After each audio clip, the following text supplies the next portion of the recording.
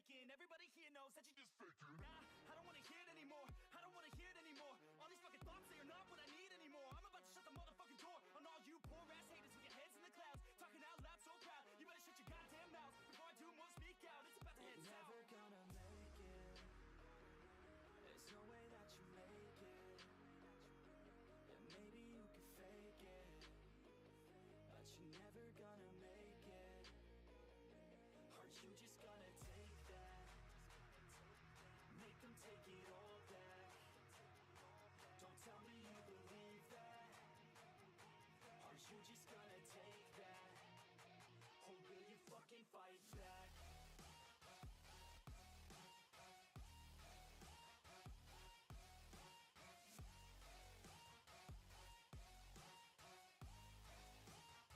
Or will you fucking fight back?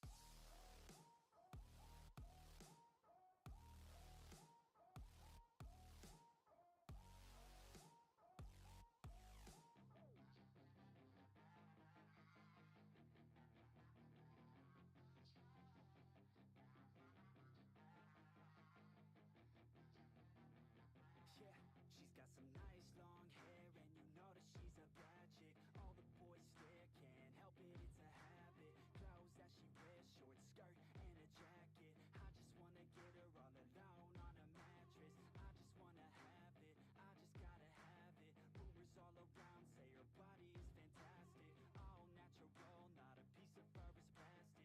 Head to her toes, yeah, they say that she's a latch. Yeah, the whispers all around say she has a reputation. Don't believe it till I see it, so I want a demonstration. And I've always learned it better with a hands-on education. So I need a private session if you get what I am saying. And they say that she's not easy, no, she's really complicated. But that only makes it better, and it's got me so fixated. And I'm not the type to wait around, I've never hesitated. But she's got me captivated, so the game, I'm gonna play it, yeah. She got a body like a coke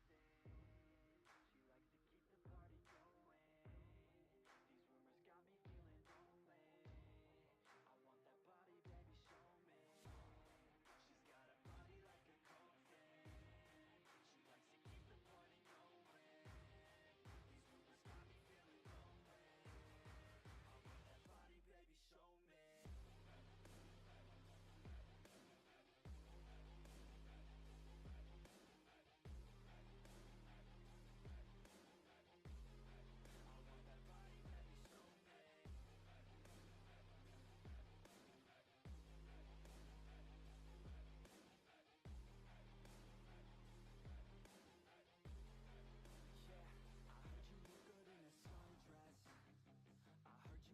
When you're undressed, I heard you like to get away. I heard you like to stay out late. I heard you had a couple boyfriends. I heard they didn't treat you right. I heard you're hated by your girlfriends, 'cause all the guys want you tonight. Yeah, they say she's too hot, they say she's too cold. Where she came from, nobody really knows. They say she looks young, but say she acts old. From everything I've heard, she gets out of control. And all the boys say she was sent from the heavens. Oh my gosh, wait, where's my model? There we are. Hi. It's early. Yeah. I'm hungry. I don't know what I'm doing. We're back to playing the game again. Yay. Nobody's here. I need to fix that. I wasn't ready to play the game, but now I am. Probably, I don't know. But yeah, we're gonna play the game that we played last night again. We're gonna see how this goes. But yeah, we're gonna pop over. No one's here. Yeah. Good morning. How are you doing today, Mo? This game is loud again. I thought we adjusted the audio yesterday, did we not?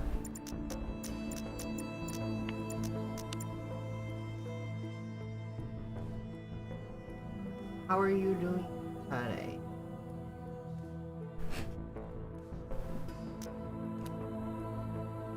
It's Monday. Lazy? You're lazy? Do you not have to work today?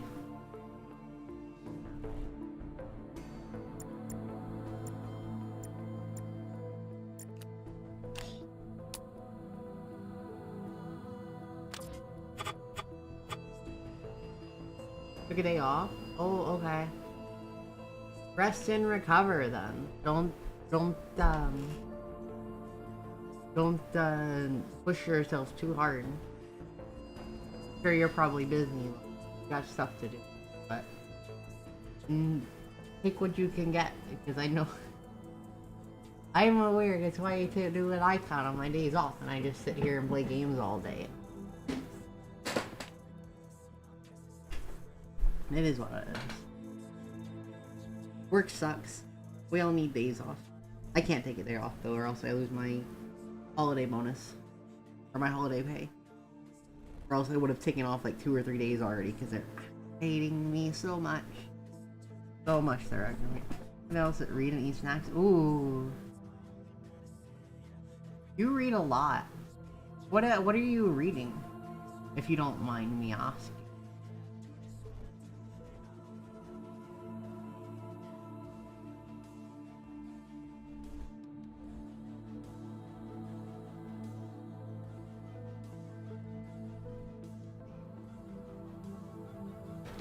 I know you read off your phone, but...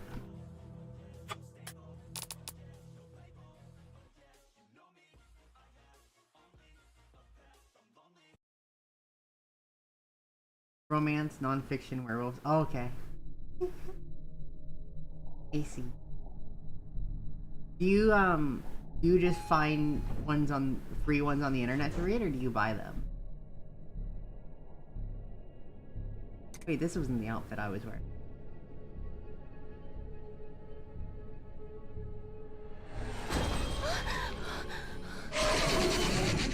Uh-oh. Oh, that's the Devourer. 这么执着吗？一直追到这里了。 Oh, I don't have my guns.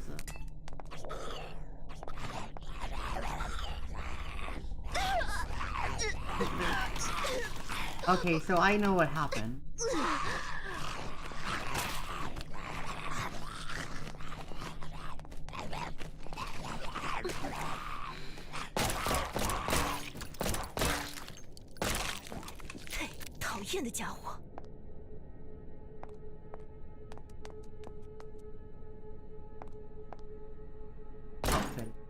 Been there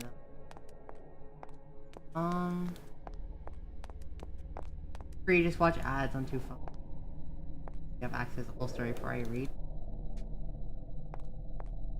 Okay. You have found the loophole. I used to do that when I use an app to read web novels. And what it is you have to buy chapters with points.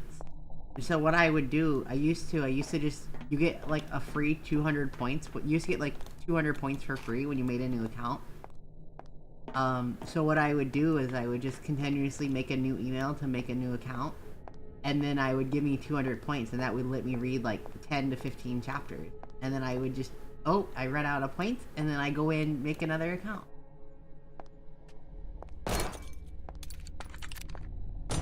I did not destroy that.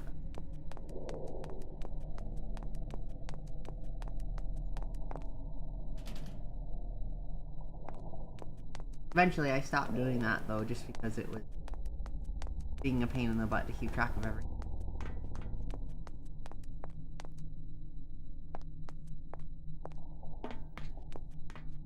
Like I think I did that for like 8 or 9 months. Different books.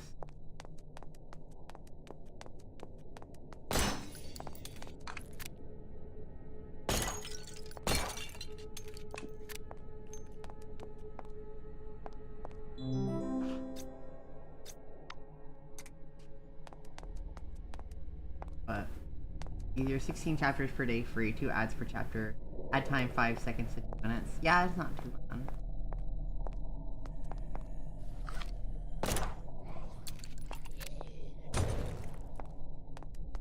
Oh, so I can use these guys to blow glass up.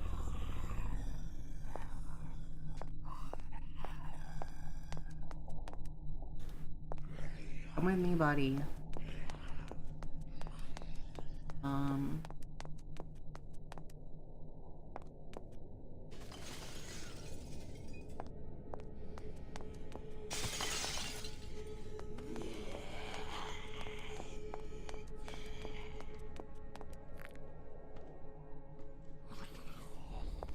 It's so I'm assuming it's actual web novels. It's not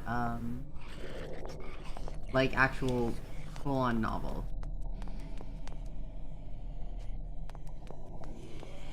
Like a chapter's not super long.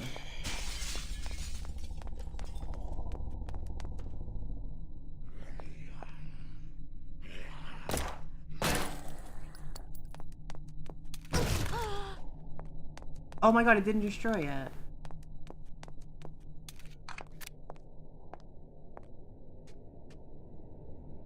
Yeah, with different links. Yeah. Because that's what I read. Because I use an app. It's literally called Web Novel that I have downloaded on my phone. It used to not be an app. It used to be a little browser thing. But I've been using this for years. I even have some kind of thing for like, because apparently I have like a legacy account now. Because of how long I've been using it. But I read web novels and stuff like off of that too. When I can.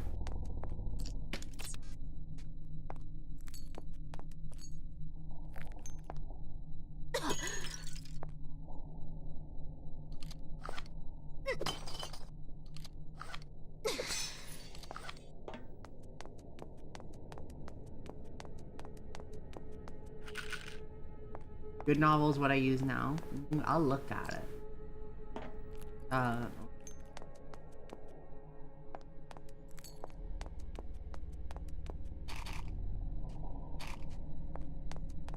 Can't open it. No. I mean, if with that what you get and you get that much free on it, I think that works out well though. You get that much.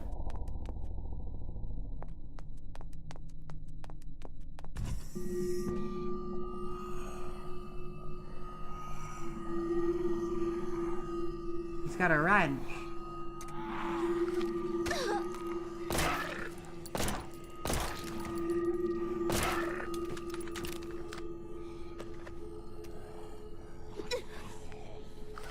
Oh, that one's got a big wrench.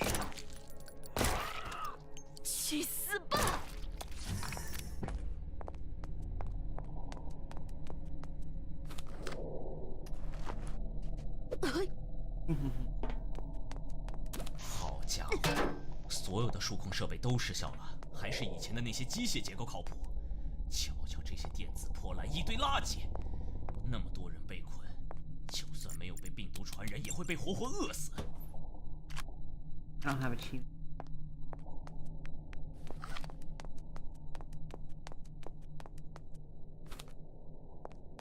But is there oh,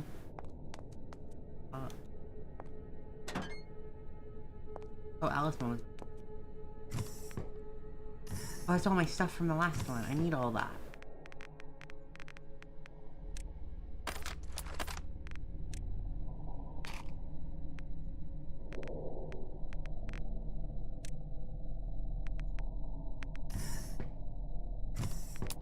I forgot what I was gonna ask. Shoot, what was I gonna ask?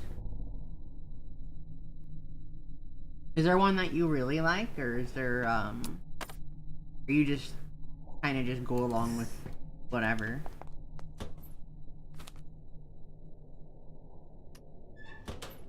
Oh, I really like how that's out of control. Oh, I need a... Fuck, it's moving?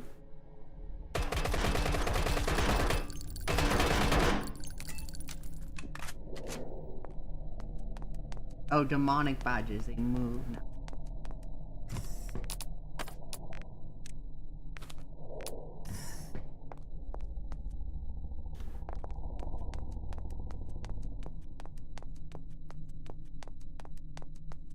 Whatever is not long, less than 200 chapters, and of course completed. See, I tend to liking longer ones, so ones that are like 700-800 plus chapters. And then I have a tendency to not pick up completed ones, but pick up ones that are ongoing, which I guess is my fault. And then I'm like, so that what I end up doing a lot of the time is I end up reading them, right before or in the morning when I wake up.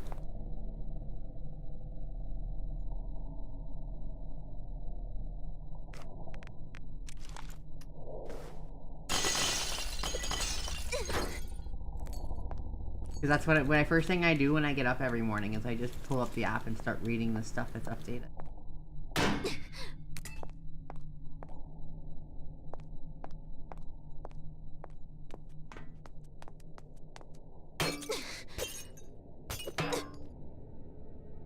I want to no sleep or till I fall asleep. Oh my gosh.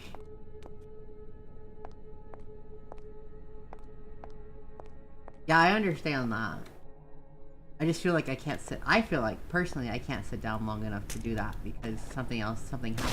Okay, that window is not breaking.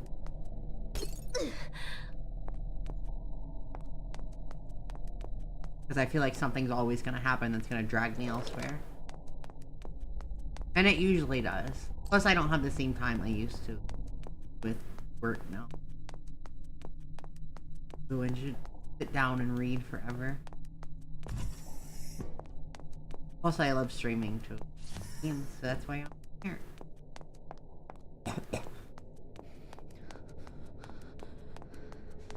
I didn't see that. Wait, didn't it give me a new thing?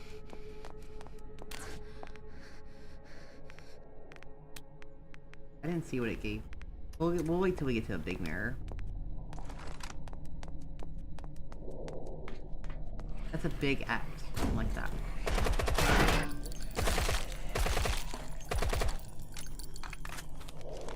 Hammer.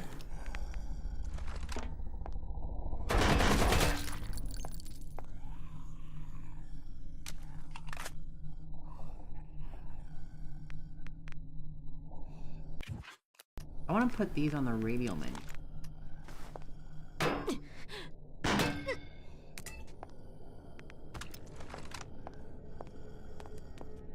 The whole season at once. Oh yeah, just sitting down and watching everything at once. That one I understand. 没完没了了。 I don't watch TV at all. Like if I go through and watch it, I try to watch everything at once. Or like I watch stuff that came out years ago. Like for example, I've never watched Game of Thrones.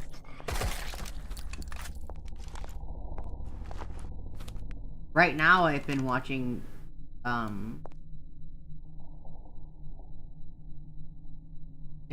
yeah.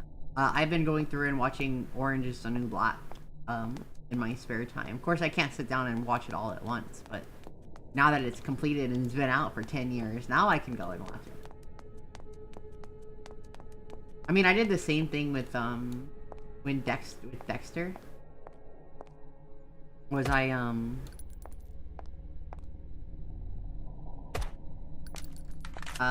this was years ago though when I watched it the first time, back before I had this job and I only worked like 30-35 hours a week. I sat down and watched the entire 8 seasons in 3 days, 3 or 4 days. Because I think I was on vacation or something like that, and I was like, I'm just gonna sit down and do this. Of course, this is years ago before I had friends or anything like that to hang out with or talk to. 下地狱吧！ Or any of the stuff I do now, but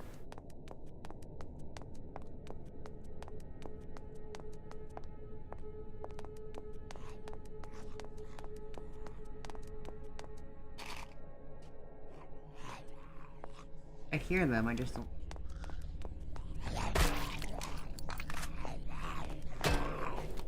Damn it, I missed. Get off of me. Oh, there's one behind me.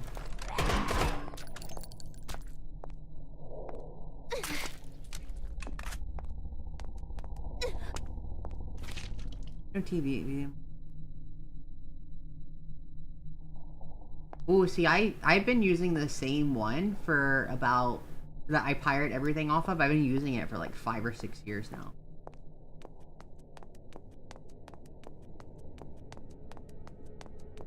I watch everything from my computer.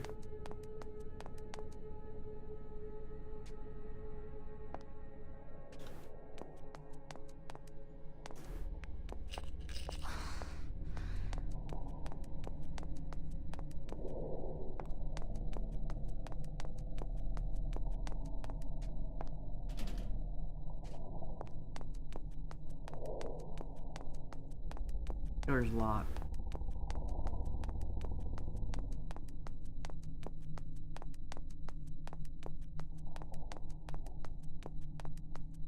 That door. 想开点儿，世界上没有绝对的好事 Oh 和 no, 坏事 I。don't want to go down there. 灭绝了无数生命的大灾难，往往是一个新纪元的开始。废话，你个书呆子，我都灭绝了，新纪元和我有什么关系？我可不希望救我出去的是考古学家。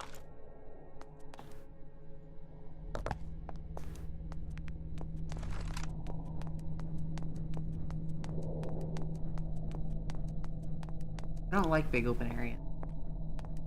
Usually that means there's a boss fight or something. Camera.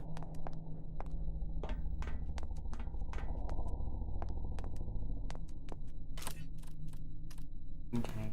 I have money still. Need a grenade to destroy that. Have a grenade? Oh, shoot, I did not mean to use that. Okay, go read. Yeah, sorry. I got distracted. Thank you for the lurks though and talking to me.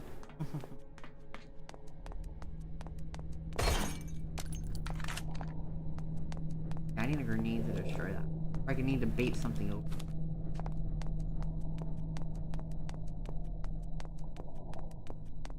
I don't have any key.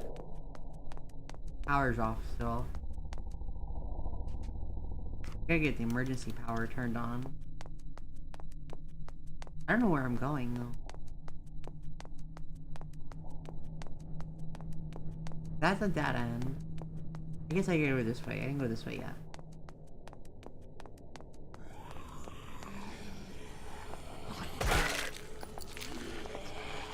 Ooh, explodey boy, come here.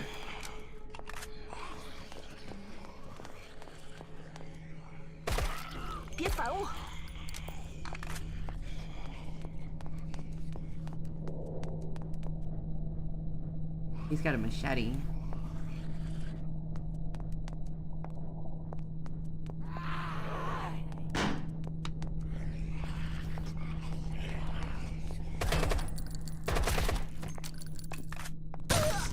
Yay, he got it.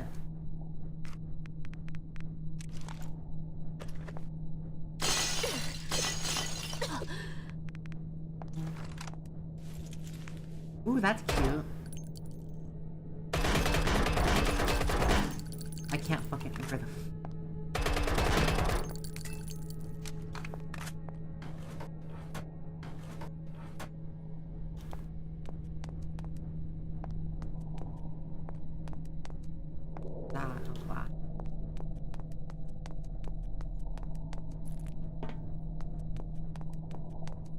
Oh, yeah, I want that machete actually.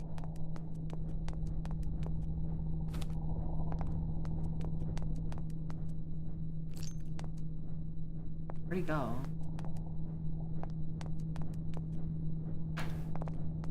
Oh, it probably got messed up from the explosion. Okay, whatever.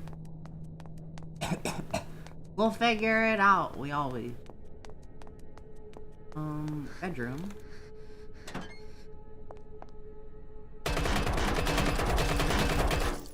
I hate this thing. I hate this thing so much.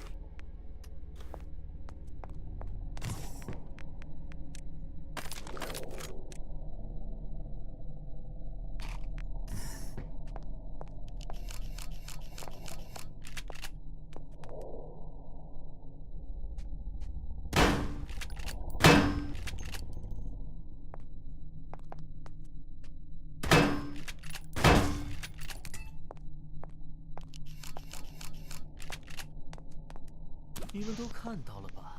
好多地方都出现了魔鬼的徽章，这是恶魔降临的征兆。你们可以不相信神灵，但恶魔的力量是无法摆脱的。而我就是恶魔的代言人。从现在开始，你们必须听我的命令。谁敢不服从，我就会夺走他的灵魂。I don't really care for this. No, back to him. Shoes. Arma.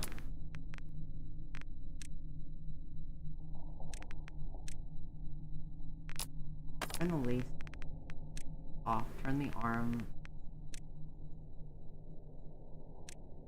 That's cute. I'm gonna take this off though.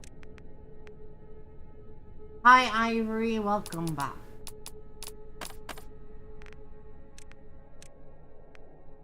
Let's do those.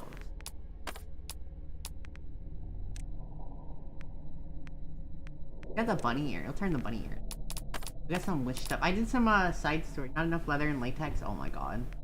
I did some side stuff on the offline. Look at that. At the top. Get that. We get the. I don't have the other color, so a lot of that stuff that you have to continuously do. I like that one better. Demon suit. We got that. Oh my gosh, that's sexy.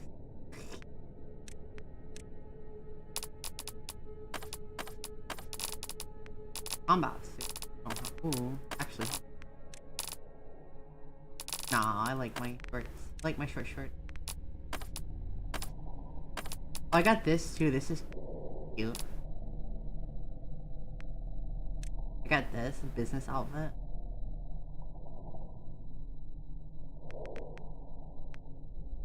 Got this thing. Go back to my and upper garment. Actually, you know what?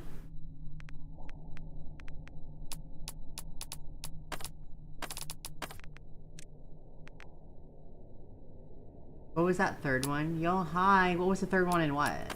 One? No. That one? The problem is the I don't have a good pair of panties that go with. That's the issue. I got this too. Another bunny girl.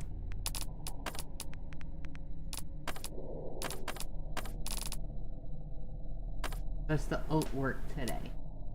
Cat? No, the cat doesn't work today because the cat would be at work right now. I mean, I got these. Those don't quite go with it either.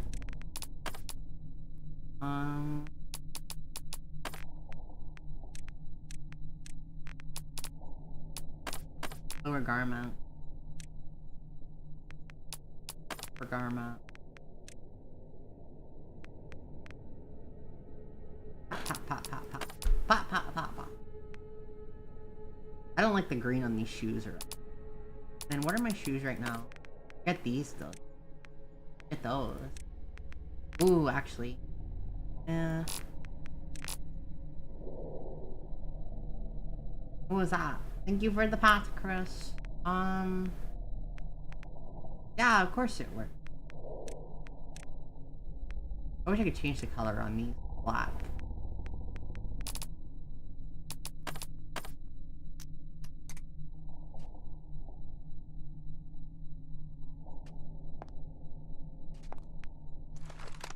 So we're doing chapter 2 right now because we beat chapter 1 yesterday.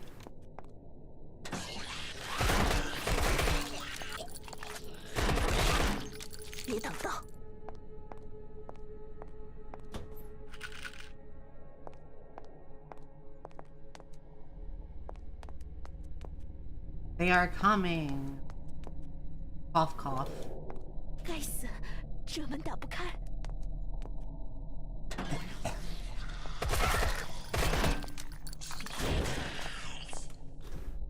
Heard them. Where are they at? Oh, you're right there.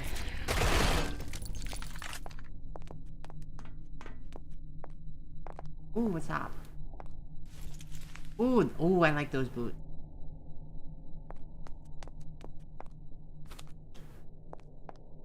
We both got axes.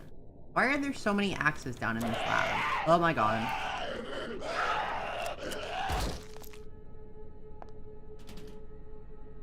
Door's gonna open on its own. That door.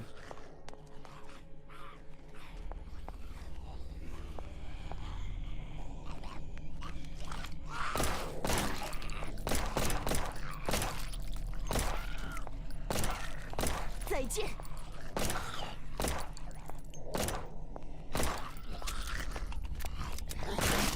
再来，叫你脑袋开挂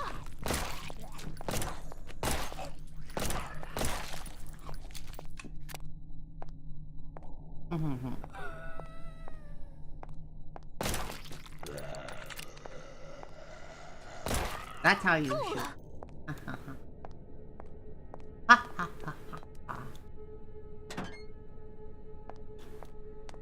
True gamer. 正是我需要的。 Oh yeah, I got the yellow card. I can open a bunch of doors now.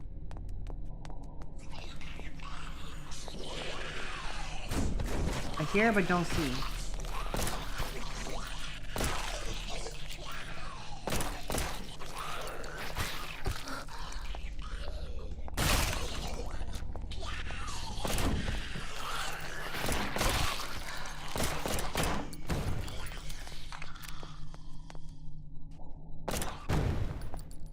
Okay, I didn't even shoot those guys. They blew up on their own.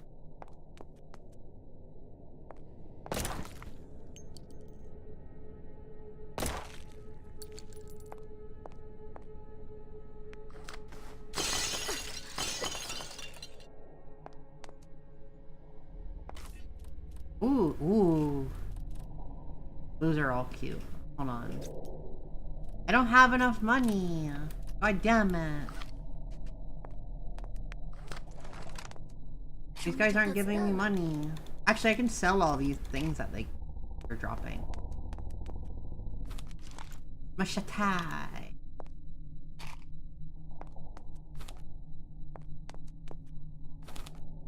Oh, there was an explosive barrel there and I didn't pay. Detection tool is always good. In the post-apocalypse, it's hard to get lacy paint. It is! For real. People just don't understand. Hi, Denise. I see you on YouTube.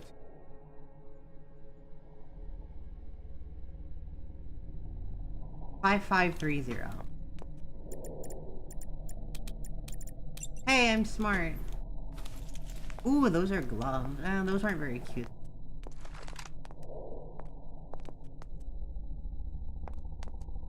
Ooh, Deagle! Deagle, Deagle, Deagle, Deagle, Deagle. Deagle!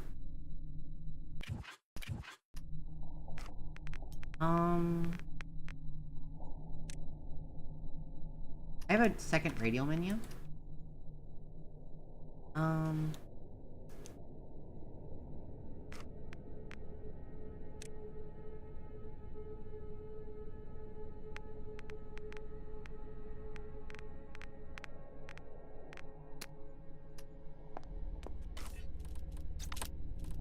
gonna sell these things. I have way too many. Because I don't need multiple. Actually, I don't even really need that. I don't know why. Oh, I should have kept the pipe wrench. Buy. Which one do I want? I can buy one of them. Buy that one. Go all the way past the elbow. Yeah. I have one lace glove right now that lets go past the elbow. I'm gonna use this. I'm gonna use the shit out of this deagle. I love deagles.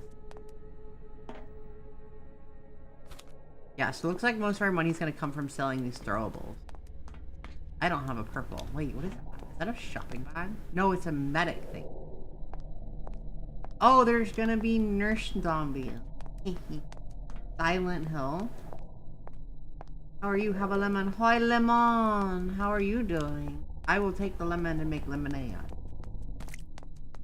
Honestly, probably just lemon juice because I like lemon juice.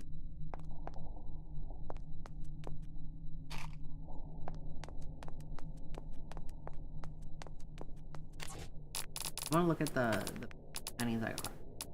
Lace bundle. Are they lace? They are lace. Ooh, those are cute. Those are cute. Hold on. Oh, but they go away with the shorts. God damn it.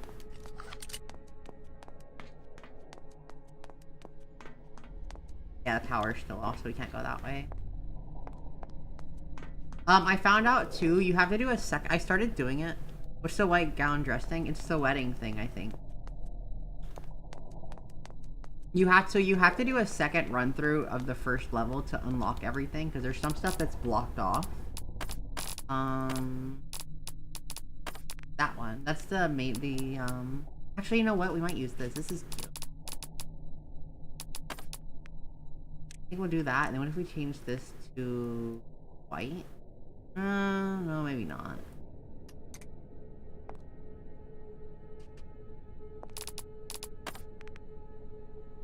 I like shorts though.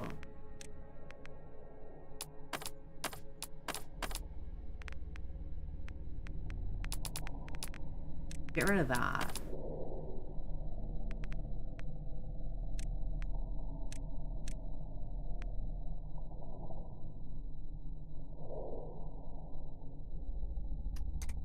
Yeah, see that's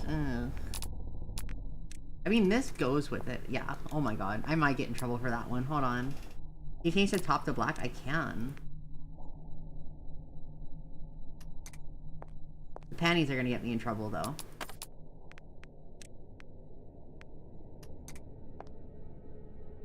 It's not too bad. You need to play Dying Light tonight. I don't like Dying Light. I have played the game. I don't like it. Dying Light's not scary either. It's just tedious.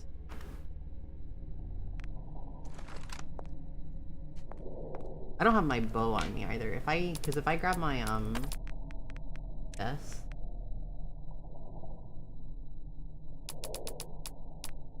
I have these. I can't change the color on them, though. Telling you from experience? like I said, I don't care. I've tried it. I've played it. I didn't like it. Lace, so we have these, which is, these are nice, though.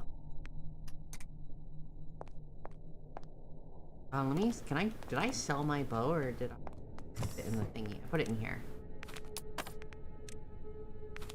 See? And now I have the bow on my back. All the time. Day and night. I have played the, like, yum yum yum yum. Which key card did I get? I have the yellow one. My foot is asleep. My foot is asleep. Oh, Neil, my foot is asleep. Hey, baby.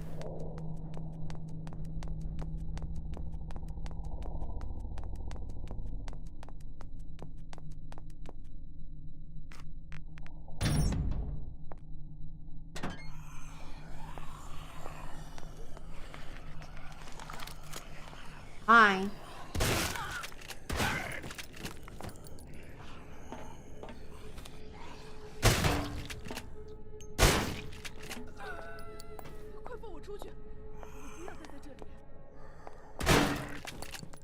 There's people alive in there. This is overkill a little bit. See, there's people talking.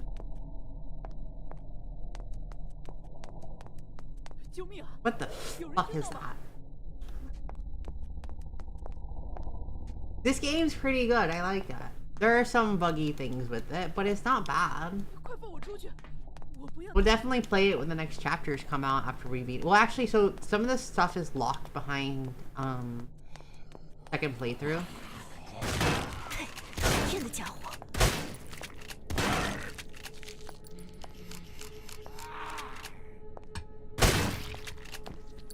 Like if we see a yellow like shelf that's blocking a door, that's because it's locked behind having to play the game, like the chapter again, and then it moves that out of the way.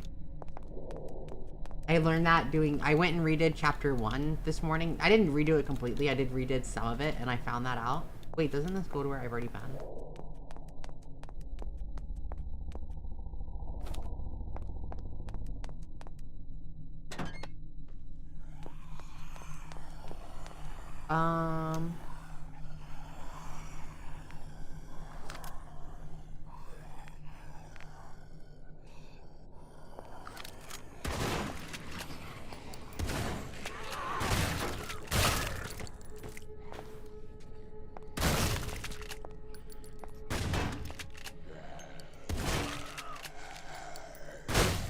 们这些可怜的家伙！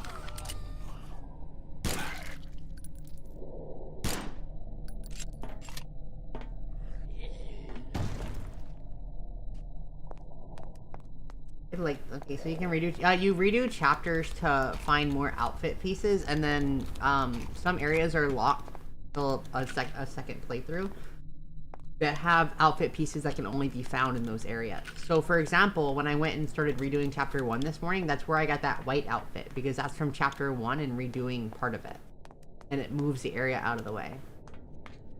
It moves a thing out of the way to get over there.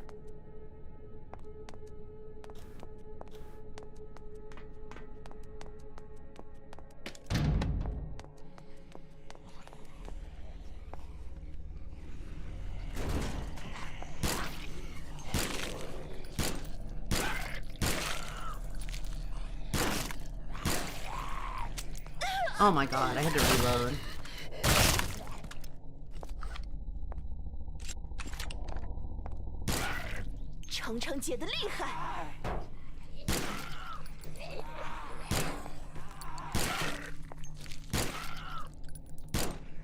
I mess. God damn it.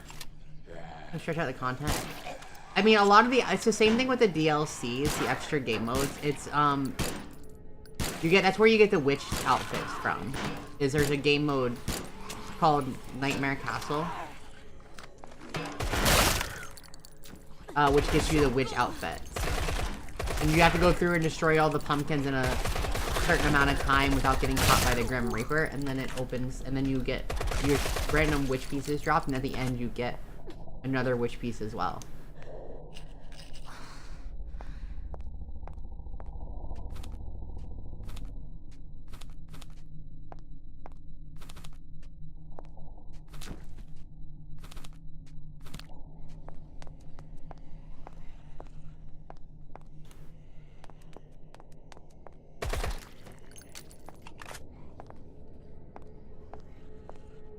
Hello, THC and Etchy.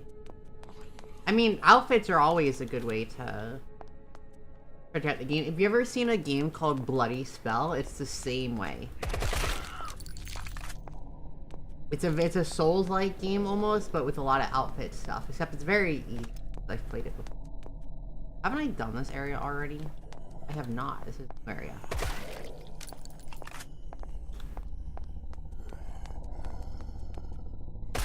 I have done this area. I have. I'm up here again.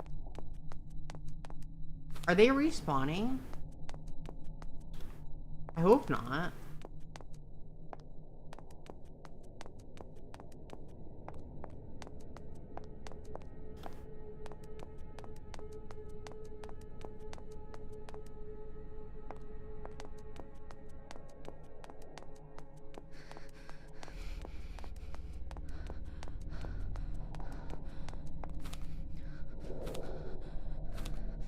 All that was just to get a way to go back over here. Holy. Okay, go that way. 4.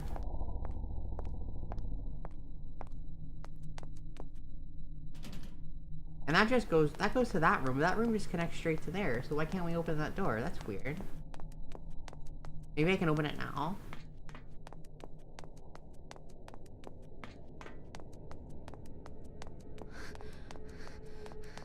Yeah, I'm pretty sure that, yeah, it literally does just go to here. That's weird.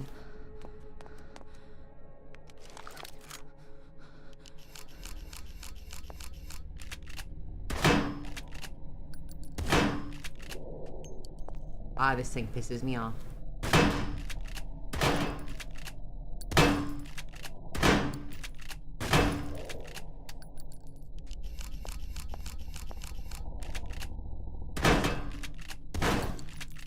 Trying to hit it with a pellet.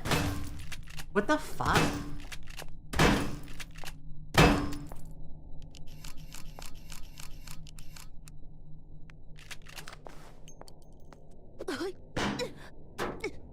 Maybe I can hit it with the AoE on one of these.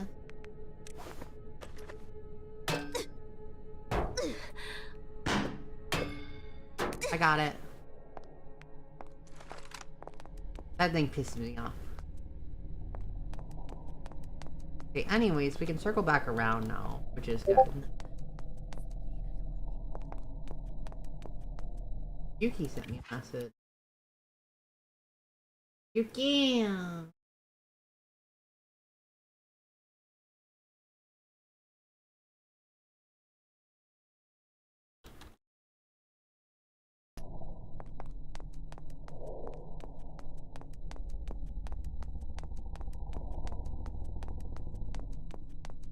Can't go that way. People are talking in there, though.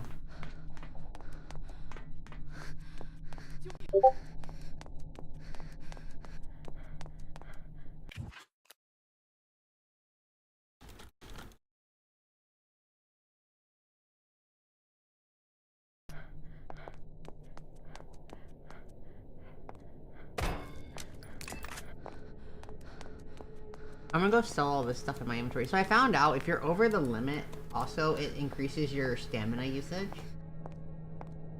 And I've got all this extra garbage in my inventory from all the weapons I picked up, so we're gonna go sell all of them. Buy more clothes.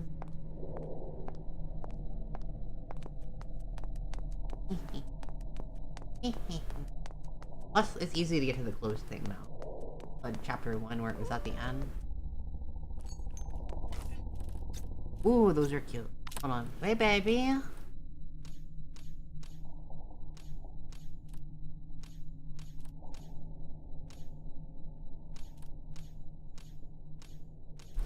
Oh, no you don't.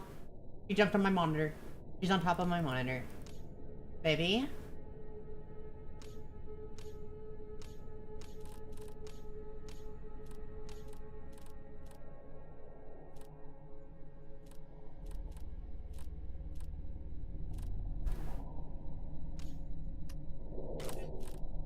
Bye.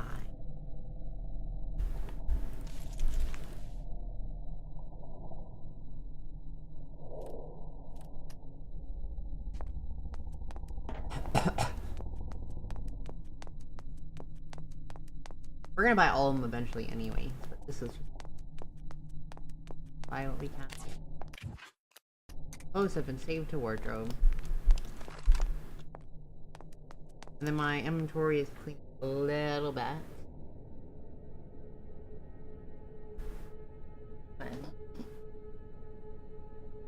Hi. Doing back there. Behind my monitor now. Cat's doing cat things again.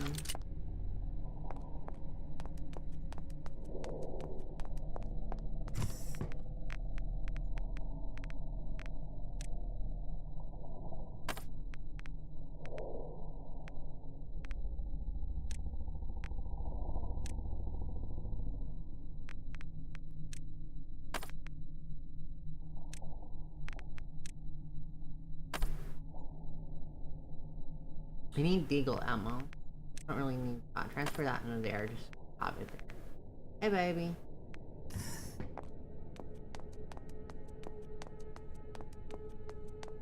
Oh, that one didn't have ammo and stuff. That only had clothing. Hey, baby. Hi.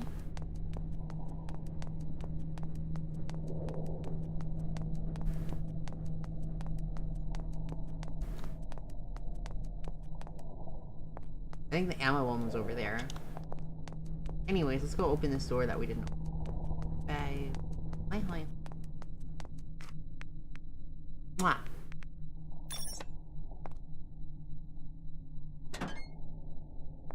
Oh. That's all pistol ammo. I want deagle ammo, though. This is a lot of supplies, and I don't particularly like that.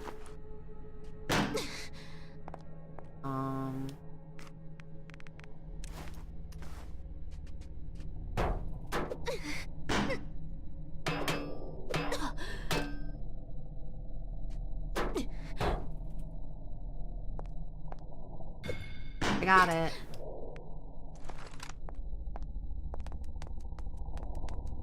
The game giving lots of supplies is usually not a very good sign. I'm assuming- oh, you know what? I was probably supposed to go over here and clean that before I did that. Wait, telephone? Return to the network equipment room. I'm assuming it's somewhere up here. 快放我出去！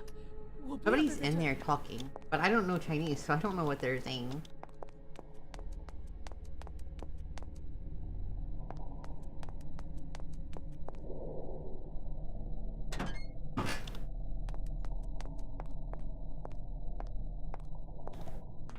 We did all this already. Yeah, I'm supposed to get all those before I went this way. Okay. So I made a mistake. I don't know why that body's still there.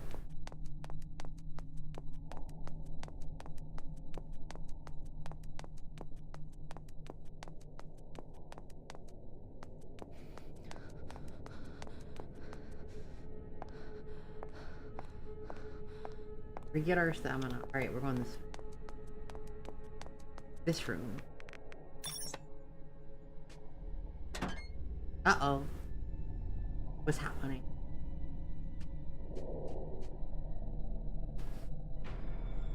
Uh-oh.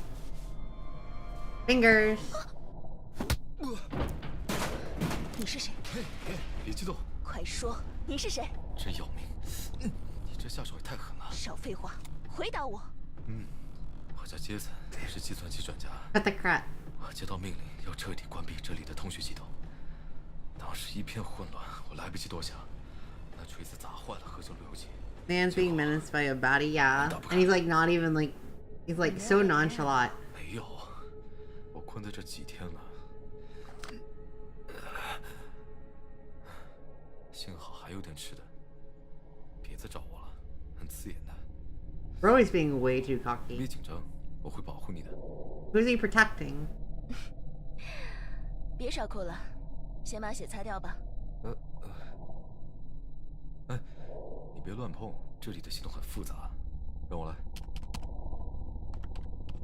This guy is suspicious. 不行不行，系统还是恢复不了。我试过很多办法都不行。 Command. Oh my god, the command had an A instead of an O. 别人也下不来。咦，你是怎么下来的？坐的电梯啊。啊，那太好了，我们快走吧，有救了，太好了。可是，电梯已经坏了。啊，而且这下惨了。我是要去实验室找。什么？你要去实验室？不行不行不行，那里太危险，千万别去。实验室有正在研发的病毒解药，应该还有非常重要的数据资料，而且我很怕朱莉也被卷进来， Who's Julie? 所以我一定要去实验室，把这些事情弄清楚。你在这里待着，不要出去。我和外界取得联系后， He's gonna go outside 会 and 立刻 die. 通知救援队来这里找你。我可以帮你啊，我是这里的副主管，我知道进入实验室的方法，我带你去。 I wonder if a game has a nice 真 stick. 的吗？ Oh my 那太 god. 好了，你告诉我怎么去实验室就行。外面到处是变异者，非常危险。放心吧，我会保护你。 Oh my god. 这里我很熟悉。好吧，你要小心。 He's gonna die so 我 fast. 们要先去设备库房找一 Follow 些 and protect Jason. Oh my god. What is that? 这里我太熟悉了，从前面过去。 Oh, it's supposed to be like the thingy. What's that?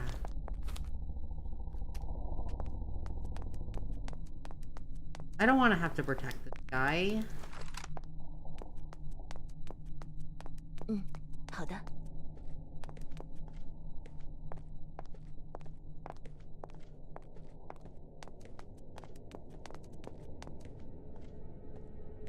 哦，糟糕！现在所有的出口门都打不开了。 Oh my god.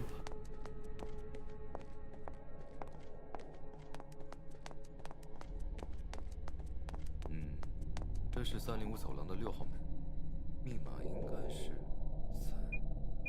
3209。好了， I'm sure the game probably does have a collar.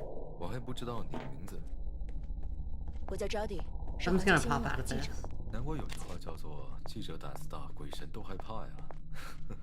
All those bodies are gonna get up 你 in 并不 there. 认识我， Oh shit, that's a Weeper. 是的，这是我们第一次见面，但我相信这一定是上天安 That's 排的 two Weepers. No, it's not. Those are jumpers. 跟紧我。丑八怪！哦，好枪法。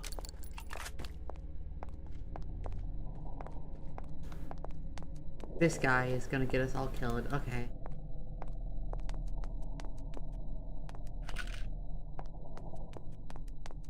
I need to call her to properly inhabit the character. Oh my god. 你可以讲一下危机爆发时的 I didn't 情 even 况 see 吗？ that one up there. 当然可以，不过说来话长，要不我们去餐厅喝2杯，边喝边聊。人员当时还没有撤离，为什么要切断网络？ 其实 Something's gonna pop out of that. 就已经发生了各种意外，体验者变异、病毒泄露、实验体逃跑，所以你知道792号实验体的事情吗？知道，在这里工作的每个人都听说过她。 I need a 她 code to 成为 this. 可怜的女巫，从她失踪开始，事态就失去了控制。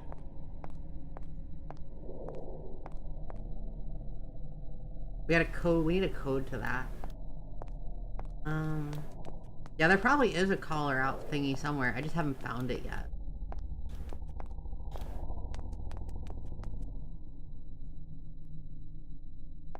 Code on this.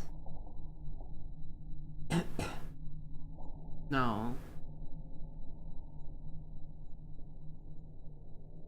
走这里。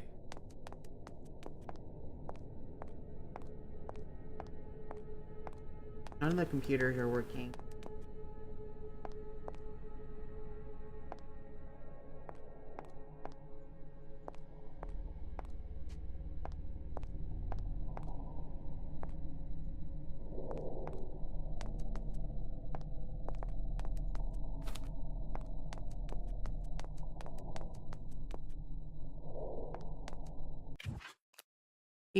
Cheaters.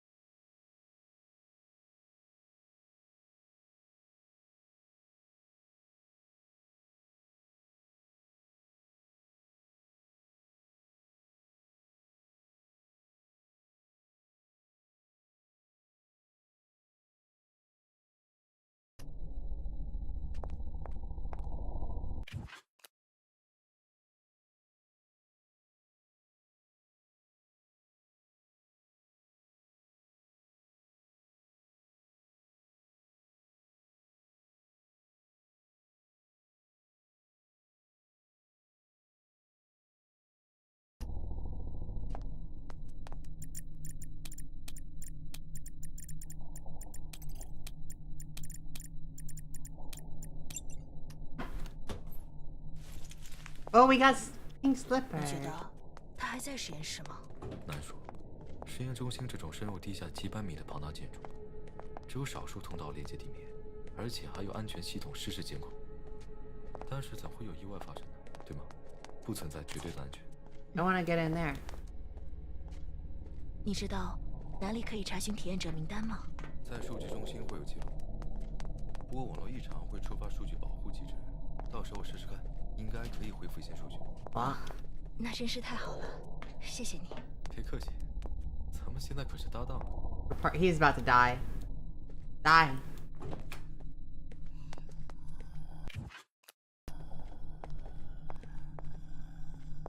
Here, don't see. Yep.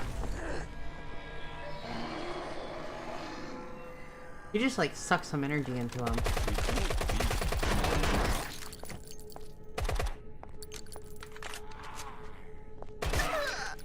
Wow. 毫不留情。去死吧！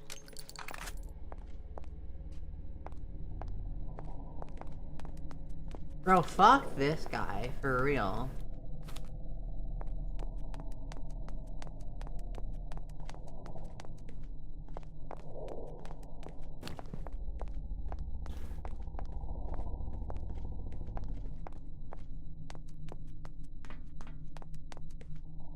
Open the door. 对了，可以给我一把枪吗？ No. 我枪法很好的。嗯。谢谢你这么信任我。要记得，瞄准脑袋打。好的，对我来说这很容易。I don't have to shoot this guy in the head, aren't I? 妈的，又来了！ What the fuck? Is he actually like a crack shot?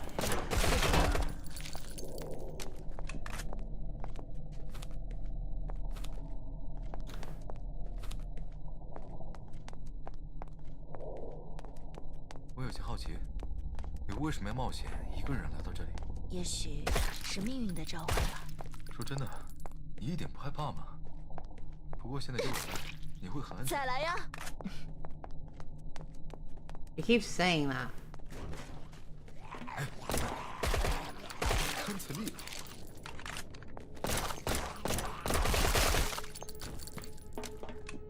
I killed everything back here. Dead.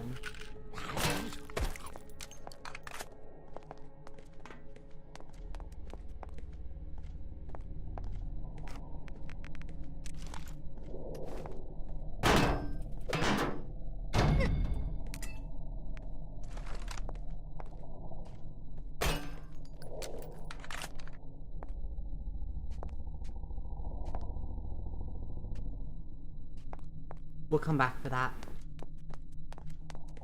Adam from what's it called? TNA game? 能成为你的搭档，我很荣幸。 TNA. What's 我也 TNA? 是。我被困在机房的时候，听到外面各种怪叫和惨叫声，比还要可怕。没完没了了。嗯，你现在也要小心。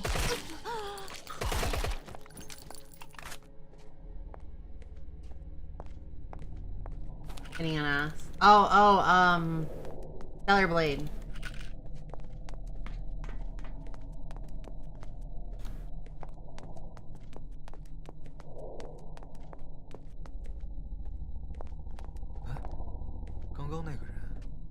It's a cafeteria. 他欠我的钱还没还呢。我们快走吧。你真的是记者吗？ 别烦我！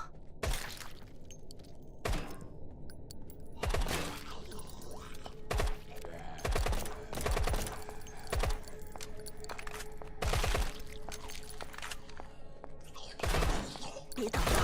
This guy is being way too nonchalant. I don't like it.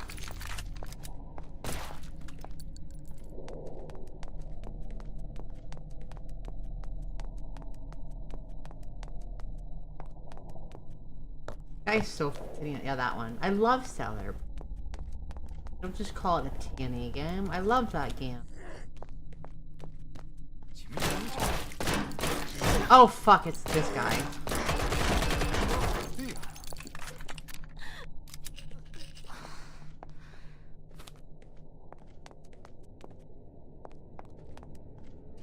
Oh me, you are. 这些家伙都是杀人机器，很多变异的体验者都被他们杀了。 说是为了维护实验中心。Robot。他们依赖通讯网络才能运行，现在就是一堆废铜烂铁。They're gonna end up turning on and going. 在切断网络之前，他们就开始休眠了。如果他们当时继续清理变异者，实验中心也不至于因为全员感染而被放弃。They're gonna end up attacking me when I wake up. When they wake up. 机会我倒是很。 Like yeah, exactly. You know what I mean. They're gonna be fighting. I gotta fight these guys now. 让他们听从我的指挥。 Maybe not. 快离开这儿！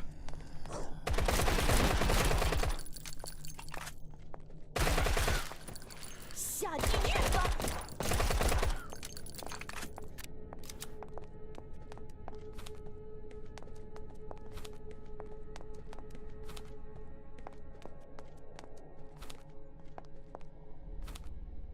Okay, I'm gonna go.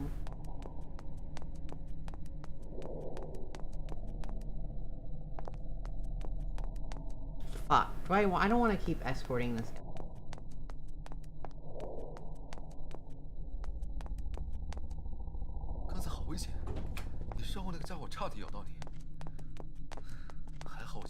What the fuck is he talking about? Game saved. Devourer? Oh my god!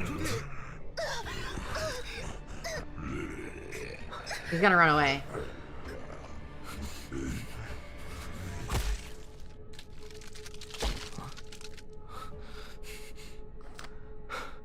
Yuri, 你还好吗？我没事的， Use your powers again. 谢谢你救了我。我会一直保护你的。我们赶快去库房吧。好的。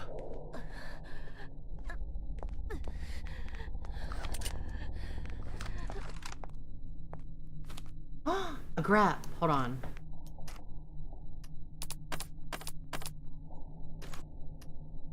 跟随我。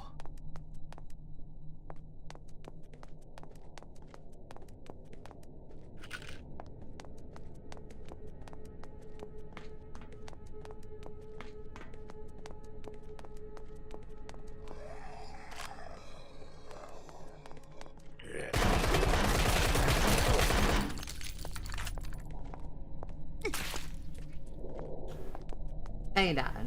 这是星图密码。 What is that? 134? 私下较量。 That's a code. Or something.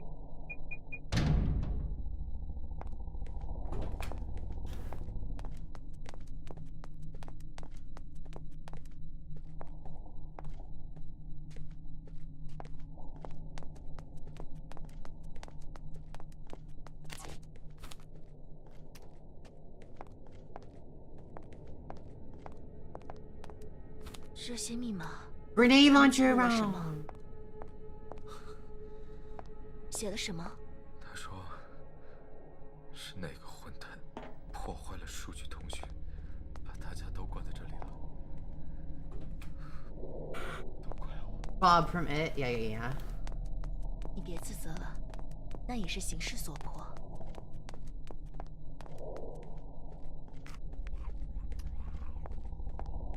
Fuck, he's gonna go charge right into them. 毫不留情。你们这些可怜的家伙！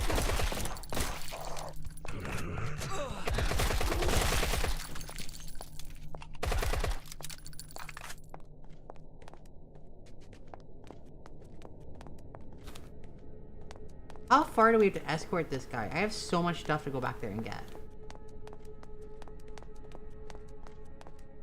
快来最下层的隔离区，那里非常安全。 通知大家去安全区，为什么要用密码书写？这个我也不明白。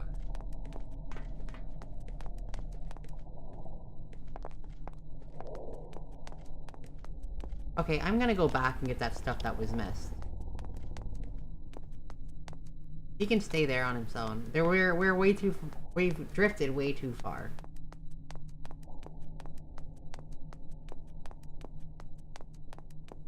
I missed like 4 or 5 rooms because I didn't think we were escorting him that far.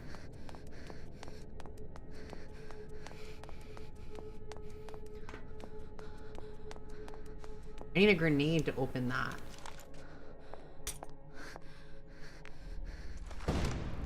No. Oh, it's not a grenade, it's this.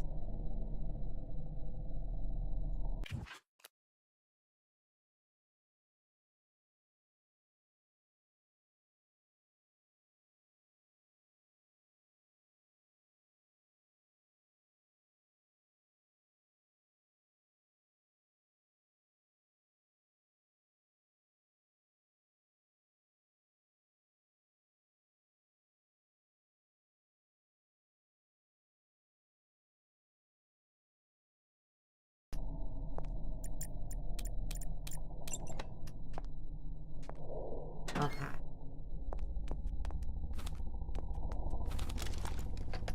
Yay, grenade launcher. It go boom. We missed a shit ton of stuff that we need to go back and get.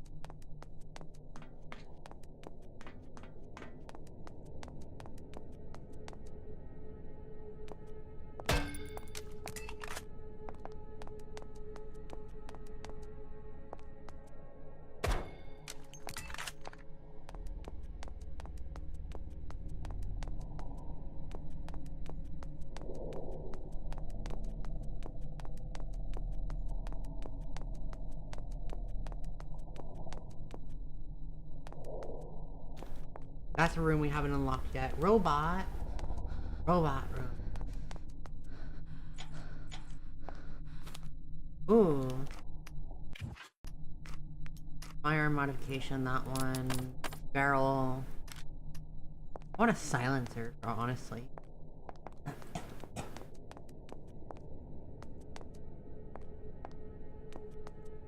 Ooh, there's a thingy here. Sell.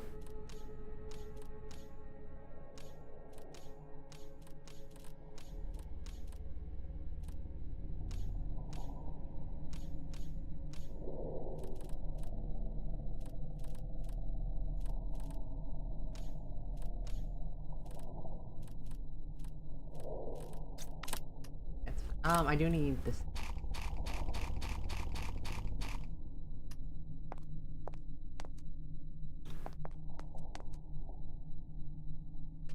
Stay close to me, he says. Yeah, we're not doing that. We need to go figure out what we missed. Nothing here.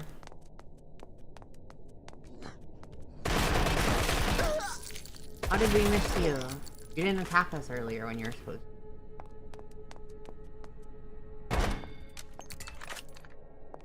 Can't open that door yet. I'm sure when the network gets turned on, a lot of this. Exactly. Because you know he's gonna betray me. He looks like a bitch. If it looks like a bitch and it talks like a bitch, it's a bitch.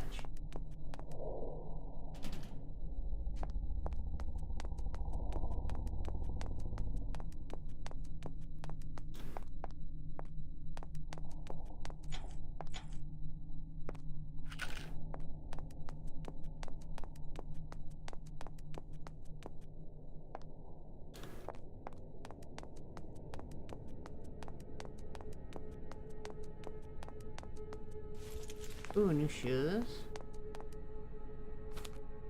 Oh, we can camouflage our weapons now.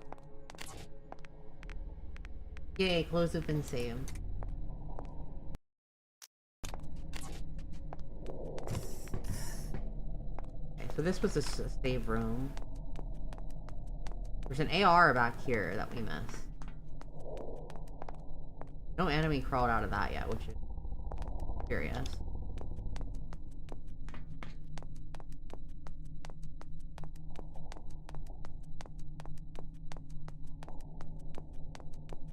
This room.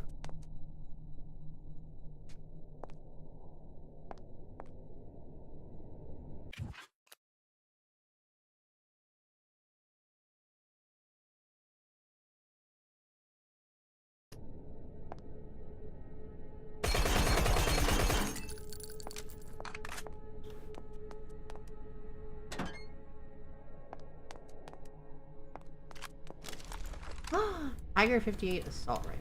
Okay.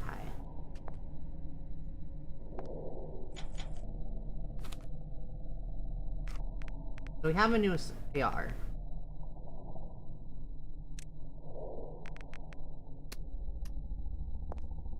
Can I... Okay, so only one gun can have it stuff at a time, which is fine. We prefer the SMG. I don't think I missed anything. Did I? Let me back it up. I haven't been looking at the cameras. Or the cameras. Let me back up to where we started, and then double check. This is... I haven't gone up here. Oh my gosh, all sultry. Ooh. That's kind of cute.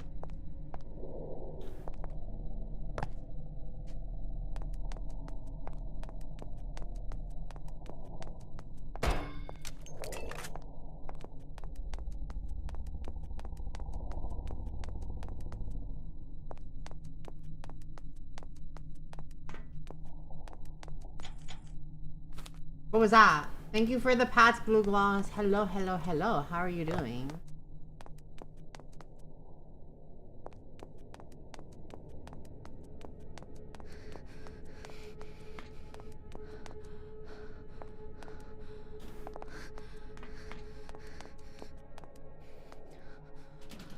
That door is locked, which means it'll open later.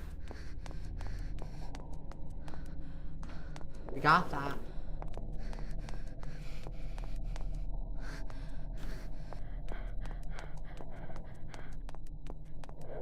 Okay, this is... I need to figure out how far back from where we started.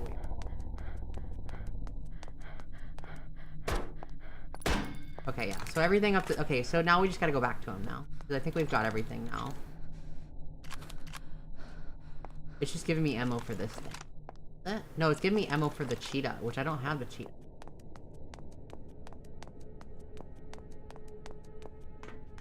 I like my UMP-45 though. I prefer it to be a UMP-9, but we can do with the 45, it's fine.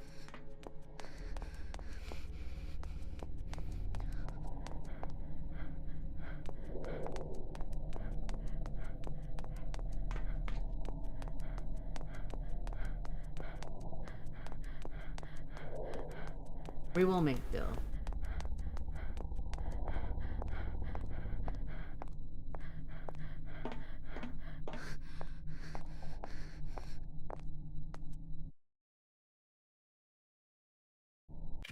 Everything.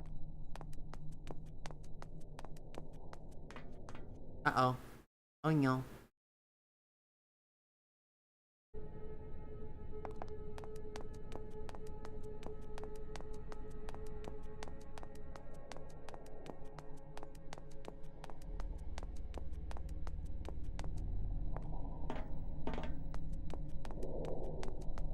Something's gonna pop out of that.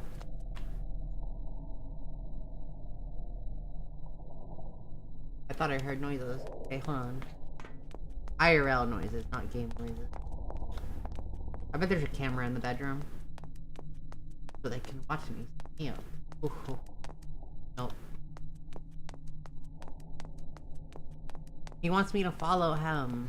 Shut the fuck up, bro. To the kitchen. No cameras in the kitchen. I want a burger.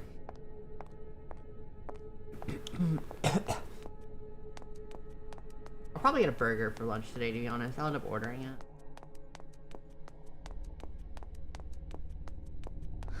There's some missing clankers.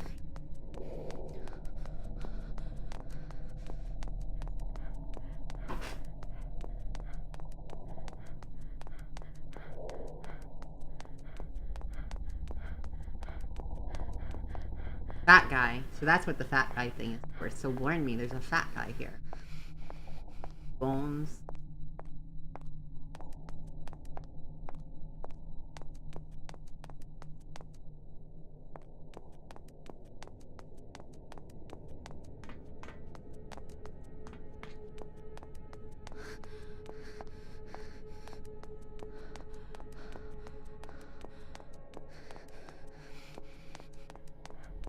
Got our Granada launcher.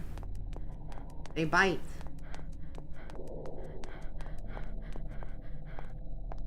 I bet that guy is translating this stuff wrong too.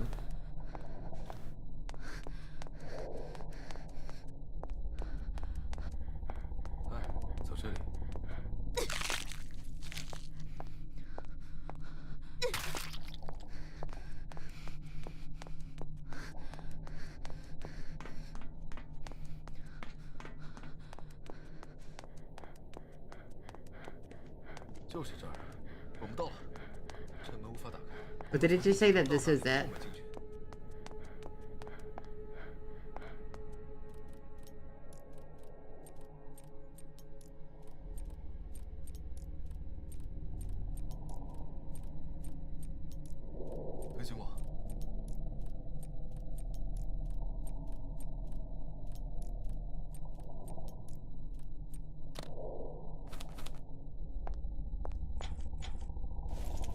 Oh, that's ugly. Let me save the game real quick.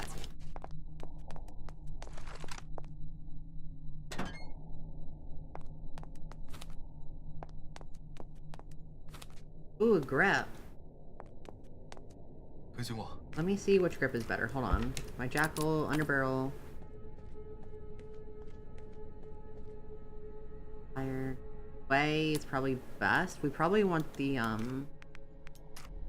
that for the Tiger 58.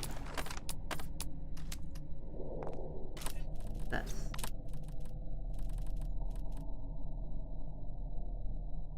I guess we don't. Alright, let's go figure out what's happening with this. 跟随我。 Tic-tac-toe.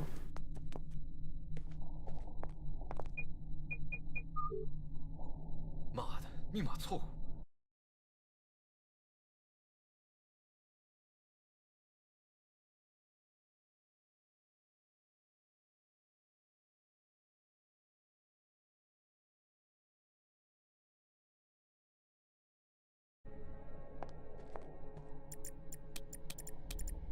哦，你好聪明啊，这都能推算出来，也太厉害了。我们快去找路由器吧。好的。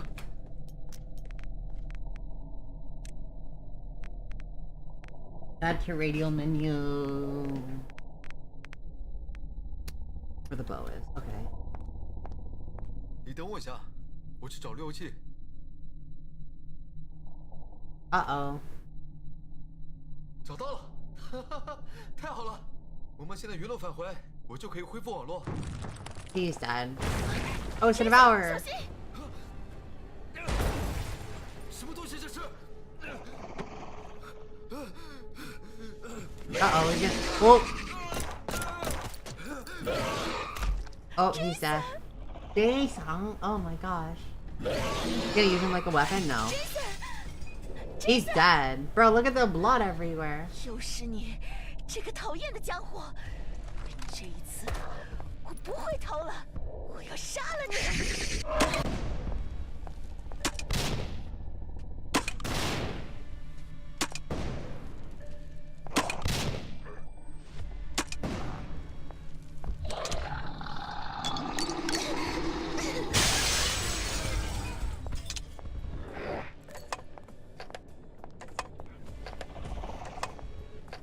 What's he trying to do?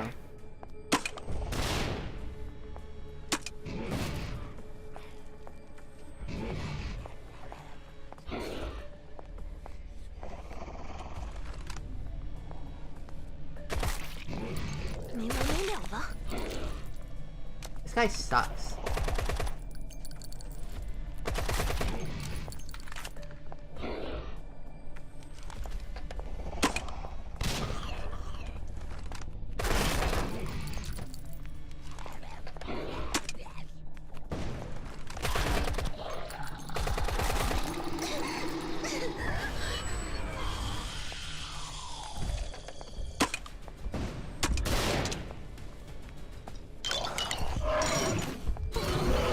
Stop.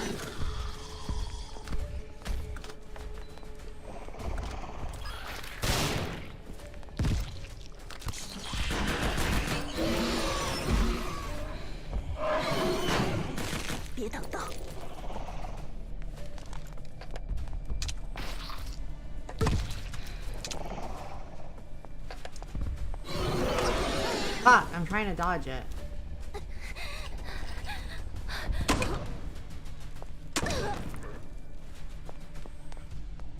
Okay, he's dead. 去死吧，去死吧！这个丑陋的大坏蛋 ！Jason， There's no way that guy's fucking 你 alive. 没事吧 ？Jason， 快回答我 ！Jason， Why are we so upset over this guy being 我想 dead? 起来了，我去接上路由器，就可以打开这扇门。 He didn't get time to stab us in the back though. 找到了。我要赶快回到网络机房。Jason， 你要坚持住，我马上就过来找你。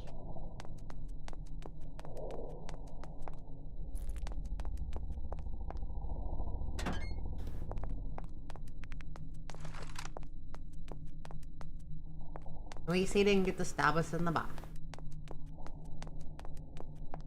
I didn't drop anything either. Alright, I need to reload everything. We did it, we did it, we did it.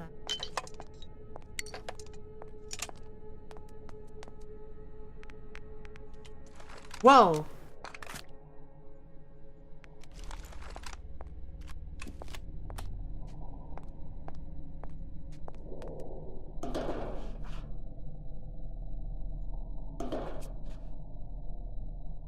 Can I not get up there? Hold on.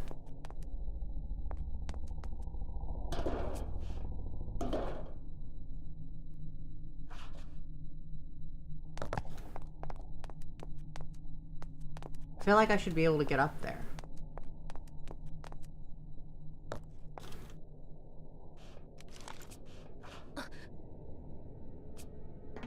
And get up there. Fuck. Okay. We got this.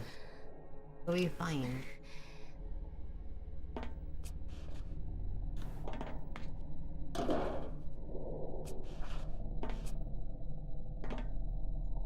Fuck. I was not supposed to play this game. What do you mean you weren't expecting me to play this game? Hello, Death Guardian. It's been a while.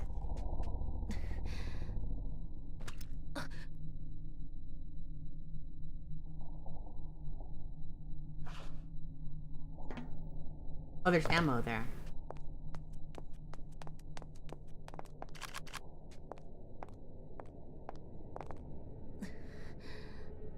I played this game quite a lot already. Yeah, I've been looking at it. I played a little bit off stream. We played Chapter 1 yesterday. But I know I need to do a second run through of Chapter 1, and I started one offline to get everything.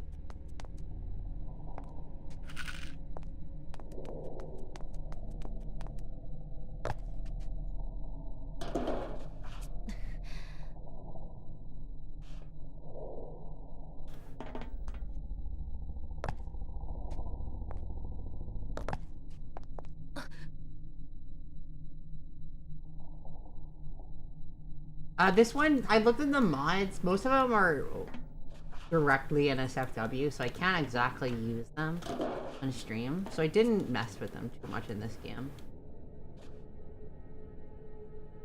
Well, I didn't mess with them at all for this game. Let me respond to correct my fucker. I missed it. Compared to Stellar Blade. Stellar Blade, people were a lot more eager. But this game is good. I like this game. We'll play it when Chapter 3 comes out. We'll play some of the mini games or the side things as well. I don't like the ones where you have to basically defend on a time limit with the thingy thing.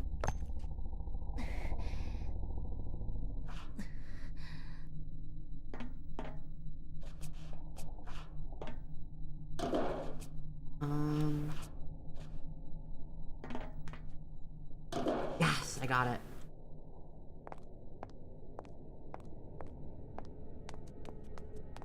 Oh wait, oh my god. I'm dumb. I guess I'm not dumb. We got over here though. Way shorter in Chapter 1?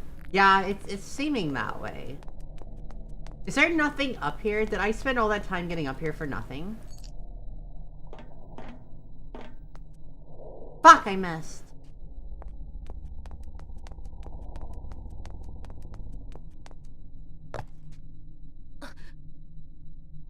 Chapter 1 was really long. There was a lot of back and forth in Chapter 1.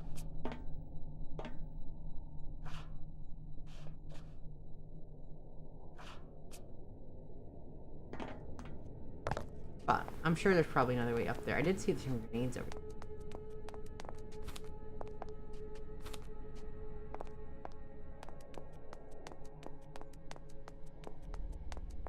Chapter 1 was like, I beat Chapter 1 in like 4 hours.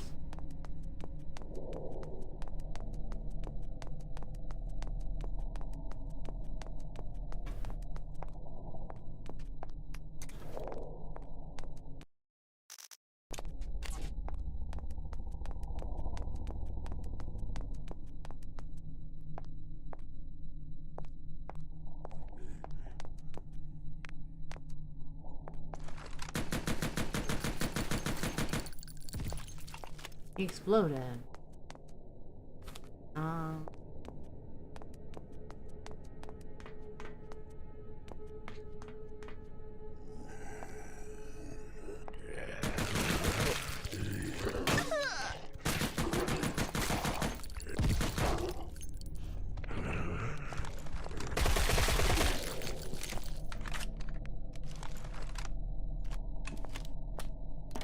INB4 Chapter 3 is just a sideshow of tits and ass. For real?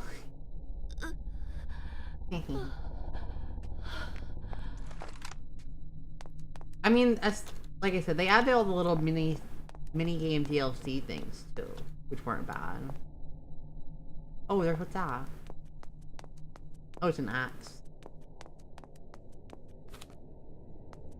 And I know with chapter 2, the money stuff is definitely more focused on just picking up the weapons that drop. Oh, no, not Eve. Yeah.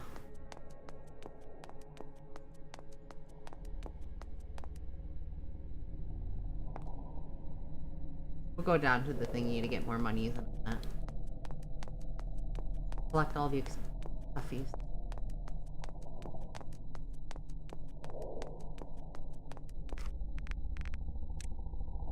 Updating network status. Uh-oh. 开了，和这个提示是怎么回事 Part of the door is open. ？Jason 一定有办法。 Jason's dead.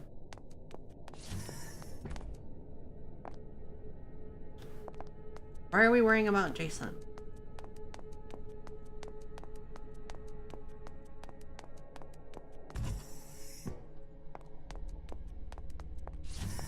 We have to fully explore everything, don't we? No.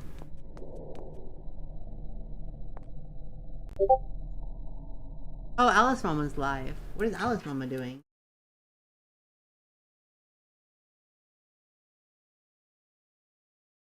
Oh, she's doing Minecraft. Let me pull that up real quick. Mute it.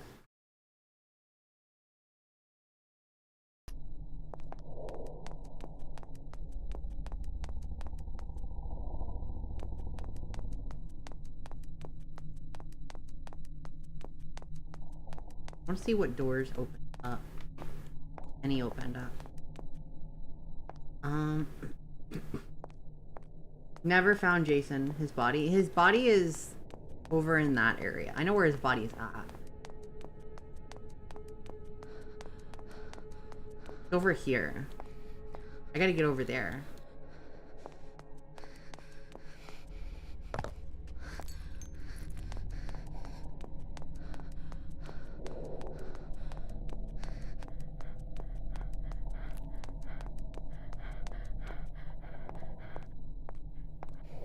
Loading. I didn't realize my gun was almost empty. Fuck off!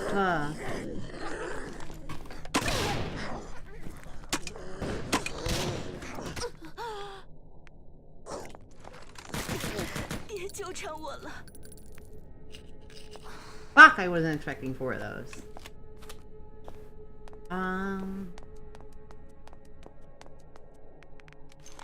And my gun wasn't reloaded, which didn't help me at all. Well, we already planned on killing Jason. What is that? Ooh, white stockings. Those are cute.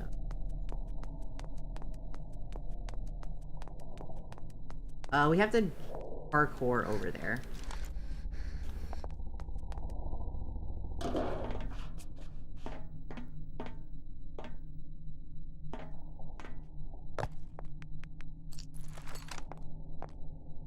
His body not here? His body might have despawned. Fuck. Oh, I guess there was another way up here. Jason 呢？他怎么不在这里 Oh, he's not here.？Jason，你在哪里？你能听到吗？ He's a zombie now. Funny.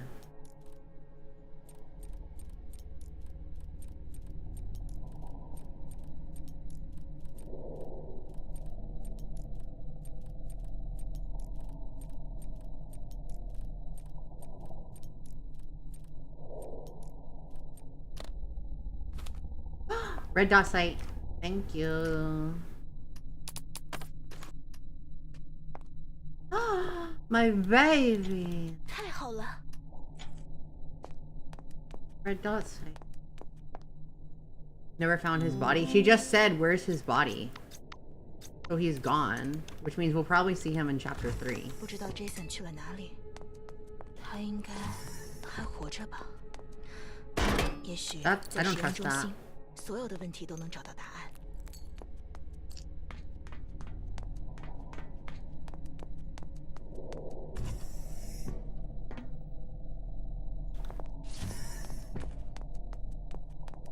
Oh, I was supposed to go through that door, not parkour. Okay. Never mind.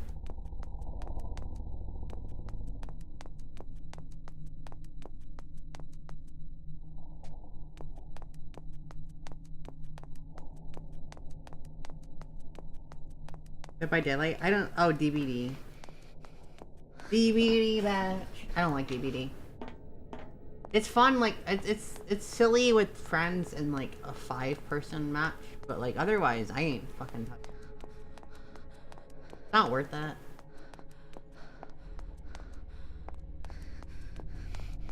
Due to Ivory's influence, though, I want to try playing Warframe, but I don't have the time for that.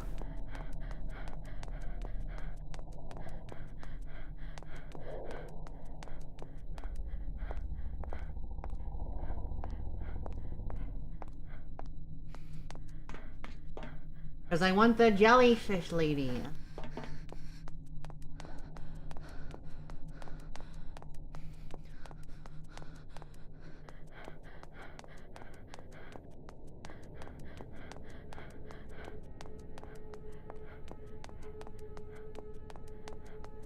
Which one do I have again? I've got, I got red. Red is security cameras, okay. To the damn battlefield. Let's go.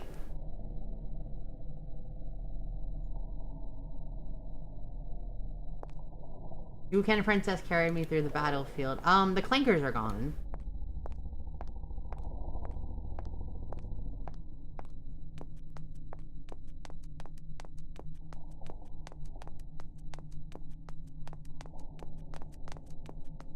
Slightly concerning.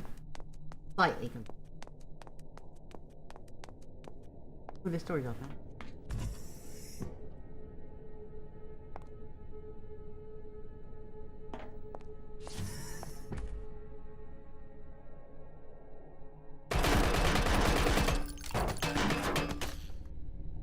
Can I not destroy that?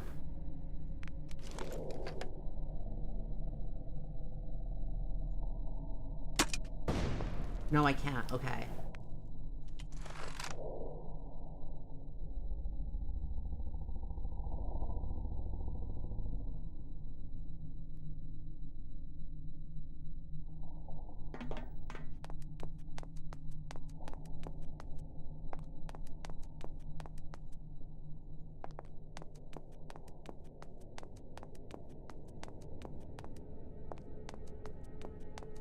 Anyway, getting is not easy right now, so you're tired from the main rotation. What do you mean main rotation? What is the rotation that you speak of?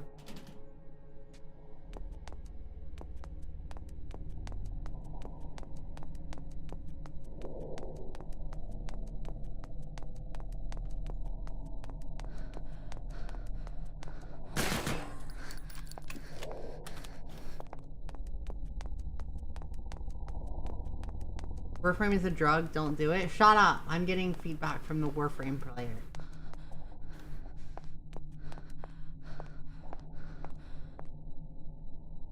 I just want the jellyfish lady because she's cute.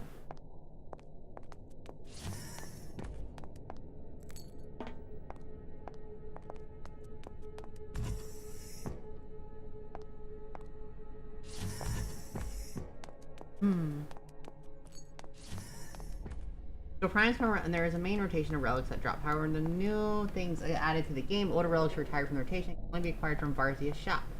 A bit harder than in rotation. Well, I only want the jellyfish lead, so you gotta help me get the jellyfish lead. Tell you what, we'll start playing Warframe next Sunday, Ivory.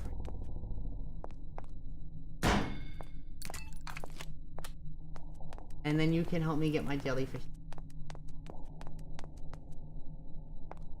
I need to get in here.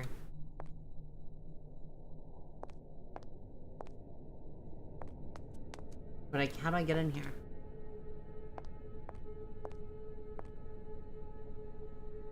Because I can't, I already tried destroying this.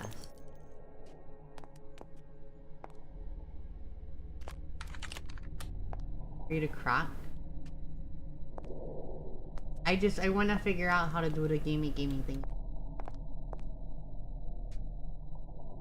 How do I get in here? There's another door there, is it?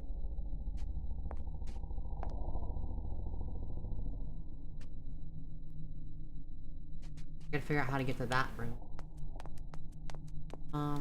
Okay.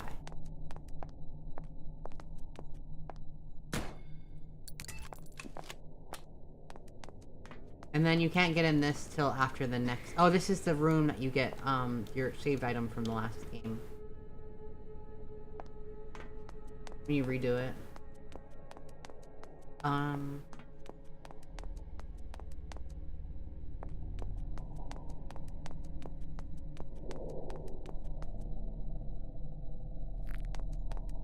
He went on the jellyfish. He was pretty. Cute, pretty things are what make me play games. Character customization stuff. That's what makes me play a game.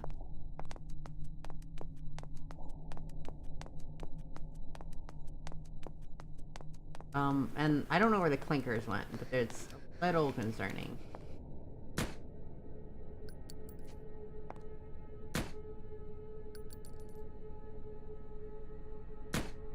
I messed. Possible for you to get something from a relic I have, as long as you also open a relic in the same run, so I don't know what that means. You will have to explain that to me.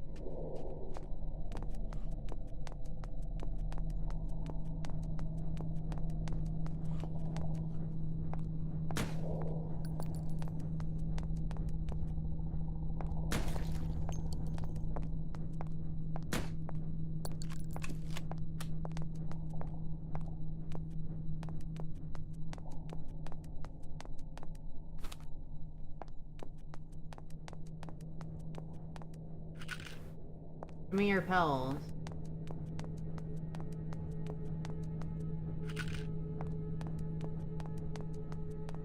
That door's open now.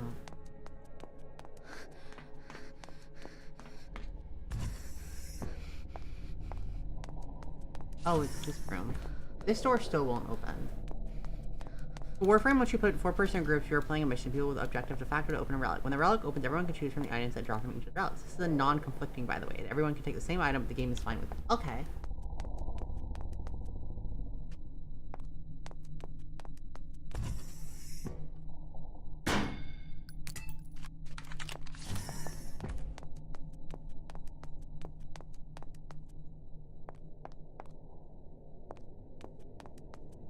Give me a word is more people take your relic drop. Oh, I see. I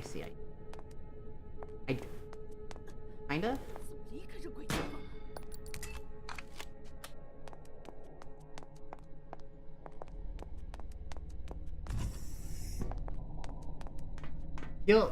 I'd have to see what you mean, or what's happening from on that.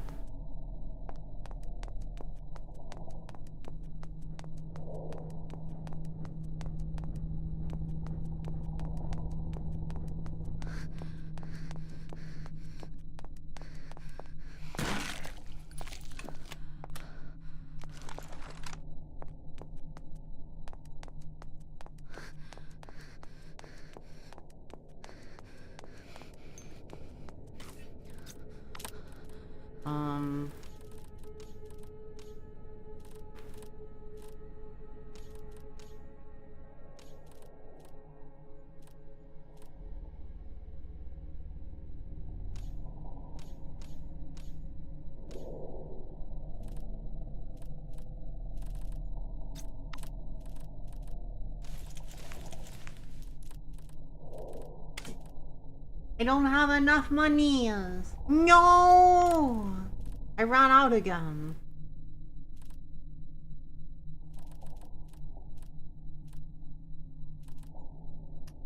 Fuck me.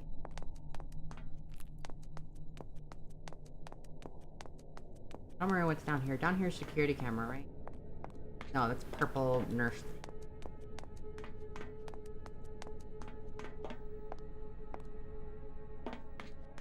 Weird code stuff. That's not this one. The security camera.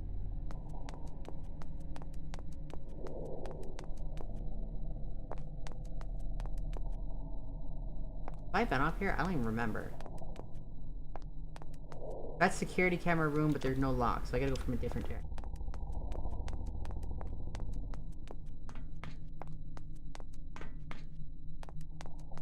Let me go save my stuff real quick. Yeah, we'll try playing Warframe next Sunday and see how that... Next Sunday, Monday, because I don't think I have any plans next Monday right now. No, yeah. Saturday's Devour. I don't have anything for the day after. I don't have anything for Sunday, Monday next. Hold on, when?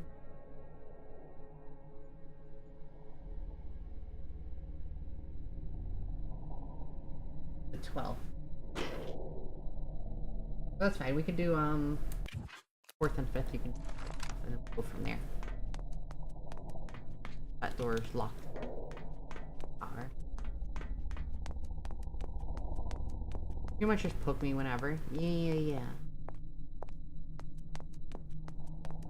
It'll end up being probably around noon, 1 p.m. Your the same time as you.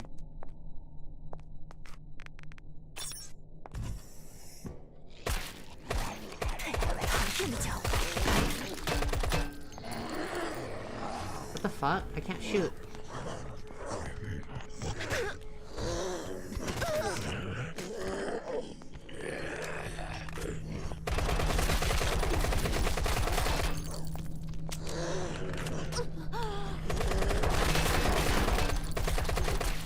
Okay, red dot sight not so good.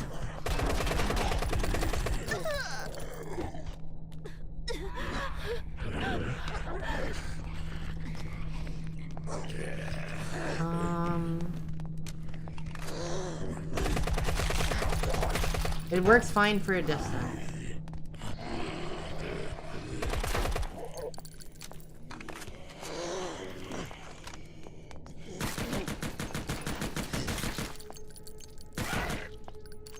Okay. Red dot sight fine for a distance, not for engaging in close combat.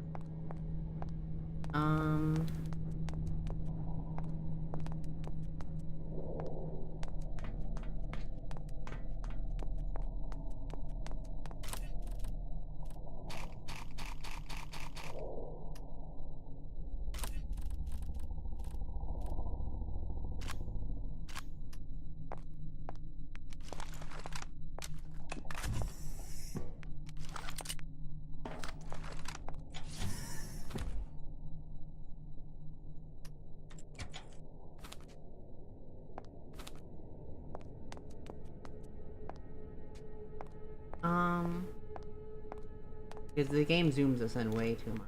What is this? Eye scanner. I don't have it.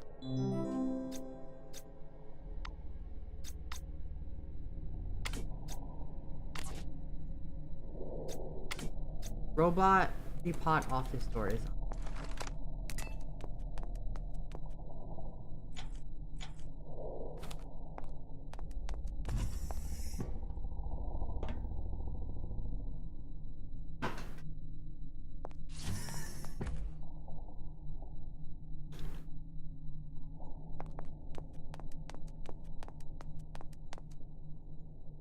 Stay with me, huh? You're all gonna die. Wah. Wah.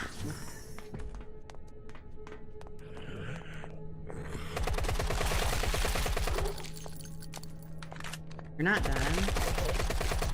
Oh, you are something weird. Oh fuck, what is that? Get out of here, you bitch. This guy's infected with the thingy thing.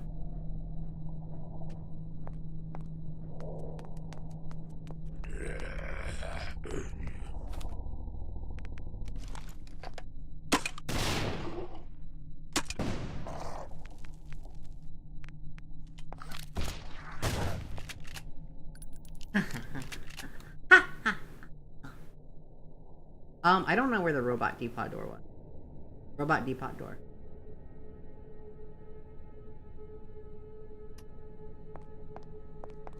Robot depot door.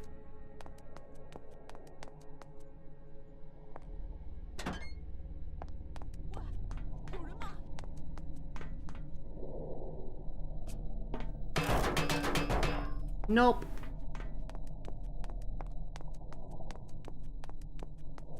That's fucking sketchy.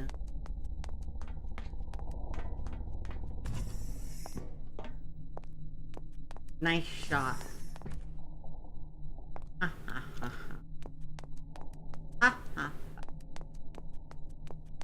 I'm still frustrated I can't open this door.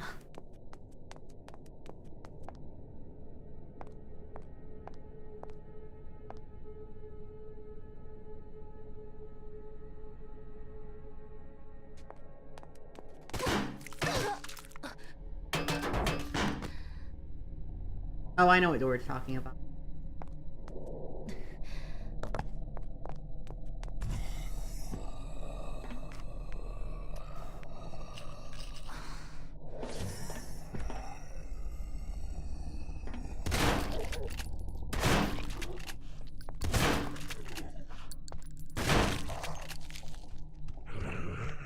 Fucking die, bro.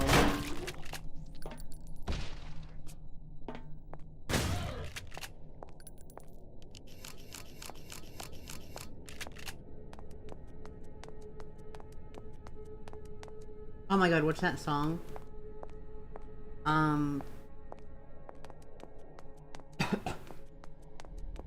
Nice shot. It's who's that by? Fuck, it came out so long ago.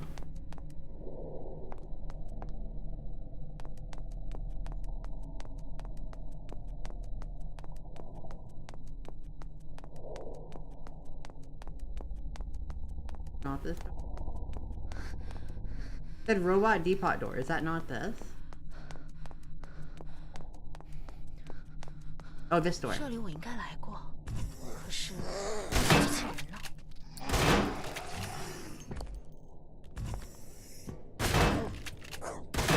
躺下吧。 Took way too many shots.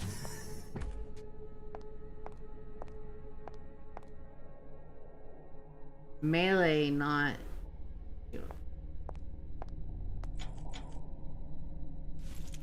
Oh, those are ugly. 但已经回不去了。现在局势很混乱，很多人感染了病毒，而且很快就发生变异。我要和他们一起去最下层的安全区了。喂，你们等等我！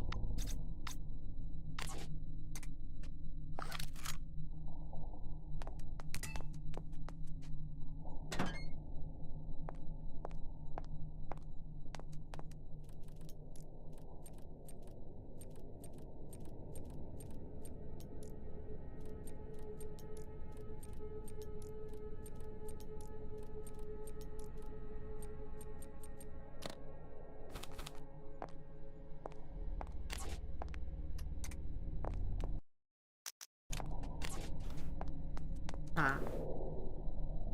Metal Star. Let's go.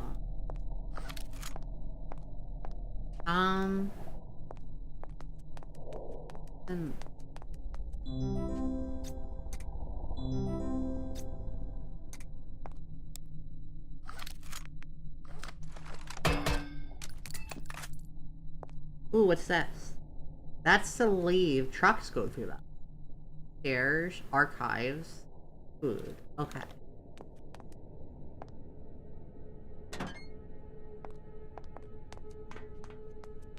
Oh, this is an area that you have to do a play again to get to. God damn it. I don't want to.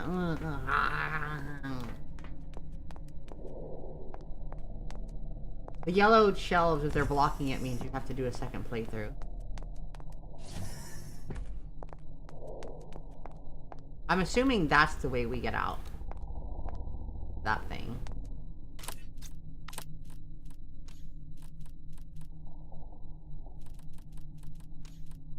I'm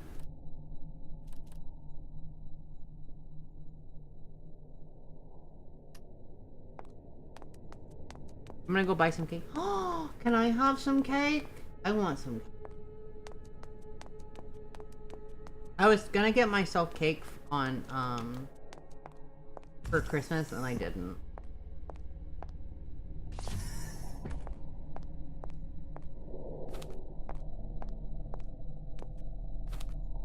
Ooh, it's a pink spray.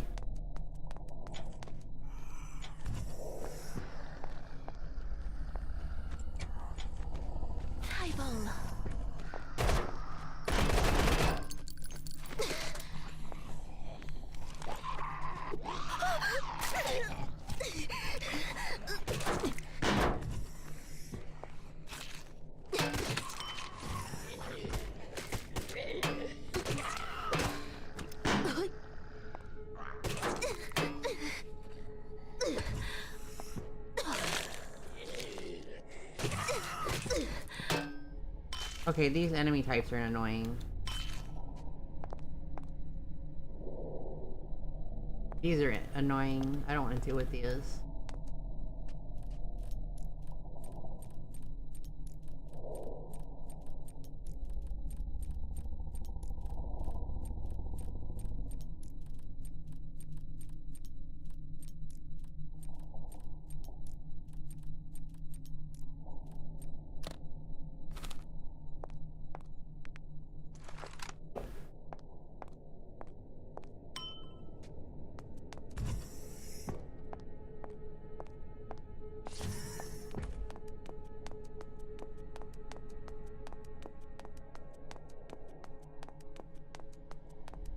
I don't want to deal with those things. To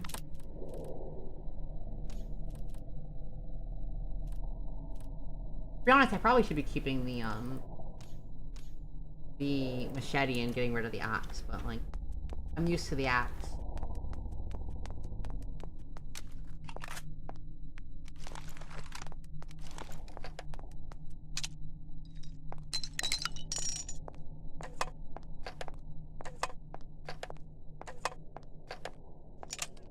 Let me actually get some ammo for that.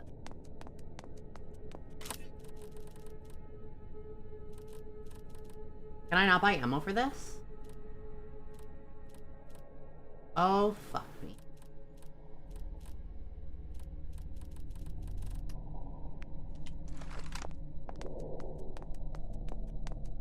I think I only found the one blue card I have. I don't remember seeing any other blue doors. So we should just be able to use it. Lucky. Why is my camera doing that? There we go.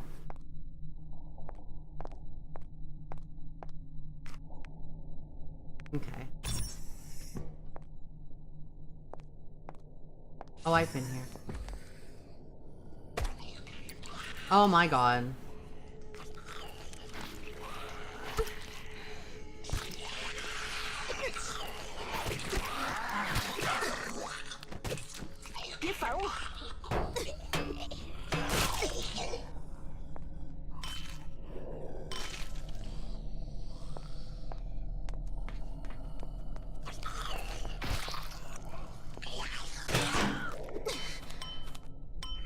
Hyperant's probably the best, though. To be honest.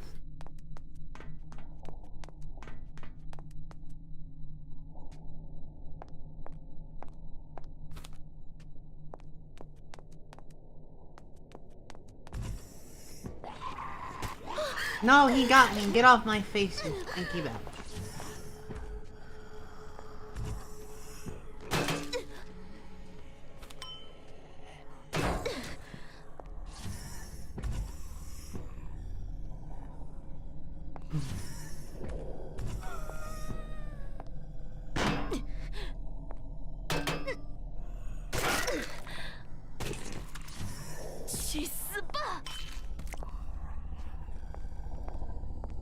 Holy shit.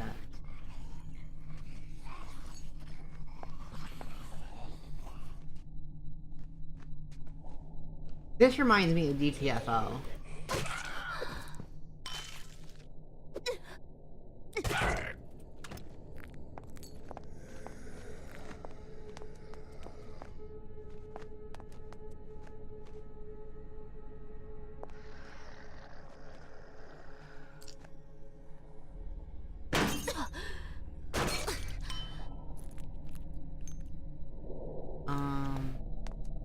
Fuck, it's...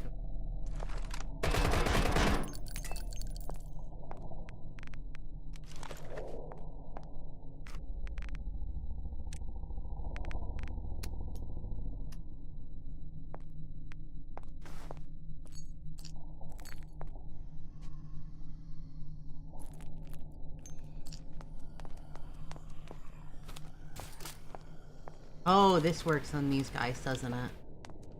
I remember testing this in the screen. Yeah.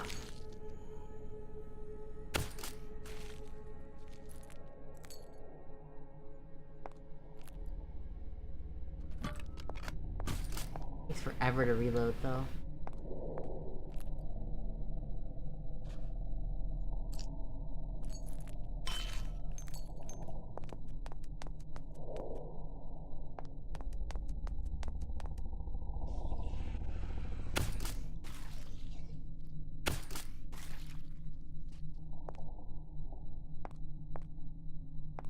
You look for security camera.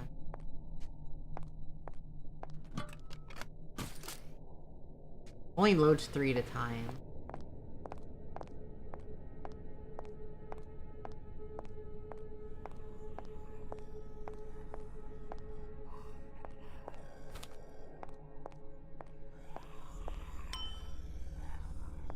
Ooh, outfit.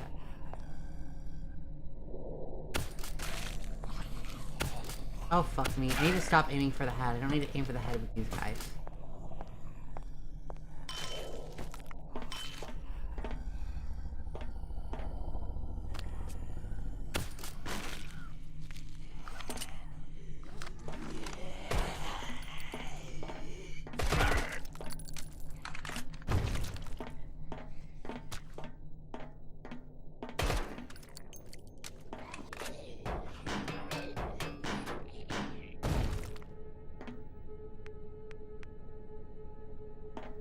Okay. There's a door back there I assume I have to go through to get over there. Oh, that only sells those.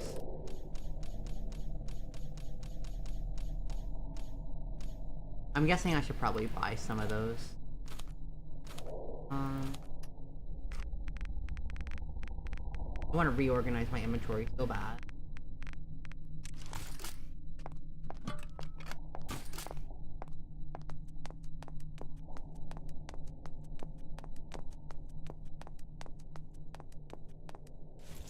That's dirt.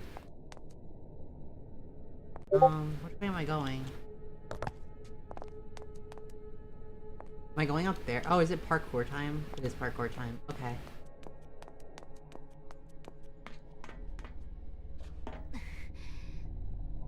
What's over here? Oh, I gotta go that way. That door to get in there is gonna be through there.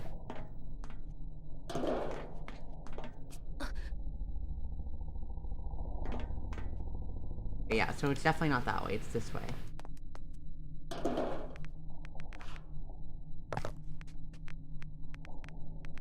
Keep losing it in my inventory. Where is it? Right there.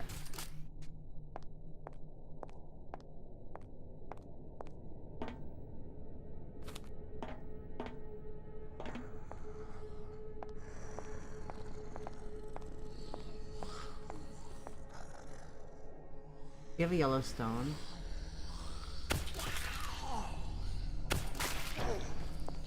Okay, this is strong.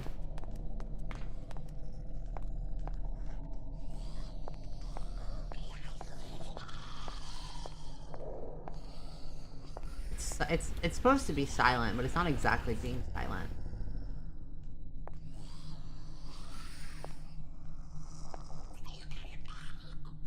Also, these guys don't have yellow crystals.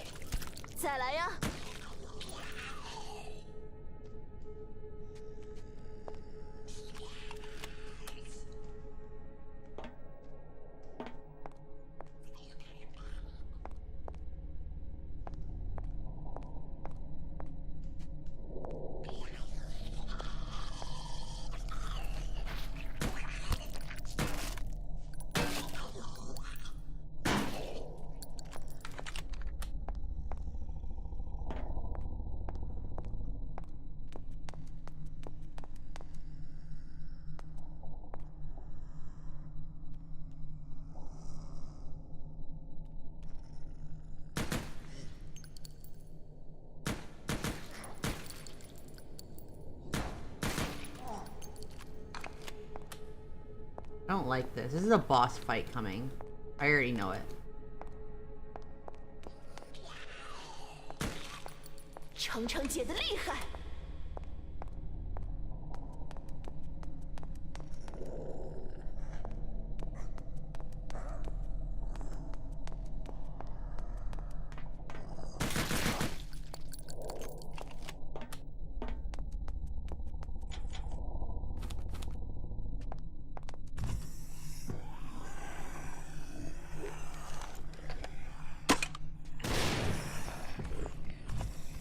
I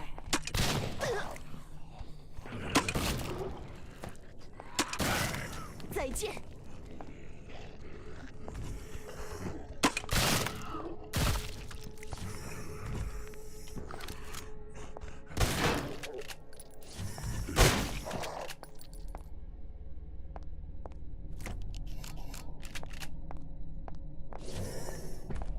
Okay, we'll go back in there in a second. Let me go finish exploring down here. I think I can shotgun this now. Most part. I don't think there's much else going on down here.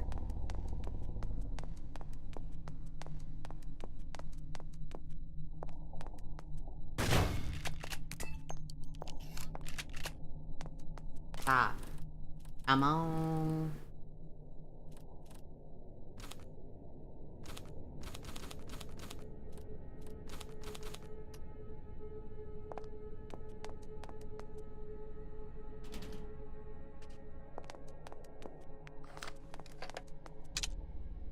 Reload this, because this is best dealing with the big thingies that are a pain in the butt.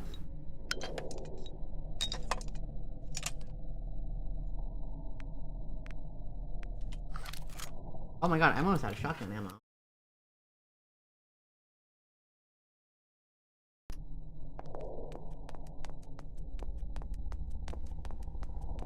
Is there no staircase to get up there?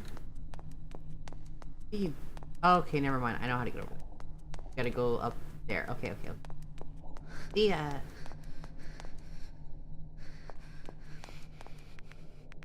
We're actually, like, kind of low on all of our ammo. I've got a shit ton of it sitting in my, inventory thing.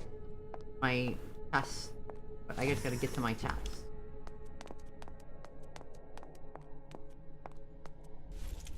Oh, those are cute.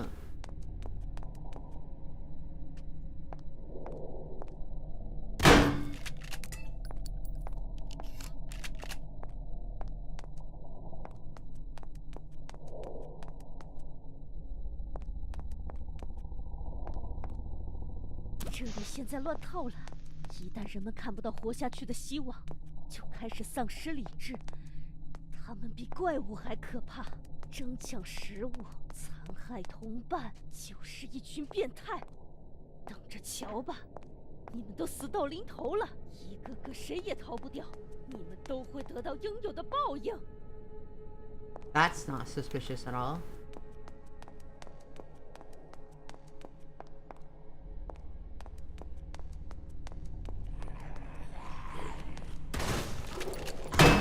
Fuck,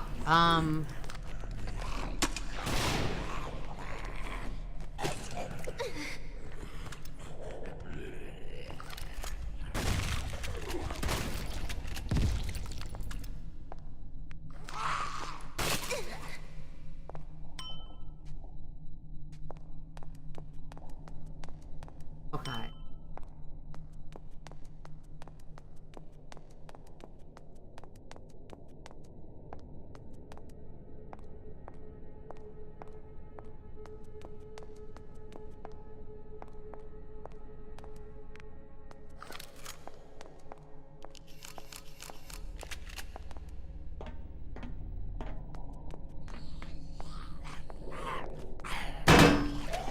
Fuck, I missed. I'm fucking dumb. Oh my god, I fucking... Get off of me.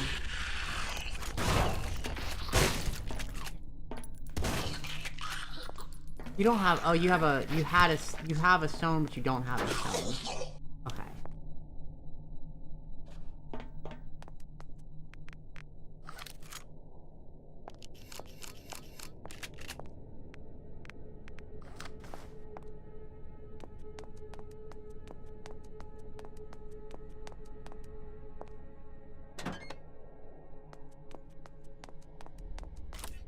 Stone.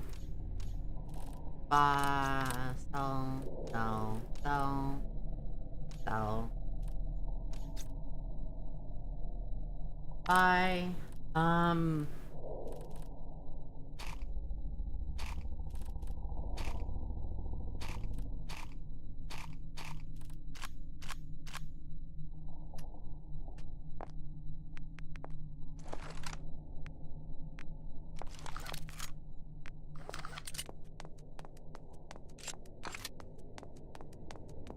A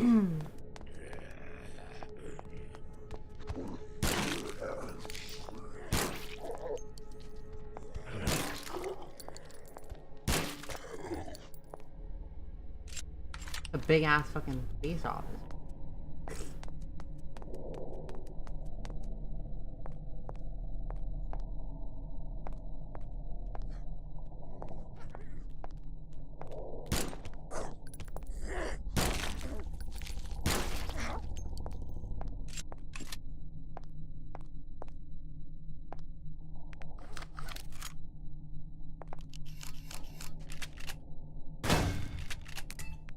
Yay, we almost got them all.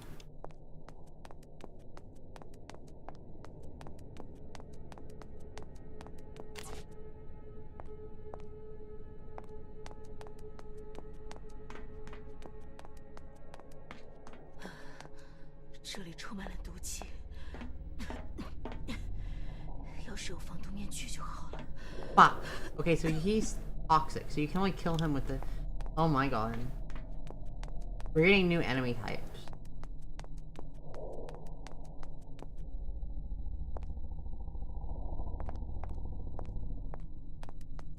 We have not had a save point. That was a save point just now, but we haven't had a room thing up.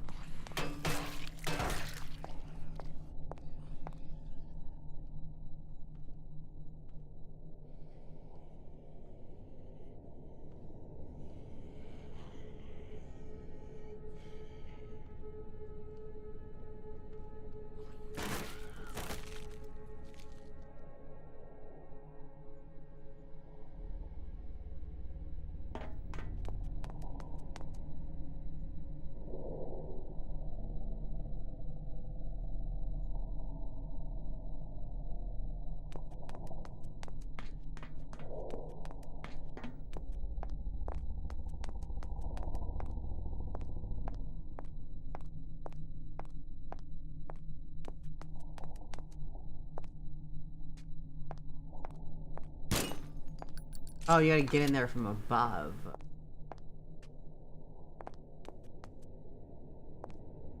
Actually, no you don't. You do this.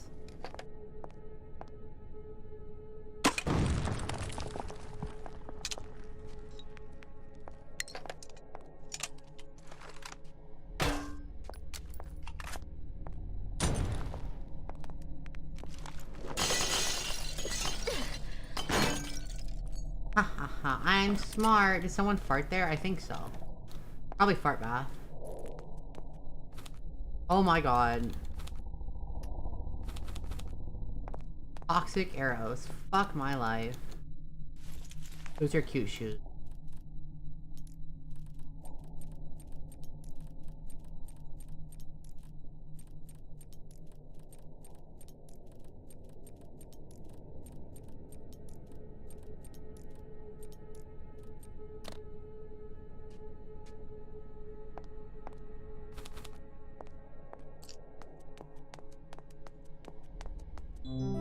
Go to the thing. 5302.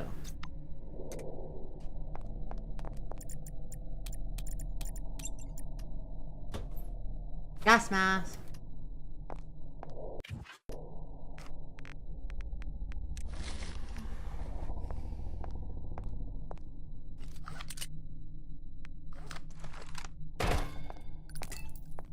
Oh my god, there's a fucking thing up there too.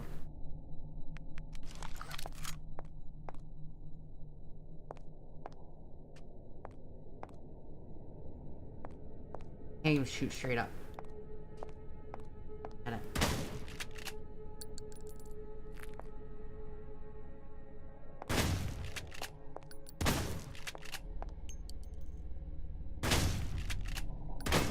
Got it. Oh my god. So I gotta put my my bow back on my radial menu.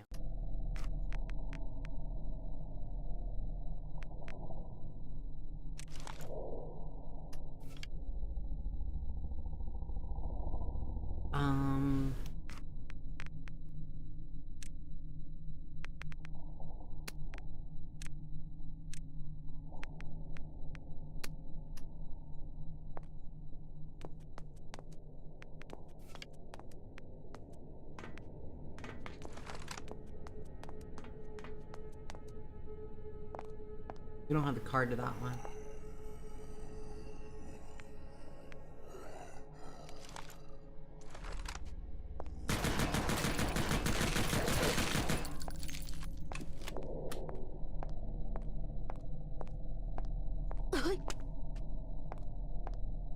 Oh, it's a save room.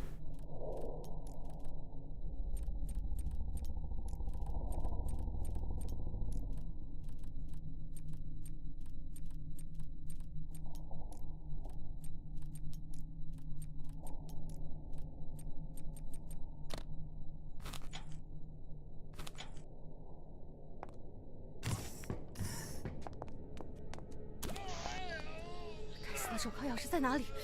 快点，快点！找到了。想不到我竟然要感谢这种怪物，它咬住了我的组长，要不然我就惨了。我的衣服在哪里？快点！啊，在这里，找到了。We can put that on. 快点，快点！早就感觉到不对劲，这下好了。活该！再见。Those are wolf socks. Those are. Oh, that's cute. This kind of sucks though.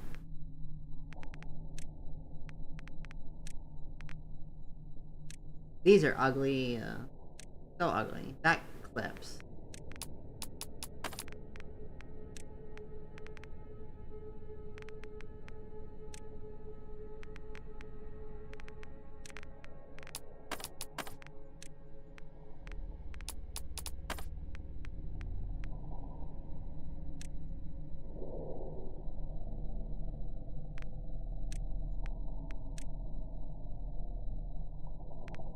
I mean, this could work.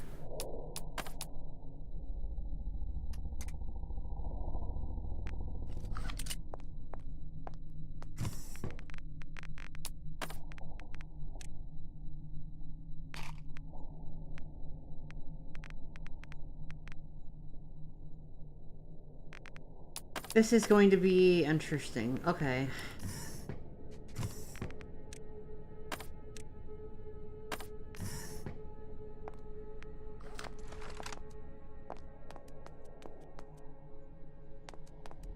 Did I have the one for this? I don't think I had it, did I? No, I don't have this one. Am I missing a key card?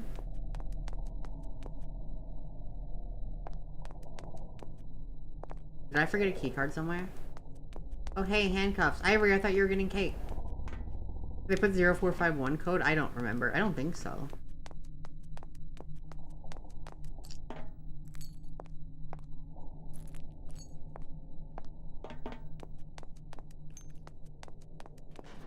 Already got cake.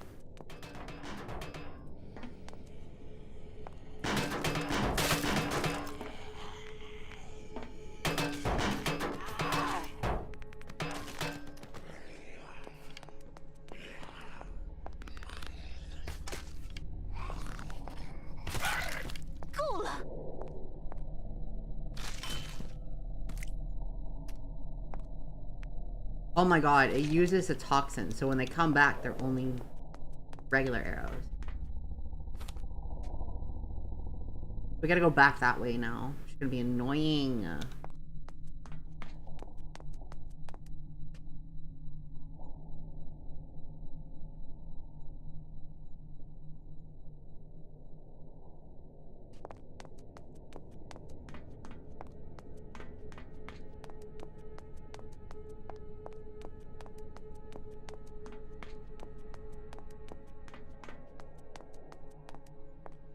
Our gas mask isn't covering our eyes, which makes it a little concerning.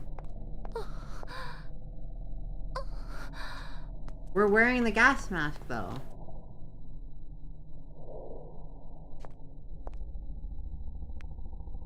Right? We're wearing the gas mask.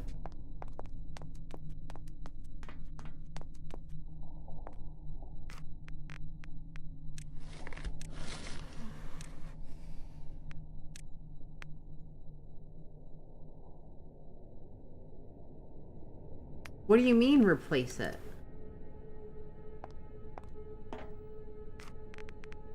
We only have the one gas mask.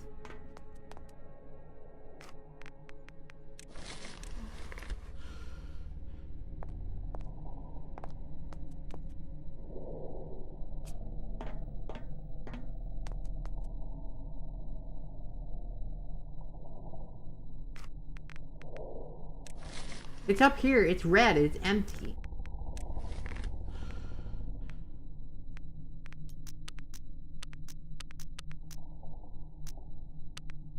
What are we supposed to do?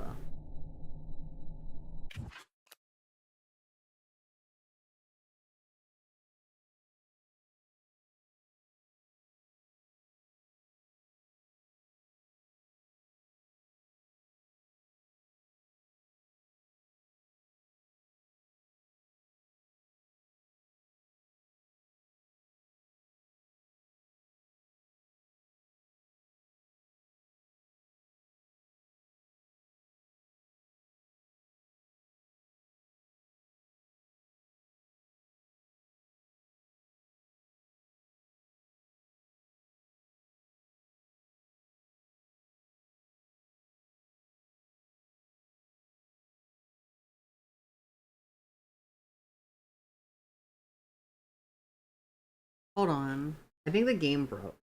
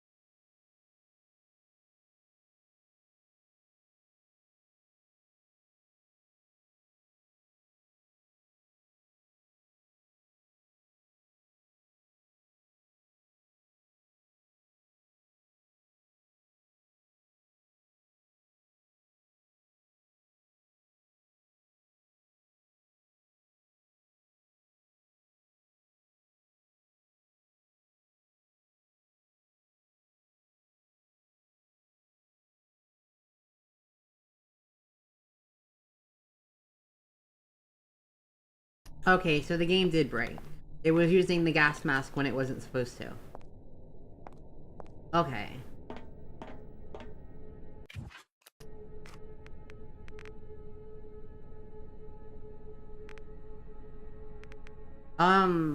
We've broken the game. We've soft locked it. I don't know if we can say we soft locked it. The game soft locked itself.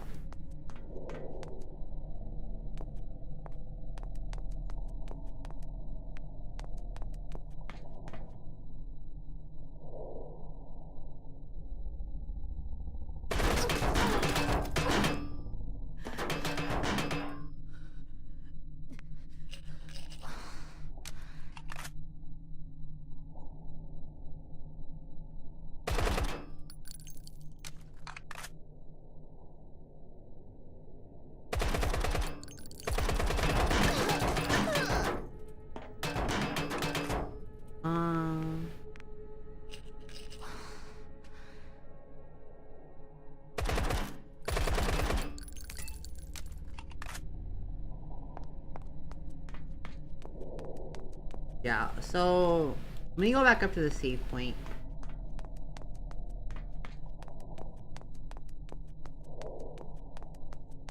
Hmm.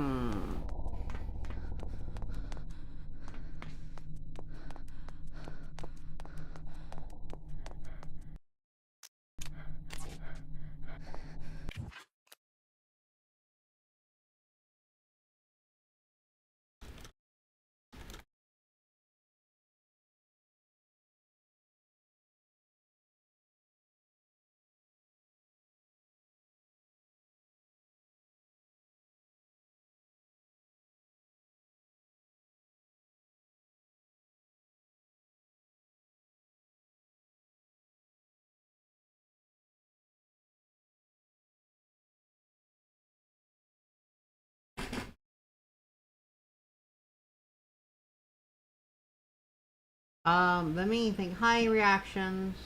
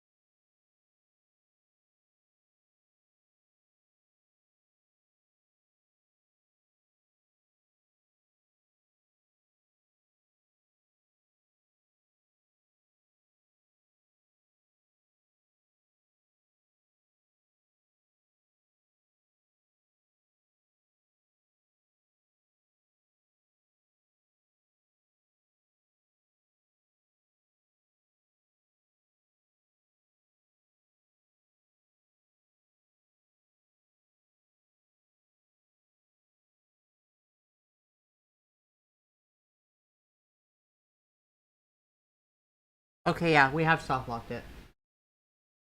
So here's the deal.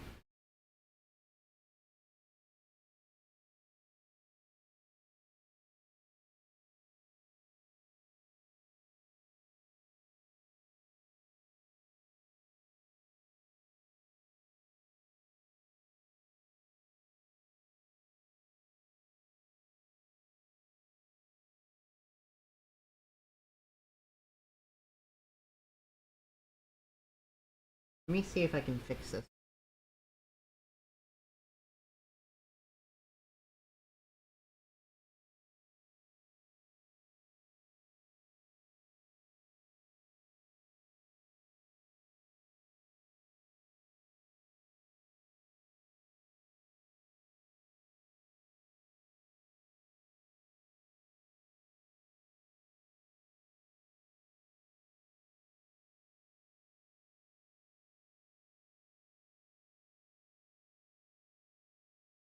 Okay. So okay, so I have to download a mod to fix it. Wonderful. Alright, well let's save the game and go do that real quick.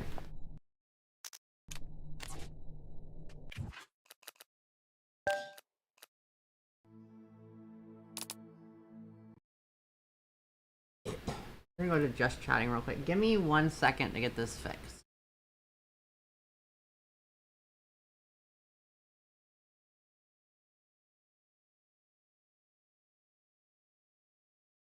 I were.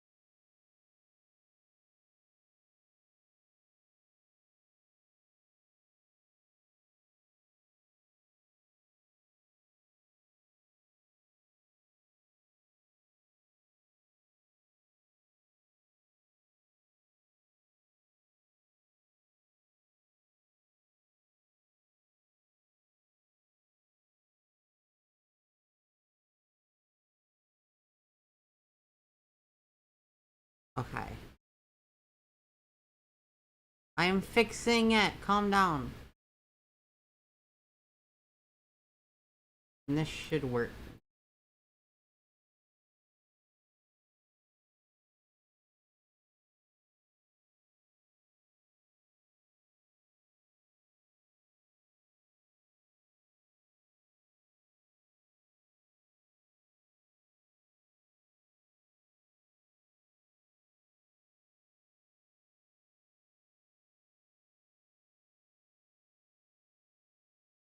Let me launch the game now and that'll fix it.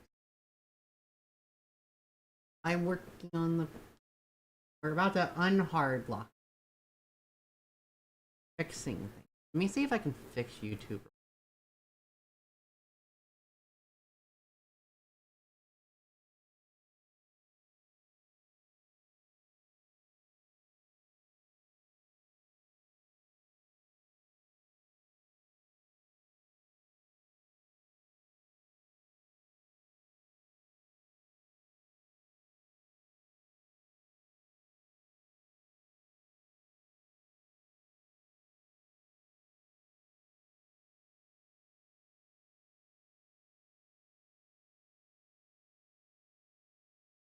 Yeah, I fixed it!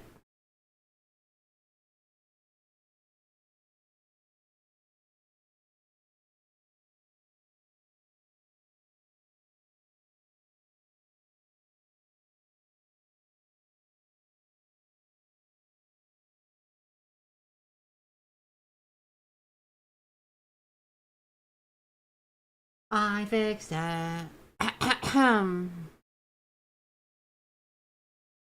I'm hungry. It's only 10 o'clock. I can't order burgers yet.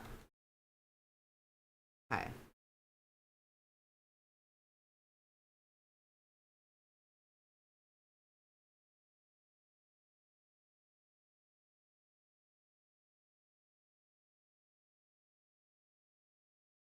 Where do you guys think we should get... Oh my god, the game is not capturing. Where do you guys think we should get burgers from today? Game capture? There we go.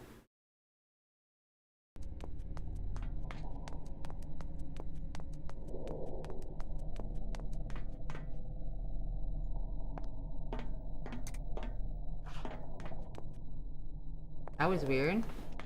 What was that? Thank you for the... Wait. Someone gifted a sub to Ivory. Who get... Oi. Thank you for gifting a sub to Ivory, but I don't know who you are. Is that you? That you. See, problem solved. Made the problem go away.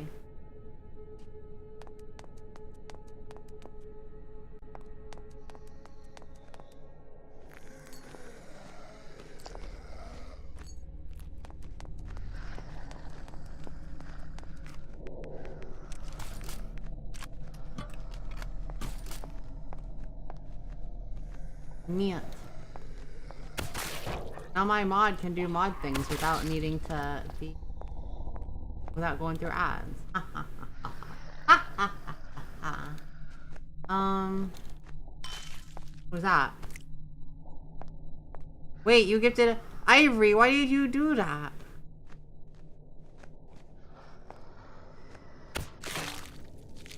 You gave Cookie a sub. Thank you.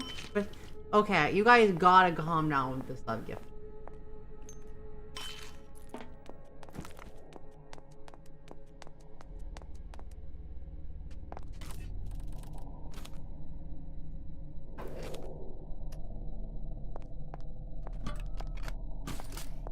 Let me get more, because there's no telling there's gonna be more enemies.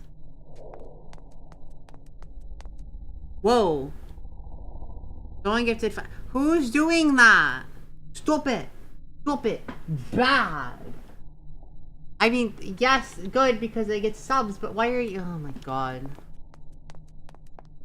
You guys drive me crazy.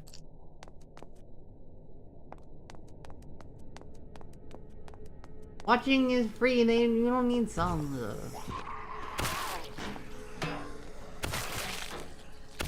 Oh my god, I messed.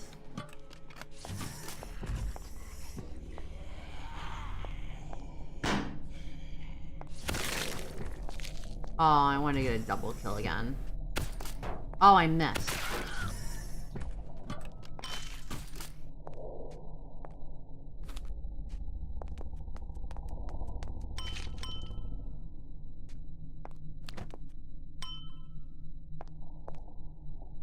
Okay, listen up. Listen. This has got to be fart bath. You calm the fuck down.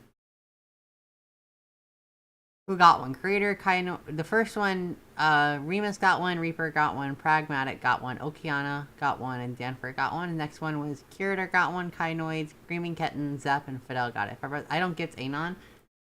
Well, I know normally you don't, because you did use when you started, and then I was like, fart bath, stop, and then you ever gifted it. But someone's doing it now, and I don't know who it is, and they need to stop.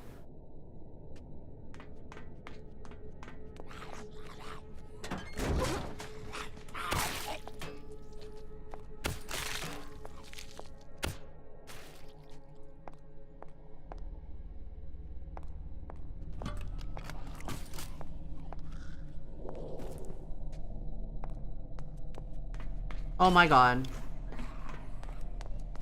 I'm busy playing. Yeah, that is true. So it's not you. Somebody else. They need to stop.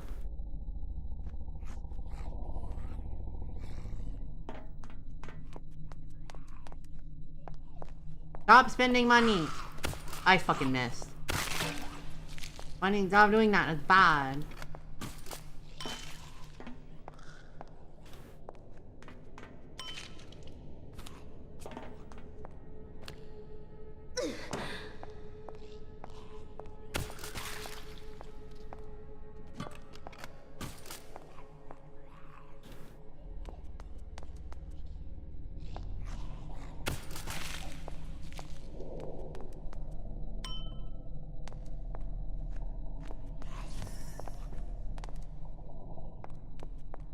A door open, but I didn't.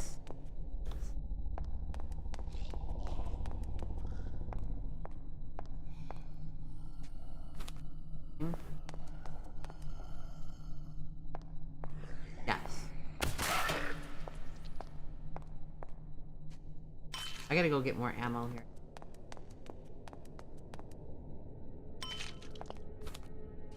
Okay, we gotta go back and grab more ammo. This is ridiculous.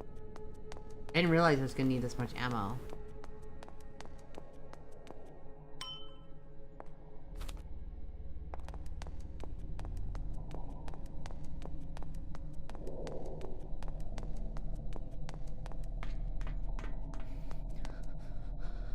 Wait, they're putting way too many enemy types in the game right now. This is honestly kind of annoying. Too many enemy drops at once. I'm guessing they're just trying to load content into the game, but like, too much at once.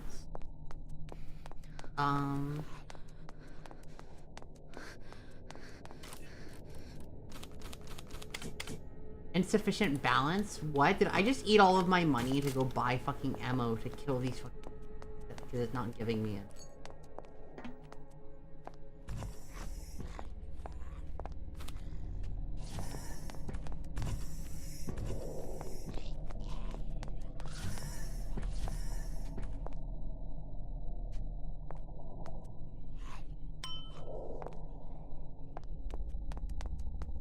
I didn't sell all my green things either.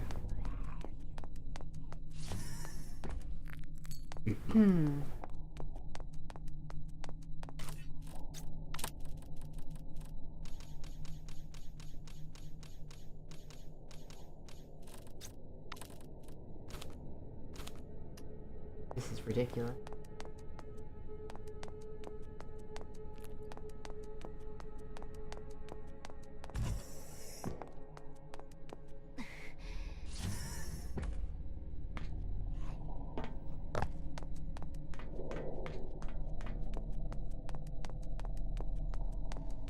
Okay.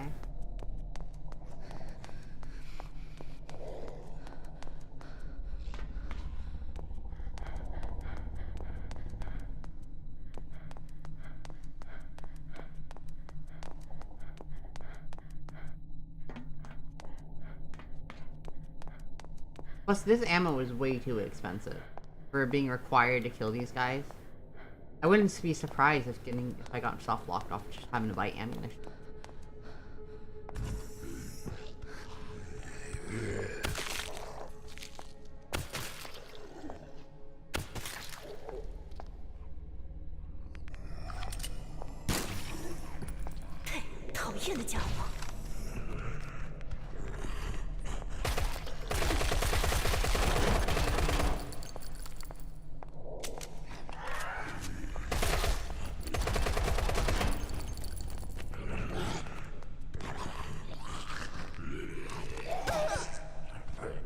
Go, go! She's not moving!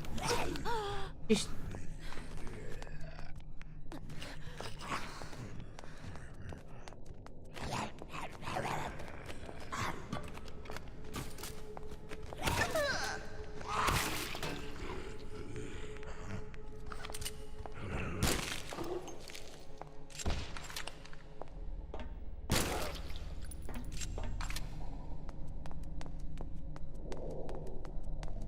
I hope they do chapter 3 a bit better and dial way back on the plus some of the enemy types down here don't make any sense. Like the bruisers and stuff, like okay, it's like big jacked up guys, and like it doesn't make any sense for them to be down here. Because this is not the surface, this is way underground. Where it would only be like lab like researchers and stuff like that. It doesn't make any sense for special stuff to be here. Did it just give me 3 at the end of the sequence? After we already fucking did everything?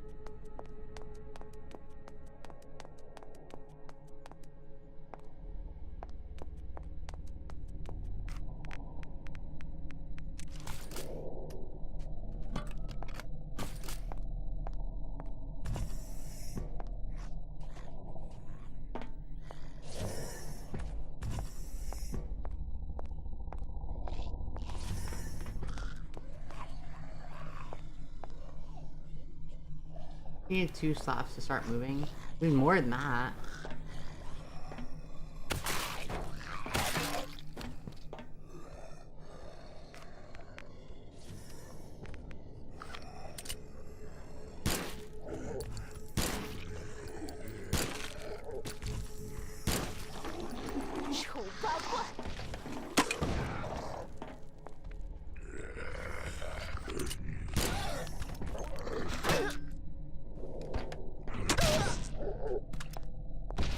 Oh my god, it's fucking right there. Get off of me, you piece of shit.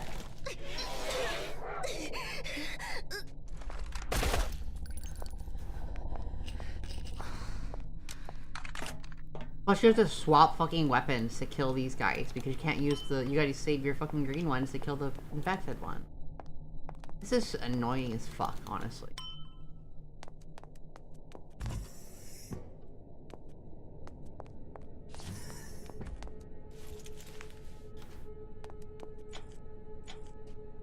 Okay, we got the white key card. Okay. Still not the one we need. We need a red key card.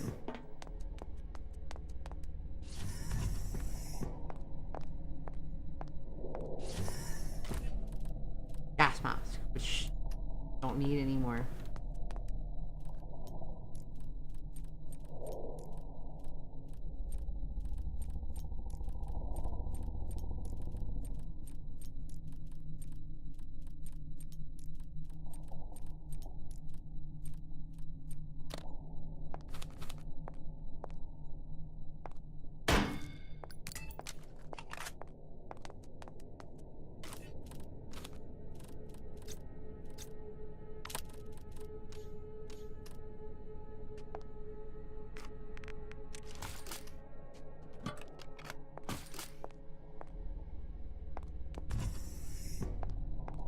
Oh, I didn't go look at that piece. Hold on.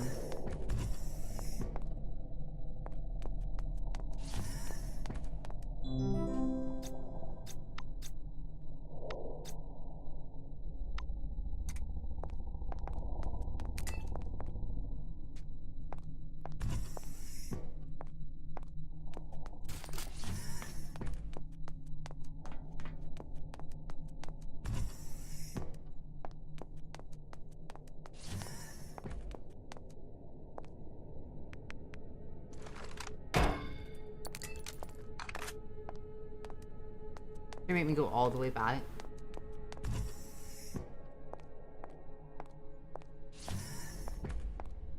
This is so dumb.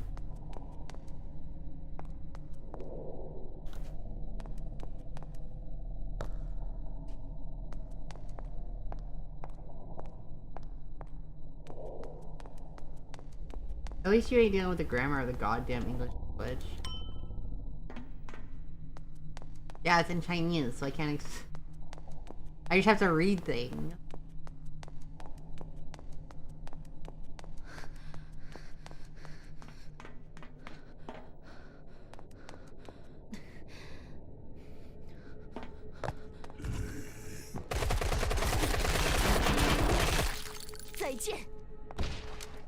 Oh my god, I fucking jumped over the thing. God damn it.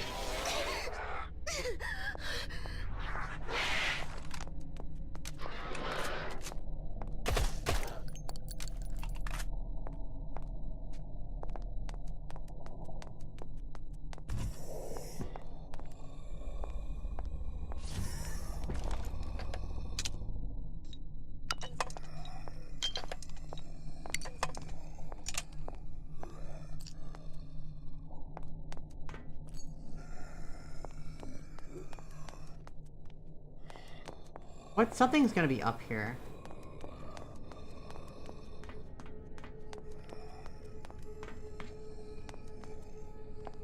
Like, I hear it.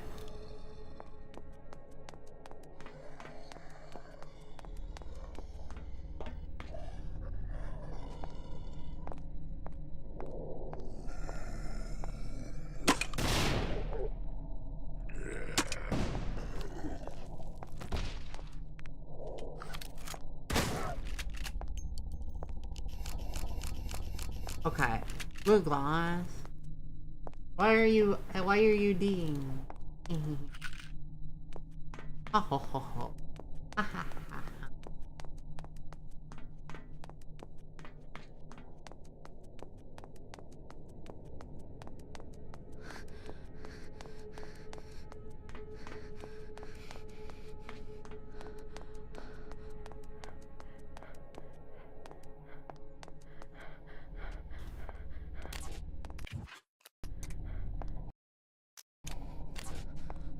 What do we get? We got something new. We got this. Interesting. We got this.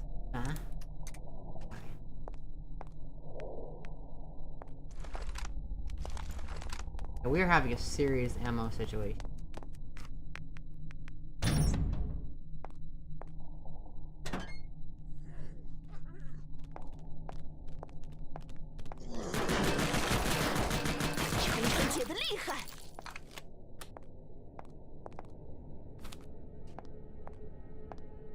Even I know I'm a good shot, and I'm still worried about ammo right now.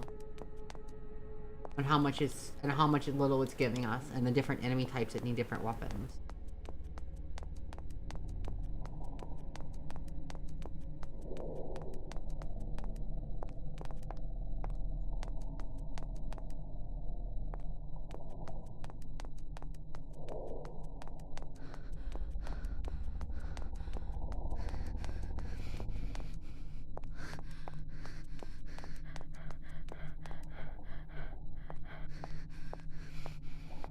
This is a little concerning, but it is what it is.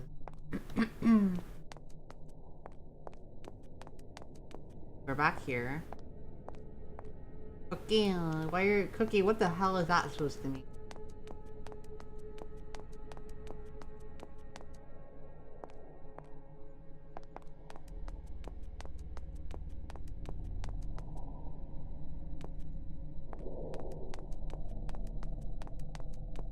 I don't even know how to translate that, Cookie.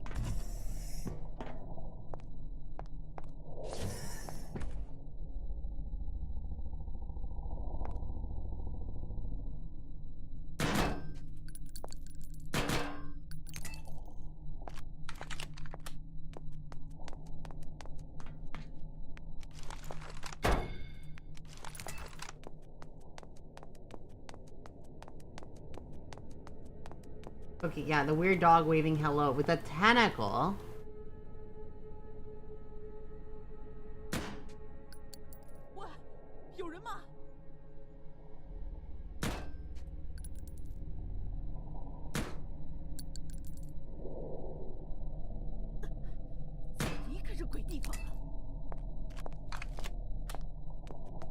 You don't have the nurse one yet.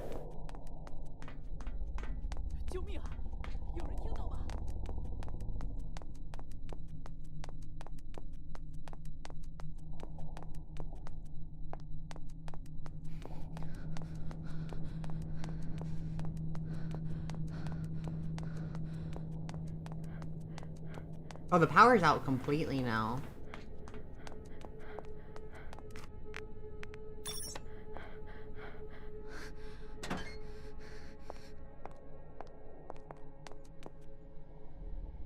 Oh, it's this area. How do I get in there, though? There's a door right there. Wait, there's not a door right there. How the fuck do I get in here?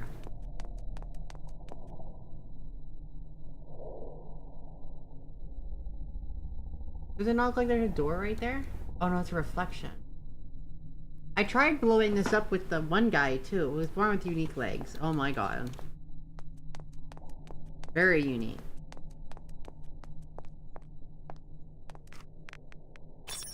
This is a money grind room, isn't it? I don't want to do this. Oh my god. Very unique leg.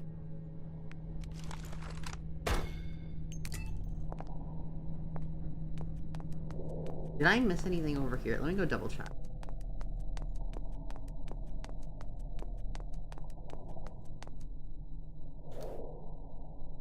I honestly thought we were going to be good on money this one because of how much the things were dropping.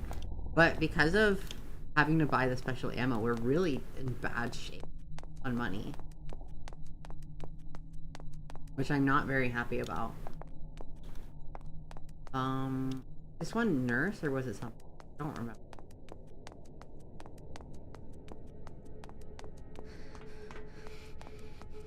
No, that one's lock. The other side is the one with the special, with the door. Bottom one's nurse, top one is something else.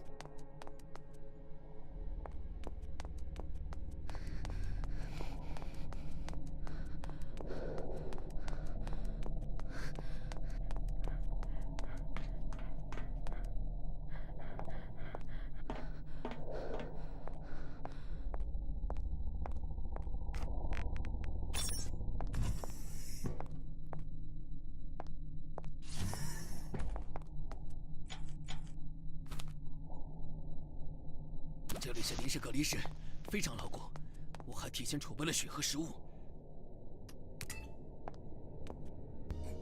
Wait, we gotta escort them?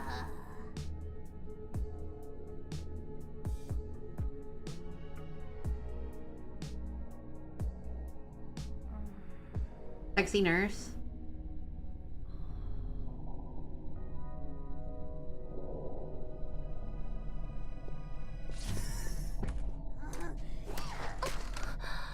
Oh my god, she throws a bunch of knives. Okay.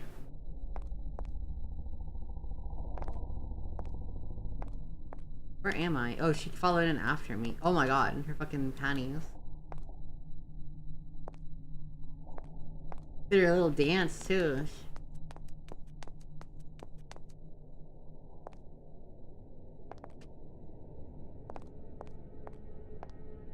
Nothing in the toilet.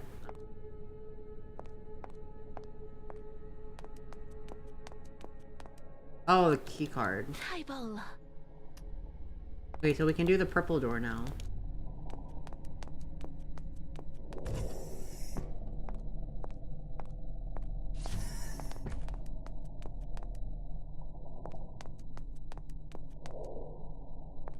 Camera room.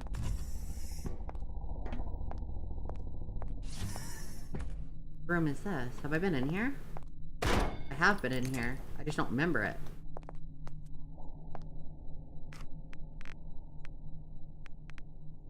That's an eyeball scanner. I don't have an eyeball.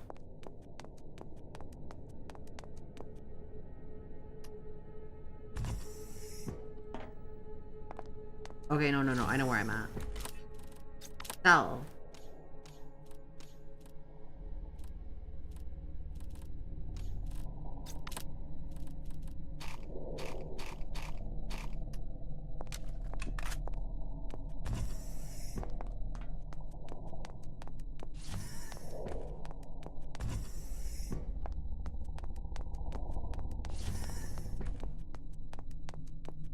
The survivors were over in that other room. I remember where they were at. I don't know what's down here though. Those are boobs.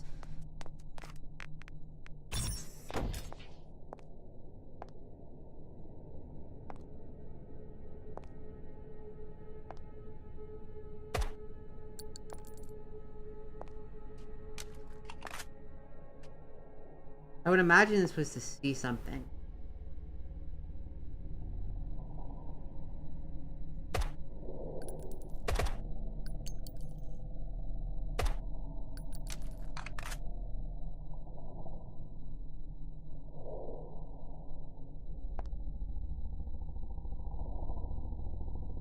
Wait, I shot that and it...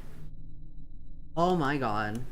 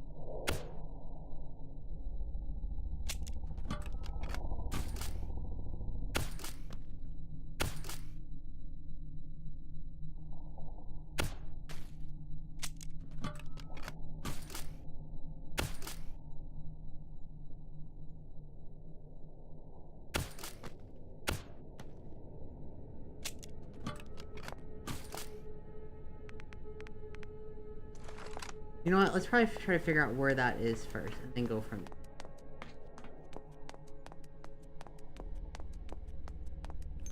That's this other door down here. Okay. Well, I did push it, so it should open now, I think. Unless I have the right idea, and then I gotta go fight with that.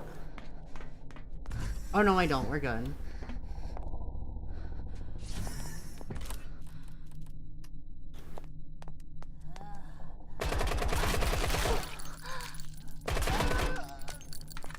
Fuck this bitch.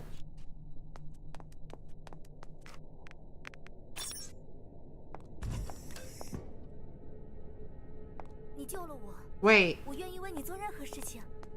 Oh my god, I don't want to deal with survivors.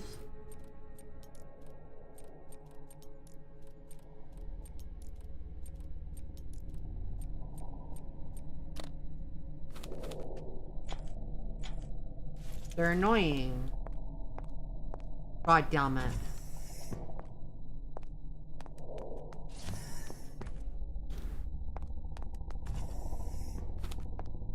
An NPC menu?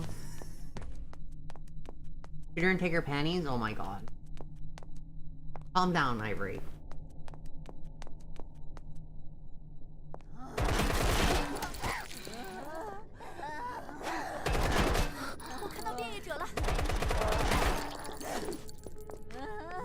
What the fuck? Why is it putting me in that menu instead of the one I loaded?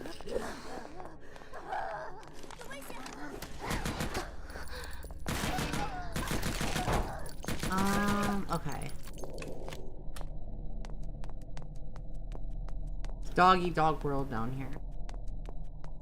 That's...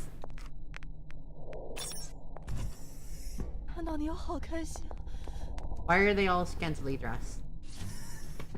I mean, they do them, but young. They're probably supposed to be test subjects. Get out of my fucking way! Oh my god. They had the survival instincts of a fucking...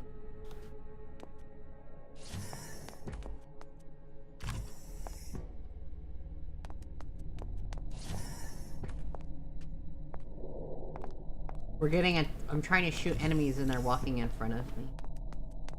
I can't. Okay.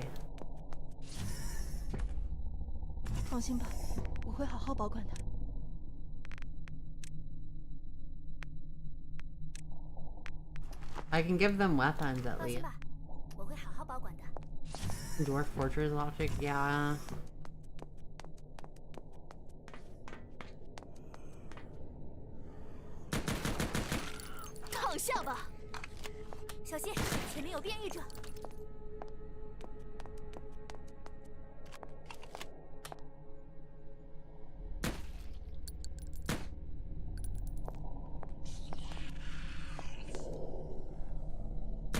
Oh my god, I can't fucking see.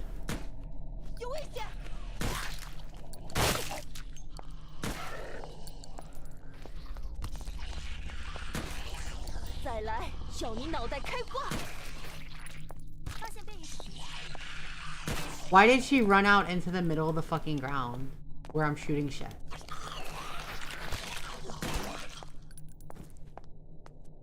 Oh my god, where the fuck did she go? She ran off.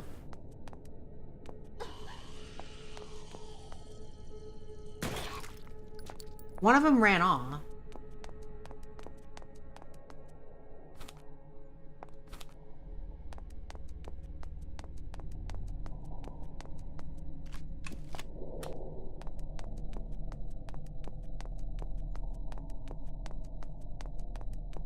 I saw her go this direction. Like, she sprinted this direction for some reason.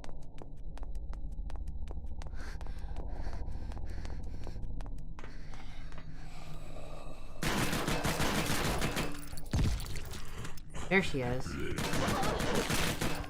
Oh my god, my gun's not reloading.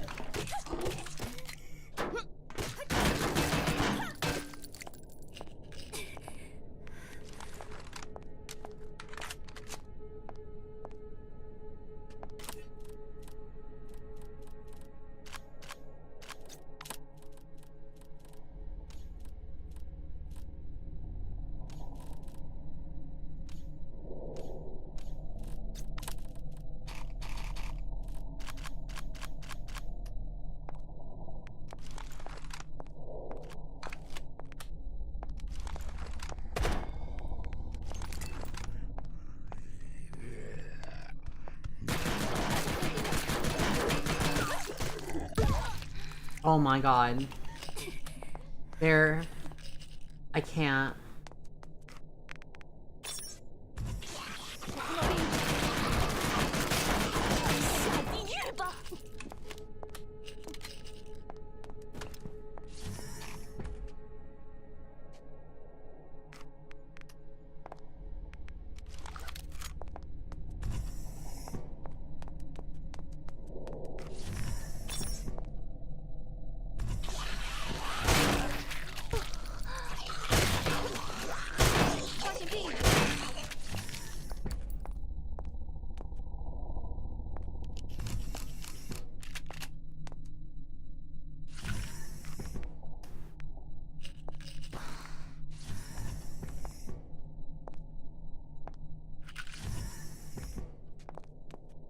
Hold on a second.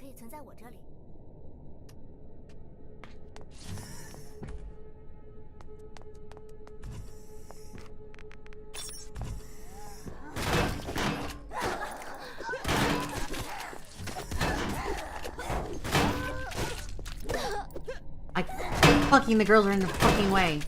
She's doing all of her fucking theatrics because of the fucking girls. Oh my god. 我刚刚收集到一些好东西哦。Mine.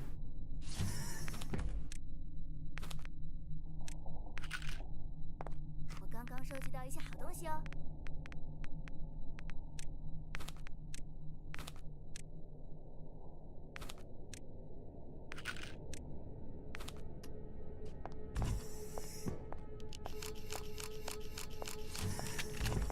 终于找到子弹了。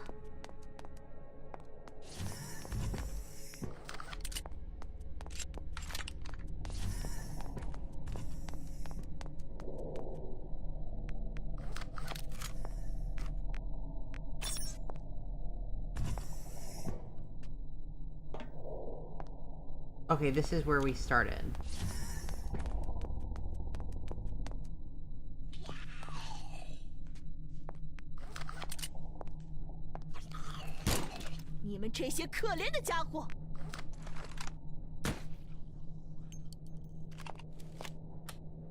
But the enemies respawn.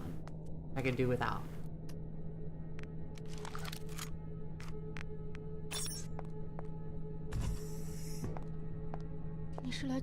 Oh my god, it's another survivor. Get in, get over here. Here, you come here. Who's the one without a weapon? You. Take that. Now you can whack shit. And not get in my way, hopefully.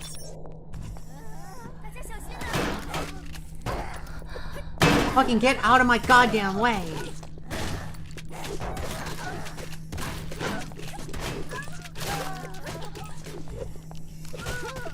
Oh my god.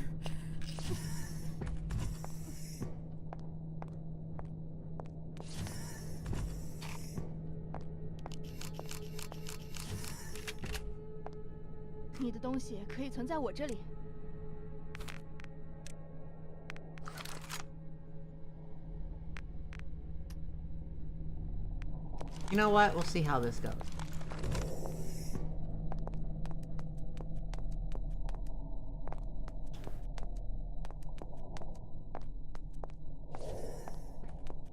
This is probably gonna go terribly, though.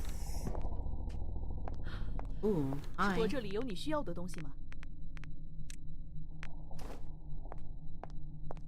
just gotta make sure. I gotta make sure to get that back from them before I send them off wherever they have to go, though. Not your way. I did not see you pay for it.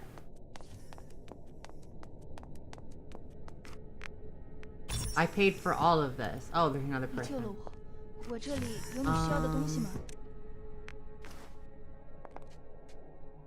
There's nothing in here.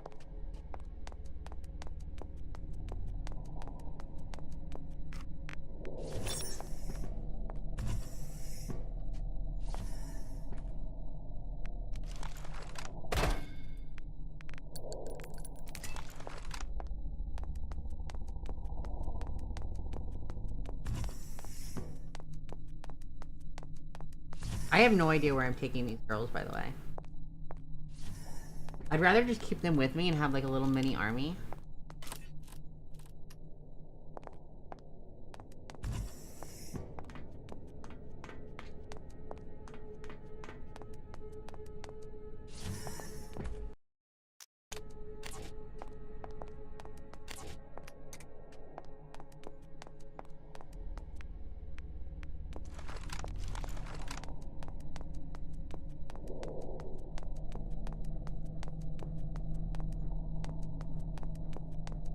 Where am I taking them? Temporary quarantine. I don't know what that is.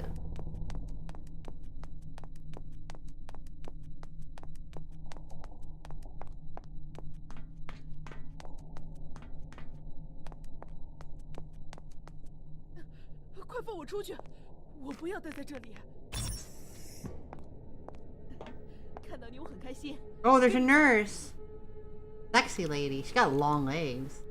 No, that's mine. You bitch! You took the outfit.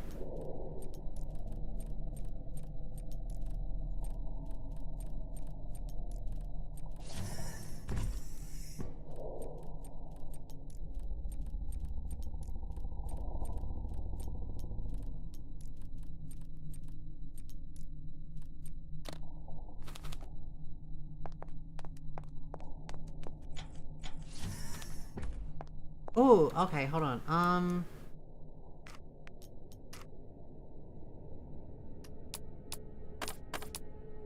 This is an AR. Tiger 58 assault rifle. Magazine. AR. Why can I not equip it?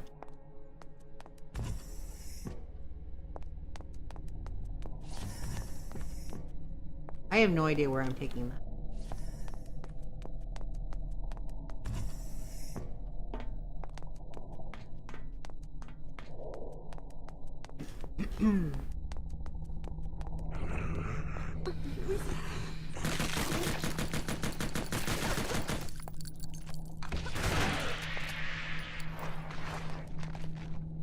I mean, it's kind of working. I have no idea where they're going. Where I'm... I know I keep saying that, but like... This temporary quarantine zone. What's the temporary quarantine zone? The game didn't explain that to me.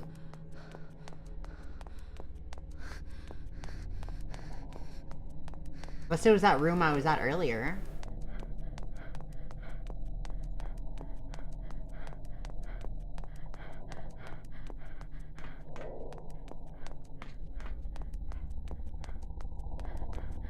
This room.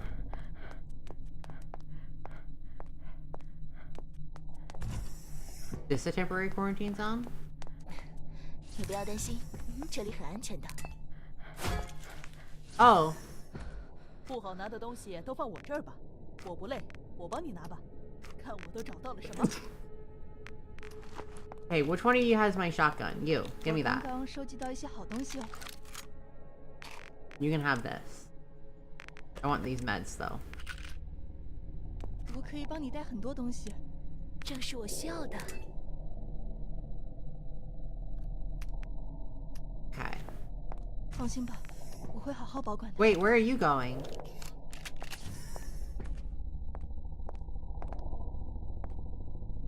Okay, well, all of the girls are here, and then this is the nurse lady. But she took one of the. She took the new outfit. 不好拿的东西都放我这儿吧。 What am I supposed to do about that? She stole it.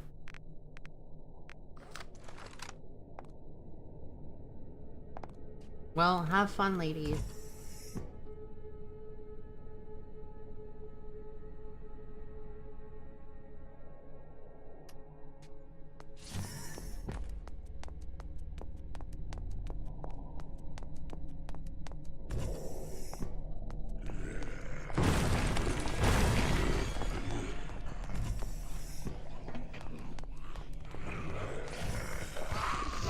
Fuck off, they're everywhere.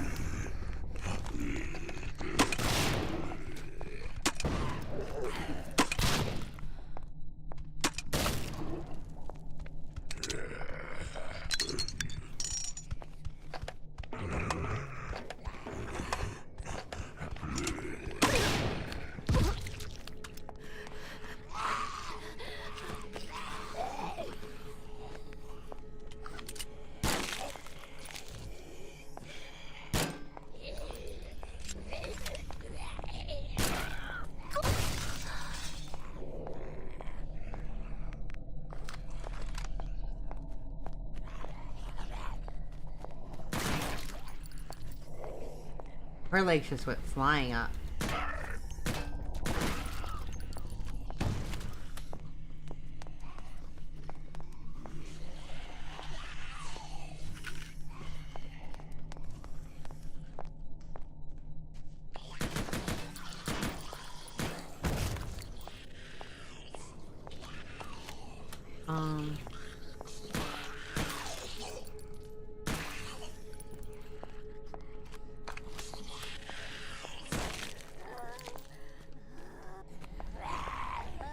Oh my god, they came behind me. I fucking knew they were gonna come behind me.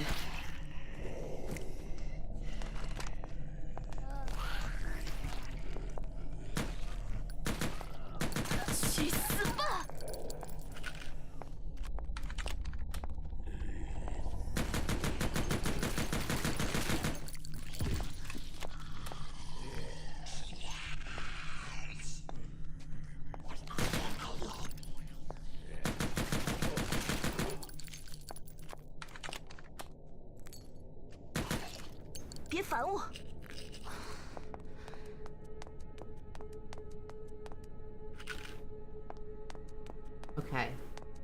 And they're all seriously underdressed. A little bit. Little bit.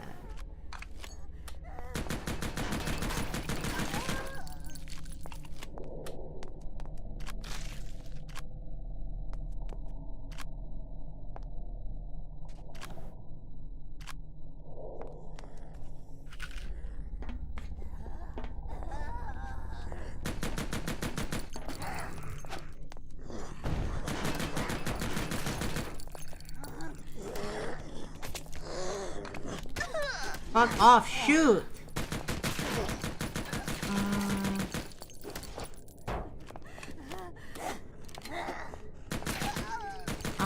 Okay. We got it. I think they're all dead now. Or not, I hear more. There are so fucking many of them. Holy shit.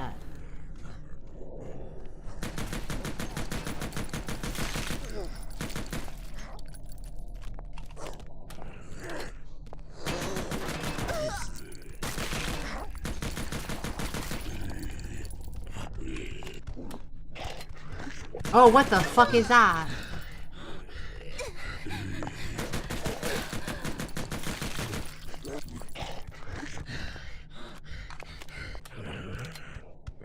I don't understand why there's people in civilian clothes down here. This is supposed to be like a secret laboratory.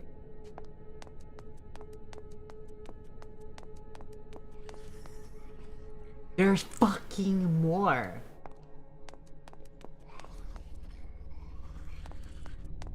You have to be kidding me.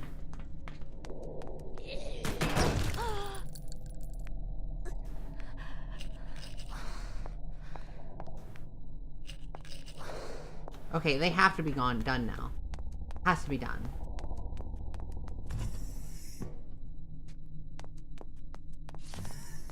There's no way there's more.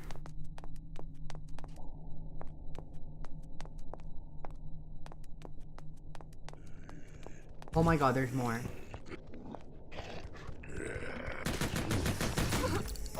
I can't.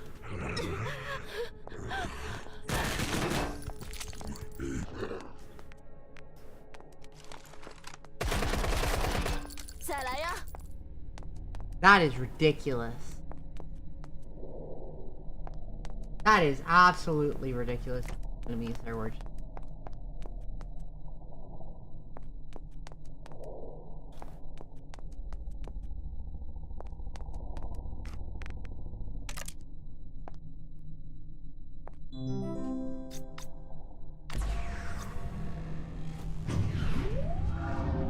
Wait, that wasn't the end, was it? No! No, it wasn't supposed to end yet! God damn it, we gotta... God damn it, we gotta go back. Completed, okay. We gotta reload our save. Oh my god, when we... Fuck, I didn't save before we did the final thingy. Fuck me! I didn't know that was the end of it. Hold on a second. I'm gonna lose my shit if I have to fight all those enemies again. Absolutely lose my shit.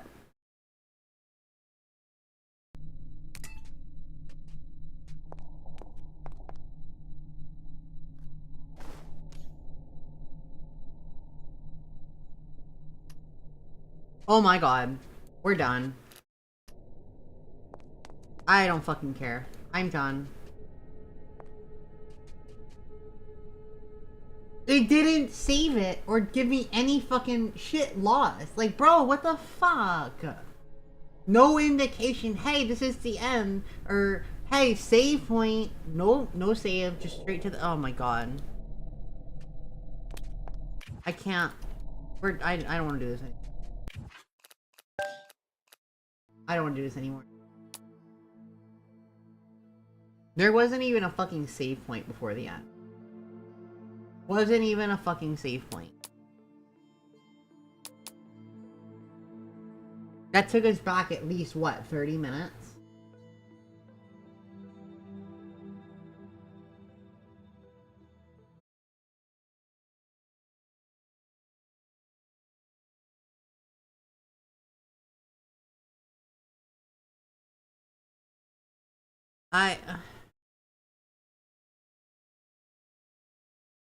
That's annoying. I don't want to play this anymore.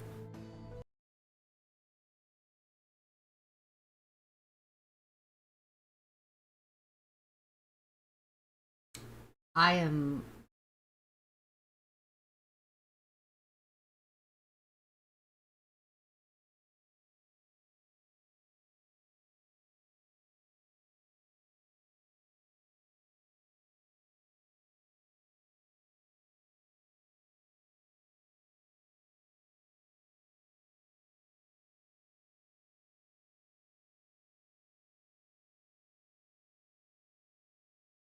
Oh, in the span of that stream, we managed to lose 2 followers. Lol. We're not done streaming, but in terms of playing that game.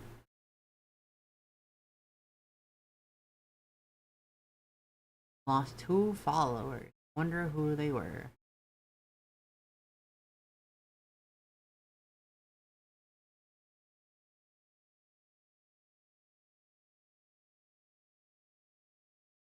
I know who one of them is, because they were with us yesterday.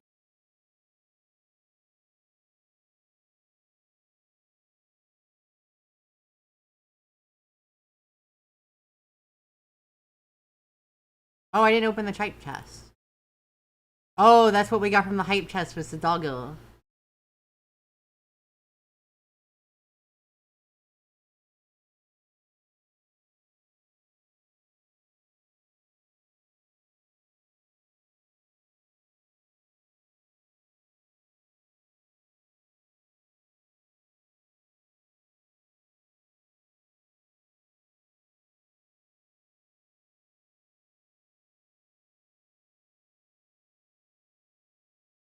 I was the other follower? No, you weren't. I don't know. Well, we're not doing that game. It pissed me off. It just pissed me off. Now I'm just gonna be aggravated at it. We're gonna do something else. What's another Gunnar game we want to play? Give me a Gunnar game. Ho ho ho ho ho. And then I'll order food while we're figuring a Gunnar game.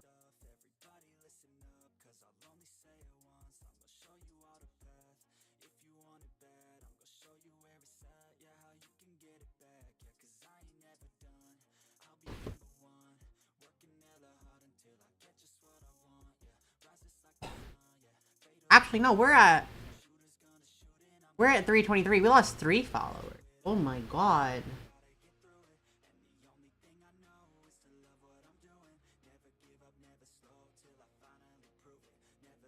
Oh my god.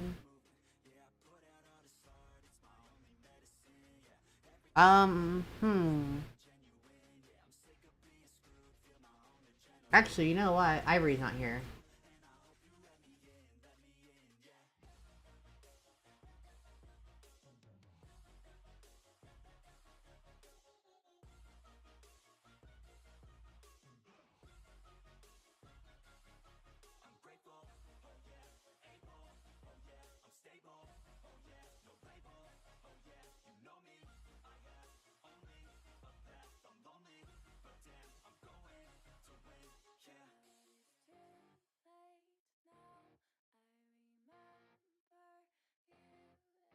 Uh-oh.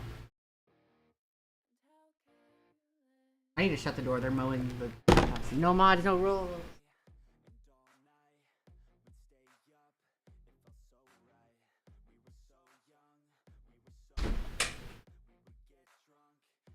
Hi, baby.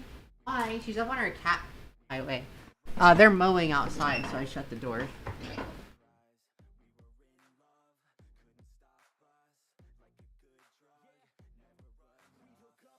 Wait, hold on. What the fuck just happened?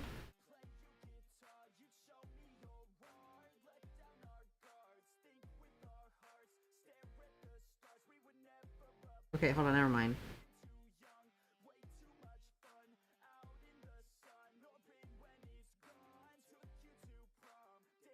Okay. Anyways, I'm starting to download Warframe, but let me see if we can find a different Gunnar game to play today. Because killing Antidote just pissed me off.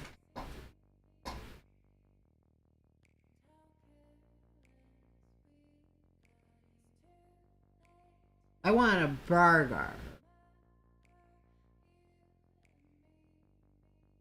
Burger King has buy one, get one free. Yeah. Get a smash burger from the place I usually get one from. I know a Gunnar game. What is the Gunnar game?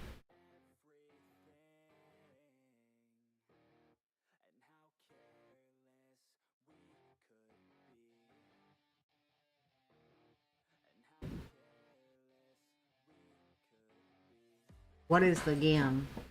Tell me. Tell me all of the secrets. Let me go to just chatting real quick. So let me fix this.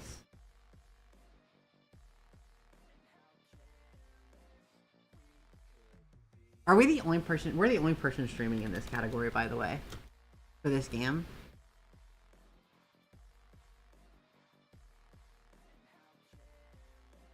No, we're not. I had Blackweight too. That other game was free.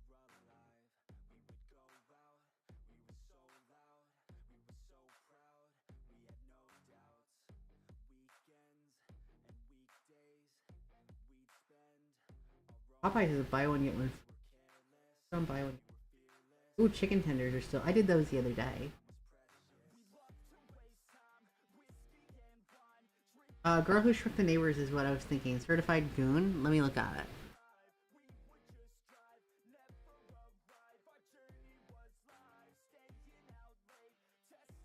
Okay, listen. I have to be able to stream it. I just saw the thing. It's all negative.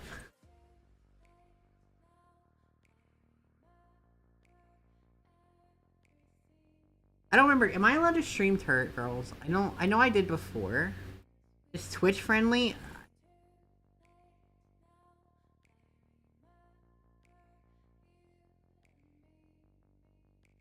Turret Girls is not on Twitch. Last time I streamed it.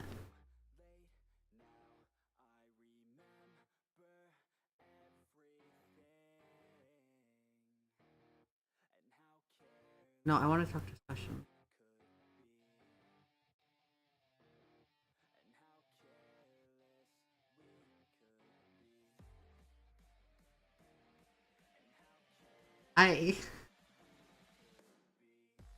You know what? You want to use it? Do we want to do a Yuri visual novel?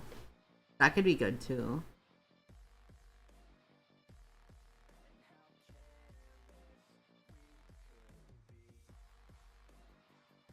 I really wanted to play Cage of Roses. Play through it.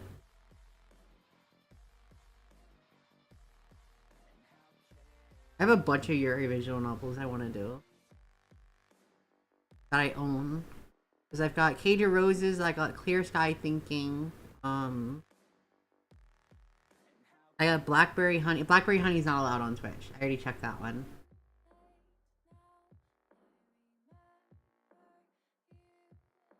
I don't think it was allowed. Let me check.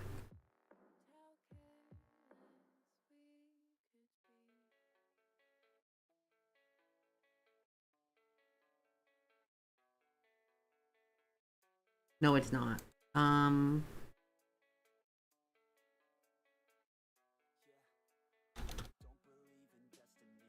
I can do Cage of Roses.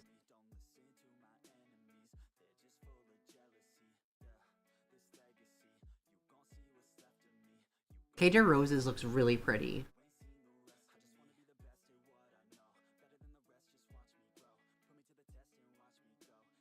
Fuck it, we're doing Cage of Roses.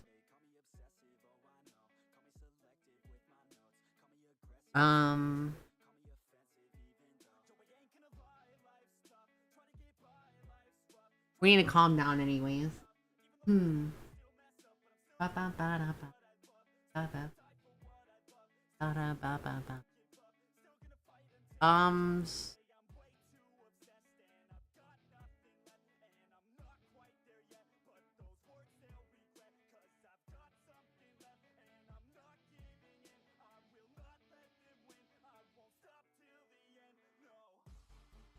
get a new thumbnail.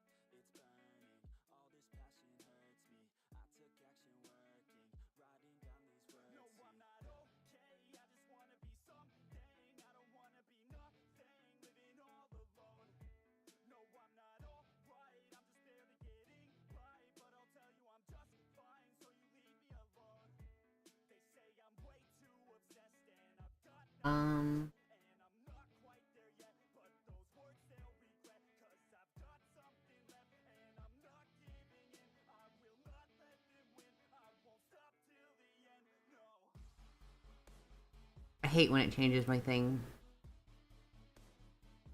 We're gonna do that. And I think YouTube should have changed. Yeah, it did. We'll fix it in a minute. 50% off.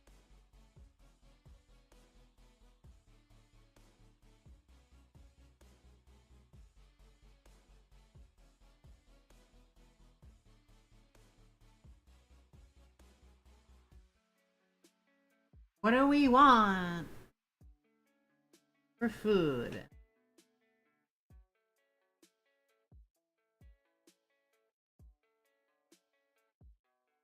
I mean, my usual go-to is Five Guys, but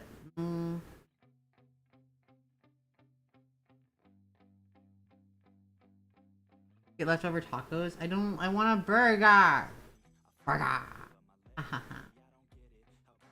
Wah, wah, wah, wah, wah. We're in burger mood today.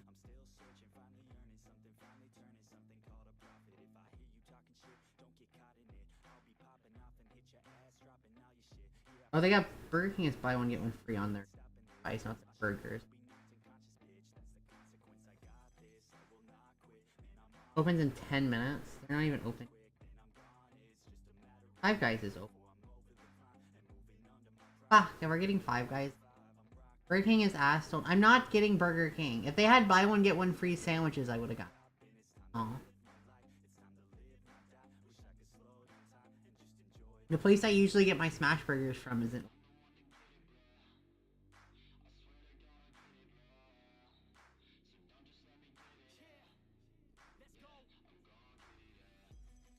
Here's this. Five Guys would be the best option.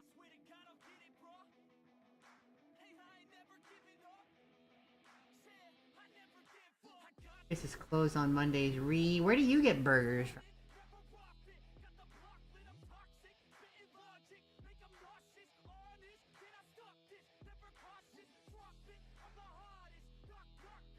Local smash burger place. The smash burger place that I was getting from isn't open yet. They don't open for a while.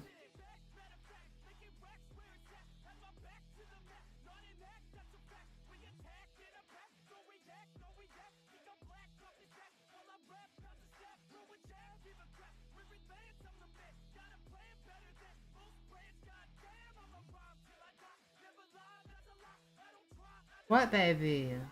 What?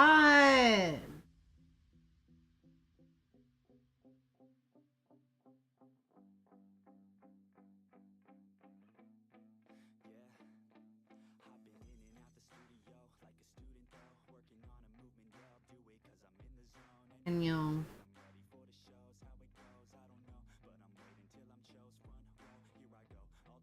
Meow.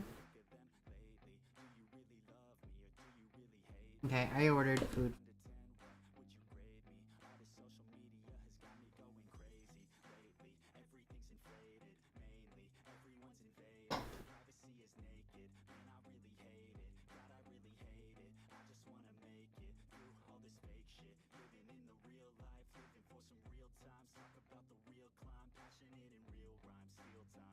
Okay, anyways. We'll have a surprise for Iris. Let's load up Cage of Roses.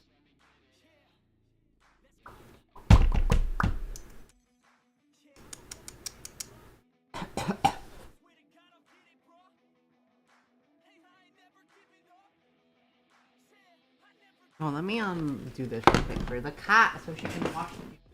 Yeah, baby.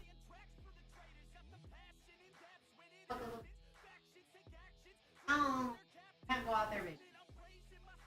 Okay.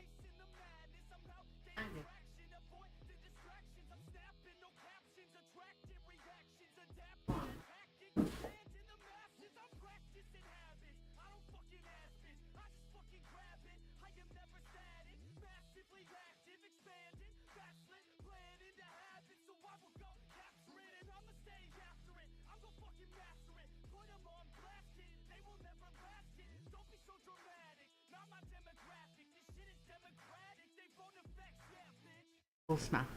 There we go. Uh-oh, the game didn't load. Why didn't the game load? Oh, it's trying to load.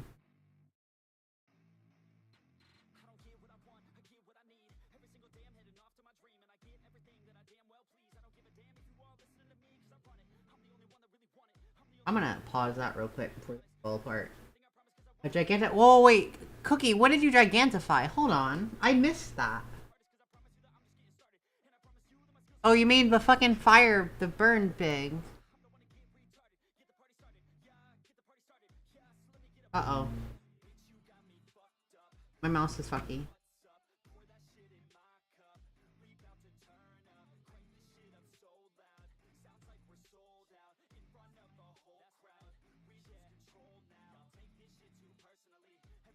My mouse is like dragging to the bottom right corner of one of my monitors.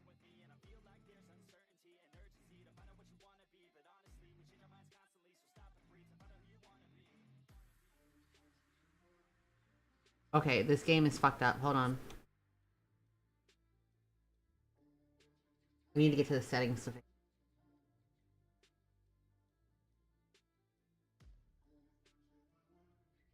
We'll watch through the starting cutscene after I fix the game.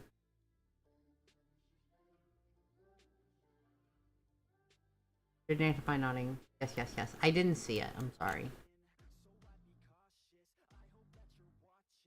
Okay.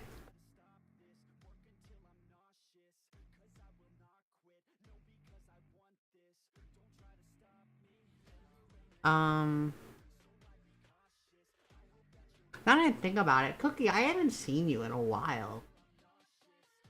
I haven't seen you in Genie's streams either.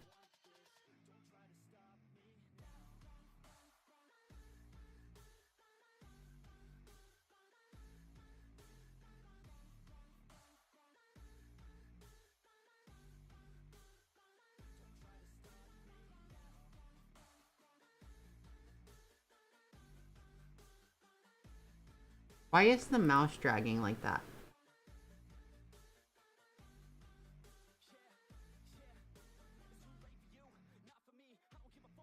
The mouse is dragging to the corner when I tap into the game, and I don't know why it's doing it.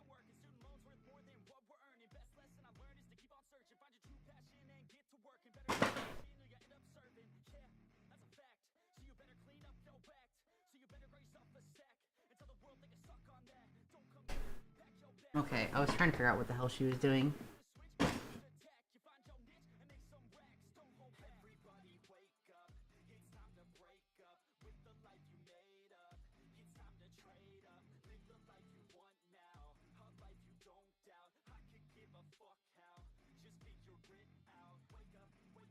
Um.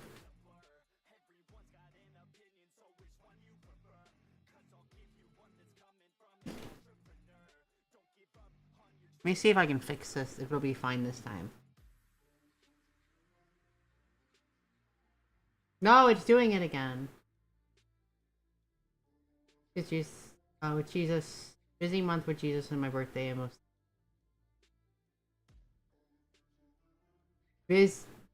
Jesus, what? Busy month with Jesus?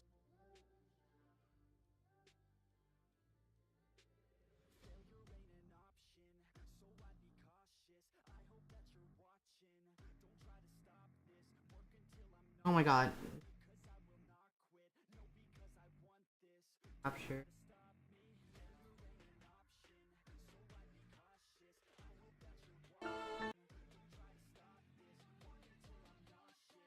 Christmas. Oh, okay. I am... Jesus! I have words. Yeah, Christmas is good. Game capturing, can you guys see it? I got 1 year older too. I missed that part too. When was your birthday, Cookie?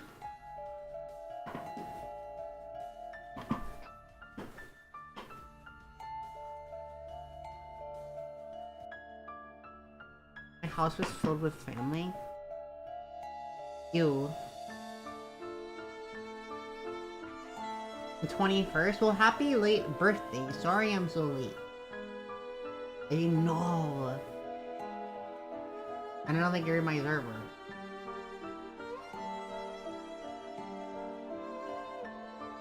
Let me,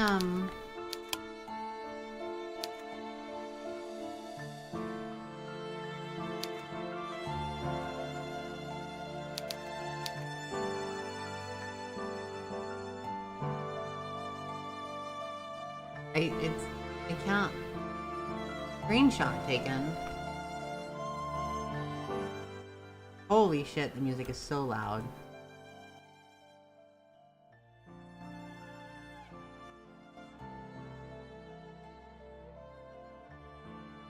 I can't even see what I'm selecting.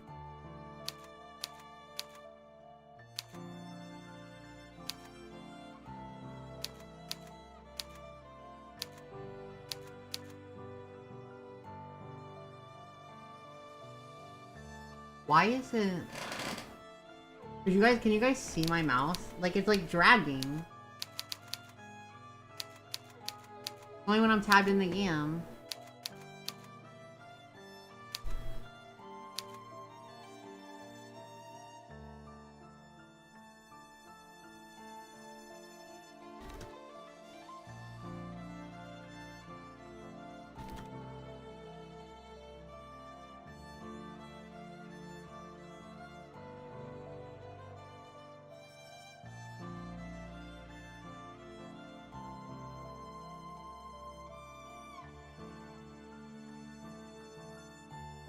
Is it? Oh my god, I know what the issue was. Problem fixed. It was the controller.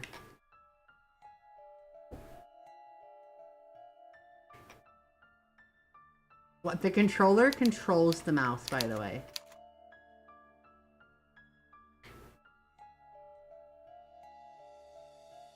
The right joystick controls the mouse in this game.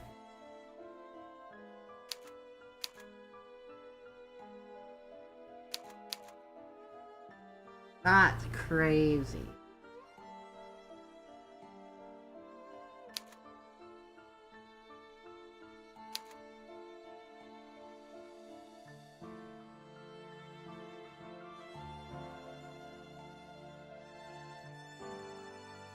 It's not even, I want to use, I don't even want, if I want to do it, I want to do it with the left one.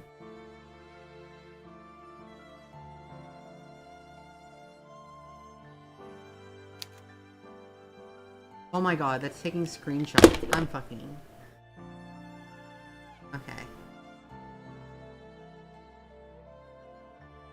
What is... Oh my god. That's just... So many, the buttons are so fucky. Oh my god. Hold on. Return. Extras. Return. Okay, are you guys ready? Am I too big? Do I need to make myself smaller?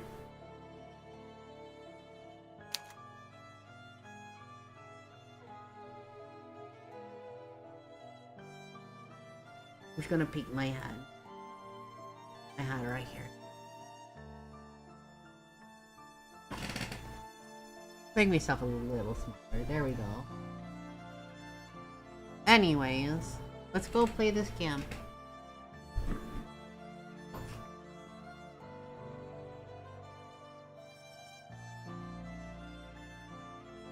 Alright, we're just gonna play Cage of Roses. And it's going to be cute because the art looks so good. And we got the white-haired lady with the ears. I'm assuming she's a vampire. We got her fancy get-up deal going on. Got a corset, and then we got the red lady. Looks like almost like a military outfit. Got the art's really pretty. Look at their lips. Their lips are so lush. Wanna kiss them. But let's see how this goes. Let's go start the game. Okay, we got a maid. Her name is Henny. Faster, maid. Faster. Have to keep moving or else. Oh god, they're gaining on us. Meke. Oh no, Meke. No. Ran through the forest as quickly as her legs could carry her, which, given how exhausted she felt, was not very. She tried to obey Henny's orders, fearful both of letting her friend down and of the shadowy figures who pursued. Her body refused to listen. She got boobs. I'm gonna calm down. Supposed to be adorable. Her legs felt numb and insensible, an unfeeling of marble, but far, far weak.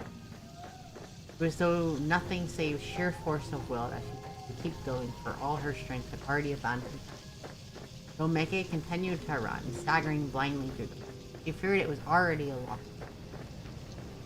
She was but a young woman, slender, and while not very short, quite unaccustomed to exerting herself. She was not like Henny, who spent her days on her hands and knees polishing the floors and blackening the fireplaces. Meke's fingers were white as ivory, while Henny's were red raw through the meaning-demanding, often physical labor. Meke's lungs, meanwhile, were straining from the agonizing effort of running. Never before had she known that the act of merely existing could be so exhausting. Meke, please, you need to hurry quickly, Meke. I don't know if I'm saying that right. Meke? Is this the red-haired lady? I don't know, there's glare coming off my screen. No, this is a different lady. Henny reached back to take hold of Meke's hand, with coarse, short fingernails digging into Meke's palm. Henny was gripping it so tightly it hurt, but Meke knew if she lagged behind, she would find herself in far greater pain. Meke recalled how her father had looked back in their carriage, his eyes wide and his face unusually pale. Meke had never seen her father look so scared before. He was a tall, imposing figure of a man, dashing, even in his 50s. He was accustomed to issuing orders, not receiving them. Meke had thought her father immovable, much like an oak tree, shielded her family's mausoleum, a tree which had stood there for longer than the crypt of... To Meke, her father had seemed like a force of nature, one which was impossible to argue with or get the better of. This superstition had been turned on its head earlier that night, however, in a mere handful of... For all of his bluster, Meke's father was only human. He was made of flesh and blood, just like me. When cut, he bled. He had bled a lot, in fact, all over the plush, upholstered seats of their carriage and onto the floor. His fine clothes had been stained black with the stuff, and the air had stunk of its sharp palate. Meke could smell her father's blood on her even now. As she and Henny raced through the forest, she couldn't forget it, however much she wished. Oh, if only for the events of that night had not been nothing more than a bad dream. Meke wished that the fog would clear and she would awake, her eyelids fluttering to discover herself sitting once more in her bed, in her home, the room flooded with pale sun. Meke! I'm not doing voices. But Meke's surroundings did not shift. The trees continued to press in on her as though they were meant to eat her alive. Her shadowy pursuers were beginning to close in on them. Meke knew she had no hope for outrunning them. She was flagging, her heart hammering at the base of her throat. What would happen when Mickey was not so optimistic to hope for it as if they caught her? What would they do to Henny? They thought was almost more than Mickey could bear. It would have been bad enough to lose her parents, but to lose Henny too? Why? She had done nothing wrong. Unlike Mickey, Henny was no lady. She was just a maid. She was only being targeted because of her relationship to Mickey and her family. Right. Had Henny been traveling alone, she would have passed through the forest quite unscathed. It wasn't as though Henny had any valuable on her person that were worth the effort of pilfering. Henny! Mickey appealed to her maid between sharp gasps of air which pierced her lungs as keenly as knitting needles. Please let go. Leave me be. I'm just slowing you down. I don't care. I'm not leaving you behind. But there aren't even any buts. I told you I won't leave you. Now let's keep running. Mickey wanted to run. Really, she did, but her body had already begun to give in. Her heart might have been pumping fit to burst at the base of her throat, but her legs were weak despite the excess blood which filled her, and her hand in Henny's felt cold and clammy. She exhausted all of her energy simply in escaping from the carriage where her parents' bodies lay. Now she would die only a few hundred paces from their final resting place. Would her mutilated carcass be discovered in the days hence and taken back to her family's home? Would she and her parents be embalmed and sealed away within their mausoleum? Mickey did not much like this thought. Her family's mausoleums were terrifying to her. Somber stones, angels, and spiderwebs. It was quiet, being situated among tall trees, but in quietude, not all.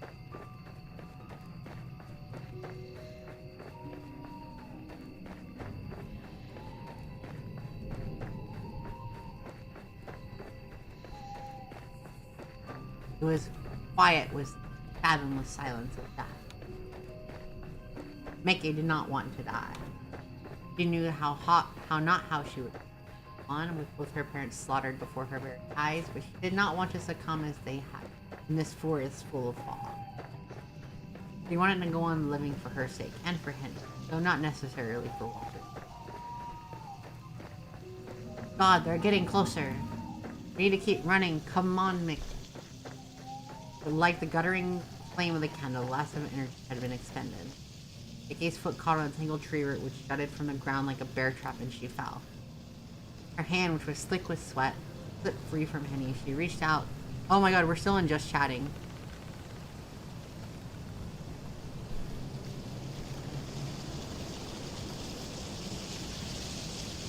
I fixed it. Oh, gotten better. Hello! Hi! You said Eve and I completely missed it. I'm sorry. Canberra.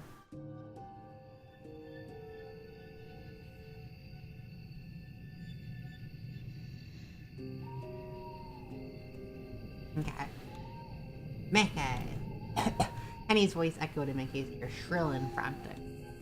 Mickey's heart juddered in her chest, hard as though meaning to stop altogether, but it did little good.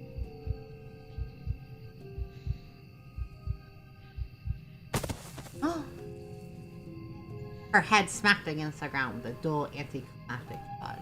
Mickey's teeth bit against her tongue. She tasted copper. Her vision swam. Mickey, oh god, Mickey, get up. Please get up. And then everything went black. Night that never ended. Act 1. Dying.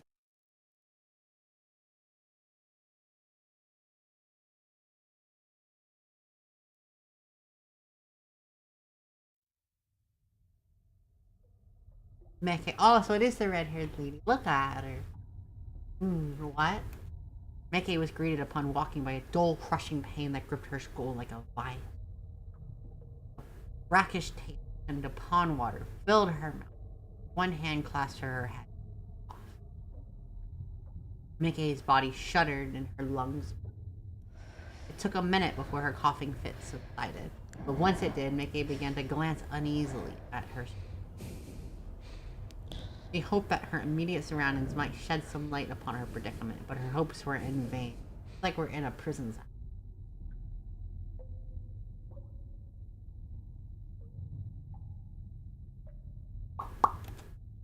Mickey had no idea where she was. The floor upon which she was sitting. But why was she sitting on the floor of all things? felt hard and cold and uncompromised.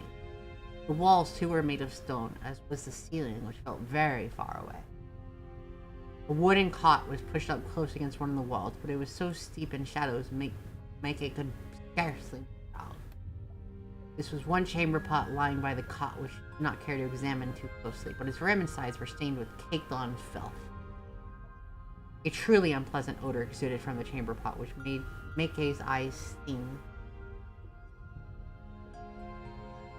It was fortunate that she had no immediate desire to relieve herself, for she had no wish to commode. A quick examination of the room, really, it was more like a cell, showed Meike that save for the cot and chamber pot, it was utterly desolate. There was no other furniture to be seen, no shelves, nor cupboards, nor even a proper bed. There was no mirror either, so Meike could not see herself, but perhaps this was a blessing and Meike doubted she would be at the very best, given she was in so much pain, and she was so very. She was so cold she could feel goosebumps rippling across her. Her teeth were chattering badly. Meike wound her arms around her middle and she shivered sadly. This was not the only chamber pot that stunk. The very air itself, heavy with the stench of unwashed bodies and general decay. The room, no, she was sure that this was a cell, reeked of death. How had she come to such a place? What had happened to her? Meike couldn't remember sitting alongside her mother and her father in their carriage as it bore them through the forest, and then there at this most pivotal her memories failed her. Meike could not recall nothing else. Could recall nothing else. Double entendre. Had her parents been there, they would have given her instructions. They always seemed to know what Meike ought to be doing at any given time. But they were not there, and neither was Henny. Meike was all alone. Henny had been with her. Meike was certain before. Before what? Oh, my food's here. Let me go get my food real quick.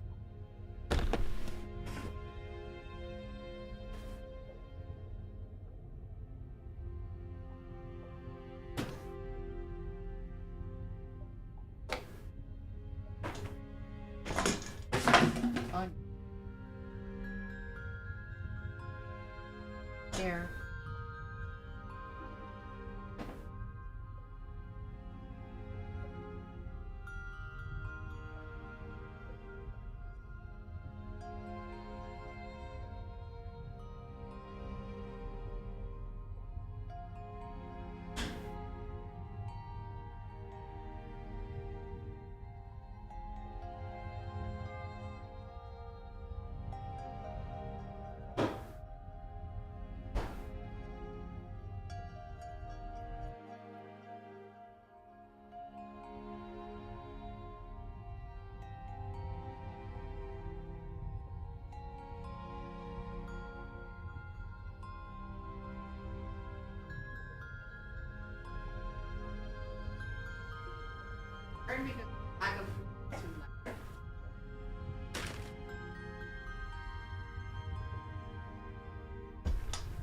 I just gotta nails.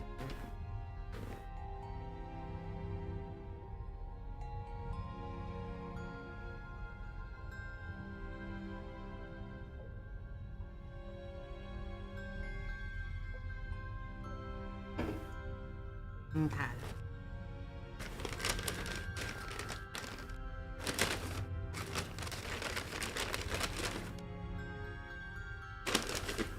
Oh my god, they cheaped out on the fries. Where's all my fries?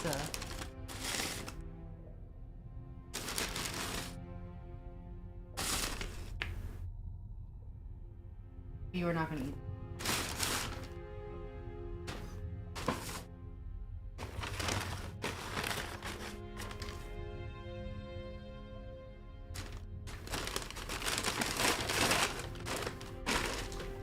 Eve Nya. Hardy Chong. Good morning. Good afternoon. Good afternoon.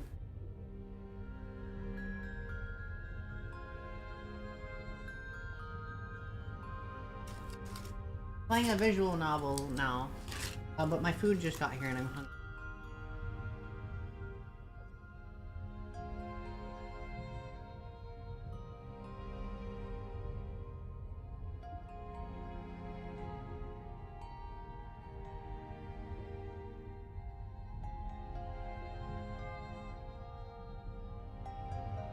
Yes, good evening.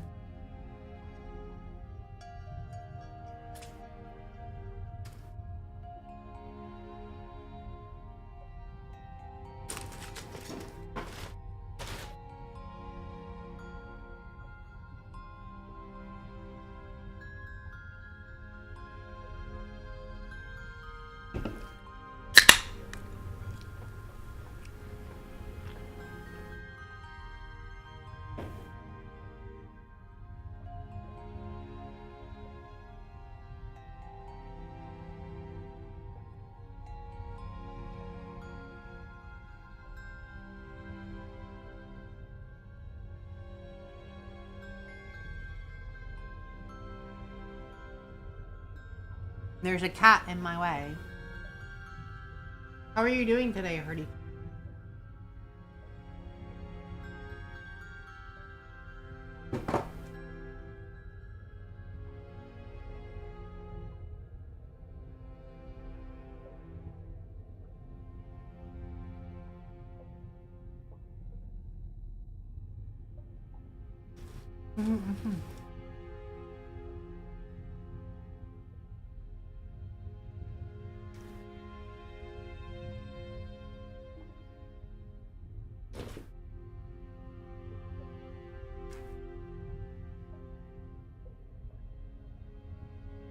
Oh my god, Cookie, you gave bits earlier too?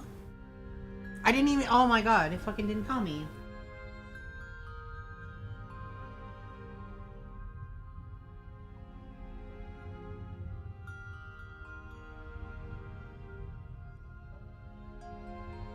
That's good you're doing good, Hardy Tom.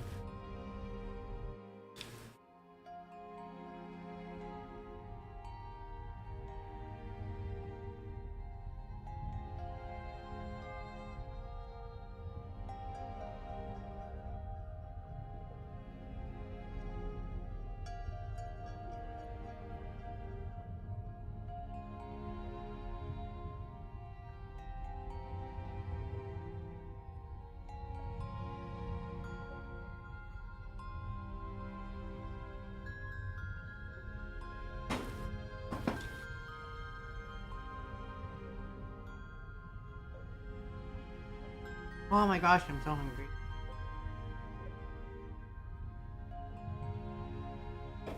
It's 11:30. I've been awake since like 3 o'clock and I haven't eaten. At the hype train, yes, because I don't know if Anon subs get the rewards. I don't think the subs do. Only the streamer and the people who were participated in giving.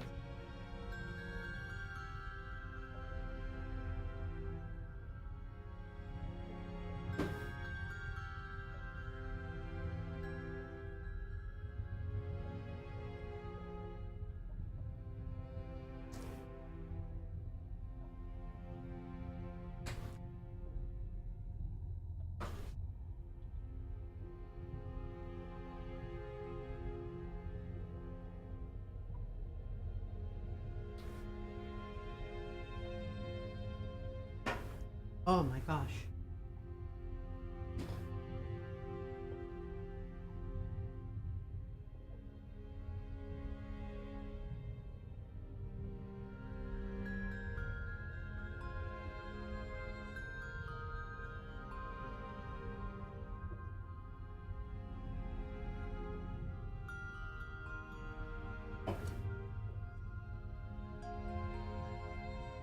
Okay.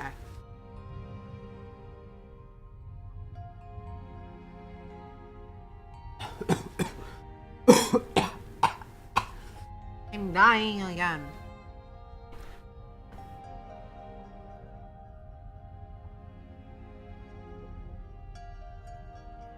Okay.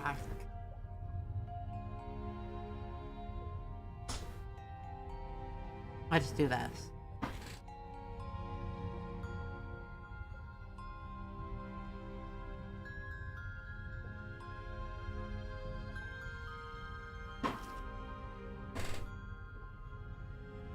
I fucking devoured that burger. Holy. Why could she not remember?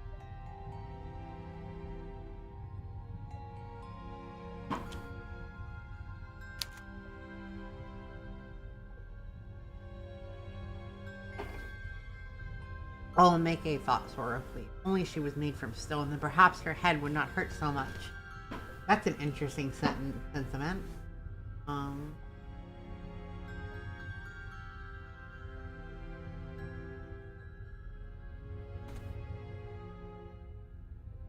It really did feel like her skull might explode. Not from the pain, though the pain still remained, but from raw, unbridled fear. Meike had often dreamed of stealing away from her parents' home to embark upon a brand new life, unfettered by expectations. But she had never wished for this. Tears began to trickle down Meike's crystalline droplets. They scored tracks in the dirt which caked her cheeks, dropped one by one. Her head bowed, fingers splayed against the stones. Meike sobbed, and she sobbed until... What's going on? A soft voice spoke from among the teeming shadows. Meike could not see the speaker. She could scarcely see at all, given the darkness and now her own tears, but she recognized the familiar cadences. The voice belonged to Henny. Meike's dear friend was here too, in the stone cell which smelt of death, and thought Meike feared for Henny. She could feel relief bubbling up inside her. She was not alone after all. Henny? I did that wrong.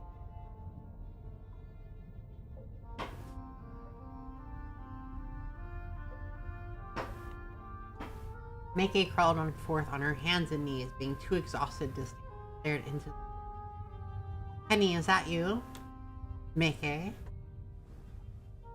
Shaft of moonlight spilled through the singular barred window, hewn high into the wall of their cell, and finally Meike was afforded a view of her maid. Though christened Enrique, Meike had always called her by her beloved maid Henny. It seemed a more appropriate name for so cheery a woman. Henny, come rain or shine, was rarely seen without a smile. She's not smiling now. Henny was not smiling now. However.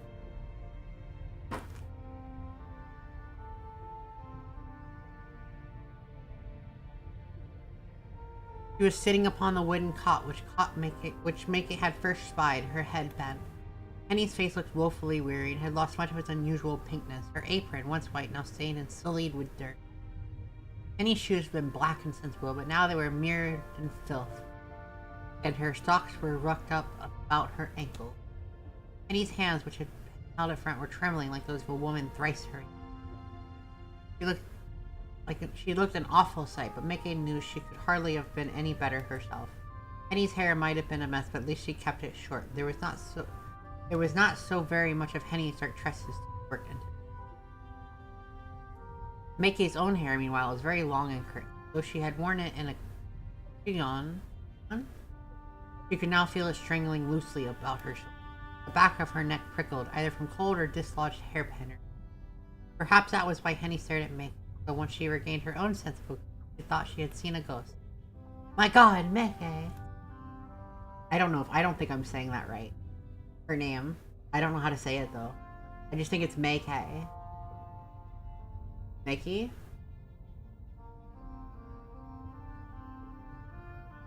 Yeah, because it'd be an I at the end if it was an K, so Meike. Henny looked so alarmed, Meike felt almost ashamed.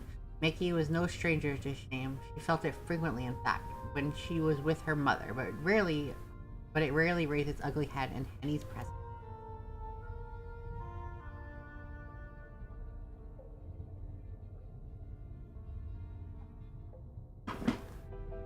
Since Meike's girlhood, Henny has been her once staunch, steadfast companion.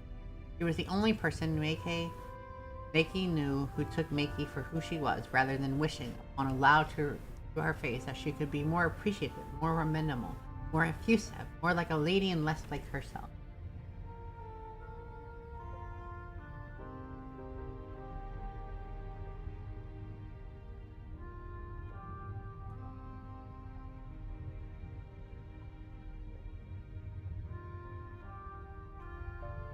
Henny did not want Meike to be more. She only wanted Meike to...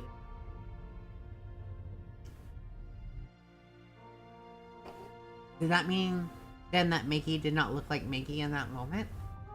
Who else did she resemble, if not?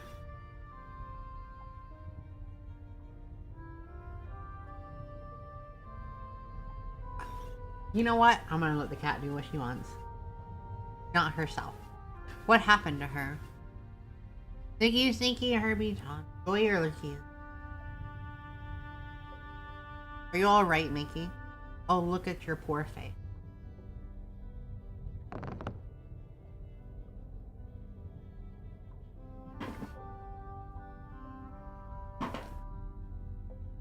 Penny rose from the wooden cot, which creaked and crouched before her. Reaching out, still shaking, she cupped Mickey's cheeks with her fingers and said, "You're bleeding, ma'am." "Yes, you nasty cut beneath your right eye and your cheek." Penny sucked in a breath, her expression grim. It's all banged up. You're positively black and blue." I hadn't realized. I'm sorry, honey.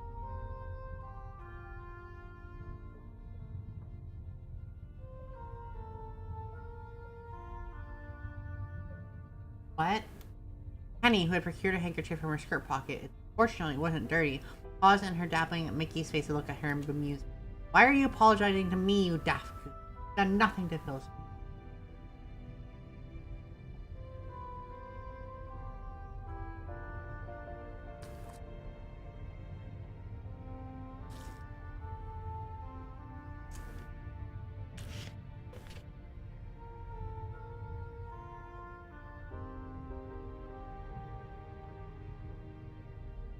I don't know. I'm just sorry for making you worry. Oh, think not of it. My job to worry about you. I'm your maid, remember? Well, of course I remember that much. My thoughts might be in a state of disarray for the present, but I will never forget. I would never forget you. You are much more than my maid, honey. You are my friend, too. My dearest friend. And I could very well say the same about you. That's why it hurts seeing you in such a frightful state. Do I look so very bad? Well, now. Penny scanned Mickey's face, her brown eyes now bright with mischief. That depends how honest you want me to be. Oh dear. Do I look as bad as all that?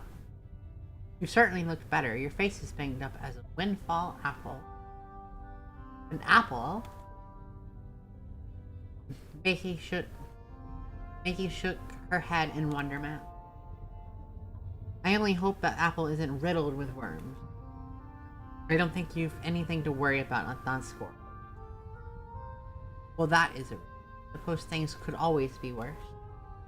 Right, that you are. That's the spirit. You are still alive, and so am I. And we're together. That ought to count for something, although...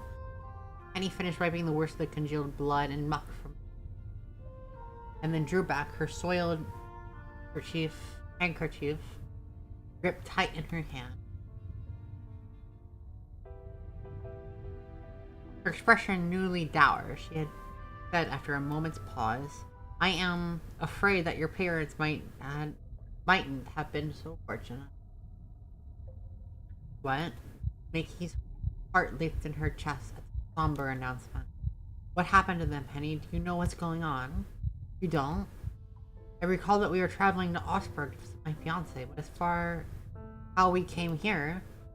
Mickey closed her eyes in the hope of remembering something, but again, nothing. Her mind remained stubbornly blank, as featureless as a snowy field, all flora blanketed, untrampled. I'm afraid I cannot remember. Not a single thing? Nothing. I see. Penny grit her teeth together for a few moments, her eyes dark. She seemed to be weighing a as a baker might measure out flour and sugar. That's not such a surprise, I suppose. You hit your head pretty hard back there.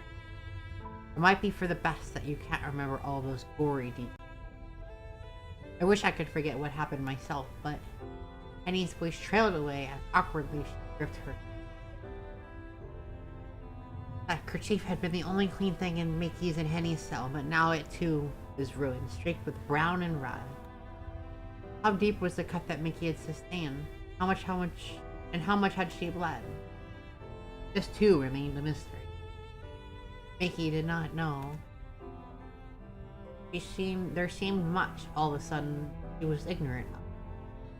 She felt so unworldly she might have been a little girl again, enthused after she had successfully stolen the key to her family's mausoleum. The mausoleum is kind of a lot. Mickey had not known, as she stood in the chill entrance of the mausoleum, that she was about to lower herself into a subterranean world of death and decay, though part of her had wondered. Henny. Mickey took Henny's hand in her own, her cracked fingernails digging into her skin.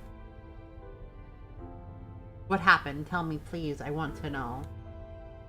I have an idea what's going to happen, but I'm not going to. Yes, I thought you might. That does make things might complicated. I don't want to be the bearer of bad news. Yes, promise you won't take against me for what I'm about to tell you. I've gone through a lot tonight already, and that would be the straw that breaks the camel's back.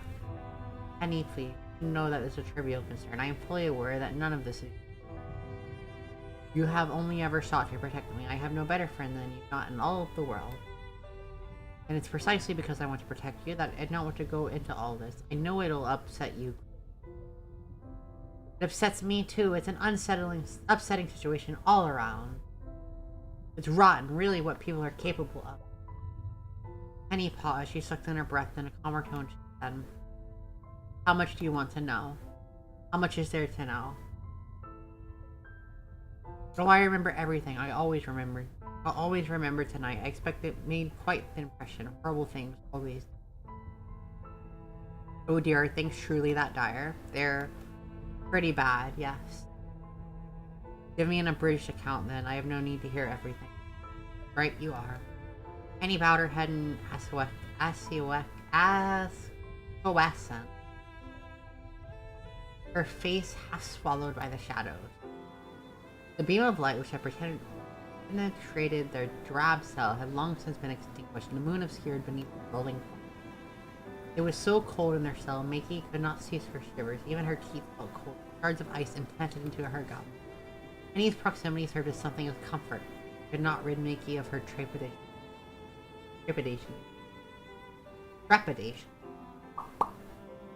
She knew once Henny relayed the past events to her, her life would no longer be the same. Everything would change. It was changing already, in fact, so quickly Mickey hardly had a chance to gather her bearings.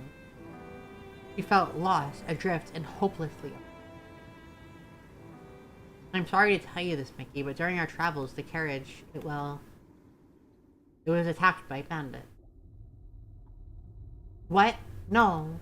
They came creeping out from the fog like, I don't know, monsters. The children's maybe, but much scarier. They waylaid in the carriage. They stormed it. They drew out the daggers and threatened your father. And when he refused to comply, well, Henny's expression twisted. They stabbed him. What? Mickey stared. She expected as much before Henry began her gruesome tale, but the news still shook her. Evidently, she had not been half so prepared to hear this worst as she had imagined. Oh God, not my papa, my poor papa. Don't tell me he didn't. I'm sorry, but... Henny sniffed. It's... As you probably suspecting, his wound was a deep one and he died. Dead? My papa dead? Dead as a doornail. I didn't hang around to see what happened, but, well, it was all over so quickly. I don't think he suffered at least. And my mama, what of her? Don't tell me she also... Henry didn't reply, but discomfort which crossed her face left Mickey no doubts as to his mother's fate. In one brief night, both of Mickey's parents had been... Now she was an orphan. And what of us, Henny? How did we escape? I find it hard to believe the bandits would let us go. I'm sure we would have joined your parents if we sat still, but like good little girls, but I didn't want to do that. I took your hand while they were busy with your mother and we ran away. We fled through the woods, but the bandits took chase darn quick. It was very dark and the fog was thick and I could hardly see what was happening. At one point you tripped and you fell. That's how you got a nasty cut on your forehead and I was dragged down with you. We lay there on the ground in the dirt while the bandits tramped down looking for us. I figured we were both a couple of goners. I started to say my prayers to the Lord Almighty, but then we survived. Yes, we survived.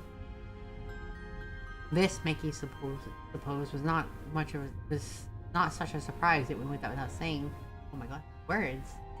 that they had survived. Otherwise, they wouldn't have been sitting in this ghastly cell speaking to one another. Either the bandits had spared them, which seemed unlikely, or somebody had come to their defense. Who would have been wandering the woods so very late at night, however? Vicky could hardly credit it. Their escape must have been stuff of fantasies were made. You know how we escaped, Henny? I know what my eyes saw, but if my eyes can be trusted or not, well, that's another matter altogether.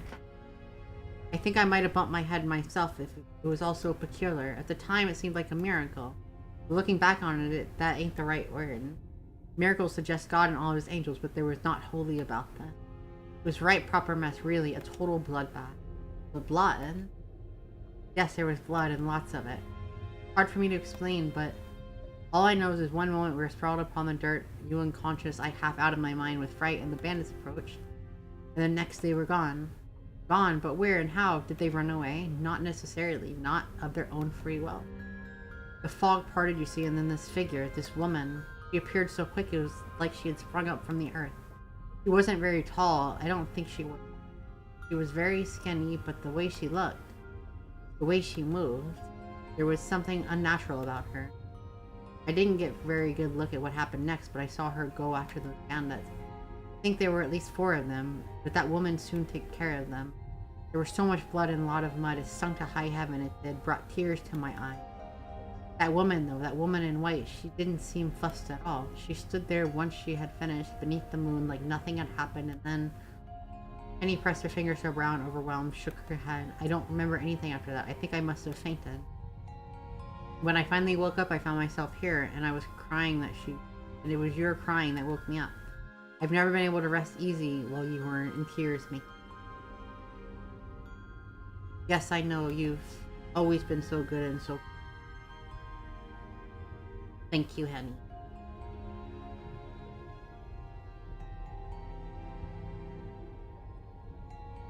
Mickey chanced to smile through her muscles about her mouth, felt atrophied.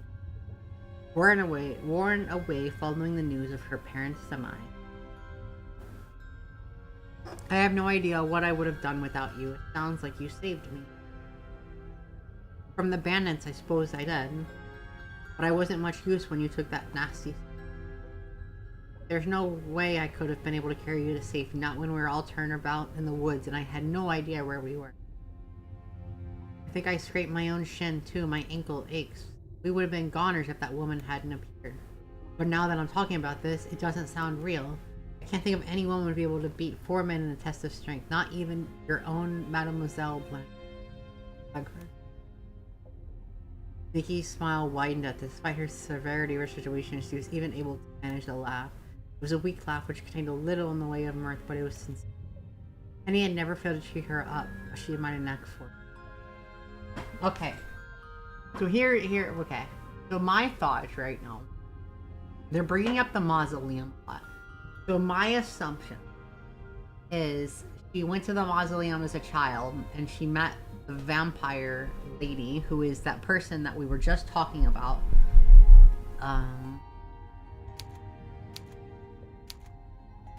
This one.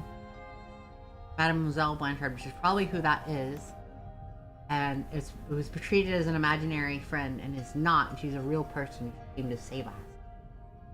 And now here we are. It was a weak laugh which contained little in the way of mirth, but it was sincere. Henny had never failed to cheer her up. She must have had a knack for it. Vicky was too old to believe in magic, but when she was with Henny, she sometimes wondered. Are you sure it was a woman who fended off those bandits? Perhaps it was some sort of animal instead, and you failed to perceive it in the fog. That could be it. Like I said, my mind's a mess. I feel like I've lost a good 10 years off my life, although. Here, Henny smiled grimly in the manner of all survivors after witnessing something horrid. That's better than having it cut short altogether. We must be thankful for our small mercies, as even if our lives were saved at my parents' expense. Vicky squeezed her eyes shut. She could feel tears. Yuri, you say? Yes, yes. We haven't gotten to it yet, though.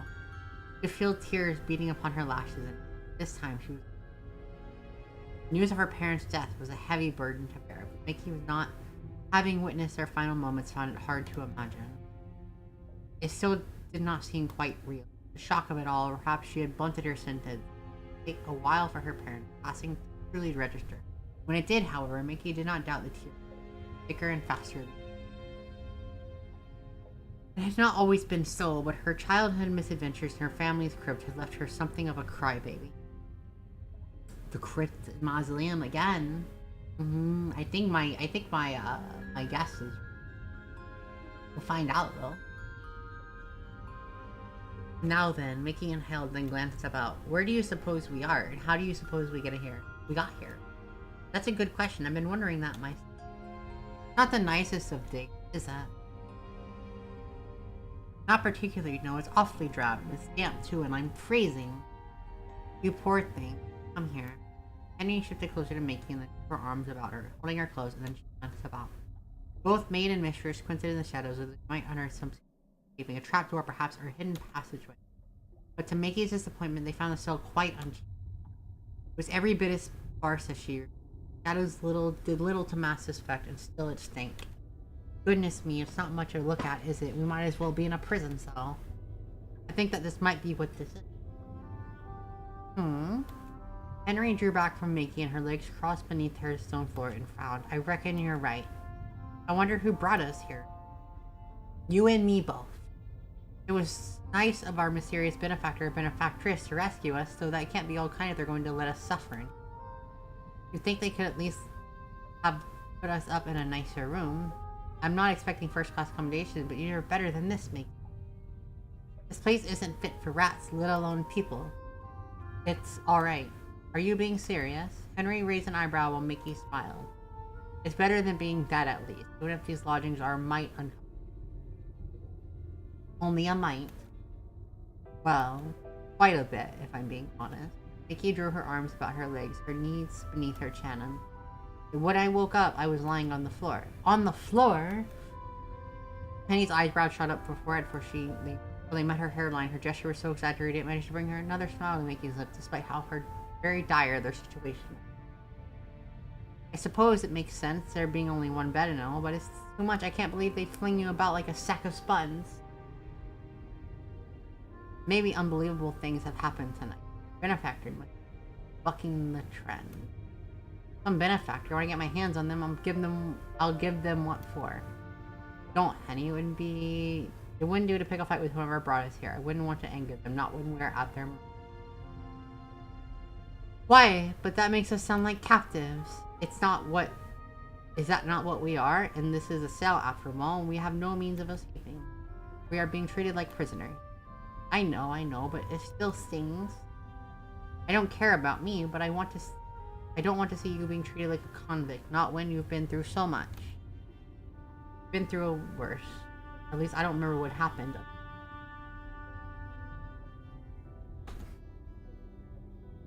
And you're the one who will be saddled with the consequences for me. It was your parents, not mine, who were hell. I don't suspect there's much of a point in trying to suss out who's suffering more than. As it stands, we're both in this together.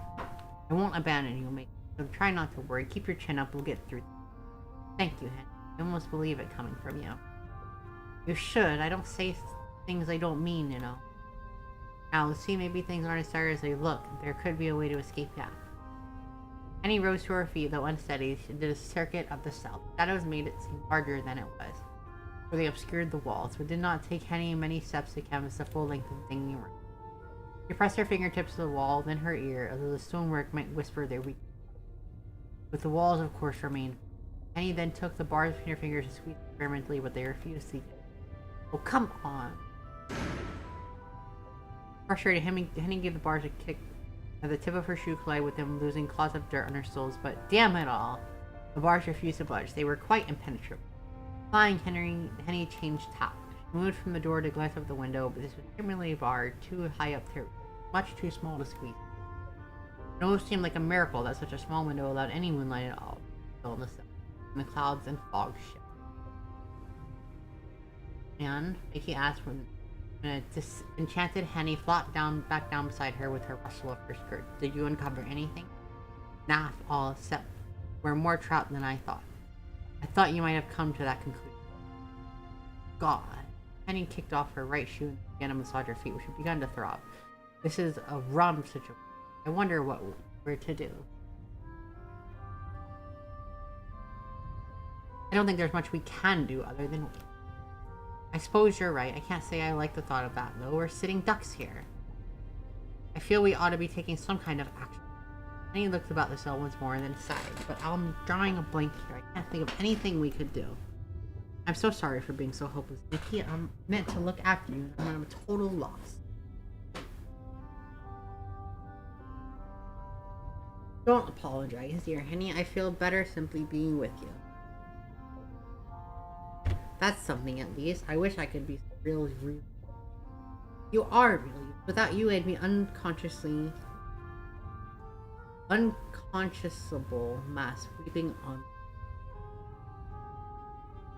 Well, we can't be having that. It breaks my heart to see you cry.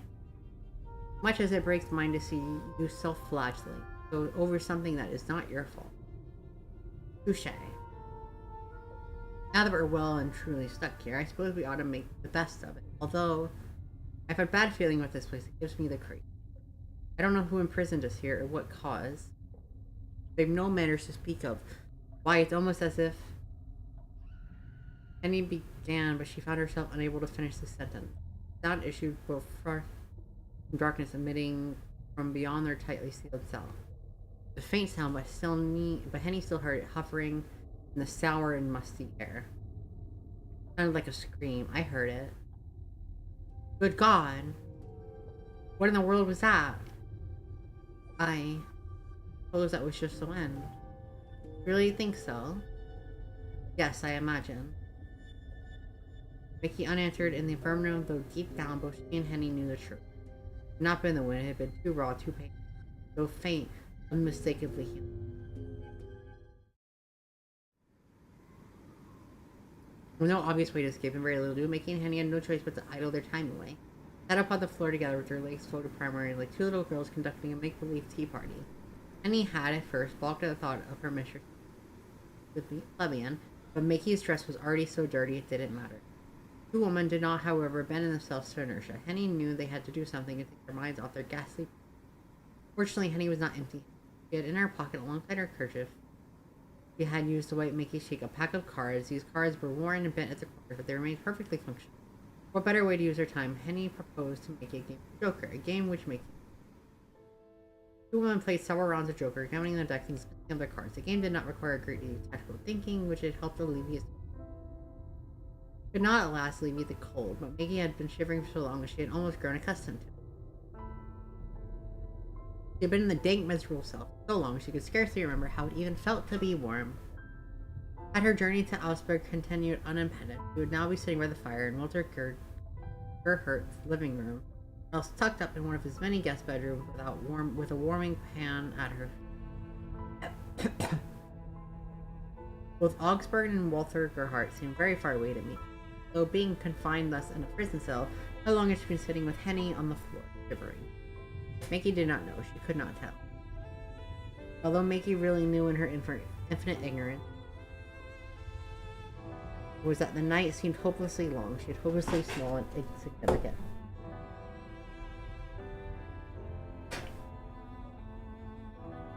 Well, her eyes better now. A little bit better.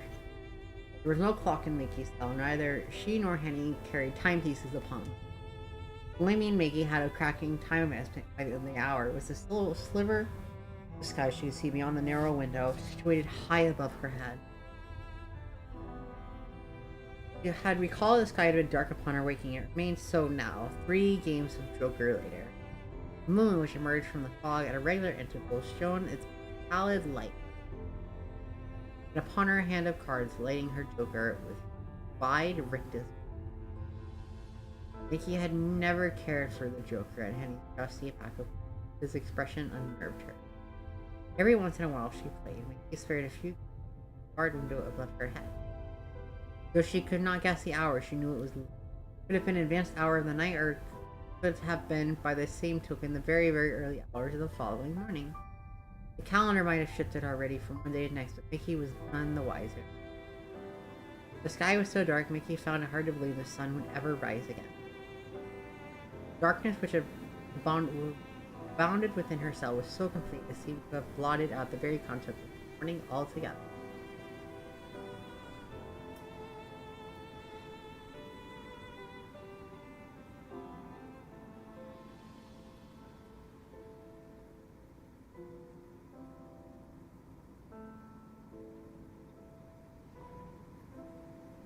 feared she would never again see the sun's golden rays, never again hear the twittering starlings in the trees which announced a brand new day. When did the birds begin to chirp beyond her bedroom window? And Mickey could not recall. She thought it must have been around 6 in the morning. Hear birds. Mickey had gone to bed at 10 every night, like a dutiful daughter ought, and she had often found it hard to sleep for a full, unbroken hours. She would arise at odd hours, at 1 or 2 or 3, her head full of thoughts, and often she found it hard to sleep. When this occurred, Mickey would rise from the bed to sit at her windowsill, her forehead in the sun, pressed to the glass.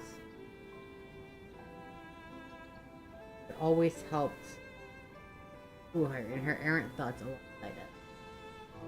Oh, how her mind raced. This is ridiculous. Any guys all while examining her cards. We ought to be at the Hergerharts right now, safe as houses. We weren't so far from Augsburg, at least I don't think we are. Then we were attacked. Why did those bandits have to go after us? We were just unfortunate. I can't imagine the bandits meant specifically to target us. We just happened to be there. You're probably right, but good enough. All the awful luck. At least you've had a fair run during your game. You've beaten me out of soundly during every single hand. Oh, well, sure, I suppose I should thank heaven for small. Henry smiled at Mickey's attempt to cheer her up, but it didn't last. Both Henry's smile and Mickey's cheer were half-hearted, and they were soon swallowed by sinister darkness of their selves. It's a shame I don't feel more thankful. I wonder what Gerhardt would be off his head, I'm sure. He knew the state you're being kept in. I'm enraged too, for you and him. You deserve far better than this. You're a von Essen. You're crying out loud. The person who's holding us here will feel mighty sorry when they realize who you are. You're a real lady. Maybe. Mickey's reply was vague and tone and meaning. Not even Mickey herself knew whether she meant to disparage Henry's optimistic assertions that her being a lady would grant her any favors with her captor, or whether she meant to challenge the notion at all. Mickey had been born to a noble family, it was true, with a lineage that could be traced back centuries. The von Essen, not what they have been. Half a century of poor financial decisions. Grandfather with a compulsive gambling addiction had led to the squandering of much of von Essen.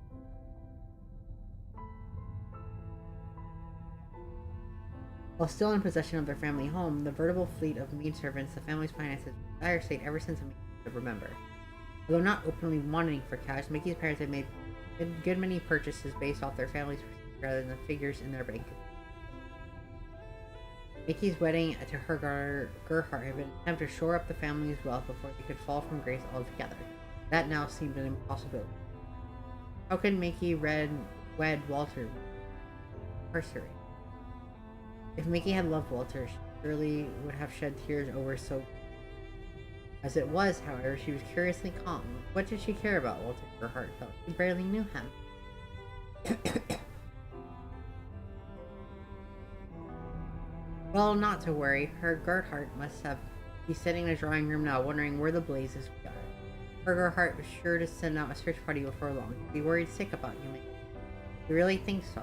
Absolutely. I mean, he is your fiance. He's got to be worried. You're such a sweet thing. I don't see how he couldn't. Thank you, Henry. I appreciate it. Don't thank me, Mickey. I'm just stating the facts. If I was a man, I had a fiance like you. I could bet that I wouldn't let you out of my sight. Perhaps it's a good thing that I'm here with you. Then, you at least now I know I'm alright. Yes, you are, and thank heaven on high for it. You know I'd do anything to keep you. I know. Mickey could well believe that coming.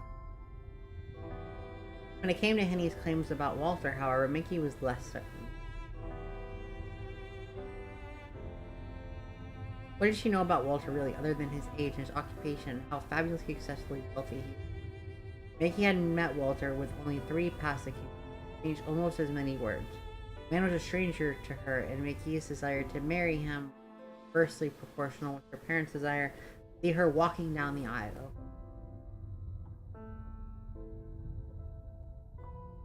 Mickey had been dreading her visit to Augsburg for well over a month. Now it had been terminated. She felt reversed, really.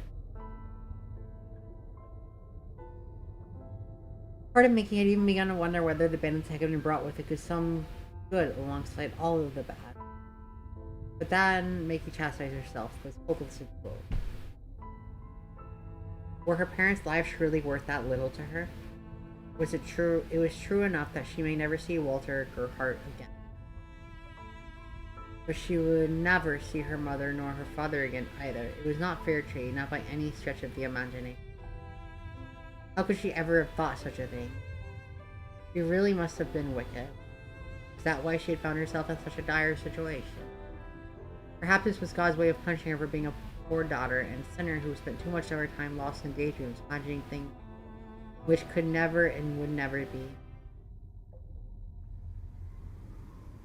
Mickey and Henny sat in their cell for what could have been minutes or hours or even days, whiling away the time. By God, there was so much time, with continued unending, incessant games of the Joker. Mickey's heart was not in the game. Her head was otherwise occupied, and Henny trounced her soundly 12-1. Henny was better than Mickey at card games in general, so this came as little surprise. Mickey was accustomed to losing, accepted her failures with good grace. There were more important things in life than card games. In any event, Mickey was glad to be rid of the eerily grinning jokers in her desk. Little of note happened during these dead, empty hours. Mickey had begun to wonder in a detached way as Henny launched onto the 14th round of Joker where they would ever meet their rescuer. Perhaps whoever had hauled them from the forest had done so, not as an act of kindness, but as a means of prolonging their suffering.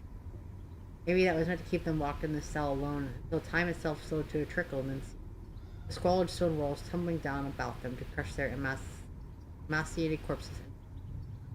But soon, shockingly soon, so it seemed, despite all that interminable waiting, Mickey found her hypothesis proved wrong. She could hear above the sound of Henny shuffling deck and a sound. Footsteps. Footsteps!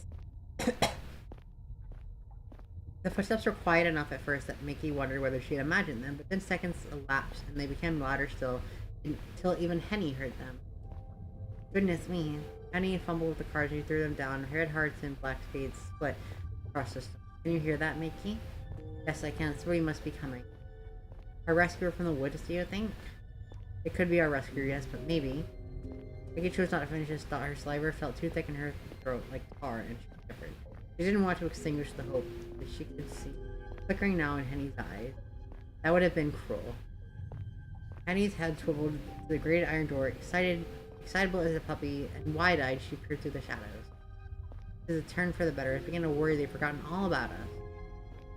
I can't wait to come face to face with them. I'm sure they'll tell exactly what they think about their so-called hospitality. You said that once before, and I wish you wouldn't. I don't want to anger them. Oh, stuff the nonsense. I'm sure it will be fine. If they wanted to harm us, they'd plenty of chance to do it already, surely. That is true, but... Her steps drew closer, still echoing about the stone walls, echoing inside Mickey. The footsteps could represent only two things. It would mean salvation if they were lucky, and Mickey found it difficult to... Neither she nor Henny have been very lucky that night, despite Henny's continued winning hand of Joker.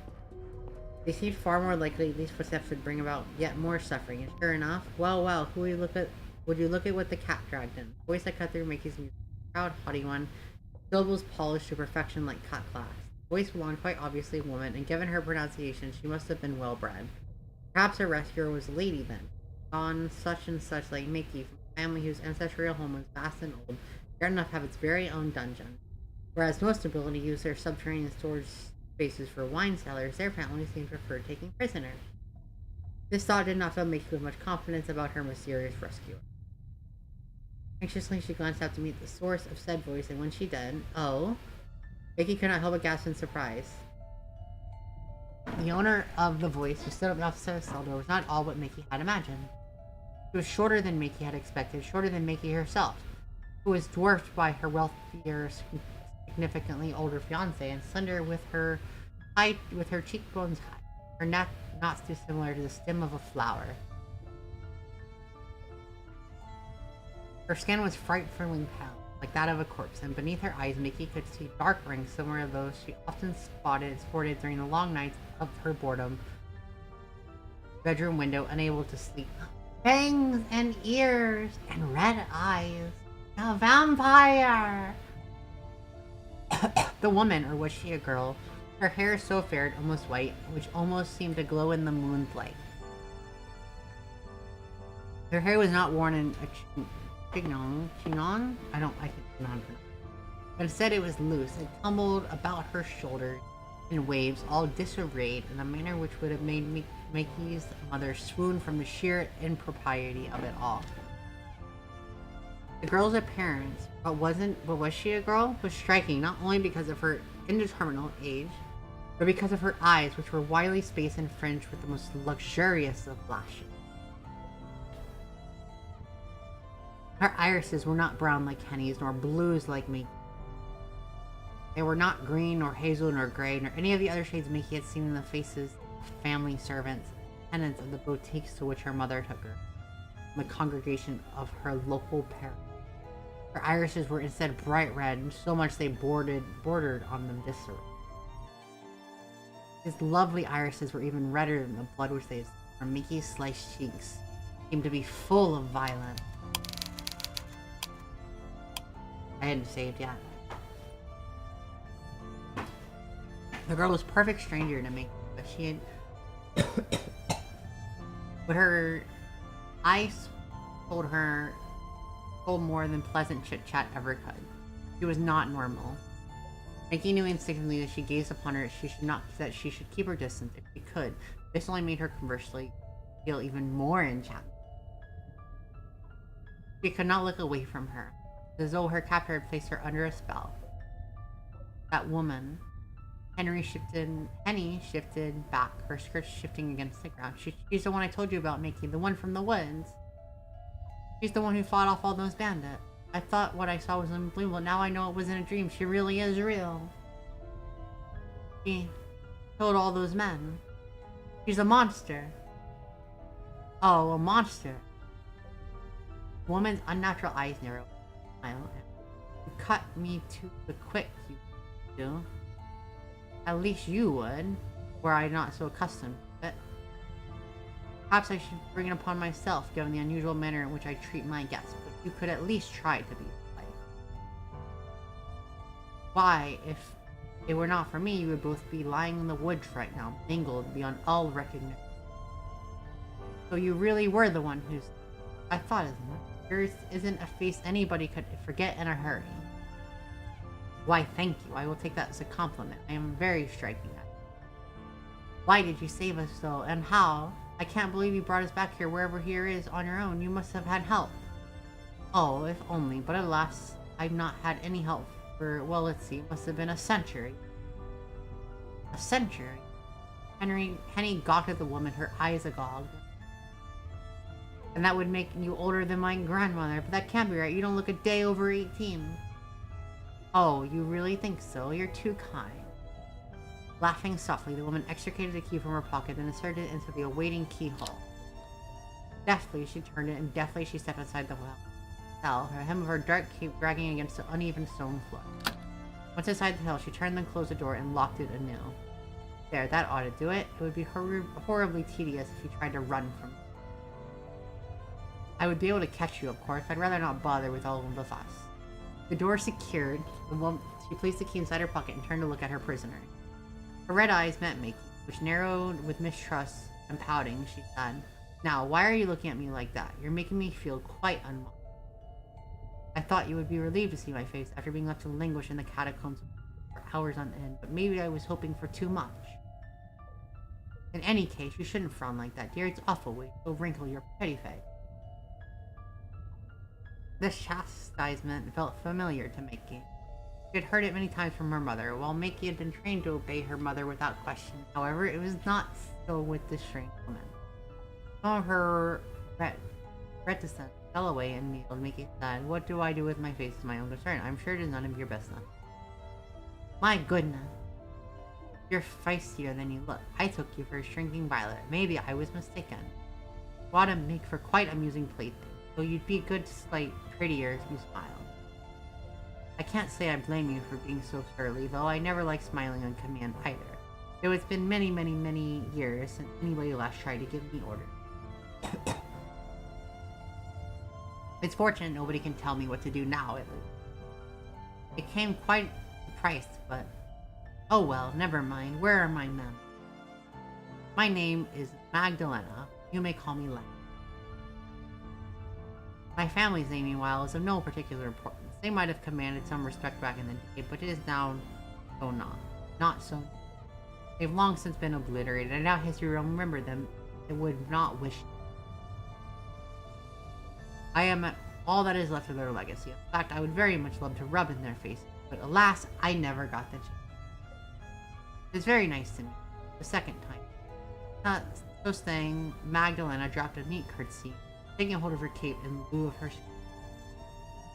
But I am afraid I will not be afforded to answer properly know you. While I would relish the chance to speak to a couple of young maidens such as yourself, I have designed for you to be on idle chatter. And what do you mean by that, exactly? Only that now I have brought you here, I cannot continue to let you live. You have seen too much. What? And he stared at Magdalena with wide eyes so full of fear the air swelled with it. What do you mean?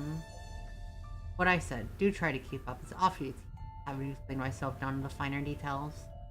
But I suppose you have the right to know, the bare minimum, prisoners though you may be. I would hate to keep you in such suspension. At this point, it doesn't matter how much you know.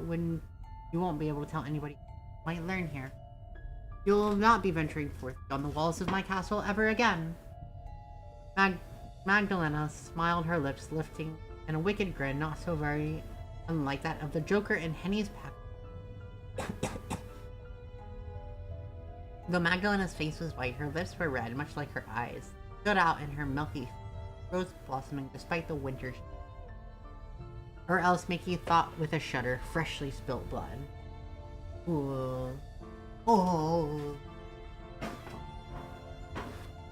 You must understand that I am not a normal woman. No human can hope to best me when it comes to competition of sheer strength, and the bandits who were pursuing you soon discovered. It did take me more than a few seconds to dispatch him. The fight they put up so pathetic, it makes me wonder why they even bothered.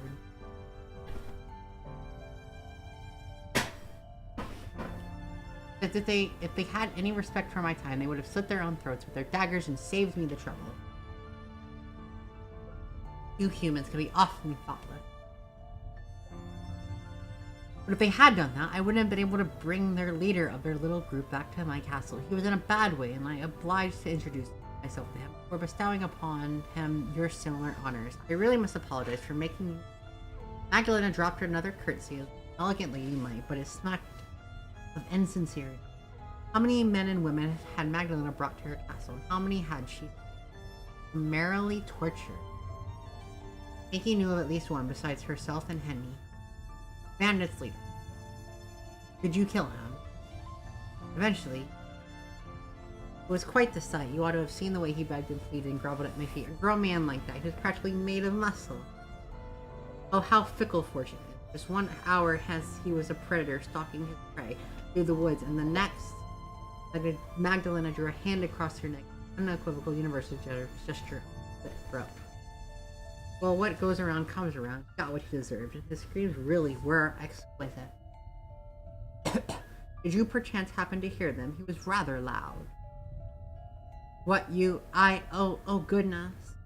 Surprised, are you? You shouldn't be. That man was a bandit, a vulture in man's flesh who profited on misery. If it weren't for me, you would have gone the same way as your poor unfortunates in that stalled carriage, the driver and the horses. Nobody was spared their ravages, man nor beast. That doesn't make any sense. Bandits would have stole the horses, sell them. They made quite the grisly mess. If I were a century younger, it would have been enough to turn even my stomach. Maybe that is so, but to gloat over another death like that, it doesn't seem right. You're twisted. If I am twisted, that is only because of the world. Magdalena began, then paused. A momentary furrow captured her brow, but soon it straightened out as though nothing but a note occurred. Well, never mind that. I do not wish to spout cliches about good and evil. I would begin to bore myself. Fact of the matter is, that man got what he deserved, as did his compatriot. It's a great pain, sir. I paid that brigand back twofold for what he did. Did you know that he tried to be stoic in the beginning? Often are. Human males pretty good. There's so much pride. It's funny, really. The Kerr would care so very much about appearance because he was less a man than he was a dog, but he still had pretensions of greatness and or grandeur. Soon stripped him of these lofty goals. Humans are very alike in one regard. At least you all scream the same after your bones have been broken, and you all bleed red. That man was a brigand, I'll grant you that, who deserved the hangman's noose, but for that, it's a court of law to decide, not you. What you did isn't justice, it's barbaric. You should be taking pleasure in other people's death. What gave you the right to kill him anyway? Henny needs to calm the fuck down. Because Lena's not, it looks like she's getting angry. Had every right to kill him. He was trespassing on my land, as were you and the young lady here. His life is forfeit when he encroached upon my territory. The Lord's Prayer may say that we ought to forgive those who wrong us, but I have no patience. They do not apply to me. The Lord has forsaken me. I am no longer a member of his country. He would have no love for me as I am now, and I have little love for him. I cannot conceive how he would have let me suffer so if he truly existed. Sometimes I do wonder. So you mean to add blasphemy to the list of your crimes? Oh, I have done far, far worse than that in my time. The morals of you good contentious churchgoers do not apply to me, for I am not of your kind. I am a drinker of blood who walks in. I've been alive for over a century, though my life is very different to yours and your mission. I doubt that you could understand me, and neither do I want you to. I have no desire to understand you either. That would be no point. We are much too different. Drinker of blood, that would make you a vampire. It was Mickey who offered forth this label after Henny's voice faltered. Mickey was an ardent devourer of books, and she had read before that of such shadowy denizens, much to her mother's chagrin. Lady von Essen thought Mickey, as a well-bred young woman, ought not to read at all. Only such your might, dear. Should instead busy herself with embroidery. Mickey, however, always preferred books to books, usually work which involved needles. She found herself returning to stories time and time again whenever she needed a break from her own dreary life. Mickey had read all manner of books over the years. She preferred adventure stories full of mystery, intrigue, and yes, even murder. Mickey knew from her reading that vampires were nocturnal creatures, often aristocratic, who shunned the sunlight, built in ruinous castles, and supped upon the lifeblood of fair maidens. Yes, Mickey thought in an utterly detached manner that did make sense. She had a sense that there was something strange about Magdalena when their eyes had first met. Magdalena really must have been a vampire. Made all sense, at least, would have been had Mickey been a heroine in one of her novels. But life, Mickey reminded herself, not a Kentus, might have been consumed, looks like a starving man, but she had enough sense to know that the words written within the pages, adventure stories, were all schemes of vampires ought to remain within the realms of make-believe. They had no business walking about as humans did, made of cold, unfeeling flesh with hearts that no longer beat. They're supposed to be constructs, mere figments of fancy. But Magdalena was undoubtedly real, and unsettling though she was, Mickey did not take her for a liar. Yes, that is correct. I'm a vampire, and this castle, my territory, it and the woods that surround you. You wander into my domain, you hopeless little lambs, to run from these awful battles. I know none of this is your fault, and I have no quibbles. I'm not blaming you for what occurred tonight there. See how far I am too nice by half. Too nice for my own good, because you would have been awfully surly with both of you. I have only ever been polite. I would even let you go if I could, dispatching the brigands as well. I take no pleasure in harming young ladies, but I fear that would be fool. I cannot allow anybody who's wandered into my realm to leave. I do not want you telling tall tales. I should snap both of your necks and be done with it. But Magdalene's red eyes found Mickey's, then held them. Her smile, which hitherto had seemed so easy, faded as she frowned. You don't seem to be a mere peasant. I can tell from your clothes, dirty though they are, that you are from a wealthy background. Your voice and your bearing, yes, even the way you look at it all suggests you are in fact a lady. Would I be correct in that assessment? Why do you ask? It would be problematic for me to dispatch a woman of renown. I would not want your disappearance to catch the attention of me. If they were to send out a search party in these woods, it would not wholly impossible they would stumble upon my home. Oh, a dungeon? So who's collaring who here? Right now, nobody's collared. We're figuring it out as we go, Ivory. Just pay attention. I have lived out of sight from the public for nigh on a century, and I have no desire to invite half of Osberg on Soulberry into my home. Disappointed? Just pay attention. We're enjoying it.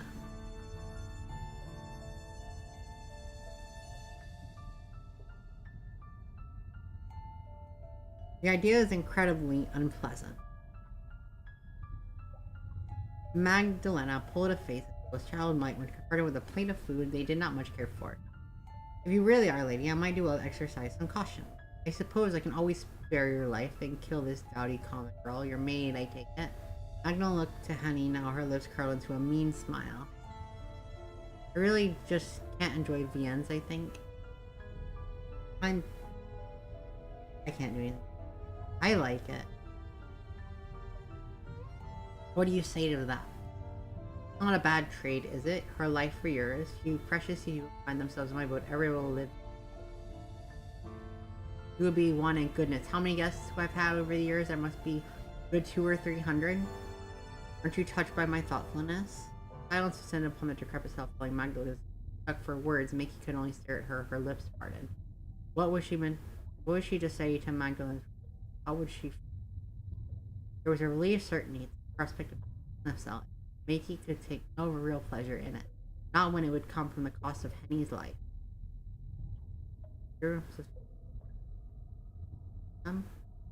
Oh, okay, I got you. How could she abandon her friend who had been by her side since early childhood? Were it not for Henny, Mickey knew she was dead already, butchered like a farmyard animal with parents' carrot. Henny had rescued her once already, unconscious will leave her now. Mickey turned this over in her mind, worrying her teeth with her lower lip. Well, if my life all that you're after, Henny reached out, taking Mickey's hand between her own, and said, what else is there to think about? Sounds like a fine suggestion. Don't you agree, Mickey? What? Mickey stared into Henny's round, soft face, her eyes vast and uncomprehending. Surely you don't mean that. You're not alright with it, are you, Henny? It would be a lie if I said I was jumping up and down for joy at the prospect of being eaten by a vampire. Henny smiled, wavered, though she tried to maintain a brave face. But if that's what I've got to do, like Mickey, then I'll do it. I do love you, after all. I'm not going to let you get hurt.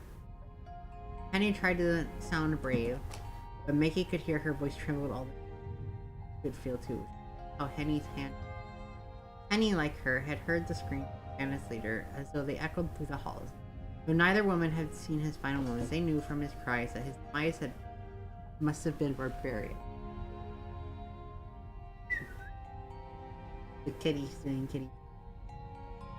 Mickey could not allow Henny to endure such suffering for her sake. She could not allow her to die. Mickey knew Henny wished only the best for her, but no. Mickey spoke up, her voice unsurprisingly cool, given the wild fluctuation of her heart within her breast. I won't allow that to happen. It wouldn't be right. If any one of us must remain here, then it ought to be me. What? No, you can't mean that, Mickey. Surely you jest. No, I am not. You know I have a terrible sense of humor. I hardly can ever tell jokes. I don't have enough levity in me for them. I'm being very serious. You are always looked out for me ever since I was small. Not that I always listened to you. Don't you remember when I stole the key to the mausoleum and my insufferable curiosity kept inside? Of course I remember. You dragged me in after you, wait, despite my warnings, and it went as badly as expected too, didn't it? Just... Faintly, Mickey smiled, dire through her situation. Happy to share this memory with Henny. For all she knew, it might have been the very last chance for him to... Mickey knew not what the future held. Lady Von S. Often found out she was quite frightening. I'd never seen anything like it. Oh yes, she was fearfully cross. It's a wonder fire didn't come out of her nose. I recall that she struck you, and then when I tried to argue on your behalf, she struck me too. She struck me so hard my ears are still ringing from it. God, yes, for him. I always felt awful about it all the time. I did. I didn't care about my... God knows I deserved it, but you've done nothing wrong. You've been perfectly reasonable about it before. If I listened to you, we could avoid the furore altogether, but I was too reckless. I ignored your wishes, and you still tried to protect me. Jumped to my defense like a knife. Up so late for your trouble. Horribly unfair. I've dragged you in all sort of messes. Always come to you. You've been a wonderful friend to me throughout the years. I can't keep relying upon you. I don't want to take advantage of your kindness. But Mickey, I like it when you're... Please feel free to take advantage. That's what I'm here for. No, I can't. It isn't right. It's long past time, I repeat. By offering yourself a sacrifice in my head, that isn't... Mickey, please.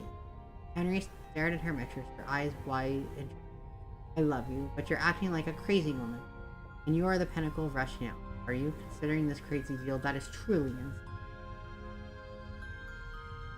Don't tell me you've accepted all this. Of course, I've not accepted it. I'm terrified, really. I see how my poor hands are shaking. But one of us is fighting. It has to be better than both of us. If I can protect you, then I must. I will. That's my job. No, it isn't. Not any longer. I'm absolving you of your duty. This farce has lasted long. What farce? You know what I mean. Magdalena. Yes, have you quite finished your little quarrel? I must confess, I was beginning to feel rather left out. My apologies. I will endeavor to be not so rude in the future. Her head, a gesture of esteem, one not so dissimilar to the way Henny would bite to Bob around her mother. Mickey knew she could not afford to anger Magdalena. If Mickey was to save Henny, she would be obliged to beg and bow and scrape. Fortunately, begging and bowing would not be beyond Mickey's, even though she was a lady. She was no stranger to scraping either. She carefully entreated her to consider her marriage prospect. She had failed on that score, but she didn't intend to fail now. She knew what she must say. It seemed a stretch that Magdalena would leave her, but if she did, I fear you are laboring under misapprehension.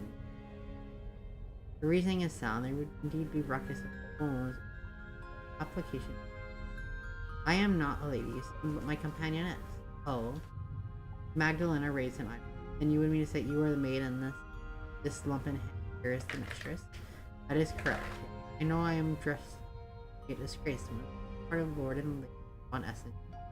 While traveling, they often had me dressed as a lady, while Henry, that is to say Henrique, dresses as it means this subterfuge that our carriage would back up in as I'm in harm's way rather than only a truly desperate bandit can rummage through the pockets of me, especially when she...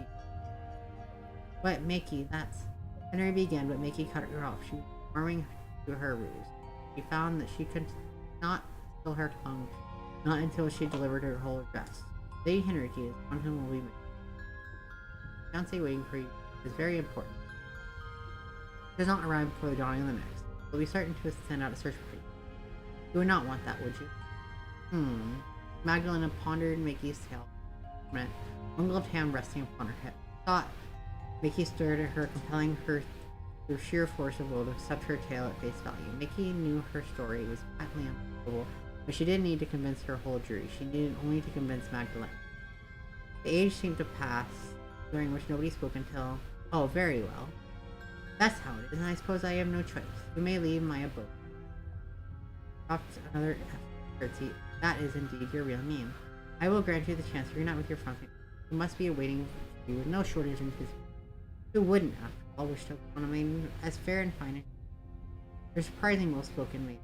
But bidden to remain by my... We have a deal. Yes, I would like to do anything to assure Lady Henrique's... Oh, most assuredly. Not consent to acting as decoy on her behalf if you didn't care. What a wonderful friendship you have. Quite special, particularly given the disparity of your social status. Now come along, Lady Henrique. She knows it's a lie. It was very lovely to make your acquaintance, but now I must cut our meeting short. Let me escort you to the front door. The least I can do lofty status. But making no. And Henny cried, but in vain. Magdalena was soon upon her, pale fingers winding tight around her wrist. Mickey, stop this. Tell her the truth. I'm sorry, Hen. Abashed, Mickey dropped her gaze to the stone floor. Though she had given her life for Henny's sake, she found she could not meet her friend's gaze as she was dragged bodily from the cell. The hurt in Henny's countenance and the betrayal stung far too much. This is how it has to be. This too, I was waiting to go along with this woman's plan, but you suffered it out. I don't understand you at all, Mickey. Why would you tell us she's a lie for an old moon? Magdalena, please. Henny stared at Magdalena, all while trying and failing to dig her heels into the floor of herself. Surely you can't believe my mistress. It's obvious she's lying. There's no way she isn't a lady, not with her fancy proper way of talking. She's far, far more gentle than I could ever dream of being. Her manners are most certainly more polished than your own, yes, but perhaps this comes from years of servitude. You could stand to learn a thing or two, Lady Snarky. Your fiancé wouldn't think much of you as you are now, I'm afraid. Why are you speaking almost like a fishwife? Now come along, let's not argue. It will give me a headache. Make it, you can't leave her, let me go. Henny cried anew, squirming now, but Magdalena's hold upon her did not loosen. Anything, she would grow stronger, agree that Henny screamed. Oh. Henny's cries echoed throughout the cell, more unbearable those of the bandit's leader during his final moments. Magdalena had not made Henny bleed, at least, but she was gripping her wrist tightly, making sure she might snap it. Henny was short and dumpy, and put up little in the way of a fight. The poor maid was quite helpless. There was nothing which could be done, not any longer. Henny would have to leave when Mickey would remain incarcerated in a dreary cell alone. That is what Mickey had wanted when she had spun her frankly untenable story. So why then did she feel so guilty? Let go of me, let go of me. Mickey, please. Henry continued to protest, but Magdalena remained in surprise. The door of the cell was closed once more with a metallic clang, and then Mickey was left upon the ground, pale face trembling, all alone.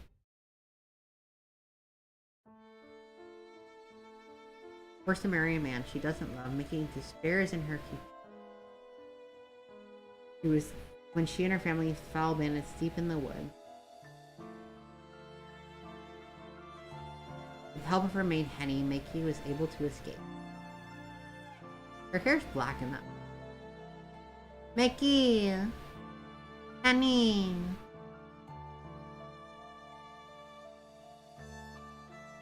Only find herself captured by the mysterious vampire Magdalena. Oh, there's Mickey. Lena! Magdalena. Ooh, these are new. We don't know these people. More vampires. Mickey fears her captor, and yet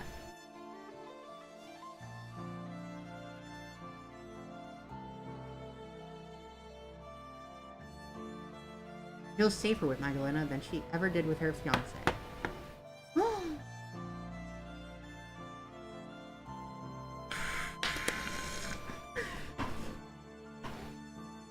Oh, Henny's not.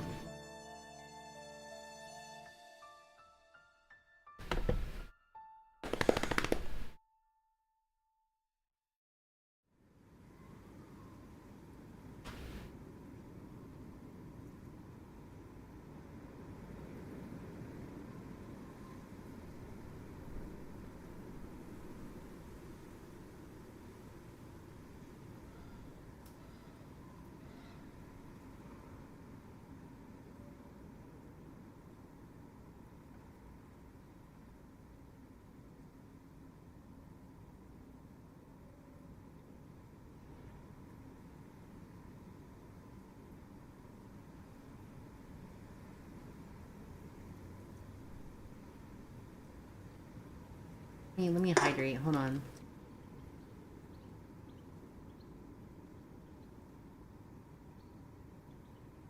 As time passed at an agonizingly slow pace, Mickey sat on the stone herself, her legs demurely crossed. I'm so excited now.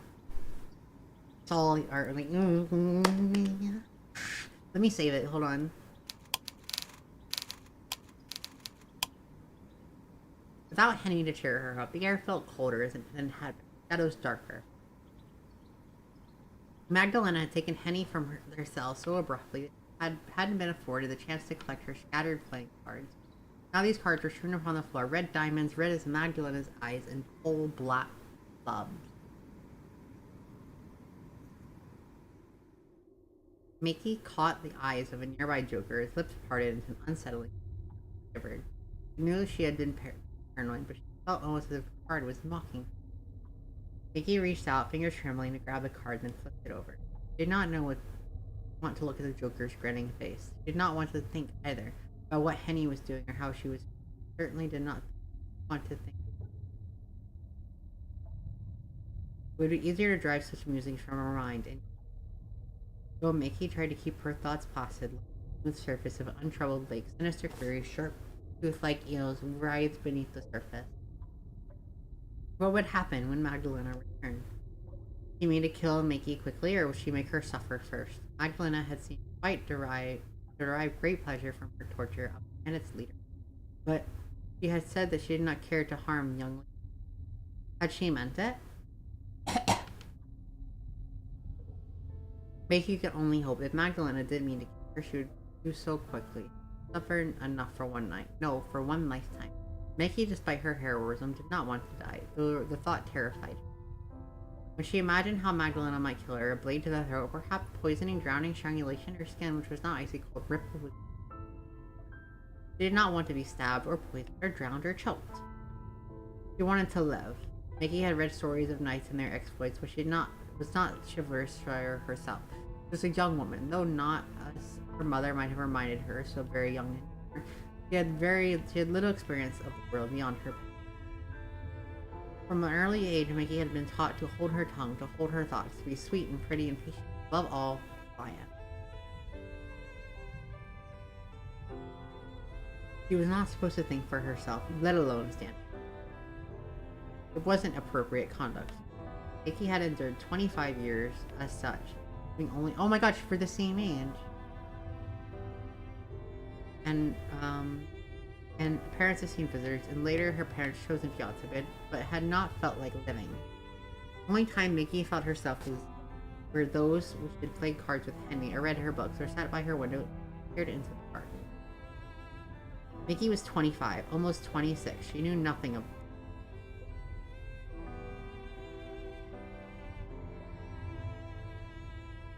She knew nothing of freedom.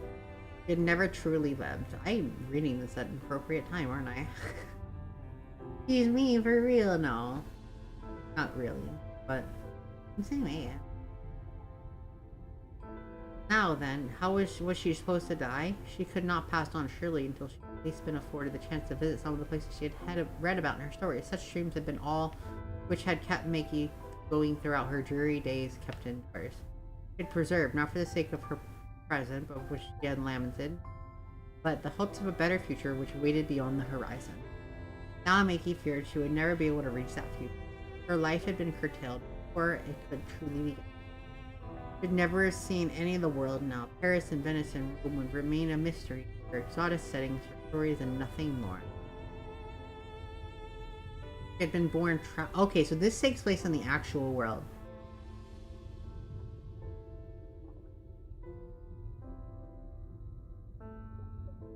Not a fantasy world. Okay.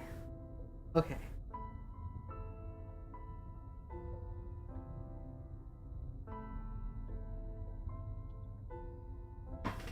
Okay. Oh, there's a thing here. Where's my baby?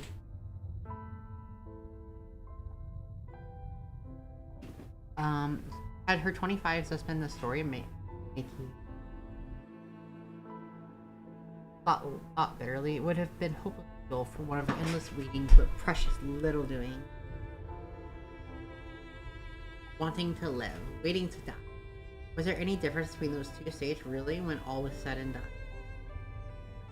There's no point crying about it. Mickey muttered this under her breath in the dark for her own. There's no guarantee you would have been allowed to live. Magdalena had said. I would have had to return to her Gerhardt, and he would wed, and then I would spend the rest of my days trapped in his house. I would go from being a cloistered daughter to a closeted wife. Is that any better, really? In Mickey's eyes, it would have been nothing but another form of imprisonment. Walter had the money to travel anywhere, but whether he would be willing to expend these funds on Little John's for his house-bound board wife was doubtful. Perhaps it was better this way. Mickey had no life she knew, waiting for her beyond the walls of Magdalena's castle. She had never been allowed to live if she wanted. That being the case, she might as well. She had nothing left to live. Minutes passed by, each more intolerable than the last, until Mickey was alerted by the sound of footsteps. Here comes Lena! The iron door was partitioned from the cell in the hall, opening a scraping squeal, and once more Magdalena entered Mickey's. Though Magdalena had left an unwilling Henry in tow, she was now alone. Henny had gone. Well, aren't you a sight for sore eyes? How fare you, my dear captive? I do apologize. Oh, never mind about me. What about Henny? Did you set her free? Goodness me, your loyalty towards your lady is most profound. I was certain you would be inquiring as to your own fate, but no, you seem only to care for her. You really ought to worry about yourself more given the circumstances, but I shall endeavor to allay your worry. I did indeed set your mistress free. I escorted her to the entrance of my home and then bid her on her merry way. Why do you ask? Do you not trust me? You've done little to deserve it, and given the way you've treated Henny and I, but oh, I'm so glad to hear it. I only hope that Henny would be alright on her own. That remains to be seen. I might have set her free, but there's no guarantee she will find her way back to Augsburg. Not in the dark with all this. Those woods are dense, and the paths are not clearly signposted. It would come as no surprise if you were to find yourself lost, or else at the mercy of wild animals. This forest is fair teeming with wolves. Did you know that? Wolves? Oh yes, this forest is just as much notorious as mine. They would often come out at night to hunt. Bandits aren't the only things fair ladies have to watch out for. But if your lady friend is resourceful and luck is on her side, she would emerge from this trial and let us hope that she'll be alright, shall we? Mickey said nothing to this, but instead roped her gaze, her irises fixed upon her knees. Her mind turned not to her own indeterminate fate, but to Henny, who would now be staggering through the woods, breathed an ephemeral fog. Mickey saw Henry backed against a corpse of trees, their branches slender, sinister, and a pack of hungry wolves bore down upon her, their eyes glistening madly in the But this was her only one possibility. Magdalena had said Henny would need luck on her side, and Henny had that in spades. Her performance and Joker was anything to be. She'd always been better at cards than making. Now enough about Lady. No longer my captain. As such, is of little interest to me. I would far rather speak to me. Yes, indeed. I've designs on you, my loyal little serving girl. I do hope you'll make yourself useful during your designs. Then you mean? Mickey pressed her fingers to the base of her throat. She could feel her pulse beneath the surface of her skin, erratic as a rabbit's caught in his. You wish to drain me of my blood. You want me to drain you of your blood? Magdalena tittered. How very eager you. It's not that. Do not misunderstand. I wish only, if you mean to kill me, then you would do so quickly. I've grown sick of it. Oh yes, that look in your eyes delectable. Maybe more so than your blood. And you're so very defiant. But what is this I spy? You appear to be shaking, my poor little mate. That is because of the cold, and not because of your fright. I was able to protect my dear friend. Nothing to be afraid of now. Then you would care nothing for your own life. I have nothing to afforded a life. If you wish, if you take it, if you wish, wouldn't be the only. Ah, yes, that is the fate, or so I've heard, of being a servant. You poor dear. Magdalena's red eyes softened, and for a moment, Mickey wondered whether she couldn't see a trace of sympathy upon her captor's fair face. Lasted only for a second, however, before it faded. Well, I hate for to be the bearer of bad news, but I'm afraid I can't comply with your request. For the moment, that is. I will drain you of your blood in due course, but I have no desire to do so now. Bandit I encountered earlier made for more than a satisfactory meal. I am so glutted, I do not think I could drink another drop of blood. Then you mean to draw this farce out longer? I'll draw it out for as long as I wish until I'm sufficiently thirsty, which seems to be little sense in overindulging.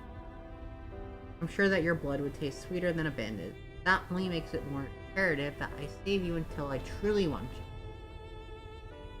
Though it was on Mickey's death Magdalena spoke of, there seems something sultry, seductive in the way she stressed her words. Mickey, who was unused to being wanted, found the blood pooling beneath her cheeks, despite the chill which clung to her. How would it feel when Magdalena brought her lips upon her? Would it hurt? I suppose she would feel a little prickling. Magdalena sank into her flesh. Now, won't you come with me? You'll catch death of cold inside the Fury cell. And then you'll be of no use to anybody. If I am to enjoy you properly, I pray you do so while your body is still. What? Mickey looked at Magdalena, her blue eyes on comprehend. Are you really letting me go? In a manner of speaking, yes. Though I'll only be transferring from one prison to another. As your hostess, I don't believe that these quarters are wholly appropriate for a long-term stay, especially not for fair maidens such as you. You will be in my abodes for several days yet, until I further need. Until then, I would like you to live in some measure of comfort.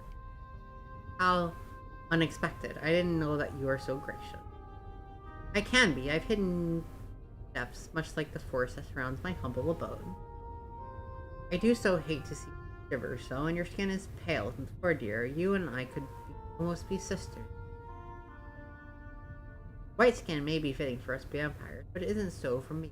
Not even the fairest in all the land. Now please follow me. I doubt you any real wish to stay here languishing unless you mean to take further martyr of your... No, Nikki bit her lower lip. She was loath to accept kindness from Magdalena. She did raise a fair point. It was cold in her cell, miserable alone. If she remained there overnight, it did not seem impossible that the blood in her veins really might freeze. Nikki had already given up her own life, but she did not want to die as a stray dog, racked with...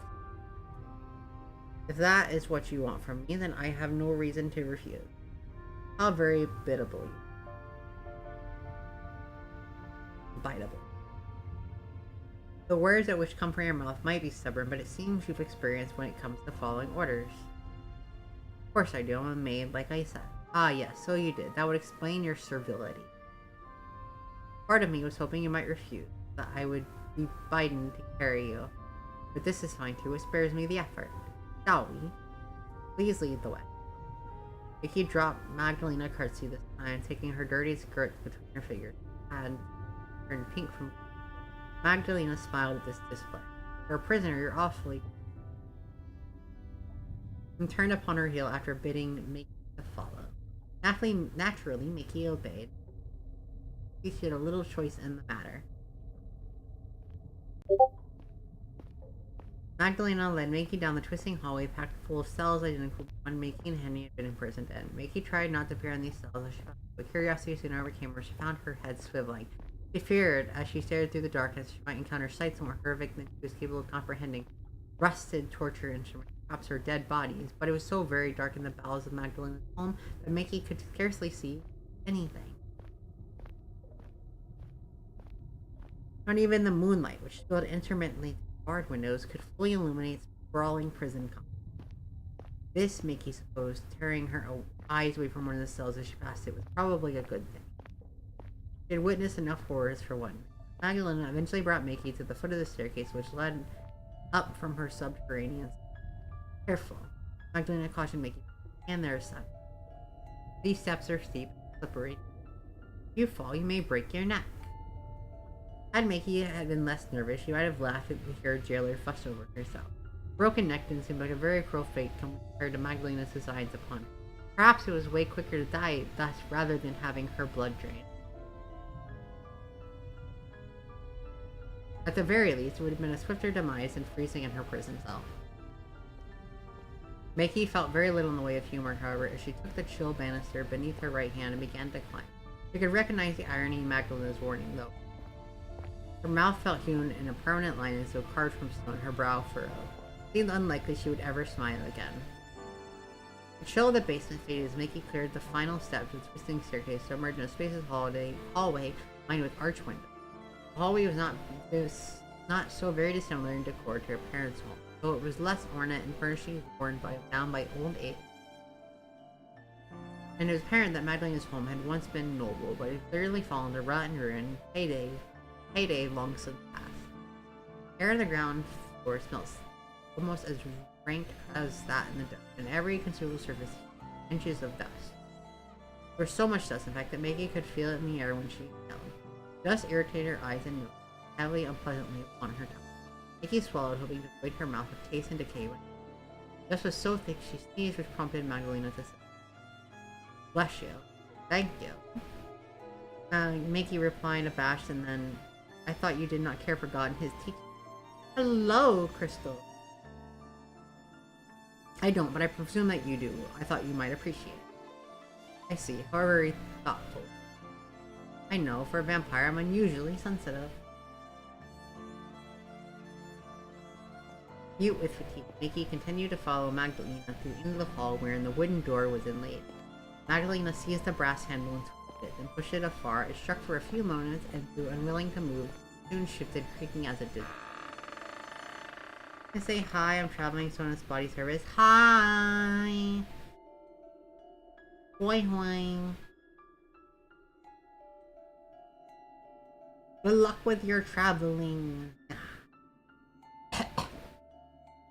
When the door swung back, it revealed a vast, spacious room with ceiling so cavernous, Mickey had to crane her neck to see. A large ornate staircase was set in the center of the room, which rose to the floor above it. The banisters made of wrought iron. This, Mickey supposed, must have been the entrance hall. It clearly been designed to impress, for its vastness is almost dizzying. Magdalena's home. Could it really be a castle? It was larger even than Mickey and vast enough.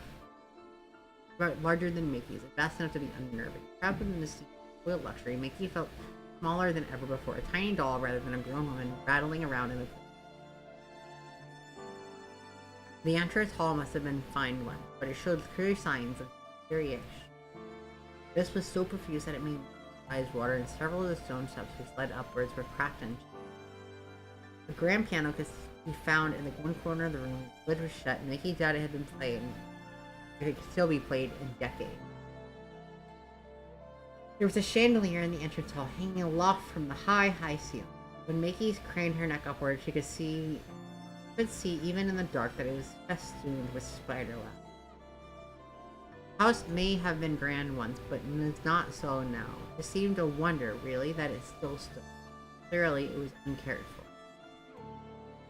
Your servants don't seem to be working very hard. Mickey spoke lightly, her voice swallowed by empty air.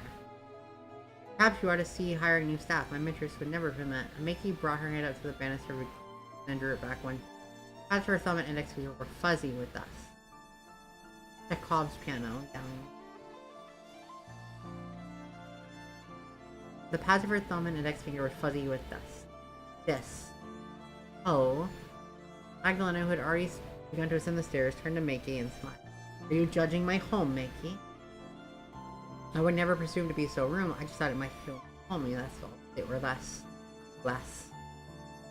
of a pile. Magdalena laughed and then shook her head. You are quite right, of course, to judge. Please judge away to your heart's content. I've never been a fan of this place myself. Its scale is too grandiose, even for my liking. My great-grandfather was he when he built this place, who had this place built, had more money than absolutely no taste to back it up. Bitch, you live like this for real?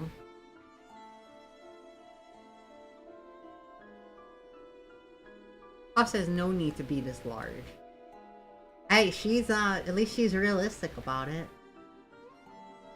But there was land enough for it, and money too. When the man has land and money, it means he will often think, well, why not? Practicality means little in the decisions of great men, and neither, if my unending woe, does aesthetic sense. I mean, she's not wrong. I can believe that my own father, my master. Mickey's father flushed his scalp, the tip of her ears turning pink. Half filled with my own resentment. Pointless baubles. They were all very expensive, but not particularly cheap.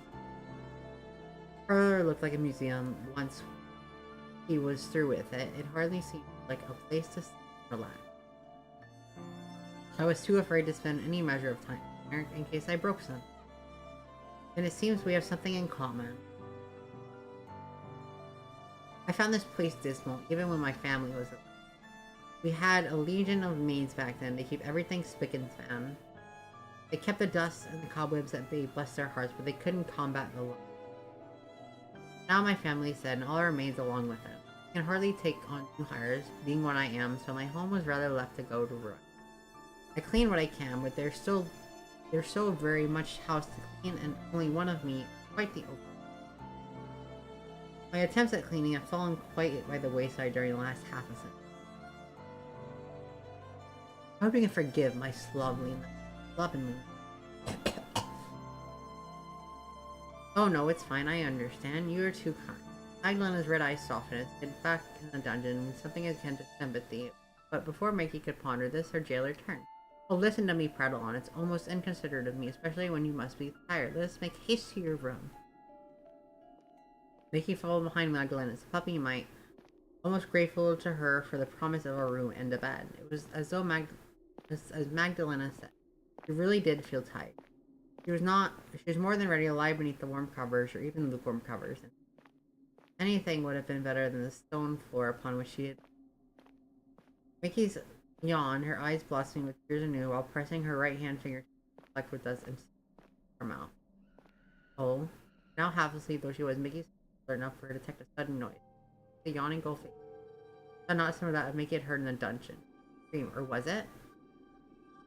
Mickey was unsure. The scream was fainter than the one she had detected in the dungeon, not from the ground, from where under the silly, but above her head. Was there another person concealed in Magdalena's abode, other than herself? Was it another captive, kept separate from the rest? Was it Henny? Magdalena? Lena, please. Magdalena is quite the mouth. I'd rather use it did with your mistress. Mickey wished to contest this, but relation with Magdalena wasn't close to allow the use of it. But he felt too tired to engage in an argument. What did it matter, really, how she addressed Magdalena when she was dead? Lena, then, what was that noise I just heard? What noise? You didn't hear it? Mickey stared at Magdalena, her expression one of patent dismay. It wasn't very loud, I'll grant you.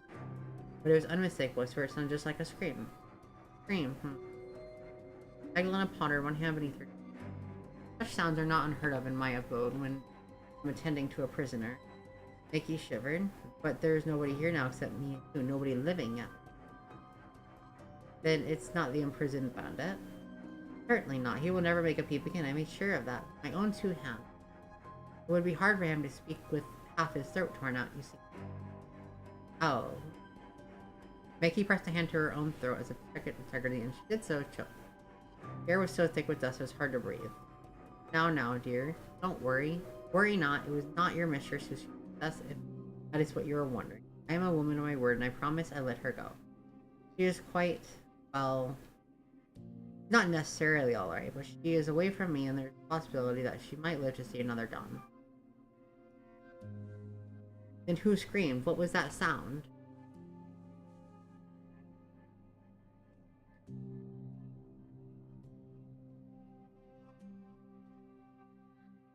He always dreams.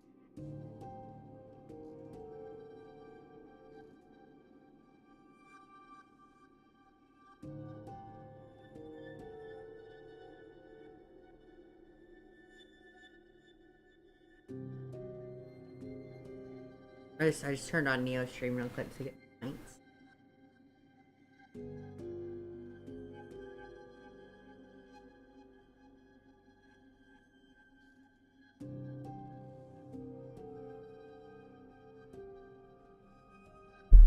Must have been your imagination. You are overexerted yourself this night's events. Anybody would be exhausted in your... It didn't feel like a dream, though. No. Magdalena shrugged in a manner which did not seem quite in keeping with her aristocratic bearing. I suppose it must have been the wind then. It's very draughty in here. She's hiding something.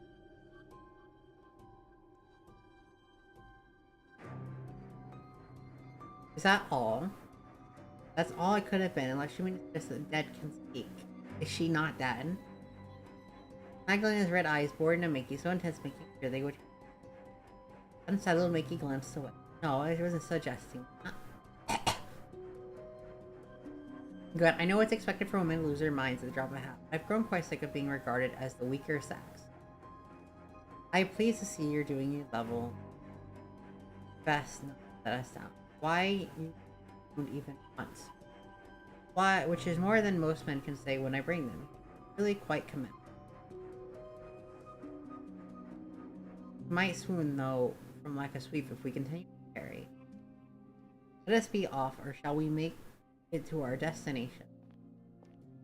Mickey nodded, then followed behind her hostess. She could no longer hear the scream. Memory haunted her all the cry she had heard, though briefly, had not sounded like a breeze, regardless of what Mickey was certain that the sound had belonged to a person. But why would Magdalena lie about such a thing? It was impossible to say. Ooh, we're the light! Here we are, home sweet home. So, Magdalena looked at Mickey, an amused smile playing about her lips. What do you think? Mickey examined the room mutely, her hands folded at her front. The chamber Magdalena had brought to was dark. It was lit only by a pair of candles on either side of the bed.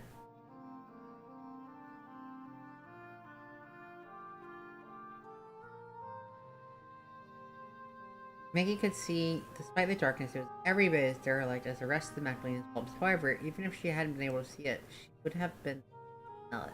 The air was frosty, as though it had been left to circulate inside the room for years upon end, most likely. But even the surface, meanwhile, was covered in dust. Uh-oh.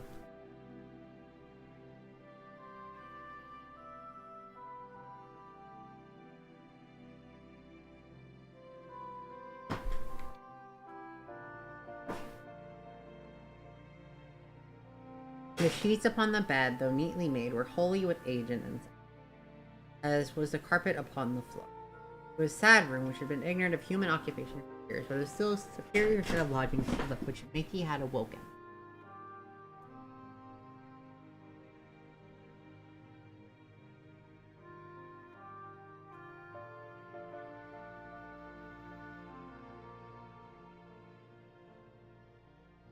At least this room had a bed, a four-poster one, less like the one at Mickey's, with a mattress and sheets, on which Mickey could rest her weary limbs.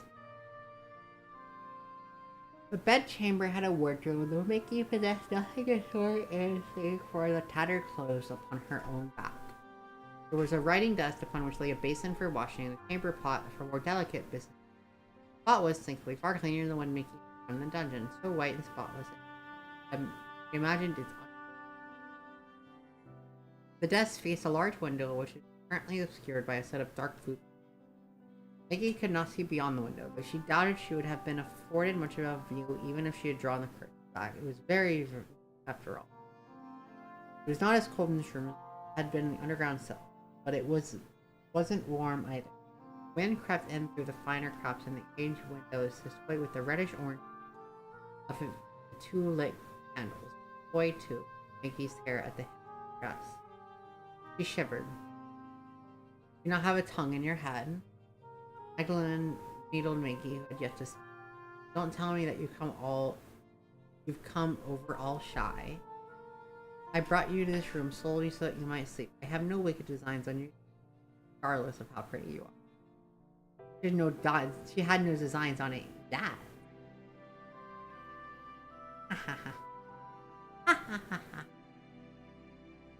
I only want your blood, not your body. I beg your pardon. He blinked at Magdalene, comprehending. What designs are you speaking of?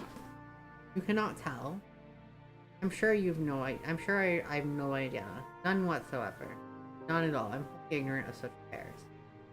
Goodness me. Magdalene rolled her eyes upward, her red eyes upwards to the ceiling which seemed to sag beneath its eyes. I can't tell whether you're being dense on purpose, or you really are that innocent. Your mother never teach you what men and women do in chambers such as that. My mother did not know. Thought such topics would. That was my governess's job all day. I don't think that I would care to do much anything in a chamber like this one. Like the grave. Tut tut. You're being rather rude about my home, you know. Here I am trying to be a good host. And you throw my kindness back in my face. I know you not like your home much. Not like your home either, you told me. Touché. I did try to pick out some pleasantries for you, but there are so very many of them that it's difficult to keep abreast of them. I rarely have visitors. What I do, I can throw it into the dungeon. Maybe we should stop throwing people in the dungeons.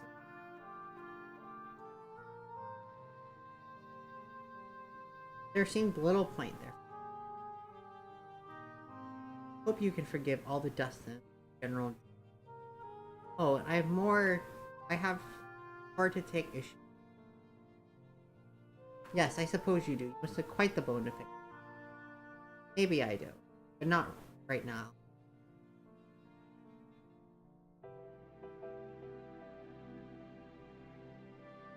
I'm too tired. Yes, you do look it. Your face is frightfully. I think it's a good night's sleep, but the doctor ordered, provided you were able to rest that. That would be nice. Mickey lost her finger along the brocaded covers of bed. What did you mean earlier? We said you have no designs on my innocence. Dear me, I thought you were joking. But I can see that you're in no fit state for it. I don't tell jokes. Little to laugh. And you have even less to laugh about now, you poor dear. Magdalena cleared her throat. I meant only to say that I would not do unto you as a man might, regardless of our surroundings. I have no various intentions of that you can. Mickey thought of her governess's explanation. Walter expected to come from their wedding night. There's a sudden rush of blood beneath her cheeks. It enticed Magdalena, and anyway, she did not show it, though her fingers did twitch in the tight, constricting glove. I don't understand. I know what men behind closed doors. How could two women set about something similar? It's not possible. You think so? Ooh. I know so. The government has explained everything in the great teeth. One wishes to make a baby. Well, two women cannot do that. There's no sense to it. And you think people ought to do things only because they make sense? That's quite narrow-minded. But people are often uneducated, both in my time and your own. In some ways, the world has changed a great deal, yet in others, you're disappointed. Well, never mind. I can see I'm only... You're so very innocent, it hurts. Perhaps it is to be expected, though ladies ought not know of such things. They are born and bred to be ignorant. What? Mickey had not understood the full implication of Magdalena's previous language. She understood well enough by this. Why would you call me that? I already told you I'm not a lady. I'm Lady Henrique's faithful servant. Yes, you did say. Mwah! Mwah, mwah, mwah, mwah, mwah. I'd go give Nala kisses, but she's all the way up on her... She's gonna fall off of that. She's up on her cat highway. And I'm a bit worried because she's got her butt laying off the side of it. Good night, I'm going to sleep. You need some rest. Go sleepy. I'm gonna take a picture of this cat. Hold on.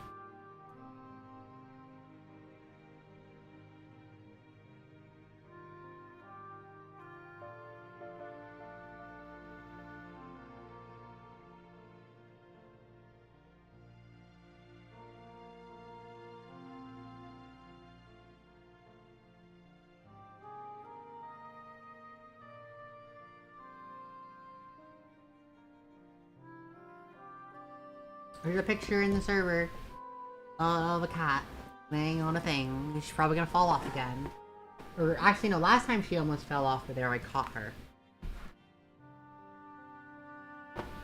Yes, she did say. And that's true. She's late, not I. You did labor at that point quite intensely. Yes, back in the cells. You were so fervent about it, you almost had me fooled. At least you would have, if you weren't such a terrible actress. I knew she knew. What? Oh, don't what me. It's quite tiresome. Did you think I'd fail to notice all of your fancy turns of phrase? Your vocabulary is that of a well-to-do young maid. Madam, not a maid. Not even a lady's maid. That sumptuous dress of yours easily dirty though it is. Your bearing is definitely regal. Definitively. You could never hope to pass a common servant girl. Not in a month of Sunday. I'm not stupid. Then, Maggie sank down on the bed with a creak beneath her as if in warning. Her palms were pressed to the mattress, supported her weight, which all of a sudden felt excessive, and her heart was pounding like a drum. You knew I was lying from the very beginning. Indeed, I did. It was very obvious. I can tell that you have no practice in this. You're much too... But if you knew I was lying, why did you agree to let Henny go? Her Gerhardt wouldn't lift a finger to aid Henny if she did. He will surely come looking for her. Gerhardt, is that the name of your fiancé? Yes, it is. And you don't refer to him by his Christian. That is... Dear me, you must not be very close to the man. Why make him sound like a stranger? Do you truly wish to marry him? I hadn't any choice. My parents... Ah yes, it's silly of me to ask. That's how it always goes. And what of your fiancé? Does he know you well enough to try and rescue you? I think he might. Mickey swallowed, tasting dust on her tongue. He's an important businessman. He takes exacting care over his investments, or so I've heard. I imagine it would be the same for me, too. I am Von Essen. After all, there would be a lot of prestige in weddings. So that is how he regards you, a profitable purchase? I cannot say, after all, I hardly know him and therefore cannot judge how he sees that sum it up. It is. It's not entirely inaccurate, no. What a woeful state of affairs. That sounds like you would be wretched whether you are in my home or out of it, particularly in the latter, would entail being by your heart's side. Perhaps I did you a favor by bringing you here. Becky did not reply to this. She did not want to give Magdalena the satisfaction. Well, never mind all that. Your fiancé can try to look for you if he likes. I do not care. I doubt he would be able to best me. But you said you wish to avoid all of that. Did I really? Yes.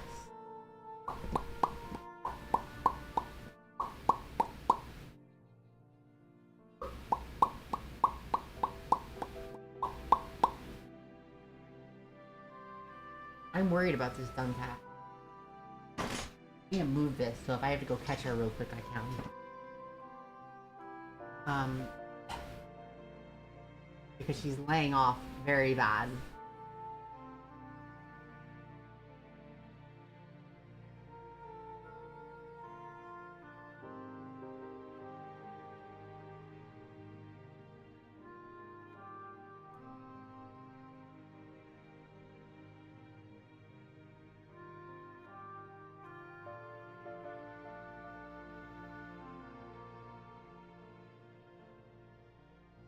Very sketchy. God damn it, why would you do those squats? Oh, let me put my knee brace on. If your knee allows. I gotta put my brace on.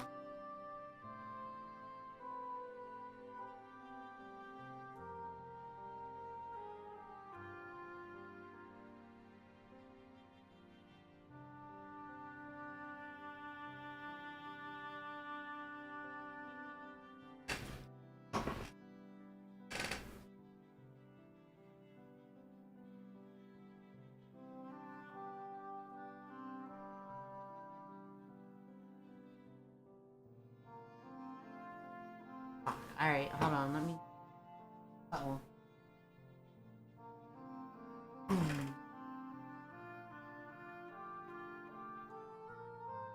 One, two, 5, 9, 10. We got it. I'm gonna go get some. I'm out of beverages.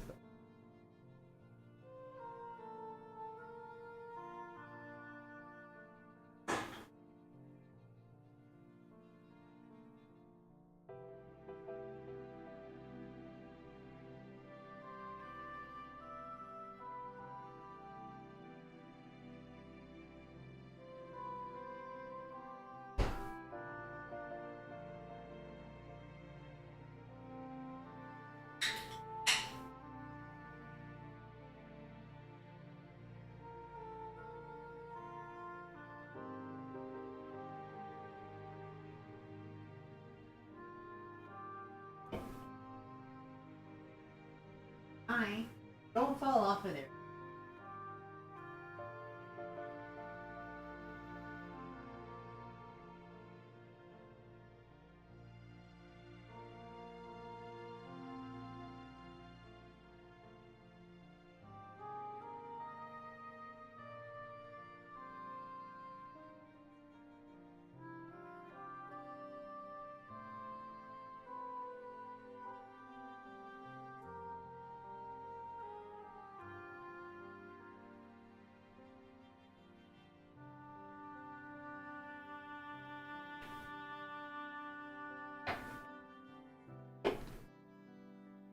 Take a picture.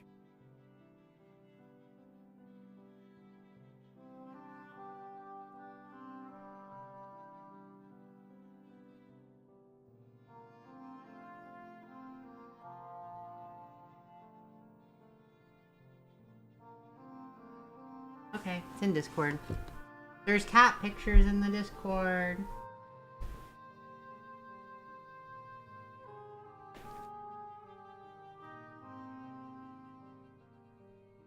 Yes, you did. It's why you proposed letting me. Oh, yes, good memory. It would seem that the cold hasn't eaten away all of your faculty. Just yet, at least.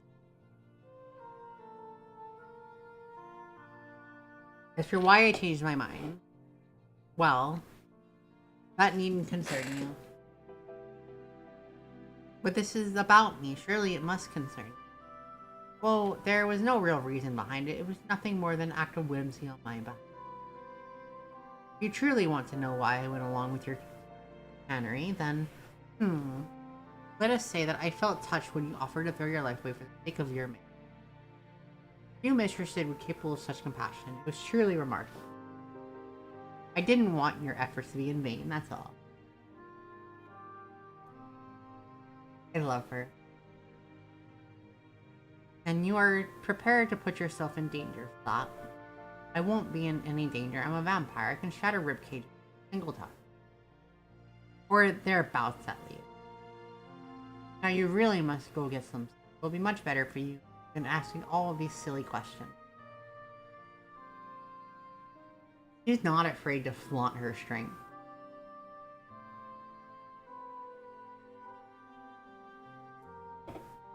Which is curious. She's very, muscle-headed, I would say. I like her.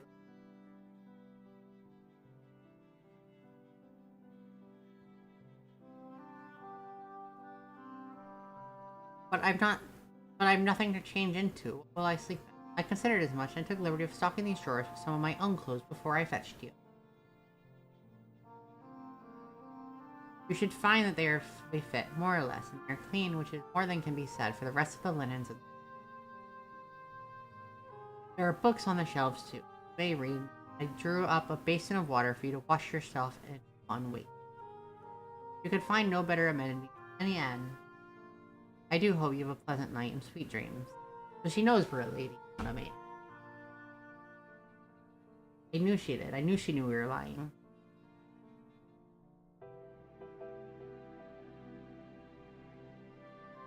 Magdalena smiled sardonically and dropped Mickey another courtesy. Just try not to breathe in through your nose if it all bothers you. I wouldn't want you to spend the night coughing. Fair lady such as you needs her sleep. Laughing to herself, Magdalena straightened and then turned. She departed in her long cloak trailing against the aged butter-spotted carpet and shut the door behind her. Mickey waited until she heard Magdalena's footsteps fade and rose once more to her feet. She crossed the room, her legs trembling, seized the doorknob between her fingers, but it stubbornly refused to budge. The door was locked. Well, of course it is. What did I expect? Defeated, Mickey returned to bed. Weary from all that happened, she dropped onto it, her loose hair strewn in spirals across the sheets.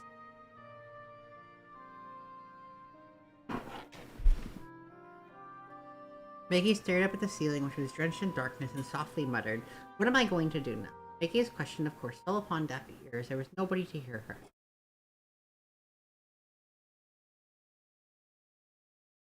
She was all alone.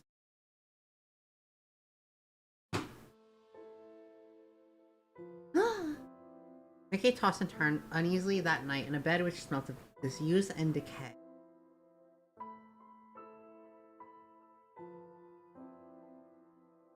The bed was more comfortable than the cell in which she had been held, but it was almost as cold, its thin sheets eaten away by old age.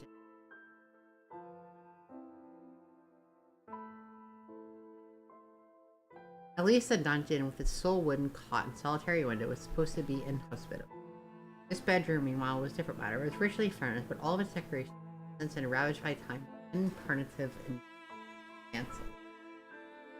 The women and women must have stayed in this room once more than a century ago would surely be dead by now. In that sense, the room felt akin to a crypt. Did that make the bed a sarcophagus? Mickey a corpse? Magdalena had spared Mickey's life for the present, but Mickey doubted she would be so fortunate in the future. Lena was not. Mickey reminded herself a human, but a vampire. She meant to suck Mickey of her blood. When she did, Mickey would lose her life just as his previous inhabitants surely had. Lena's home was so decrepit, it seemed unfathomable that life could flourish within it.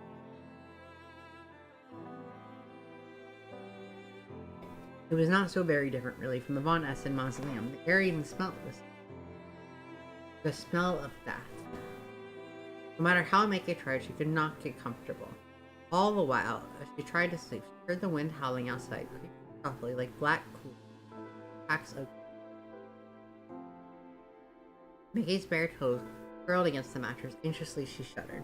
What was to become of her now? The first act is done. Act 2, Dust and Decay.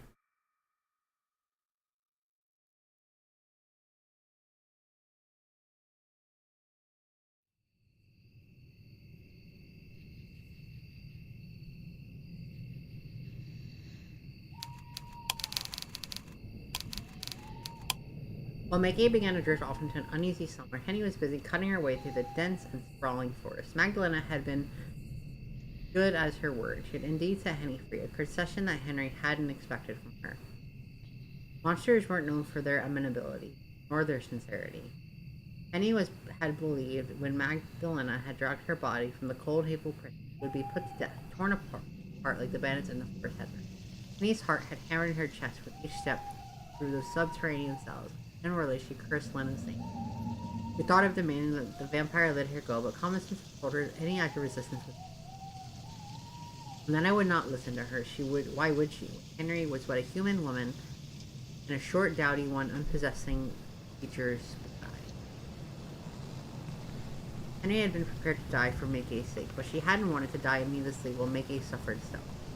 Fear had dodged her, sewn beneath her skin like one of 1,000. But in the end, Lena had surprised Henny.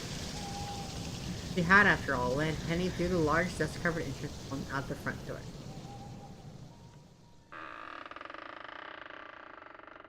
Well, Lena had addressed Henny thus, one eyebrow raised, door ajar. Are you going to leave like your silly, sentimental mature?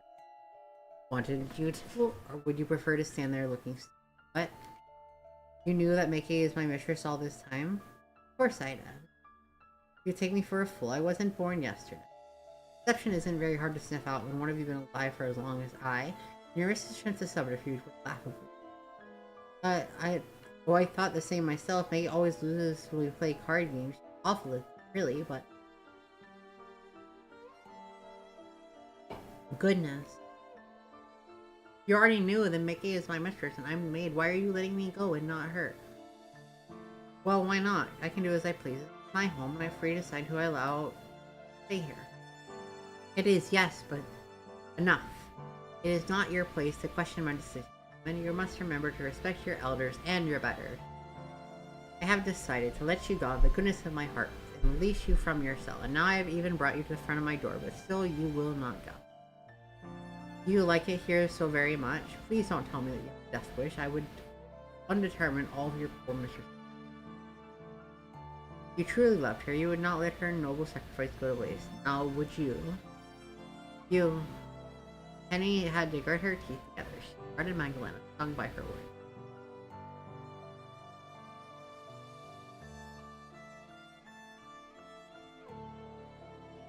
Magdalena was not so very tall, nor was she very imposing.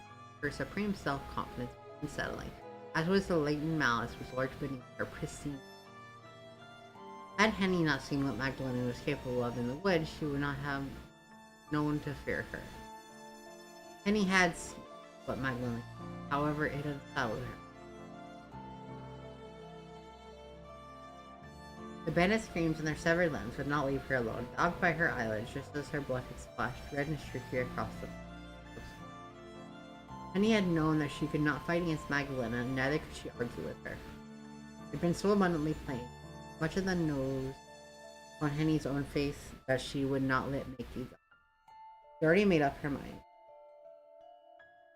Alright then, I'll leave if that's what you're after. I won't forget you though, Magdalena. I won't forget what you've done to me or to Mickey, and I won't forgive that you're still holding her captive.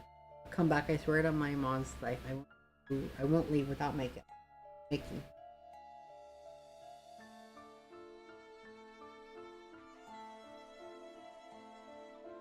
Really now, that's quite the declaration.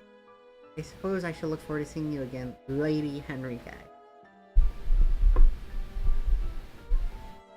It gets so lonely here living in this desolate old town. I do love entertaining guests. I will be sure to save you a place for you at my tea table, ensuring that you were able to make it out of the forest in one piece. It's awfully dark out there, and look at all the fog. I was about to say flog. What does that mean?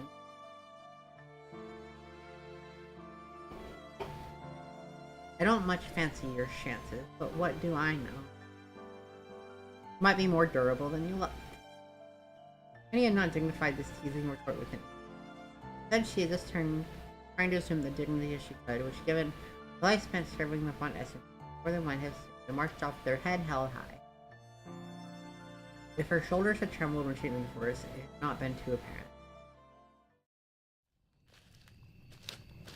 Now free from Lena's clutches, Henny continued to pick her way through the woods. Henny thought of Lena and making how her poor mistress must have been faring to be trudged on.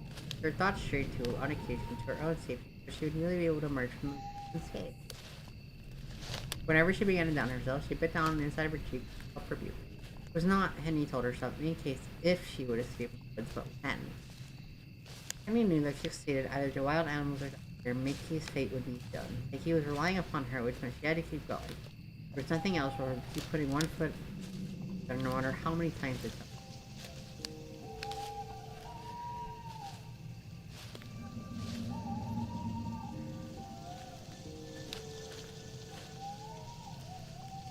Henny continued to walk, and her dark eyes focused on the uneven path ahead.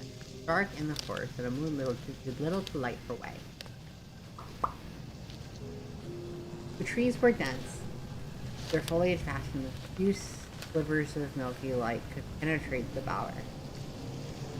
The wind blew cold and sharp, further teasing Henny's dark hair into disarray.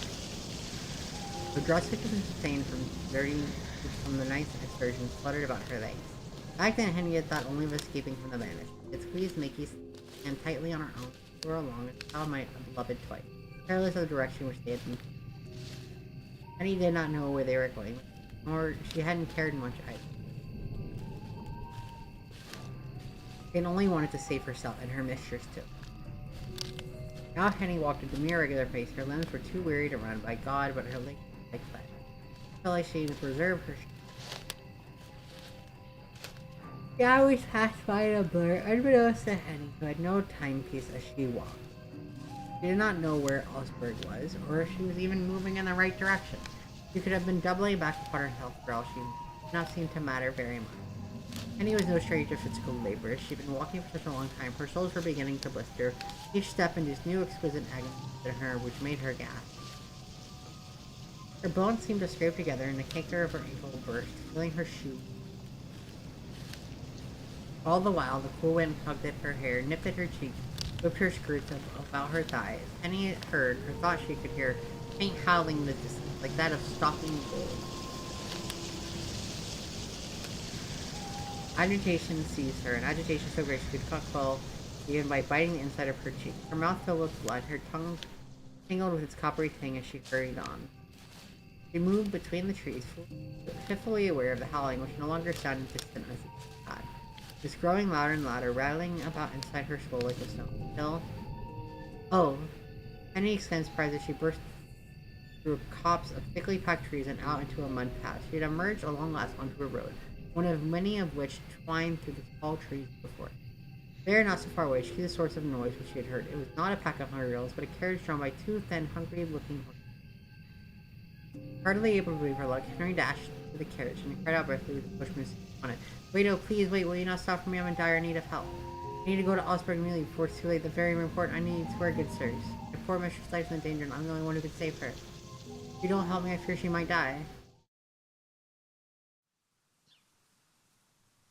Mickey felt disoriented when she woke the following day in an unfamiliar bed which smelled something spoiled.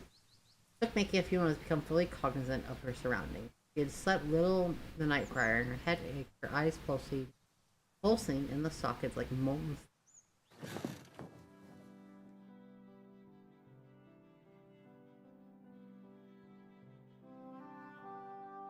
Oh, she got that cute outfit on. Her hair is wild though. Oof.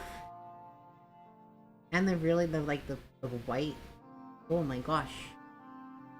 Broadly, Mickey passed the head over heel on her palms and interrupted. Then she looked in the arms, but soon found herself confused. The bedroom Mickey found herself was so unlike anything. She initially wondered whether she was still dreaming. She punched the inside of her arm in hopes the arm would shift like water, but it remained unmoved. She must have been awakened. Pain made her this irrefutable. You know that chill was stilled her did not. Mickey had faint recollections of running through the forest last night. Her parents had been stabbed in the carriage, or so Henny had told her. These memories remained a blur.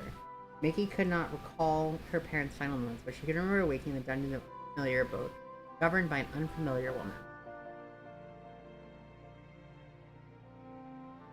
This woman who had introduced herself as Lena had claimed to be a vampire, and now Mickey was her prisoner.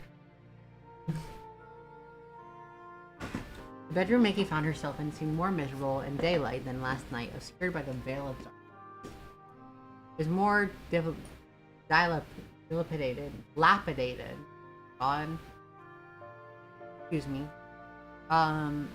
in the servants' quarters that Mickey's woman had most assuredly seen last year. Furniture seemed luxurious, with stuff in the carpet threadbare, with the basin upon the bedside table covered in hairline cracks. Dust covered every conceivable surface, and the spiders made their homes in the corners of the room, their gossamer's webs outstretched like grasping. The air was so stagnant, Mickey felt compelled to open one of the windows, but her attempts were in vain. The windows were locked, and she could find no key to aid. Perturbed, Mickey slumped down on the desk by the window, then stared through the stained, smeary glass. Magdalena's garden sprawled out before her, dense twigs.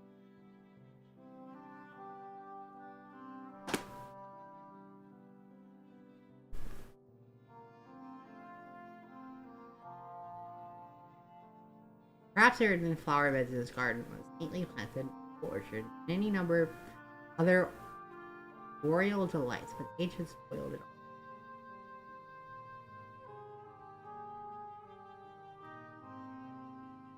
Mickey was no gardener, but she produced a glance that Magdalena's garden had been unloved for years.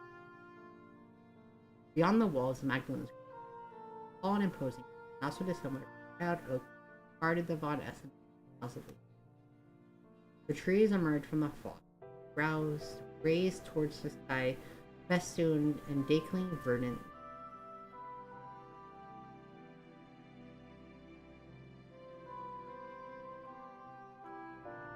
There were so many trees that made it very far beyond. Perhaps there wasn't much to see after all out here other than me. The rest of the world seemed very distant. It might have been a figure of a fairy tale, a languishing being trapped inside a tower by a wicked witch unable to escape. The sun hung above the treetops, suspended, half hidden by clouds. The rays were weak, and did little to dispel the cold which pervaded inside Mickey. Looking outside the window didn't make me feel more trapped than lying in her bed. God. At least in her bed, she could imagine that somebody might come and rescue her.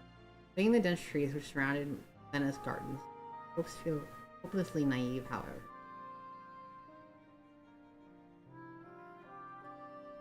Who would dare to venture all the way into the woods in the hopes of finding her? Walter might well send out a search party, but he wouldn't have no idea where to begin searching, and Mickey wasn't certain whether Walter would find her either. He would have languished inside Lena's home, wasting away like a flaky on the walls. So, Mickey's dreary thoughts were interrupted by this hidden rumbling of. All of a sudden, she recalled she had not eaten very much the night prior, or drunk very much, for that matter. Her throat was parched. It seemed almost heartless to experience such base desires after her parents' deaths, but Mickey's body knew little of propriety. All it cared of was own immediate discomfort. Fortunately, Mickey did not have to search long when Maisel leaving her hunger pangs. Somebody, Lena, left a tray on her bedside table, which bore a plate of scones, a teapot, and a spoon. Mickey soon discovered that the teapot was still warm, a few indistinct ribbons of. Ooh, she came and dropped stuff off. Lena must have entered her bedroom less than half an hour prior. Mickey had set her breakfast. The scones, meanwhile, seemed plain, but they would be nutritious. Mickey was surprised that Lena kept any food in her hall, given the curious nature of her diet. As a vampire, she did not sup on only blood. Where had Lena procured these scones? Had she made them herself or me? The thought of her vampiric host laboring in the kitchen, sleeves rolled up like those of a common drudge. was tight enough to make me. Wedged underneath the teapot was a note which Mickey checked. Actually, with a note out and examined it. It was perfectionary one written in elegant, swooping cursive. It said quite simply, "Eat up and get your strength back." Nobody had signed the note, but making sure it came from her proved serious. Mickey wondered whether the note had been intended as a friendly gesture or perhaps it was a mixture of both. Mickey was unsure how to feel. I suppose it was nice that Anna had gone into the effort to care for her, and scones were better than bread and water. Anna might not be so bad after all. But a bloodthirsty vampire that was who meant one day to murder.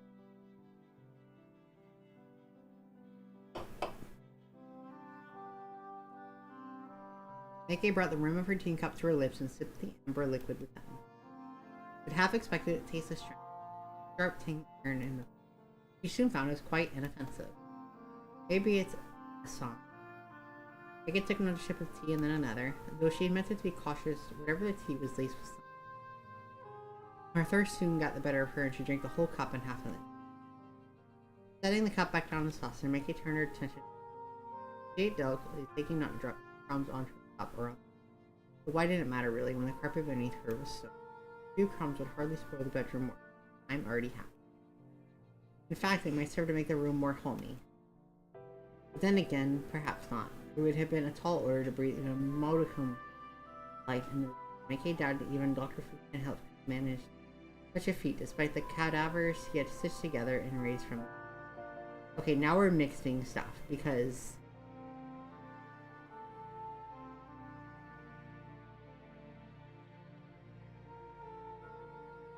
Frankenstein came out way...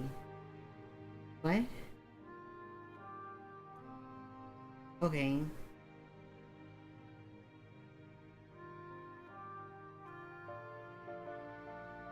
There's no continuity there. Mickey was so cold, even with the tea on her tongue. She was starting to feel distinctly cadaverous herself.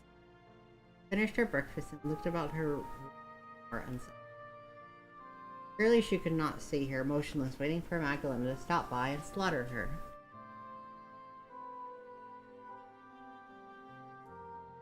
There had to be something she could do to escape her predicament. Mickey rose to her feet, buoyed by the sudden nervous energy, and padded barefoot over to the door. She grasped the door handle and tried to turn it, but the door was locked and stubbornly refused. She had expected it as much, and wasn't particularly surprised. Looking out through the doorway would have been too easy. Next, Mickey turned the window, and her hopes of escaping the window had already been dashed. Mickey already knew the window was locked. Put it high up for her to escape. Mickey stood by the desk and peered, eyes narrowed through the dirty glass. Anna's garden seemed a long way down, blanketed though it was by the. Mickey didn't much fancy the thought of smashing the glass, and she fancied even less the thought of jumping her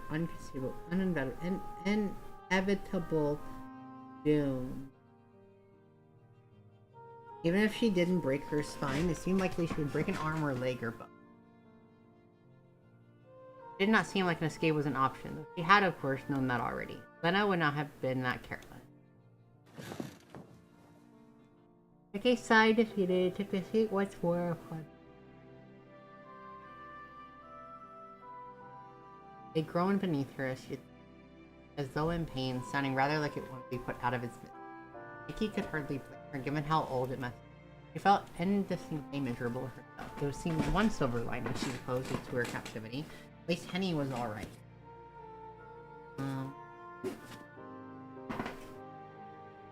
Mickey hoped she was alright, at least. If she was not, then Mickey would not lock herself to finish.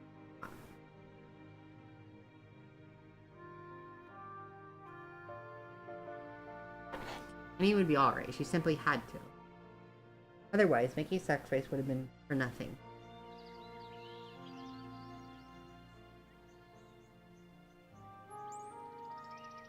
Feeling the need now to distract herself, Mickey rose and then shed the nightgown Lena had given to her. She changed not into her old dirty dress from the day prior, but one of the new clean gowns Lena had left in her chest of drawers, all neatly pressed for her. Only faintly. No, not now newly outfitted. Mickey paced her, wondering what she.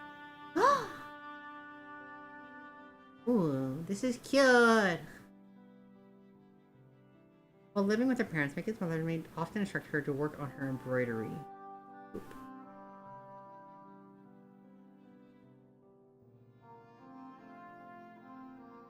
Lady Von Essen had thought sewing a suitable pastime for young women, that or playing the piano. Mickey's mother had always thought of music too passionate and appropriate. However, in any case, Mickey had never been very good at the piano. She had never been very good at embroidery either. Mickey had sewn cornflowers and magpies until her fingers had threatened to fall off, until she had become so thoroughly sick of these repetitive patterns, she had felt like hurling her hateful embroidery hoop clean through the window.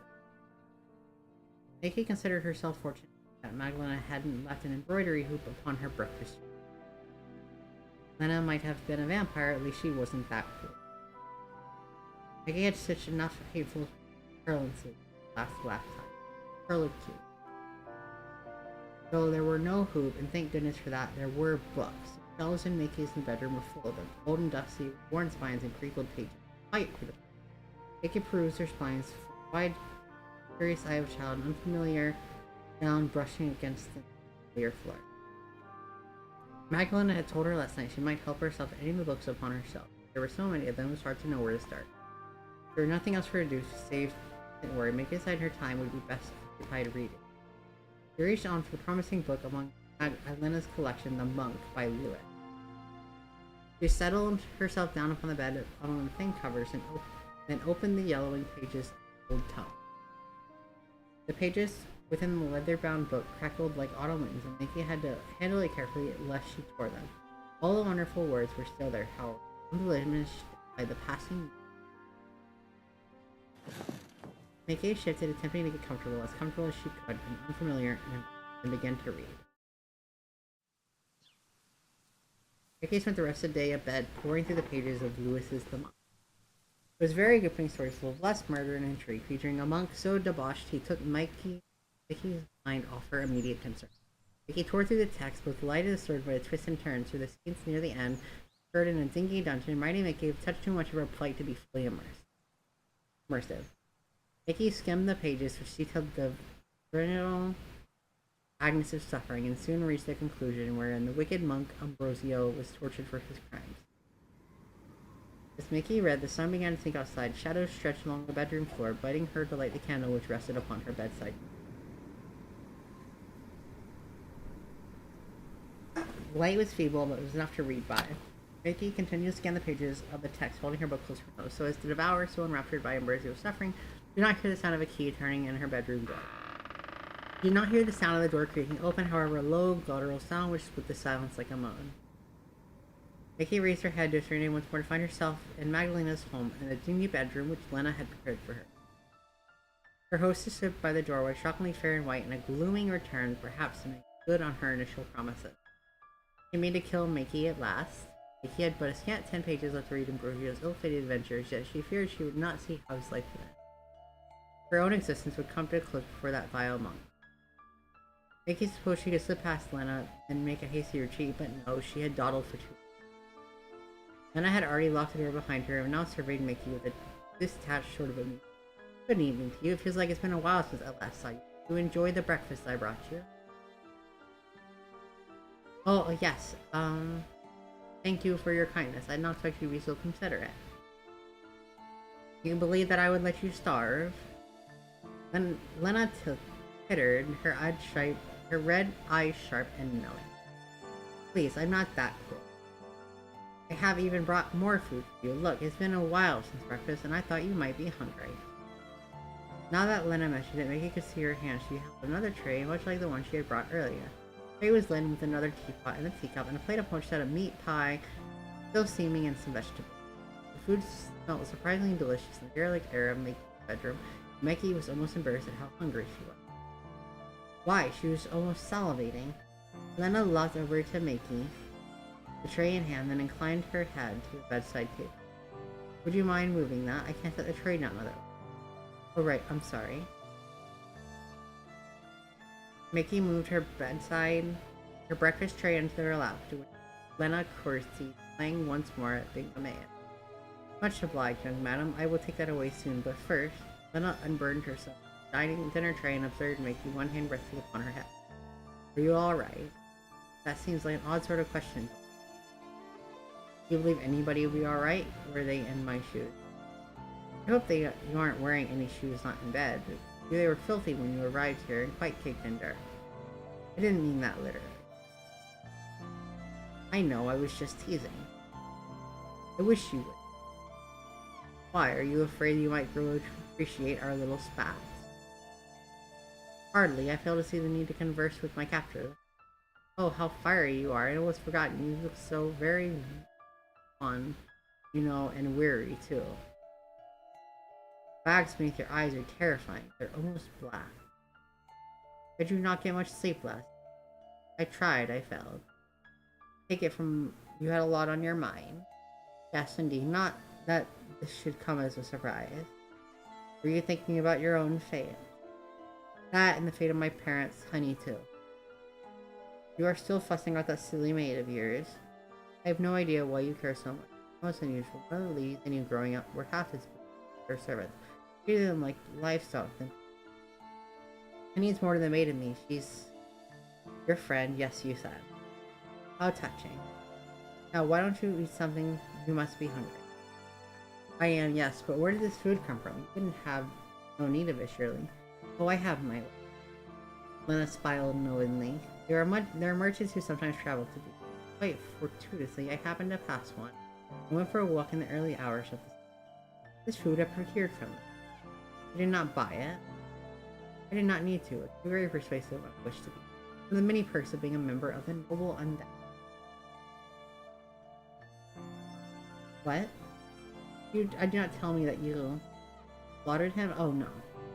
I don't kill indiscriminately. I'm not a brute, no matter what you may think. My hunger has already been sated at last night's feast. I am used to nothing so snarious and power so not so hard, you know, to mend to your will, not when you smiled at them. You remembered to bat your eyelash. I had him prepare enough food to keep you going for a few days and a knapsack, plus some eggs and flour, the basic mix, and bade him fond farewell. I shall recall our meeting as little more than a dream. Does that satiate your curiosity? For the moment, I suppose. Good. You have such a lot of questions. Not that I mind them, it's nice to meet a woman so inquisitive. Now, do eat up. I'm sure that your dear Henny would not want you starving yourself. Mickey did not much like the thought of eating in front of Lena. I suppose the captor had a point. It was foolish to go without sustenance, especially when it smelled so tantalizing.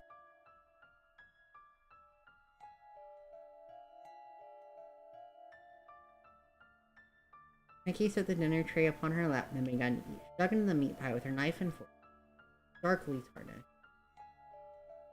Mickey feared the cutlery would somehow contaminate her. She was too hungry to fret long over the spot. Mickey popped a piece of meat pie in her mouth and chewed.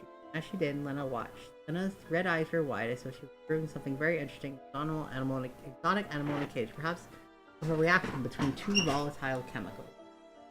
Mickey did not think the act of her eating was so special. It must have been different to Lena. I'm gonna run to the restroom real quick.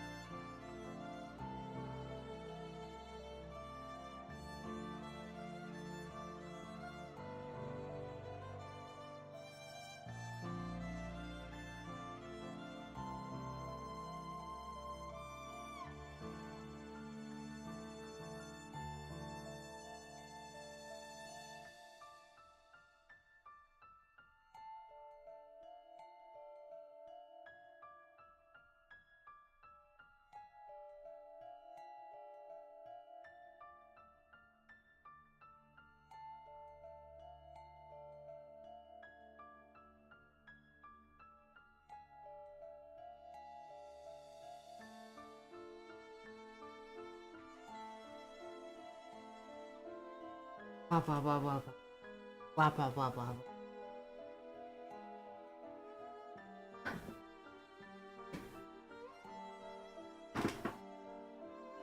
Let me get back to comfy. Ah! My foot! Oh my god.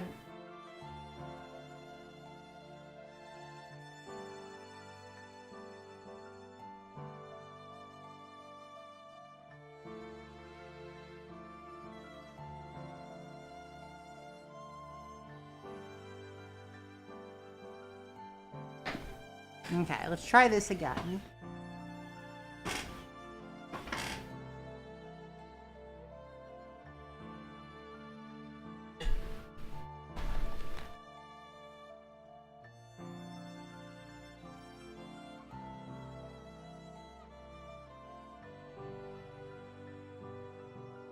As a vampire, Lena did not need to partake in meat pies or vegetables. That why the simple act of Mickey eating enticed her. Oh. As Mickey ate, horribly self-conscious, Lena stared. What if she were to drop any food on her front? The vampire began to talk.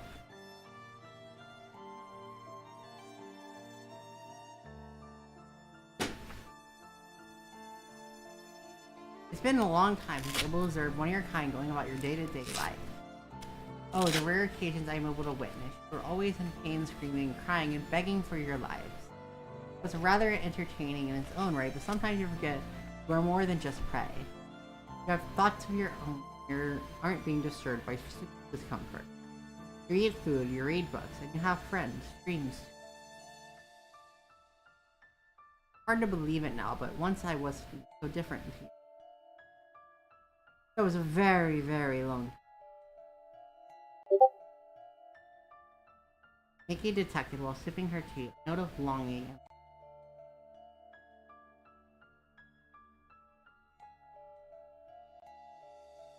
Her hostess' expression was inscrutable.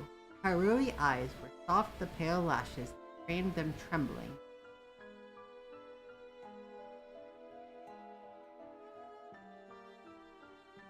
I don't know.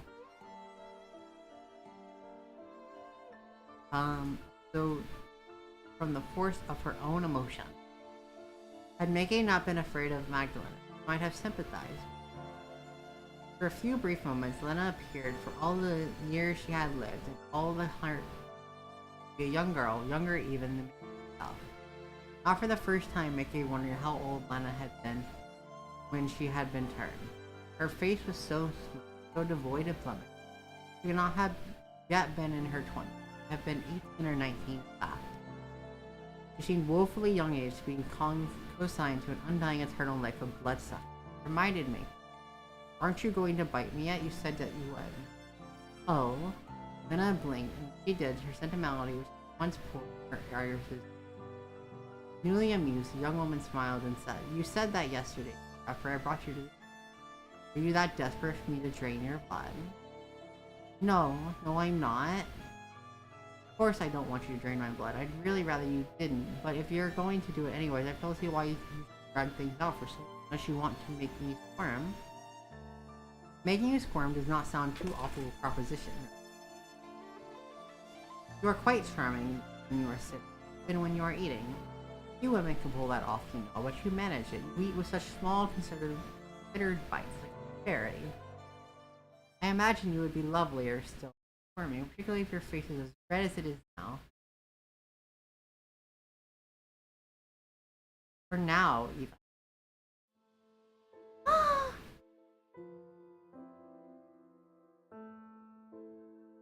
Lena leaned in, grinning wickedly, her sharp incisors on prominent display, held her finger to Mickey's head.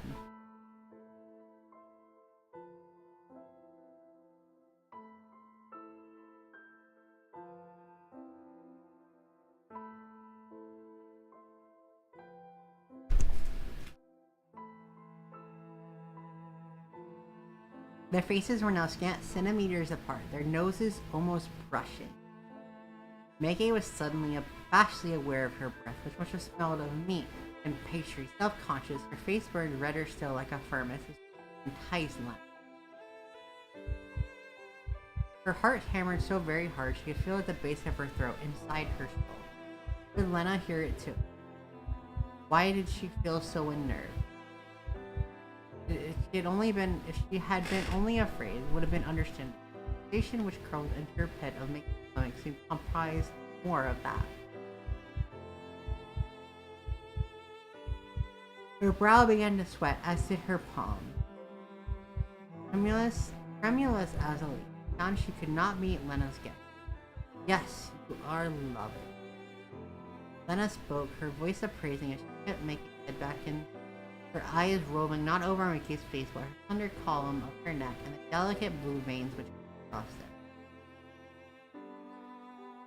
I would have no compunction about sinking my teeth into that throat of yours. Your skin is so very warm, as though you are trying to entice me. Utterly delightful. But I will abstain for now. You're so lovely. I seem to waste, almost to drain you right now. Would prefer to savor your demise, fine wine, little sense in early hate. And in any event, I am not that desperate. I can abstain. I must. The muscle tightened in Lena's jaw and her eyes grew hard like two. I have managed for so long as it is. I do not wish to have all my efforts on. What? Mickey blinked at Lena, her eyes uncomprehending. Will you not drink my blood then? No, I won't. Not tonight. You may rest easy one more night, dear. Death is still a ways off. How far exactly? That depends. On? Oh, I don't know. My own movements of the moon, and how long you continue to entertain me. I quite like the idea. Having another woman in this castle like. Perhaps you can tell me about the books you have when we next meet. I would love to hear your opinion. Though, of course, there isn't a single book in this castle I have not read it thrice over myself. There isn't much to do, really, when one has been dead for a while. So saying, Lena retrieved the tray from the floor laden with Mickey's breakfast. She cast one last, almost longing look at Mickey, shuddered beneath it, her cheeks flushing and the skin of an apple. Before, with what might have been a sigh or sob, Lena turned. She unlocked the door with one hand, the key not kind of like exited, taking the tray with her. Wait, she didn't look at that.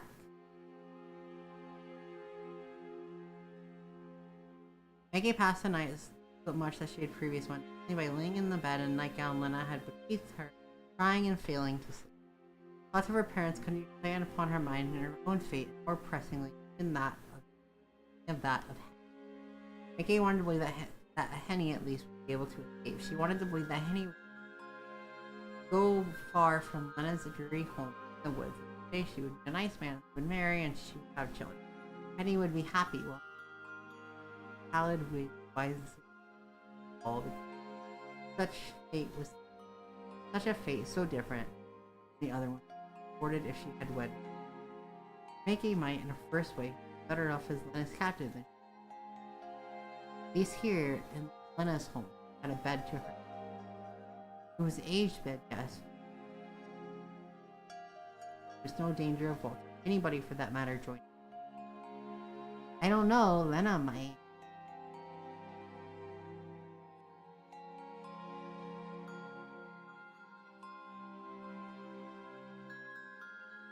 Maggie wanted to die in this bed and welcome it. Henny was alright. Did not care what happened to her. Her own life always had been.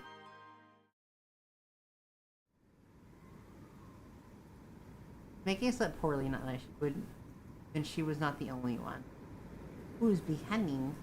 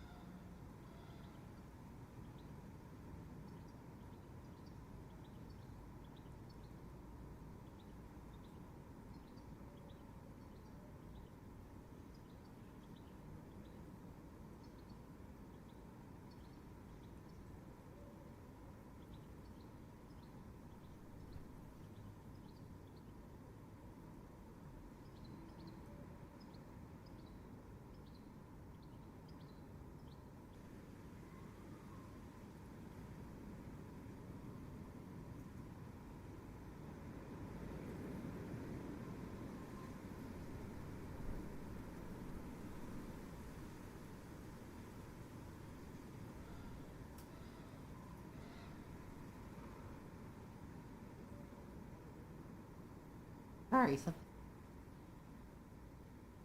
Scared.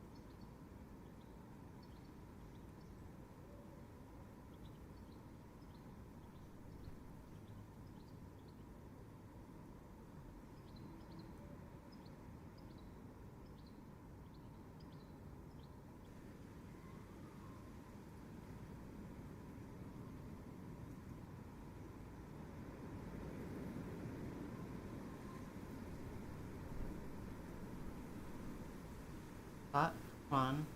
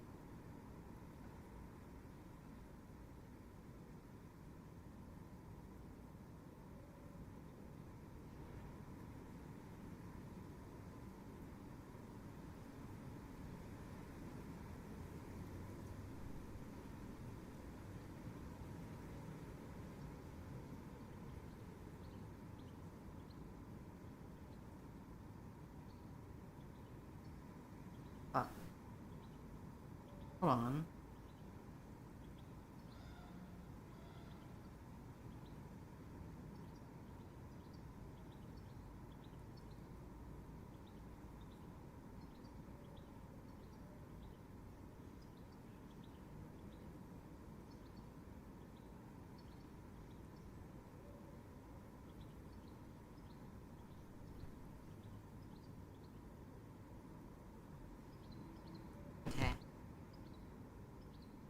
Whatever. It's not like I can do anything about it right now. I have notes to make. Henny was finding it similarly hard to escape in the warm embrace. Henny say had been busy when she was still reeling from it all. Sitting upright in her own bed, Henny found herself turning at the events of the day over. And in the very earliest hours of the morning, Henny finally waited Augsburg, transported there by kindly merchant during her entering. And Henny had thanked the merchant for his help instead of looking for Walter Gerhardt's. Henny knew its location, though she'd only been there twice before. The large, imposing building, one of the finest in the vicinity, then rivaled the Von Essen home, but it was more modern in construction. It was not the sort of house that one could forget in a hurry. The sun had begun its rise in increments as Henry walked through the Augsburg street and turned a marvelous shade of pinkish red as he arrived at Walter's store. The sunrise was very beautiful, but Henny hadn't been afforded the time to gawp and see. With more important matters to attend. Walter's maids had been beginning to stir when Henry was and wrapped her beggar turned. Henny's clothes must be rested and her cried at the battering during the wanderings of her apron had been torn and flecked with dirt, and the soles of her shoes. Henny's cheeks and hands were marred with cuts, and her fingernails had been rendered opaque with. She had been looked so very grimy, she would not have been at all surprised if Walter's servants called the bailiff some.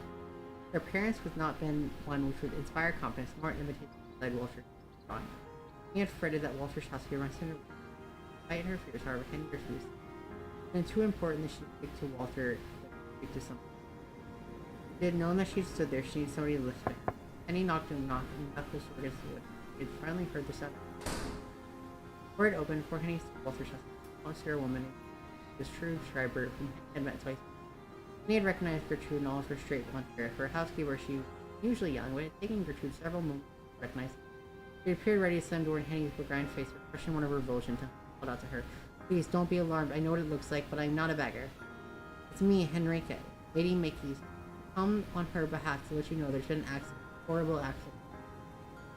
I need to speak with your master at once. It's very important. Please let me have a word with Herrn Gerhardt. Henry's eyes must have been enough to even thaw Gertie's icy exterior, for the housekeeper's expression eventually softened. Gertrude promised in clipped tone to allow Henry to speak to her master, not before she made herself presentable. I don't care what it is you have been through. You might have been savaged by wolves in the woods for all. Whatever it is you have endured, I will not let you see my master like this. It has been reflected poorly upon me as this housekeeper. Let the riff laugh off the shoulder. You'll need a bath first at the break. And you must do something about your clothes too. Why you look as though you've been dragged through the hedge backward. And he tried to impress upon Gertrude the importance of what it is she communicated. There were things more important than for Gertrude had. Excellently impressed with Henny's, Gertrude made it clear that have bath at least be allowed to within spitting distance. Great privilege, you know. Hot water is rare come on. My own girls, not often for you ought to be grateful. Henny was grateful Gertrude allowed her into Gerhardt's home. And less of what her assistant waited until Walter could grab them between her fingers. Henny had known full well that she waited, but making pushing the prison cell being that. It had taken almost 2 hours for Gertrude was satisfied with Henny's appearance, at which point sun was in the last fetches swept away. Henny was not permitted a chance to sleep through the night, save for a brief spell. Drove the neater after her bath, her skin washed free of filth and her body shrouded in from a serving drug. Henry still felt exhausted. Henny, I don't know why I keep saying Henny still felt exhausted. Henny had been so tired that she feared she would collapse before she properly to Walter. Dangerous as fiancé had. But Henny had known that she had to try. Oh, this guy looks like an ass. It had been a little after 9 o'clock that Henny had been permitted entry to Walter for art study, where she found the master thinly shaven and covered.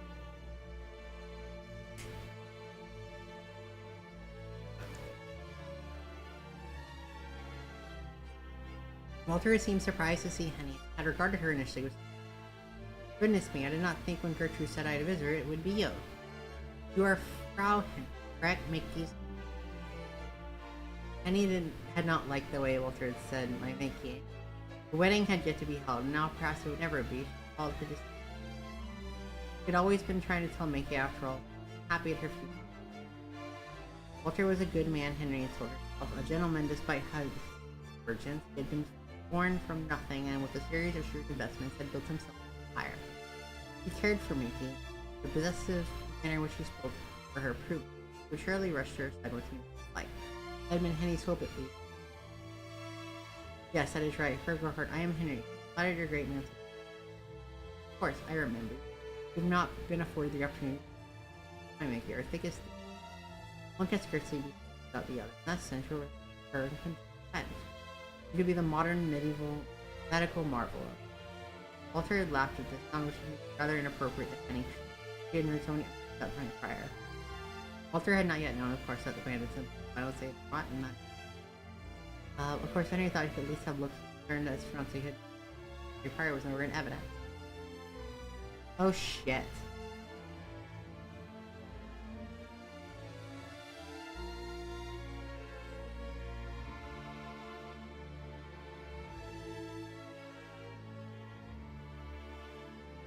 Oh, well, YouTube's broken again. He did not care that Mickey had vanished into thin air. Perhaps she had consoled himself, all men of great importance. Nothing had gone wrong, nothing could go wrong, given his past victims. He must have reassured himself the night prior at Mickey's courage and waylaid by some innocent purpose, perhaps a faulty wheel or need for new horses.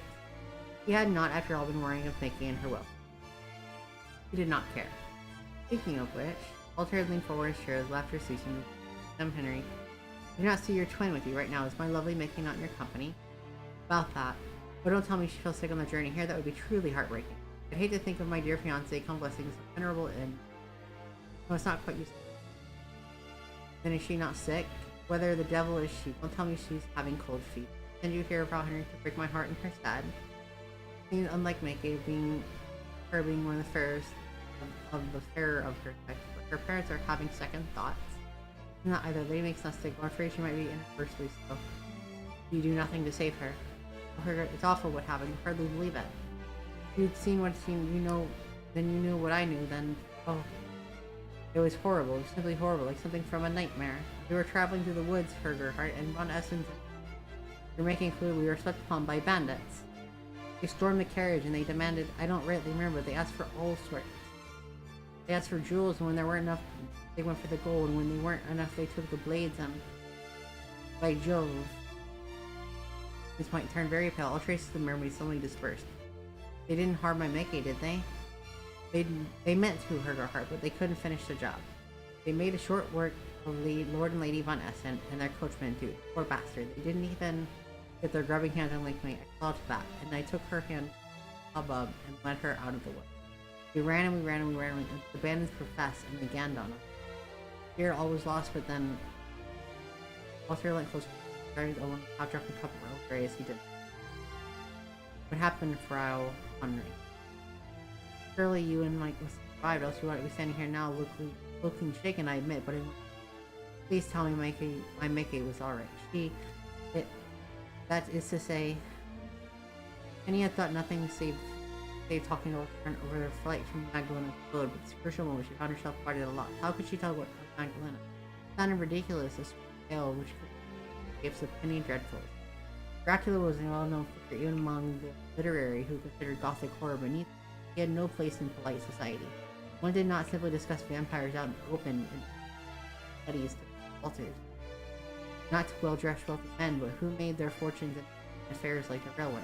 Penny did not know well, but she could tell from the clothes and demeanor that he fancied himself entourage. It had been immediately obvious that the man would never hold.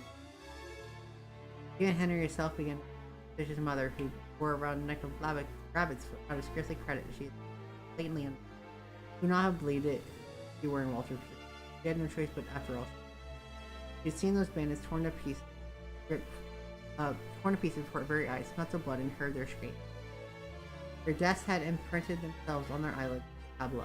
Saw it, and her thoughts ceased. How could she make Walter see what he had seen? How could she make him understand? Penny had feared it would be a tall order, because he had always been better at describing things. but she had known she had to try. There was nothing else for social caldona. It tasted strangely enough like cod liver oil. In her missing. Told Walter the mysterious woman had come to the rescue, pulverized the Sanest, the child might crumble. Told him awaking in a darkened cell with only one window, of meeting Magdalena, who made him meet.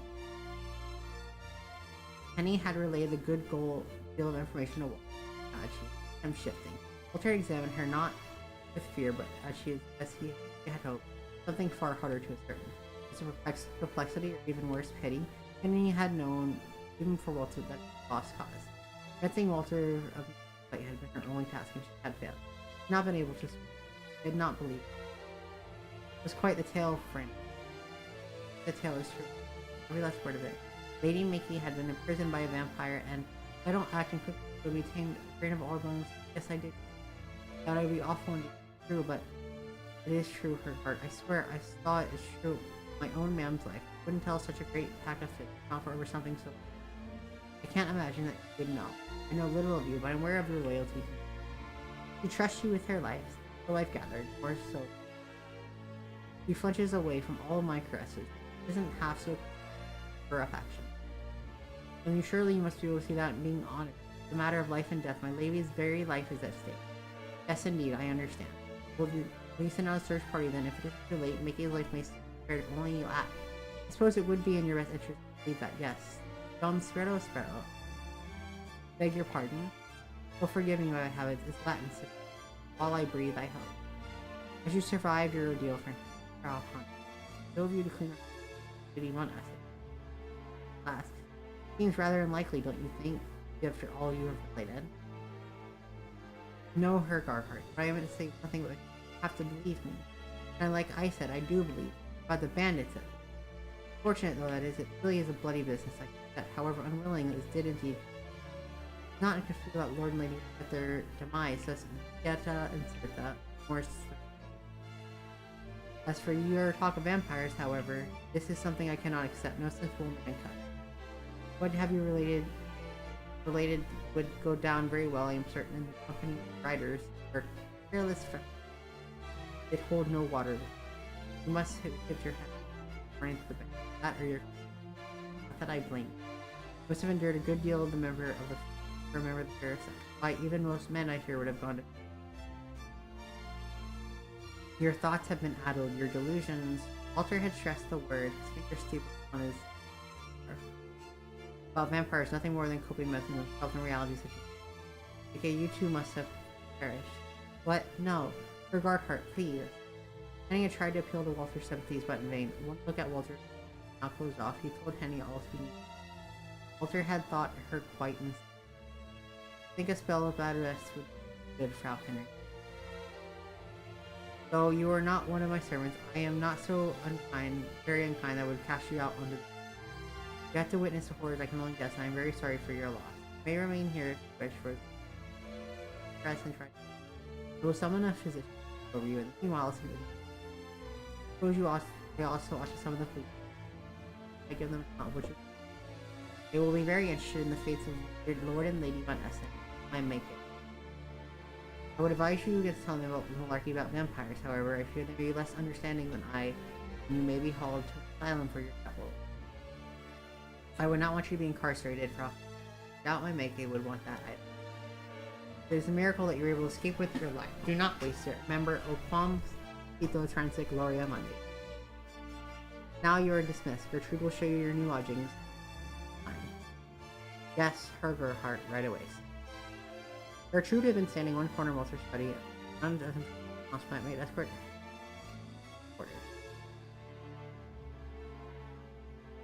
Henny cast a glance back at Walter where she left, her brow furrowed. Walter had begun to sip once more of his breakfast tea as though he had not care in the world. The sight of Walter drinking his tea as if it were any other Monoy filled Henny with such urge to take the teapot and append all of its content over Walter's unofficious looking face.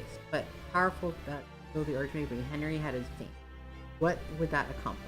It would not help make it. Making an enemy of Walter, Gertrude would only serve render Henny homeless, cast onto the streets, with nowhere else to turn. Begrudgingly, Henny followed Gertrude. The door of Walter's study thing closed behind with a thud. Henny then spent the rest of the day convalescing in bed in the dingy servant's quarters. Walter was a man of a word, nothing else, and he had summoned a physician later in the day to look. The physician gave Henny a brief examination and declared that she was physically fit but mentally exhausted. A day or two of bed rest would do her good. She had nothing of a fever.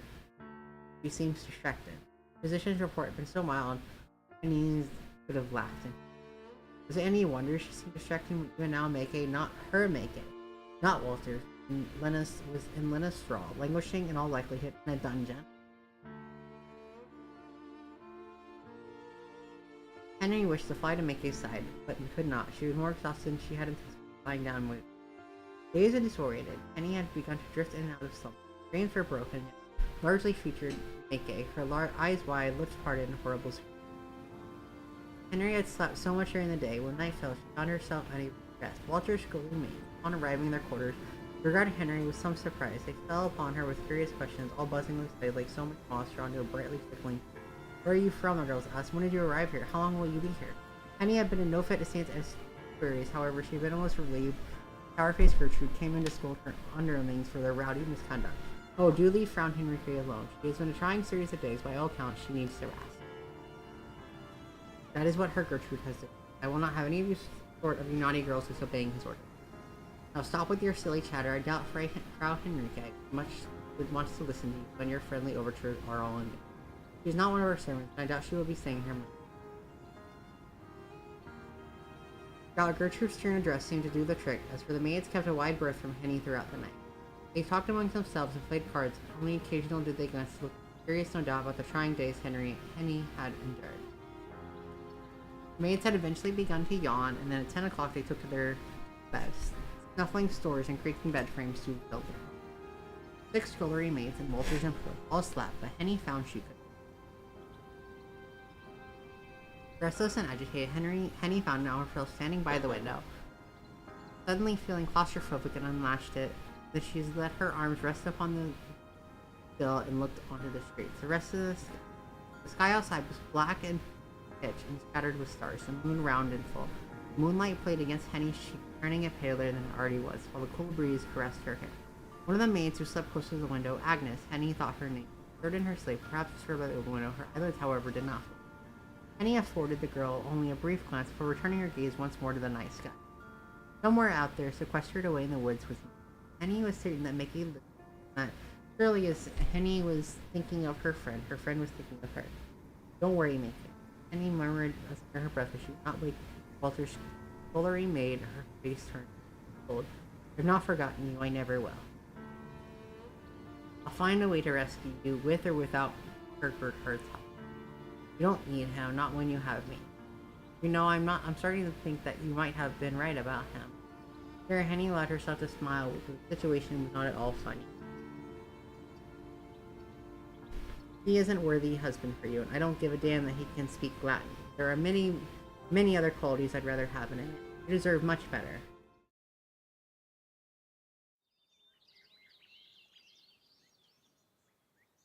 The next few days passed, and with such an untolerable sorrow, Mackay felt as though she had been imprisoned in Lena's abode for a small time. It was hard for Mackay to know the precise length of her incarceration. She had no calendar to consult. She did not even know what precise hour it was. The carriage clock in her dusty morgue of a bedroom was frozen. For all perpetuity, at 10 minutes past midday or midnight. During these dreary days, Mackay fell into something of a routine. She awoke with the chirping of birds, shafts of sunlight beginning to sneak through gaps in her curtains, cutting golden grooves against the east. On waking, Mackay would discover a tray left on her bedside laden with tea and pastry. Her breakfast always came with a brief, imperative note written in Lena's now familiar hand. Mackay consumed her breakfast and set about her ablution. She washed her face in the basin and her hair, and then changed from her nightgown into one of many dresses Lena had kindly bequeathed to her. After dressing, Mackay would try the door handle, though with little hope it was always locked.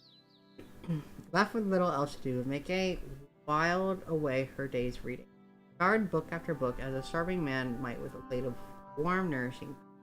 Nothing was off limits to Mackay, from the chilling horror tales, romances, historical accounts, traveling guides, philosophical tracks, reflections of Meike did not much care what she read so long as it eased the drudgery of her waking hours. While reading, Meike was freed from the boredom and worst of all her worries about her own looming fate, which felt beyond it. During the day, Meike's hostess was conspicuously absent, doubtless sleeping in her own chamber, protected from the sunlight. Thank you for the pots!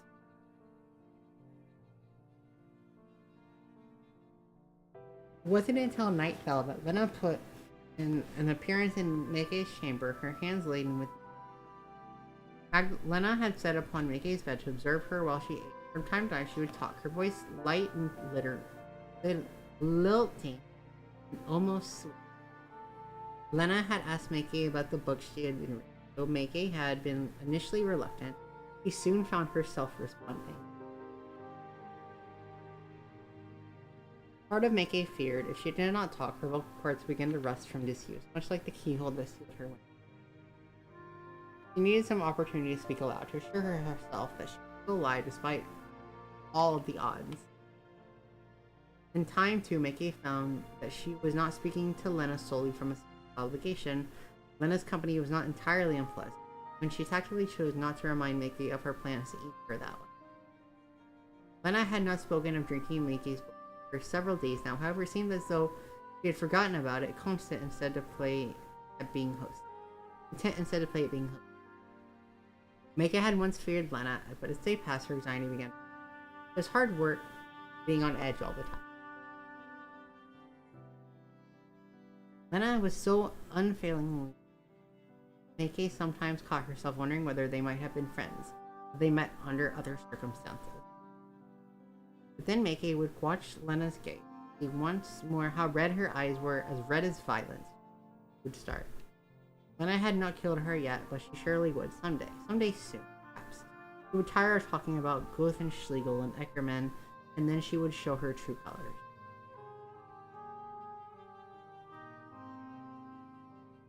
She would take Meike's job betwixt her gloved fingers, bring her teeth to me. Then she would bite and she would drink. Meike's beloved blood would be drained from her body and turn cold, numb and still and empty. How could they ever hope to be friends under such circumstances? How could they? They could not even be acquaintances. It was unthinkable that anything could develop between them. There's fog already. Don't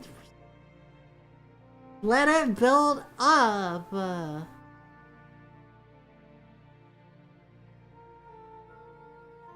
We're getting there. They were nothing but a captor and a captive, a jailer and a prisoner. Meike was at Magdalena's mercy, but sometimes when Lena spoke to her, Meike would show she could detect something in her gaze which spoke not of bloodlust, but of loneliness. During times like this, that Meike thought they might have been so very dissimilar after all.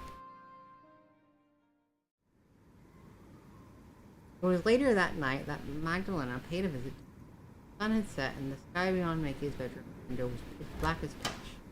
Lena's looked unusually apologetic as she let herself into Meike's room with the light shuffling of footsteps and the familiar click of the door which she locked behind her. After slipping the key into her pocket, she turned to face Meike and spoke. Ooh, she's in bed clothes. Your sleep clothes now. I think you know why I'm here. I put this off for much too long, and now instead I take from you what I want. Lena inhaled and took a few steps forward, red eyes heavy with seriousness of the situation. I brought you here for a purpose. It's past time I fulfill. I must confess, however, that I do not feel good at all about treating such a lovely young woman so roughly. Typically, I pursue bandits and highwaymen, brigands who deserve every iota of misfortune I inflict upon them. These are criminals, often petty cooks, nobody crooks. And I make the world a better place. So I like to tell myself by disposing of them. But I cannot tell myself the same in regards to you. This is her first for me, so forgive me if I am somewhat awkward. I've been unsure how exactly to proceed. To proceed I must. I only hope you do not take it too personally, as I have no genuine desire to harm you. Then why do it? This question was so soft it seemed to lose its way in Maikei's darkened bedchamber. Part of Maikei doubted it would reach Lena's ears, and indeed it took the other woman a while to react, but react in time she did. I do it because I must. It is in my nature to cause others. Preying upon humans is simply what my kind must do if we wish to keep on living. Try not to worry overly, though. Can't help it. I'm not sadistic. I won't cause you any greater pain. Me too, and I won't kill you either. There's more I wish to take from you yet, before I turn you into a corpse.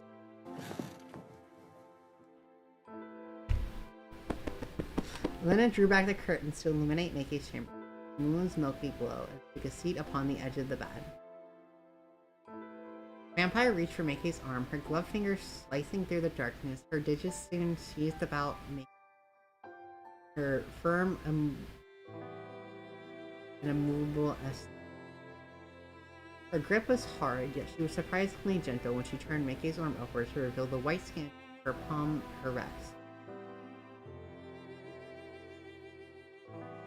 Maikei had always been pale, yet she appeared even more so in the moonlight. Her skin was smooth as the interior of the conch shell. Magdalena sighed. You really are pretty. It's almost a shame to mark your skin or soul yet. But spoiling things is all I'm good for. At least you'll be able to hide your injuries beneath your sleeve come morning light. What? Maikei looked at Magdalena, her expression uncomprehending. Magdalena was only inches apart from her, their faces so close, Maikei could see Magdalena's eyelids tremble. Lena was devoid of all the self-righteous pomp which she usually conducted herself. She seemed contrite, guilty as a young child caught by an angry parent. Maikei felt for her, but still she worried about her own fate. Did Lena mean to bite her? Surely she was. The whole reason behind her visit, at so late an hour. Maikei did not understand why Magdalena was examining her arm, however, like an antiquarian might inspect an old necklace. Aren't you, Maikei swallowed? Aren't you going to drain my blood? Indeed I am, but I must make my intentions so plain?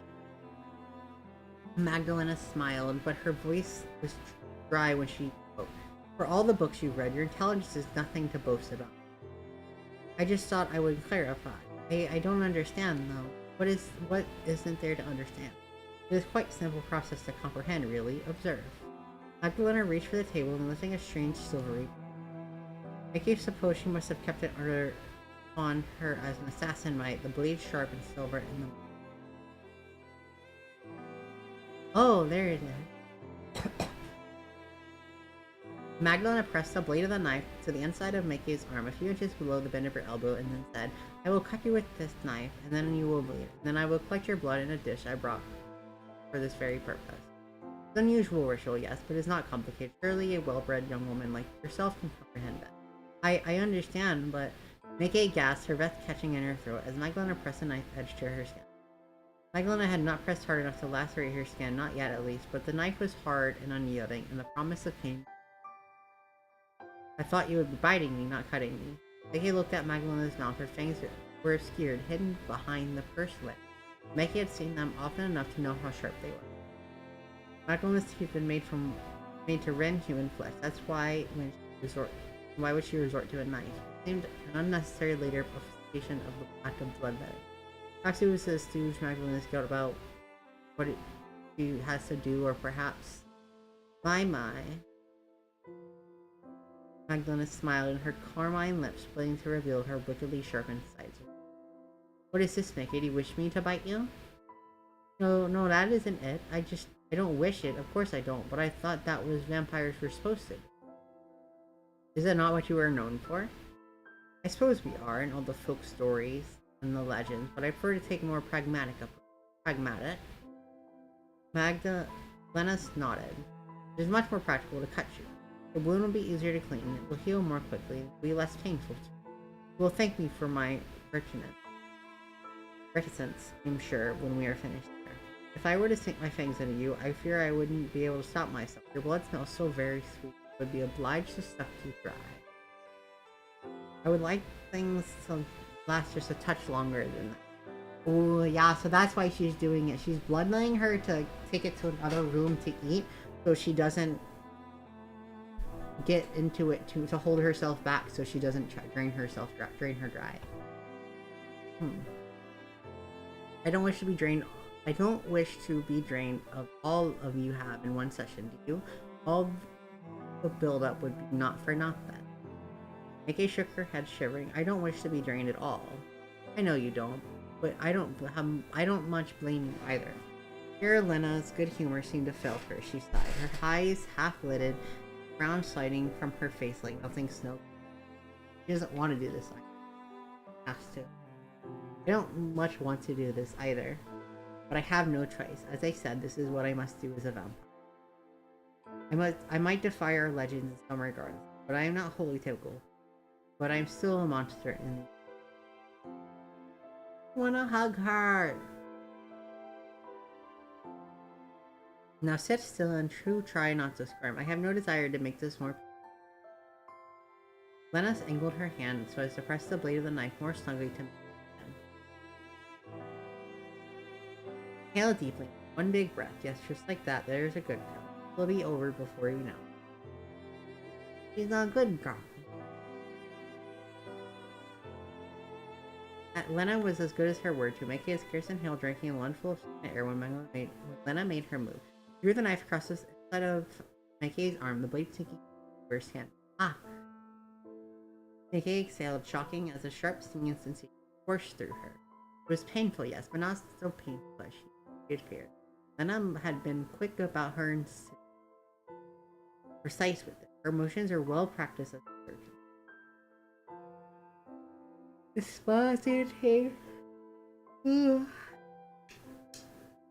Depositing the knife upon Mickey's bedside, the blade of which was tarnished with spilled blood, Lena then set the bowl beneath Mickey's arm to collect her ill-gotten. The bowl was a shallow one and soon was half full with blood, thick and vicious, redder even than the eyes.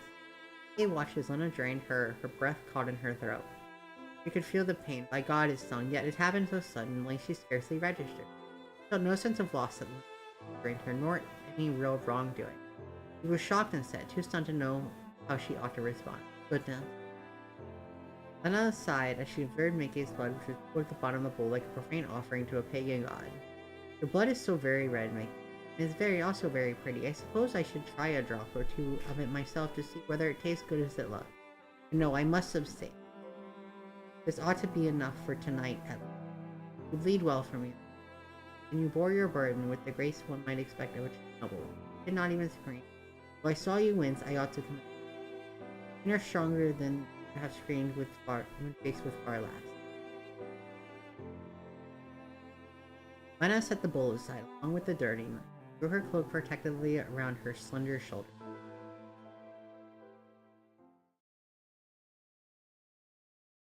Mickey was afraid for a few moments that Lena meant to leave her already, her task fulfilled, but no.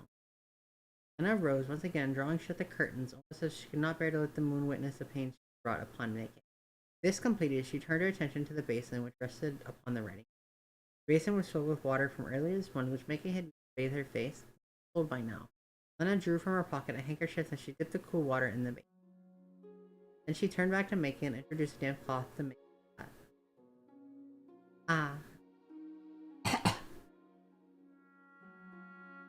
Mickey hissed to feel the fabric against the wound, and Magdalena replied with a small smile. I'm sorry, Mickey, but I know this hurts, but try to bear it for your own. Would not do if your wound were to be infected. I see the sucky emote. Lena dabbled at Mickey's wound as carefully as the nurse might, her head bowed. Mickey watched her work, frowning, her skin tingling both from pain and the unusual gentleness from Magdalena with suspicion. I do not know how Lena could touch her so carefully when only a few moments prior she'd seen the blade of knife and her book. It was an awful contradiction, one Mickey did not understand it. Why? Why? Mickey gasped while her cut sting, then she tried again, her voice barely more than a whisper. Why are you acting so kindly? It seems unusual for a vampire. It is unusual for a vampire, but I never professed to being like the majority of my... I hope I have not proven to be too much of a disappointment. I'm not disappointed, really. Oh, good. I was starting to worry. I thought you might prefer something more traditional, a spell in the dungeon, perhaps, and a few broken bones. But I am confused. You say you don't wish to harm me, but you do so regardless. It seems rather contradictory. Yes, you would be right there. It is contradiction, but what can I do? My whole existence hinges on the fallacies and logic. I am dead, yet I am also alive. I am a monster, but I still possess feelings. And though I must drink blood to survive, I do not truly wish to harm innocents, least of all you. Quite the conundrum. I've had over a century to dwell upon it, and I doubt you will have the same. You humans are particularly durable. Nikki certainly felt delicate as Lena clinged. Lena was being gentle, yet the brush of her fingertips made her shudder regardless. She simply could not help it. Once satisfied, bleeding had stopped, Lena drew back and deposited her handkerchief back in her pocket. Retrieving both the knife and the bowl of Make's, which she had laid to rest upon her bedside table, she turned to the door. Now I must depart. Sweet dreams, my dear Megan. You are able to sleep. Excitement. I hope you are able to fight my rudeness. I wish I could say this was the last time I would demand so much of you, but somberly Lena sighed. I do not want to lie to you, give you false hope. That would be cruel. Not even I could perform without them. This was a final remark as Lena finally. Kay watched from her bed, cradling her arm in her hand, left the room behind her. Kay listened as Lena's footsteps, feather light, receded far beyond her bedroom door and then vanished altogether. Maggie supposed that she should have felt relieved now that Lena was gone, but it was quite the opposite. Her arm still stung, and her mind graceful. The room felt quieter after Lena's departure, and yet for some reason it felt far, far alone.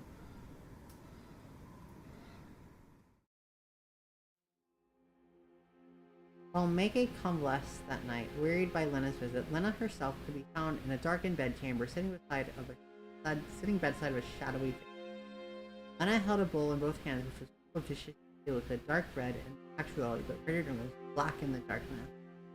Here you are, my dear. I brought this for you. I hope it's here like oh. It would be different from the blood of bandits. The woman whom I took it from is very sweet. I would not be surprised if the blood is similarly scrumptious. You'll like it, I'm sure of that. I know you're hard to please, but not even you can turn your nose up. Please. Lena's voice wavered, sighed sadly, and she looked away. Drink it and be satisfied. I can't give you more than this, not for tonight at least. Sure, I might have taken too much from her already. I don't want to hurt her. Lena inhaled. Her eyes, which were accustomed to the dark, narrowed. Her red pupils rolling over those, and I would do it, you know, for your sake. I would do anything. Oh, what's happening? You mean the world to me. I just wish. Oh, I wish. Lena shivered at her as her beloved began to suck from the. Her head bowed, lips parted like. I just wish it didn't have to be this way. Oh, she has a beloved already.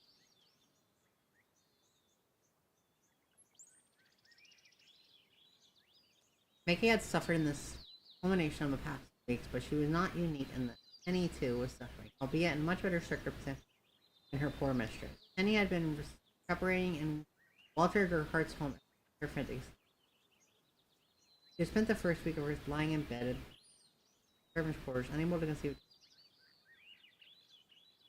Horror she had witnessed during the night of the bandits' attack had left her nigh on her body dull and weak.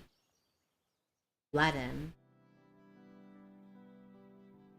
During this week, the local constable arrived to ask questions about all that she had answered honestly, or at least as honestly as Walter had permitted. He had wanted to tell the police about Magdalena's strength, but how could she? Walter had not believed. Very unlikely that when Walter tested and make use. Surely, as a bereaved groom to be, any chance to reunite with this, no matter how impossible, surrounding such. Walter did not seem to care overly much about Mickey's appearance, though, or if he did not seem to show it to him. His tears, if he had the capacity to cry, were all shed in private oath. In any case, Henny told the police only the bandits and the murder of Lord and Lady. She told them that she had run from the carriage, making it so that the daring escape separated was not a complete lie. Very late I seen the foggy within, I couldn't hardly see. I was holding Lady Mickey's hand, but I was so afraid I ran on ahead. When my senses had returned, I saw to look behind me and I couldn't see Lady. The police officer asked Henry if he had heard anything suggesting a struggle or else her misreads, but this Henry stubbornly. I know what you're implying. No, I did not hear any such thing. I don't think the bandits got their filthy. Sure, she escaped, but I have not a clue where she might be right.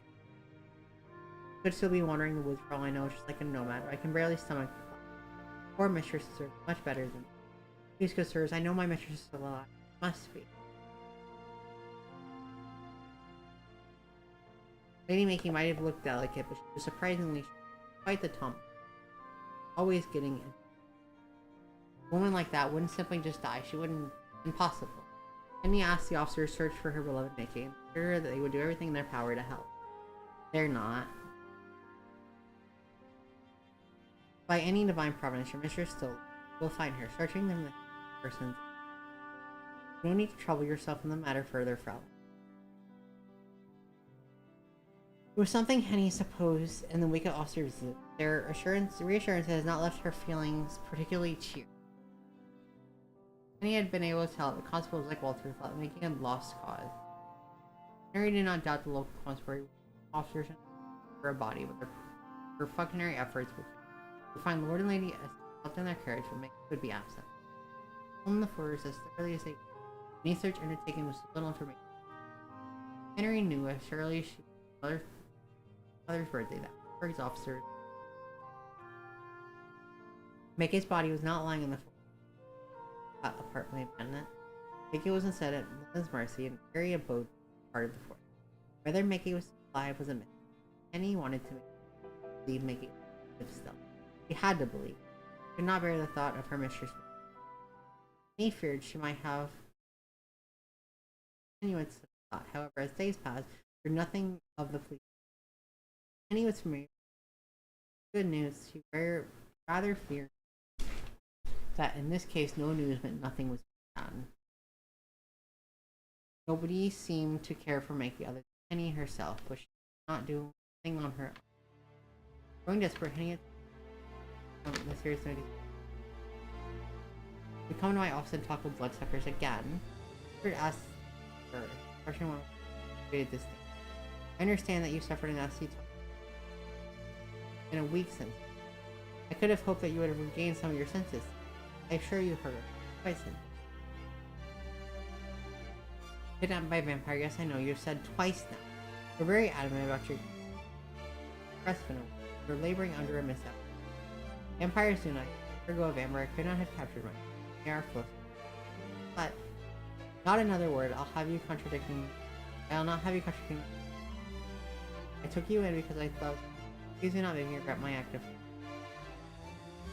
You can continue to remain here if you wish. But while you are deciding upon my must abide my rights. I won't have you bandying about vampires in my home, stressing my servants. They are impressionable enough as it is, without you further exciting them with wild stories. They are not stories. Not to you, perhaps. That is part of the problem. You do not want to taken. Of course not. Then you do well to hold your tongue. Without Miki, we only try to look for her. Their police are calling, that's their job. Not behoove me to get in their way. I'm sure they will try and make his body up sooner or later if there's a body to be. The talk of ferreting about the vampire's secret hidey hole, well, impossible. Now you may leave. I'm a busy man. I have a good deal of work to attend to. Out. That had to be the end of that. Swiftly dismissed by Walter, Henry talked to the hallways all the while burning with the share of it all. How dare Walter treat such cavalier a man? Why? Thought of her welfare did not concern him. Not poised to marry her and inherit her father's family's august title. Then Henny thought bitterly, what if it was all Walter ever cared about? Had he not loved Mickey as he did because it was Mickey? So he loved only Gladys? He loved her because oh, how quickly love could vanish. Foundation. He supposed that there were fancy Latin saying to express this. If there was, didn't know. He was not so half as learned as Walter with all the books and all of his, but at least she had the heart. She had a heart, one which was currently blue. No strings of her own. Walter well and true. Not what to do. He had spent the following week felt well enough now. He had begun to help her fellow household.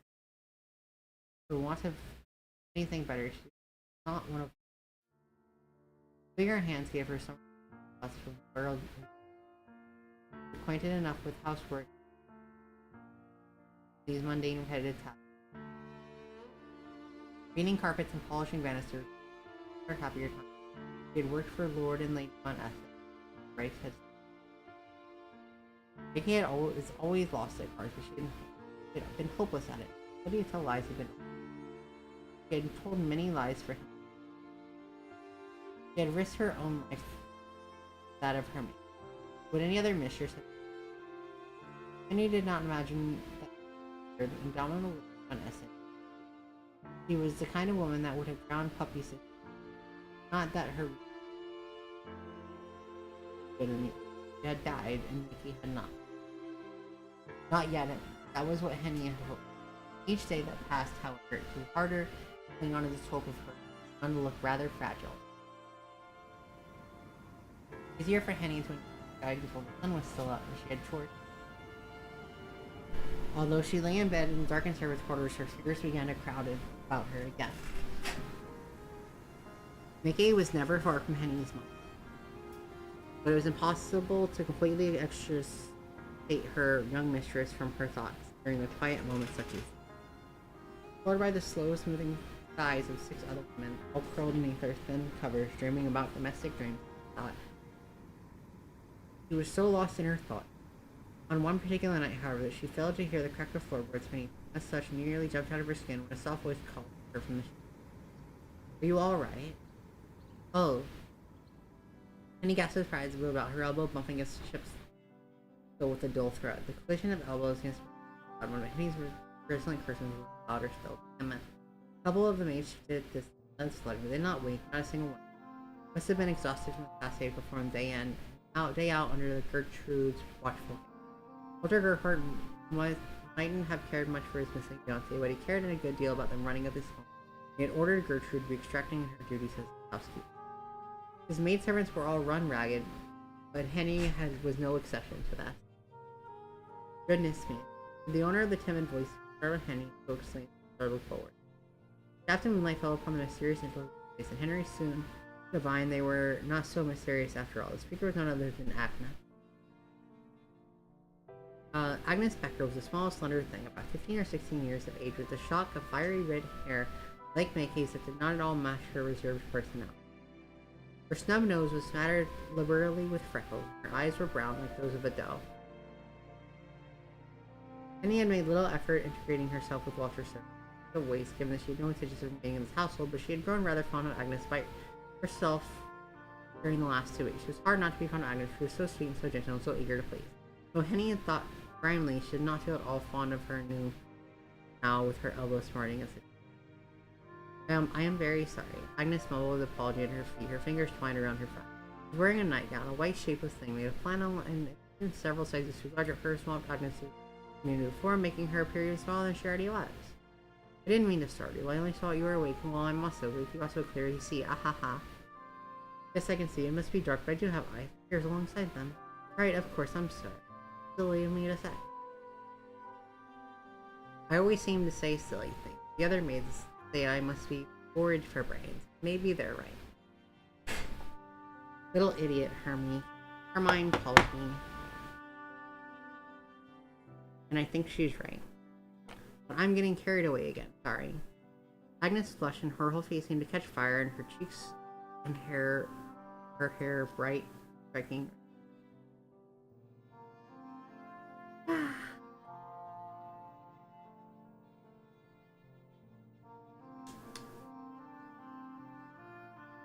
I must have been finding it hard to sleep lately. I have not been here all long, and I'm missing my parents. And oh, but that's not important. I actually want to talk to you about you, not about myself.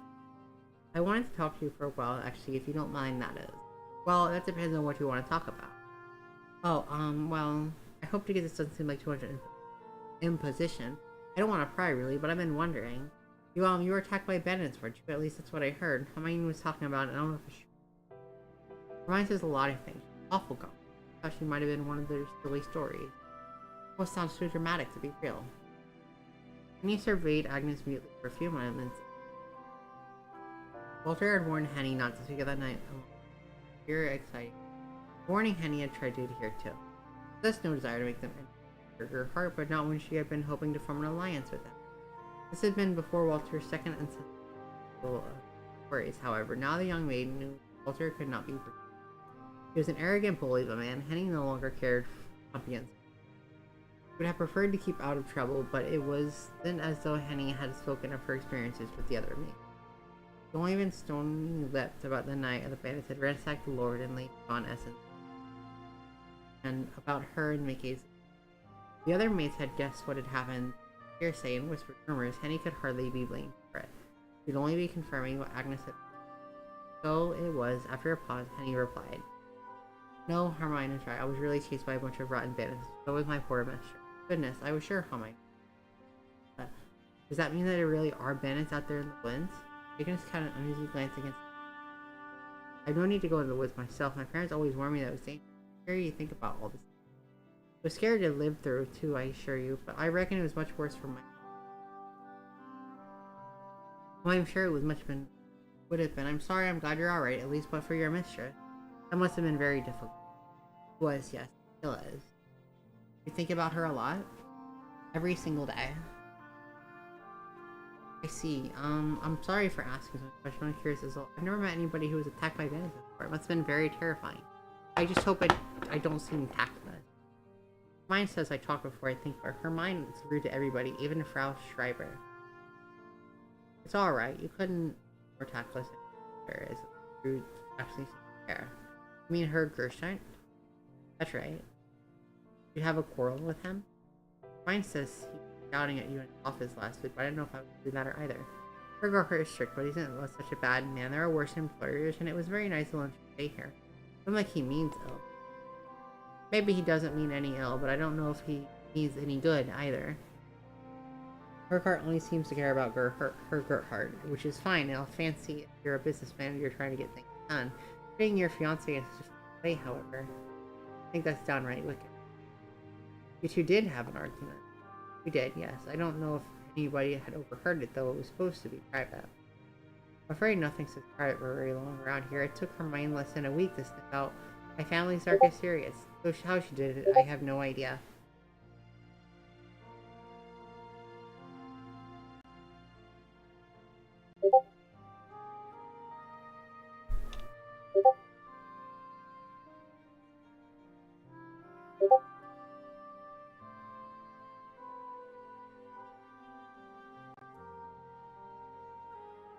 Well, let me turn on streamer mode on Discord.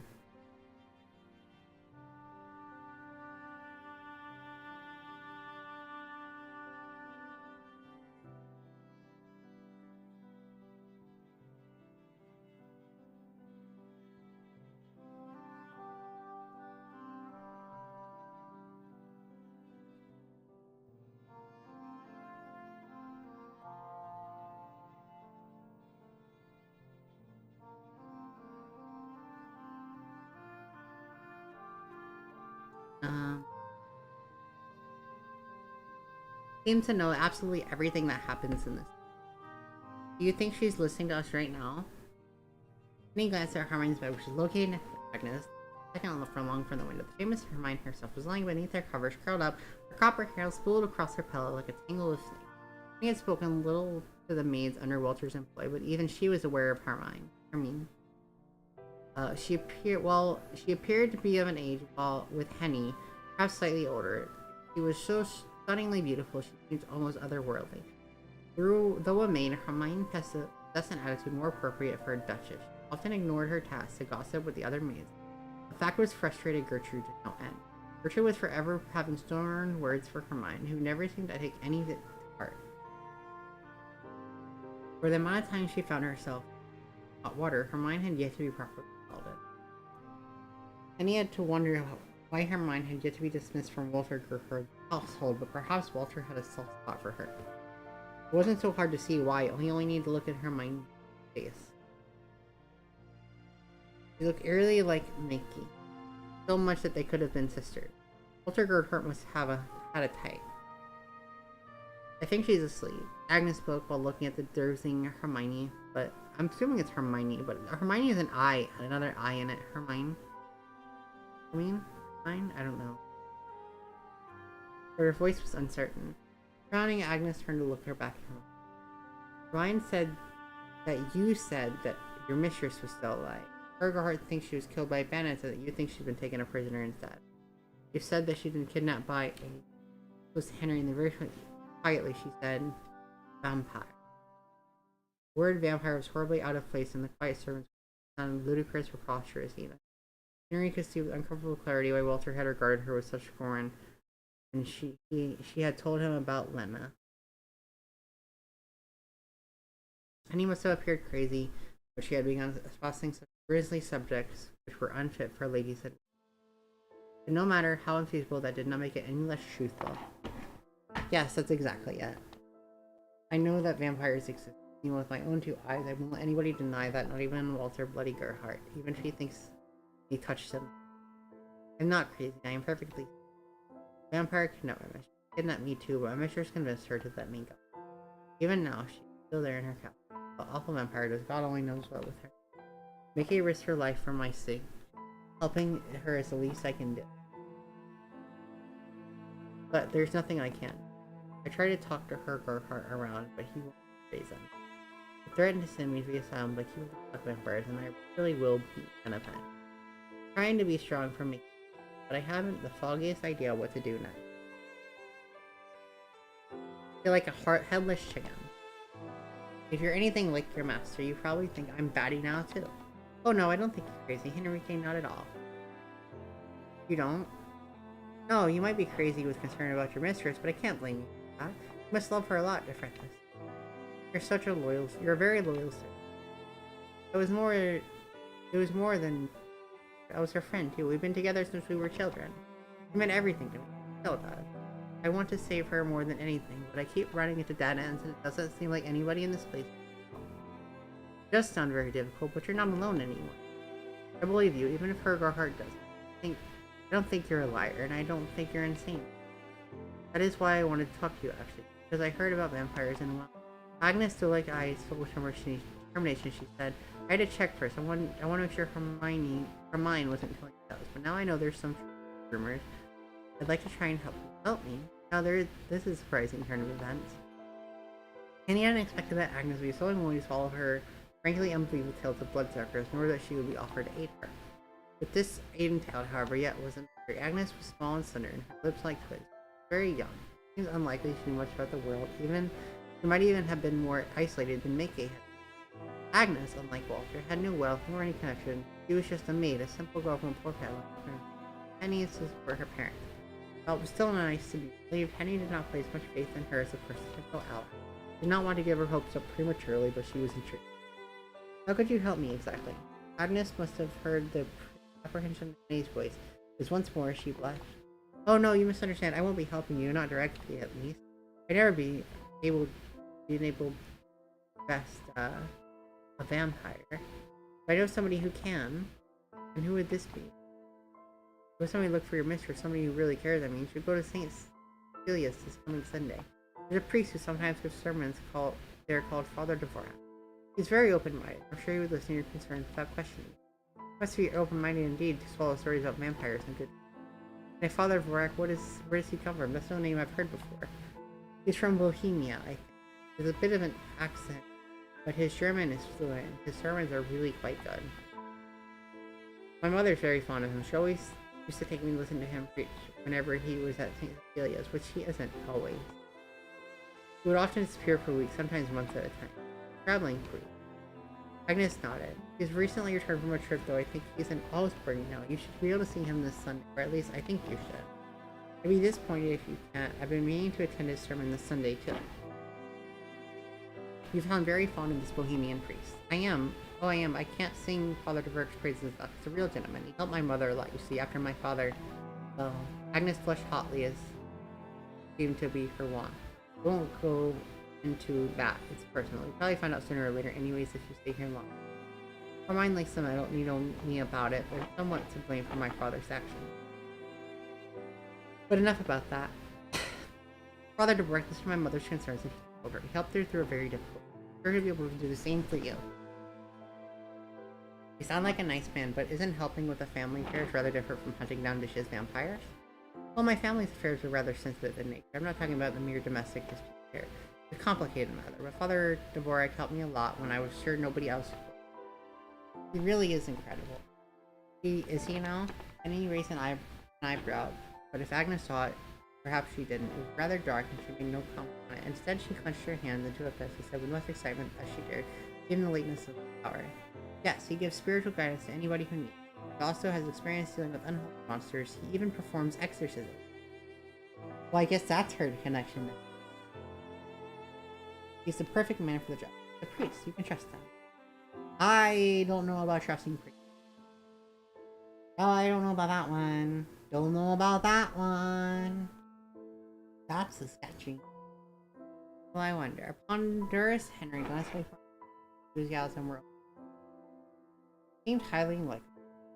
Top Lena. Even one who came as highly recommended to Father Dvorak. Penny had seen how Lena had told him his slim of an eye. It would take a whole fleet of men to stop Lena. Doubtful whether even this Father Dvorak must have been better than Penny had little faith in him all at the same time. Did not stand to lose anything but brief consequences, not when he had already lost everything. Alright, let's speak to this highly esteemed father. Perhaps he can. He only hoped that the case of my pride she had not left it. Are we going back to our girl? Yeah! Eke felt weary when she awoke from the lasted after a night of uneasy sleep had been broken up with bad dreams. Gash upon the inside of her wrist still stung, though it had stopped bleeding. Gash was not particularly large, but it showed up starkly on Meike's thin ribbon, bright red, which interpreted the whiteness from her arm. Intercepted the white. Meike sighed as she sat upright, shivering as the cover slipped from her bare shoulders. It was cold, overcast sort of morning. Rays of light were streamed to the room, thin and gray. Briefly, Meike considered rising, dressing, and washing her energy to go dry. The thought was almost unbearable. Meike's tiredness was something more of a physical entrenchment within her mind, deeper than the mightiest. Magdalena had not taken so much for blood the night prior, but Meike still had blood enough in her veins, arms and legs. Her body refused to move.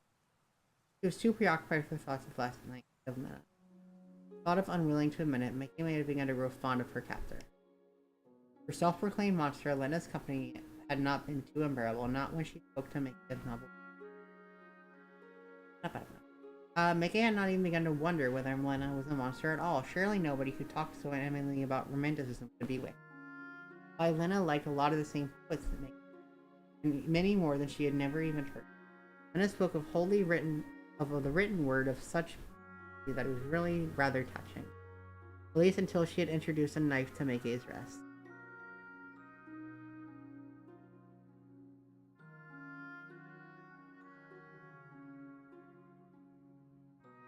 Lena had not looked happy about the turn of events, however. She had been rather apologetic about the whole affair, but this only served to make Meike more curious. Why had Lena drained her blood if she did not wish to do so? Meike turned this thought over in her head, stewing in it when, excuse me. Wait, Meike's awake? Or no, Lena's awake. By rapping Knuckles' bedroom door in a familiar voice which spoke an unfamiliarly soft tone. It was of course Lena. Are you awake, Meike? If so, may I come in? I brought you your breakfast. Maggie frowned at it and letting her arm wrestling pressed her gaze to the door. Lena's nightly visits had been regular throughout Maggie's life. Never once had Lena visited her in the morning. Maggie had not known Lena was able to wander about in the early hours. Being a vampire, she felt sensitive to the sunlight. Not Maggie supposed that it was a particularly sunny morning. Miserable would have been the most apt description for it. Her bedroom was freezing. Maggie? Lena's voice called through the wood once more. Maggie had resolved to dislike her. She felt her heart quiver. Lena sounded less like an uncomfortable villain, more like an awkward, uneasy girl. Why? She sounded almost ill at ease. Maggie found she could not remain silent upon hearing this. Maybe Henny had been right about her. She was too soft, and so responded. Yes, I'm awake, and yes, you can. Maggie's words were answered with the click of a lock, and the bedroom door swung open to reveal Lena. The tray balanced precariously between her hip and her right hand. Lena set the tray down and turned to lock the door. Once it was secured, she brought it to Maggie and said, "Oh, I am glad to see you're awake. I was afraid you might be lying in bed, passed out after last night's excitement." Look at her smile!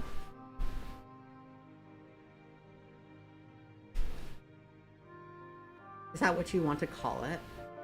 Well, I suppose it could be more direct. But it doesn't feel very gentle, talking of leaning you like a pig.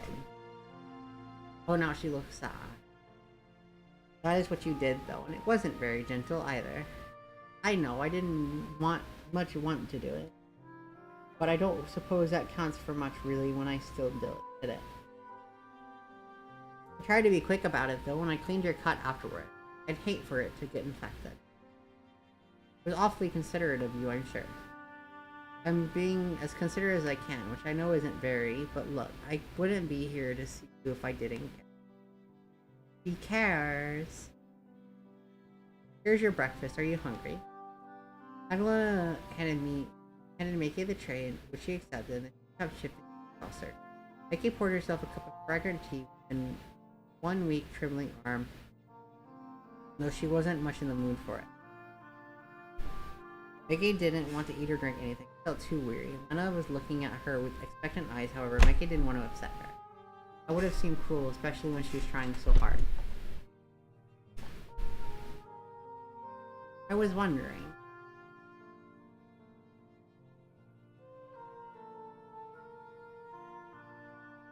Maggie swallowed a mouthful of her tea. It was mild today, and looked at Lena curiously. What is it? You have been shut up inside this room for a long time now. Almost an entire fortnight. If I were you in position, I'm afraid I would have gone quite mad. Maggie did not say much. She was busy sipping her tea, but she did not wish to discard the possibility. Roy felt Lena did not point at all to a healthy mind. But then again, Maggie's mind had never been healthy, not in a way a young woman's ought to. I do feel sorry for you being cooped up like that. Can't be good for you. I would hate to make you miserable. Well, Lena smiled rashly as she had been human, perhaps. But her pale cheeks remained chocolate. More miserable than I am making you already. I don't want us to be enemies. I'm quite glad for your company. And I'm tired of this jailer and warden. I think it might be nice if we could have a suit that would be more conventional for a pair of young ladies. The word conventional put Maggie find it easy. What the?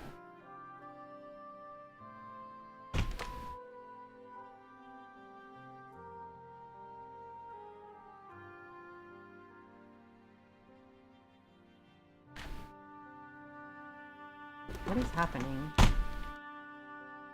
Words are tangled together. Why? How did these get tangled together? I don't even want to know.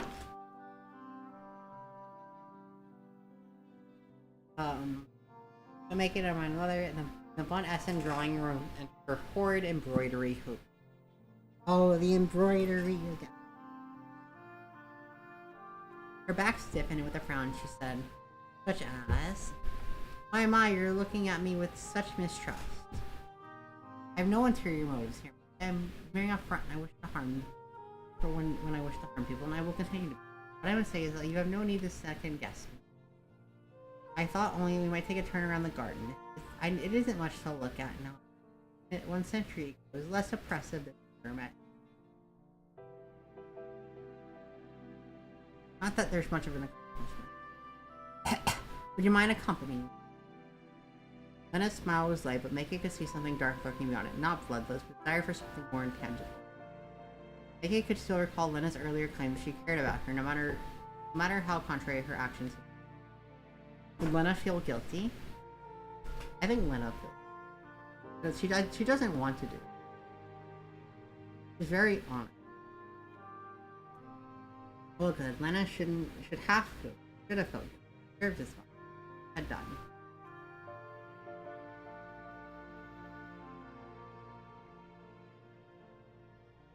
That was what Mickey wished to think, at least, but part of her could not help but pity her. Mickey had been so lonely, shut up inside this drab bedchamber. But what of Lena? Surely she had suffered worse for far longer. So Lena had come obsessively to offer Mickey a respite from her incarceration. Perhaps Lena had been hoping for a bit of peace herself. It was why, after a pause, Mickey assented. Alright, we can go to the garden. Though it's been such a long while since I last stretched my legs, I'm afraid I might have forgotten.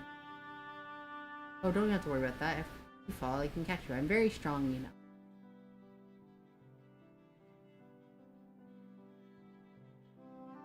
I like her. Lena grinned, but her sharpened eyes were flashing. As she did, Mickey was struck by a very strange thought and Lena looked surprisingly disarmingly pretty when she... Ooh, she's got a cool hat on! And then we've got Mickey's got an umbrella. Oh, it really is a good. Why, it's almost gloomy outside as it was then. Lena sighed as she surveyed her garden of what remained. She was wearing a wide-brimmed hat, presumably her head from the sun. There was a little sunlight, so might have been unnecessary precaution. Meanwhile, Mickey, gripped the parasol betwixt with her gloved fingers. Lena had offered her to her before they left to protect her pale skin. Though this too had been wholly unnecessary gesture. Starting to wonder whether this mightn't have been a fool's errand that's not a single scenic spot in my home. I don't know if it would have been improved by a little sunlight. No stomach for it. It would have been less cold. Now that was an interesting. Vampires feel the cold. I don't know, but I can tell it must be chilly. If it wasn't, you wouldn't be shaking so much. Are you alright? I'm fine. I'll live. For the present. However longer Lena allows it. I'm glad to hear that. Do tell me, though, if you feel chill settling. I wouldn't want you to catch a cold. Go back inside as soon as the novice moves. The great outdoors as well. Or alternatively, as soon as you feel your fingertips. I will keep that in mind. Thank you. My gloves should protect me well enough. I don't think I'm in a mood to go back just yet. Are you too busy enjoying the view? I don't know if the view is all that enjoyable, but there is a lot of it. Yes, there's one thing this grand pile doesn't want for its space. In fact, I think there's too much of it. The garden has been left to go to seed over the years, but who can blame me? There's only one of me, and I wouldn't even know where to begin taming all of it. Lena's gesture to the garden, which sprawled about her wild and all overgrown grass, decaying trees, and wildflowers, which swayed in the breeze. There was a fountain not so far away, which had once been toppled with stony effigy of Cupid. Cupid had since fallen off his perch, however, and he lay in pieces in the basin of the fountain, his shattered head spotted all over with lichen.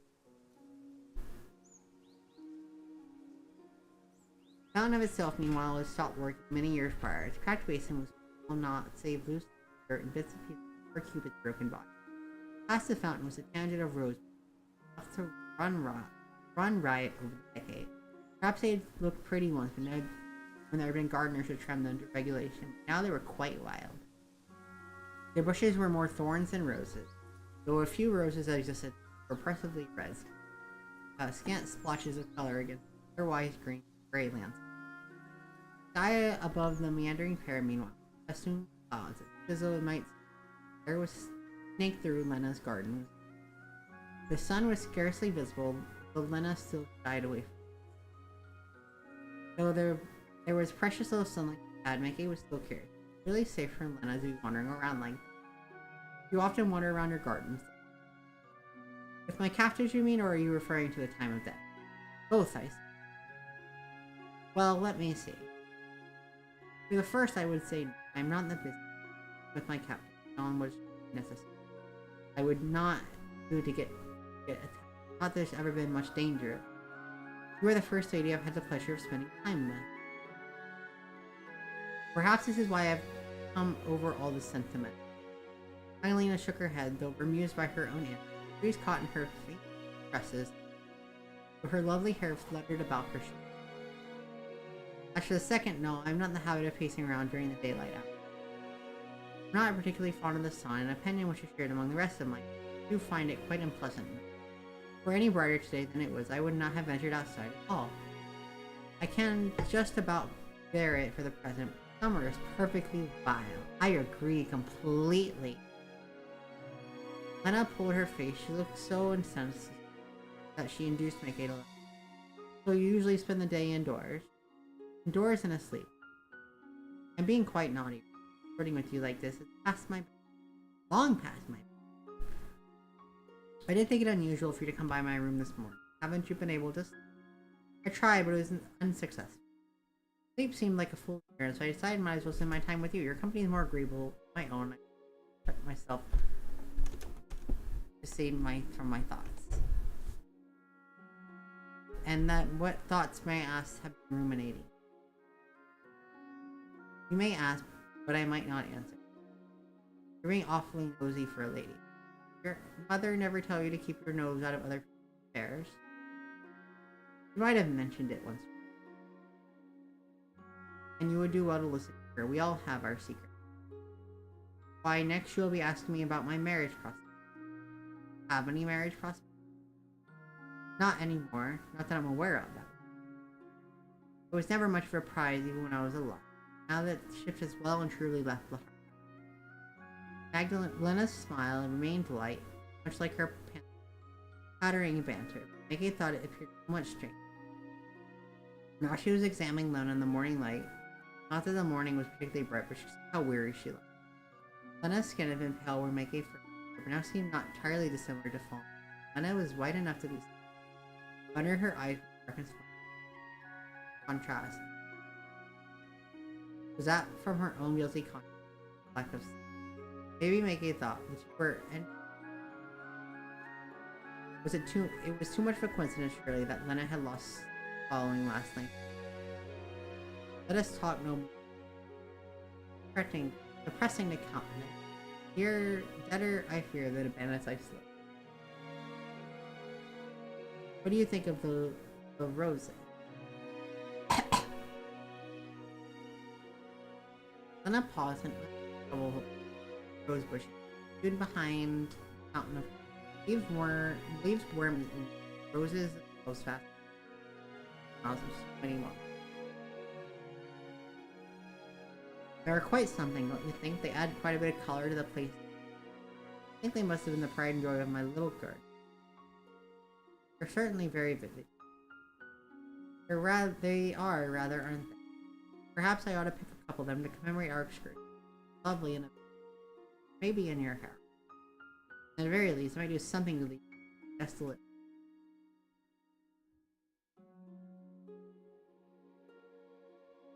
Lena leant forward as she spoke, arm extended. Mickey watched as she made pluck one of the very large, heavy-handed roses. As she did so, Mickey noticed something particular. Eyes, which fastened Lena's undone. One of them had rolled down all the way to her elbow, a good deal of her fair skin. The flesh was uniformly white, a smooth part of pillage, possible to replicate powders. Lena truly looked as if she was made from falling snow, all comprised and packed together. Not Lena's girl's brat. Really caught Mickey's attention was a band of angry red wells. Lena's marks were so pronounced, proofly against the pale Lena's burns or else. Mickey's brown, the newfound concern, not for Lena. He could not continue. Lena had received. Without Lena and Donald. Those are bite marks. The things whatever is biting on, she's letting them bite her. Surely no human could have left such. These marks could have been left by an animal, making Lena had batch of 4 fully grown men without blame. Animal, even a wolf would be able to best her. And I admit, these would look like they had been inflicted by any great holding creature. The mawful did not look large enough. Though these marks were small in circumference, they were shallow. They were garish autumnal sunshine, all puckered rays and debris. The rest of Lena's skin was pale as that these marks seemed almost akin to a blue. Who in the world had done such a thing? Why and how? Mickey felt rather bewildered.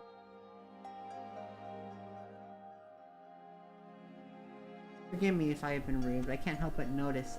Mickey swallowed, tasting the cool breeze. He remembered Lena's earlier caution. You're being awfully nosy for mother never tell you nose out of a still she wanted to know. It seemed important was get to the bottom of it. There was something significant about the injuries Lena had seen. He knew it. What are those marks on your arm? What? Oh. Lena drew back from the roses, her arm as though burned by them, glanced down at her arm. When Lena saw that her skin curled back, her expression twisted. She didn't blush. Again, Mickey did not think her capable, but roughly tugged her back down. Her expression was one of this group, that of a naughty child caught out by her governor. It's nothing, really. Please do not dwell. How could this be nothing? It was painful. Fine, I am a strong girl, and I can look after myself. You, on the other hand, must fight and get go for it. You ought to worry more about your own. But now, there'll be no buts. This conversation is not very interesting. Let us be on our way. There's more gardens. There's more of my garden to see. The case seems possible to get Lena. Talk to Lena around. Capitulate. Do that then. Then we shall. I have much more to show you. You will try to keep pace with me, my dear maker. I shall leave behind. Then you might never find your way back to my. You care to take my arm to be on the safe side. That's very gallant of you. I think I'll be fine. So you mean to spurn my affections? Oh my lady, how you good. She's got her cheeks puffed up. She's pouting. Oh my god. Look at her. I love her. Right, once Matter smiled to make his list, but she felt too preoccupied with injuries to attempt approaching. We know more than Mickey does. Mickey had seen those marks only for few months, but now felt imprinted upon her brain. It was not a sight she would forget in a hurry.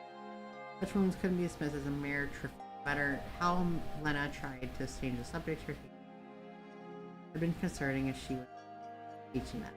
Lena was definitely hiding something from Mickey, but to what end? Mickey did not even begin to guess.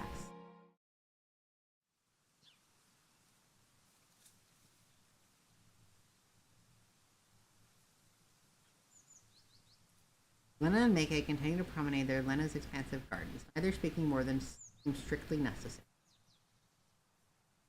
Lena would pause at a regular interval, various interests. Otherwise, she remained silent, putting one hand to her head to prevent the wind from blowing her hat away. Eventually, however, Lena seemed tired of their aimless wandering. The sky continued to grow dark as minutes passed. It began to rain. A faint, particular fell from the gray clouds above. Wishing to take shelter from in earnest, Lena paused by a bench particularly overgrown by tall.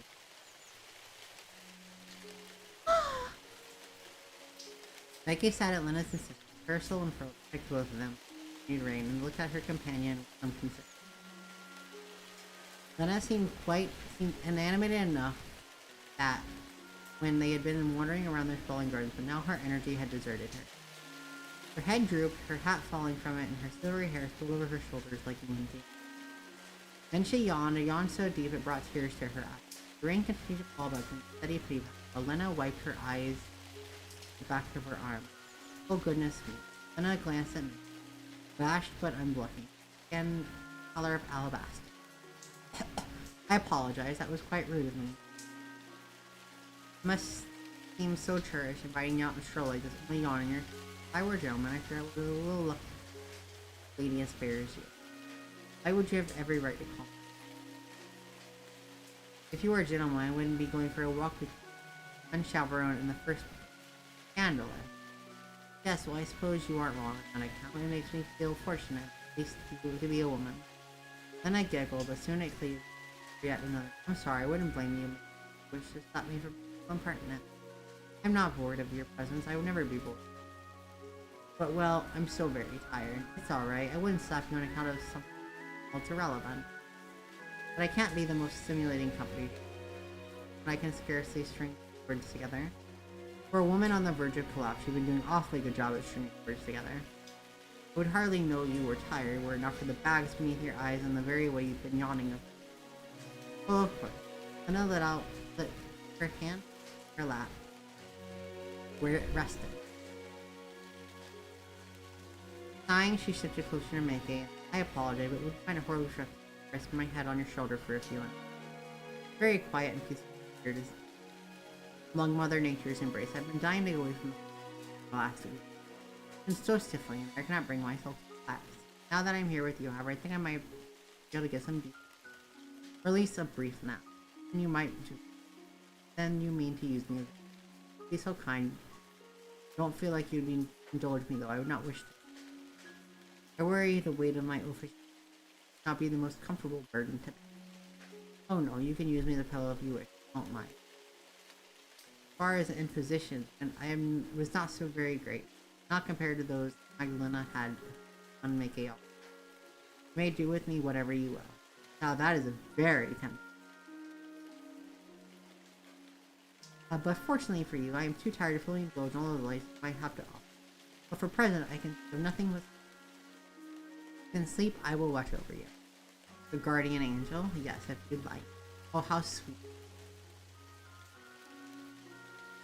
Lena sighed and shifted and she let her shoulder pressing in, her head resting against.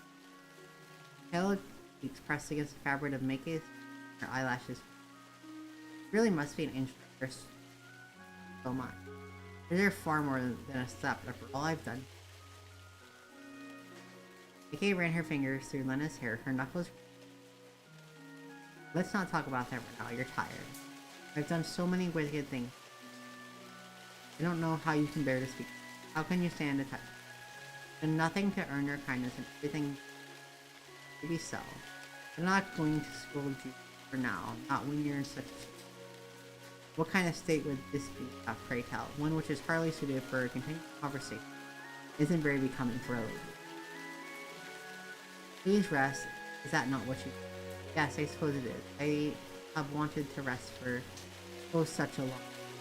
The last week has been particularly bad this week. I've been tired for longer, not longer than weeks or months or years. I can't say how long I've missed this sort of one. I've been alone for more than a century, or almost more than I can bear. Until I suppose I met you. Your company has been most comforting. If you were to leave, I hardly know what I would do. Well, you've nothing to worry about on that front. I'm not going anywhere. Yes, I know you're not. You can't. I won't let you. Is she just me for real?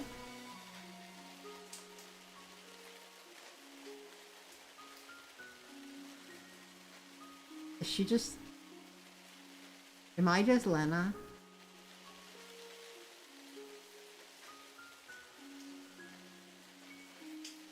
I think I'm just Lena. Lena makes spoke softly with nicknames from her lips despite herself, yet seemed like Lena had heard it. Her eyelids were shut, her chest rising in regular iterations of her breath. She had fallen fast asleep. Lena had sat upon Mickey's shoulder, undisturbed, headless, full braids, which caressed her cheeks. Her pale skin remained cold and unyielding during her slumber. Her cheeks refused to tighten at the window. All the while, as she sat, Mickey watched her curl about the handle of her pen. As they sat there, their bodies pressed close, and herself wishing to stay as they were, time slowing and then stopping for good. Time did not stop, however. Lena eventually woke some half an hour ahead. She did not speak of what had happened after drawing away from her. She did suggest, after expecting that they returned to her.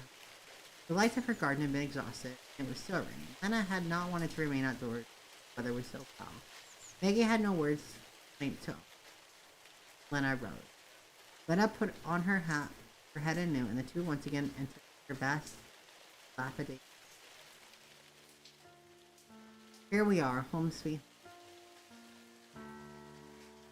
Lena announced this cavernous room for decades worth of disturbed dust. And that's what I would like to call it, at least, but it really isn't much. I'm always struck when I sounds like I'll run down this. If I haven't contracted a cough having lived here for so long. I suppose we vampires are a hardy sort, though I do worry about you. Dust isn't irritating your eyes, is it? I'll be fine. He assured Lena. In all honesty, her eyes were beginning to water. The air smelled foetid, not to mention the back of her throat. She could taste the dust upon her tongue, so thick it turned her stomach. She had almost begun to acquaint herself with the general decay of this, having lived longer before. 2 hours she spent outdoors had done all her familiarity with her surroundings. Lena abode felt strange in a hospitable once, heart making. Humans weren't supposed to live in loved homes, fully age in their own. But Lena wasn't a human. The needs did not apply to her, not when her own desires were. Vicky had learned during her walk with Lena did not need sleep. However, a fact which made her seem more personable. In some ways, she mightn't have been so dissimilar to a human after all.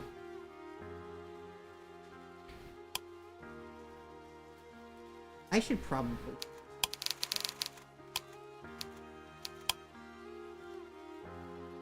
So, are you feeling alright? Your face is very pale. My face is always pale. Comes with the territory. I have no blood of my own, you know. Not like you. I couldn't work up a hearty blush even if I tried. I know that much, but your under eyes feel very dark. Oh, point out all my imperfections, why don't you? You're pouting again! But a way of making a girl feel rather exposed, Mickey. I'm almost embarrassed. I didn't mean to embarrass you. I was only concerned, I know. You really are too nice for your own good. I doubt many other women would care for the welfare of their captors. But you are not. Since I've gathered a typical woman, you would risk your life for your maid is remarkable and I'm not so special. I disagree. I've lived for a very long time, and I don't believe I've met anybody quite like you. Not that I've been in the habit of receiving guests or anything. I doubt my compliments are worth all that much, but in my limited frame of reference, you may disregard them if you like, but I mean what I said. I don't tell lies. He just doesn't want to tell things. Why then make a long to ask, did you not tell me about those marks on your arm? Why did you say it was nothing when you were clearly something? What are you hiding? I found no immediate answer to her query. It's like Lena's wound remained a mystery. Would Lena ever trust her enough to be fully honest, or would make a boss before it happened? That was an unpleasant thought. Dour mood that making crossing it all of a sudden, she too felt awfully exhausted. Maggie took the stairs slowly, Lena close by, gave the banisters a wide berth. They were still covered with dust and instead kept her arms straight, hanging at her sides like a sword. The grand staircase had so many steps, an unnecessary number, or so it seemed. But it was no small difficulty navigating. It was no small difficulty navigating. Maggie continued on, determined one foot after another, but felt unsteady. Lena, sensing Maggie's exhaustion, surveyed her with surprise. Can you ask whether I was alright? You seem possibly dead on your feet. Are you sure you would not care for my assistance now, my lady? I'll be fine. Maggie said vaguely. Lena proffered her arm, but this time refused for an answer. Oh, don't give me that. I won't have you slipping and tumbling to the ground, not down a when why you could break your neck. It would be a quick way to go if nothing else. Let's not be macabre about this, Maggie. Would you rather I smile? That was something Maggie's mother had demanded. That might be asking. I'd rather see you all. For a vampire, you're awfully good. I've gotten to take good care of my guests, haven't I? Or your prey. Those two states are not mutually. Lena spoke lightly, but Maggie thought she'd serve her passing across Lena's. Her remark must have nettled her. There. Lena looped her arm through Maggie's, putting their bodies together like two. Now you're less likely to kill as we ascend. If I do, I would drag you down after. Plotting my demise, are you? I admire your brazenness. Take more than that to battle. What of the creature that bit you? Did that best?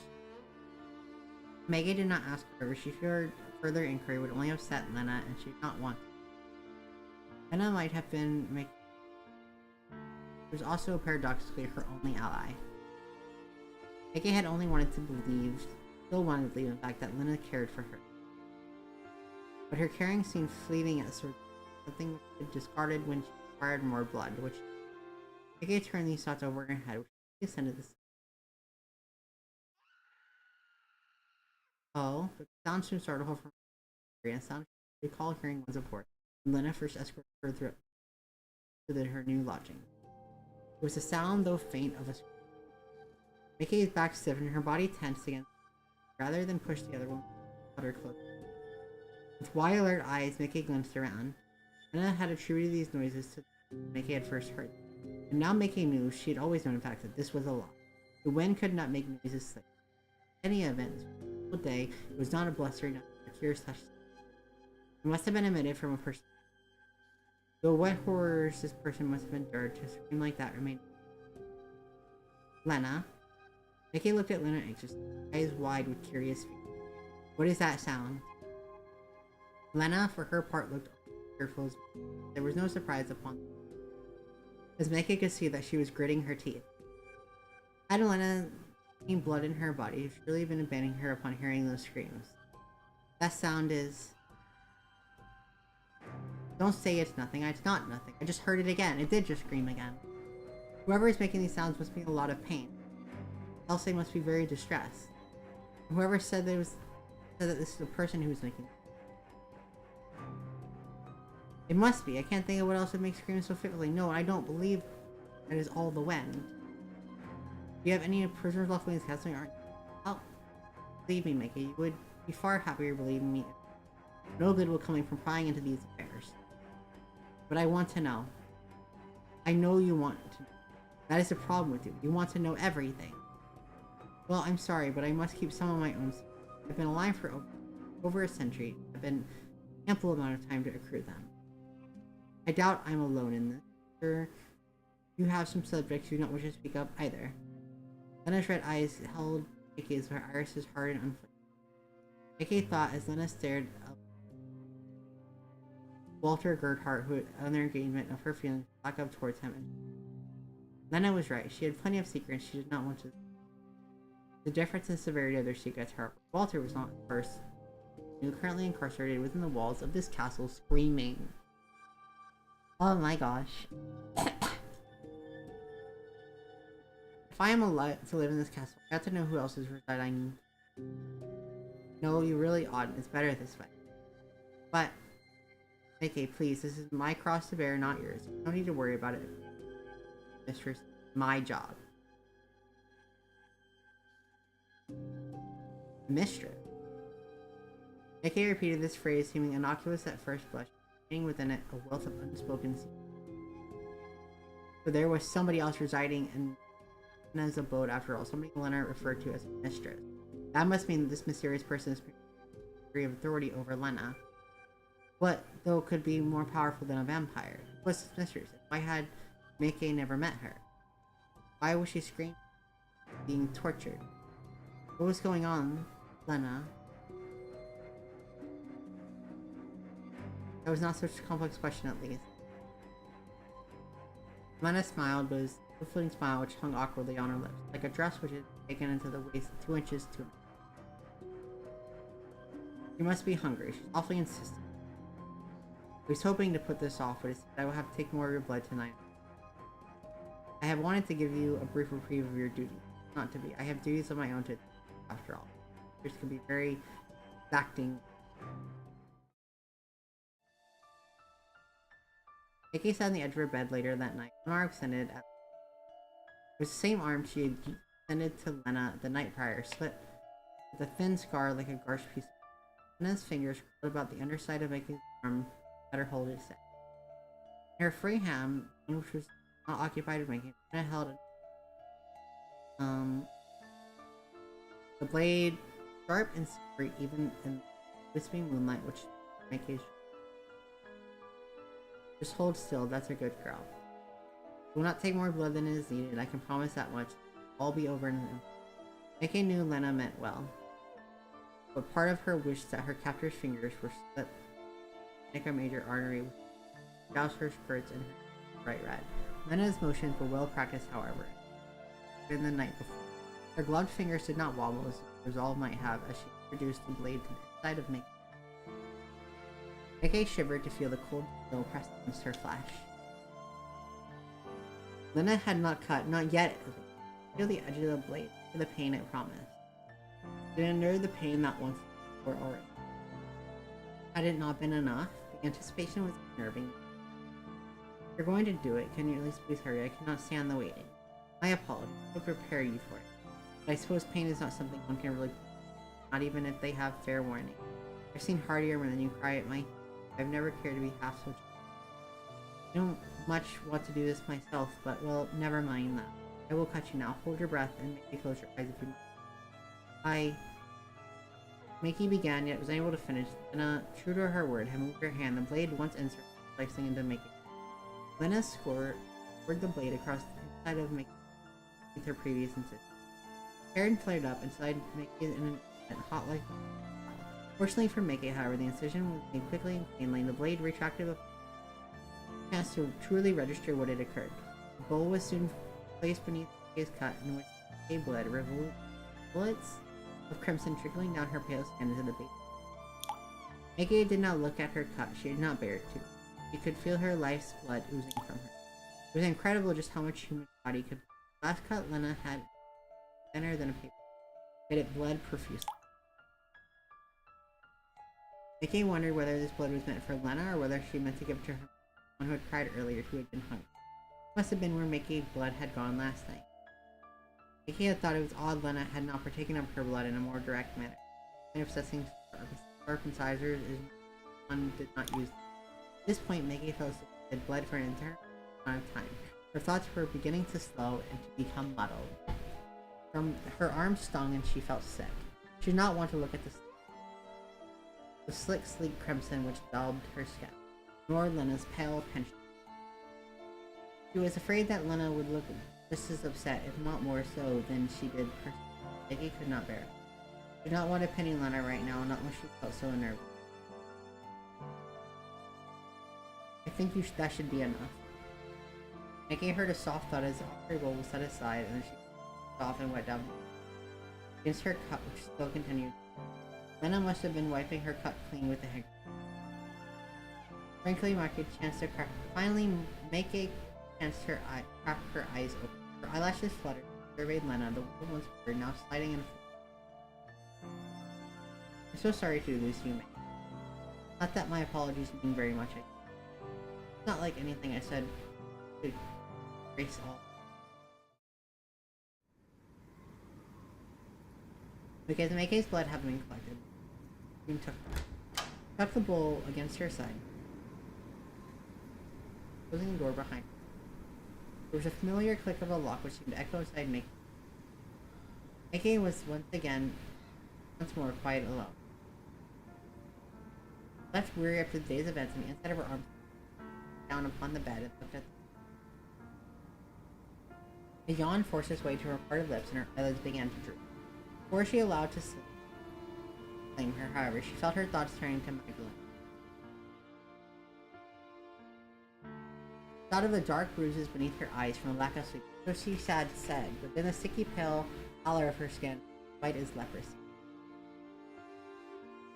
Then she thought of the violent red marks which she had hurried to hide. Thought of the scream she had heard during the entrance hall, and the way Lena had punched her and her reassurance, although those screams were not for Mickey to trouble her. Teasing the mistress is my job. Who else was this mysterious mistress who Lena spoke to? Mickey knew not, but she must have been with leverage over Lena, powerful enough that even a vampire would grovel with her. Mickey turned over in a bed, the wooden bed frame creaking. At least now she say for certain that she and Lena were not alone in this. There was another person sequestered away in one of the many rooms never been in. It was mysterious mystery. It was somewhat satisfying for earlier urban rhyme. Like I did not feel any more to eat. Speaking, if anything, this was the exact opposite. How awful must Lena's mistress be if Lena was a... Nikki had hardly dared to imagine it. She had allowed her imagination. Roses in Lena's garden. Not be able to sleep. Second act is over. World in monochrome. Okay. We have to end because I have to go to bed because I have to work tomorrow. It is 4 o'clock. I need to be asleep, like, now. So here's the deal. We're at Henny's part. Okay. Father Dvorak.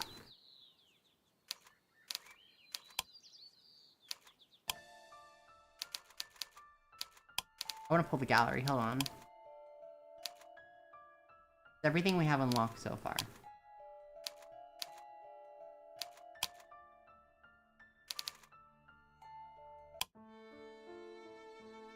Okay, that was the start thing. We don't want to do that one.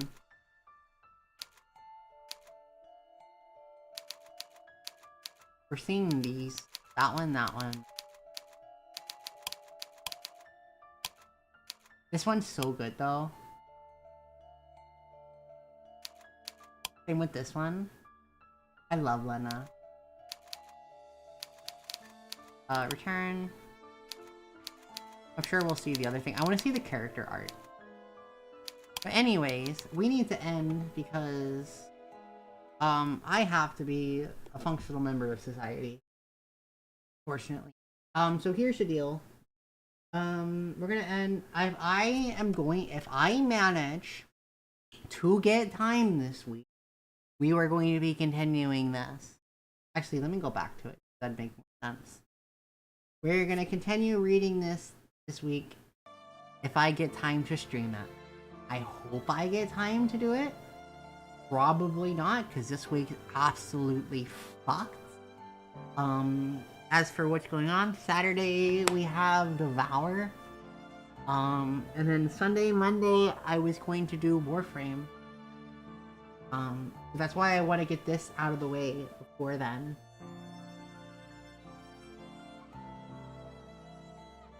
But yeah. Not out of the way, I'm just excited and I want to read that.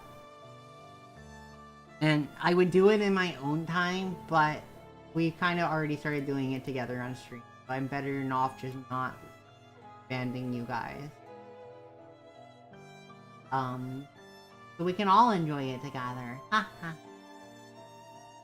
Ha ha. No, I really like it. This is good. I like this one. This is a good thingy thing. I'm gonna add more visual novels to my schedule stuff. I have a bunch of Yuri VNs that we can read, so we should be fine. Maybe that's what we'll do on Mondays when we're not with you. But yeah. Anyways, everyone, we're gonna go now. Goodbye, good night. I will see you guys again. Hopefully I get time this week. I just don't know what bullshit my work is going to pull. If not, we will be back for Devour on Saturday with Mimi and Song. Maybe Kaku, if Kaku is not sick, is up for it. If not, we will go with somebody else. I don't know that. We will find out when we get there. But yeah, thank you guys for coming today. I will see you. Bye bye. Boy. Bye.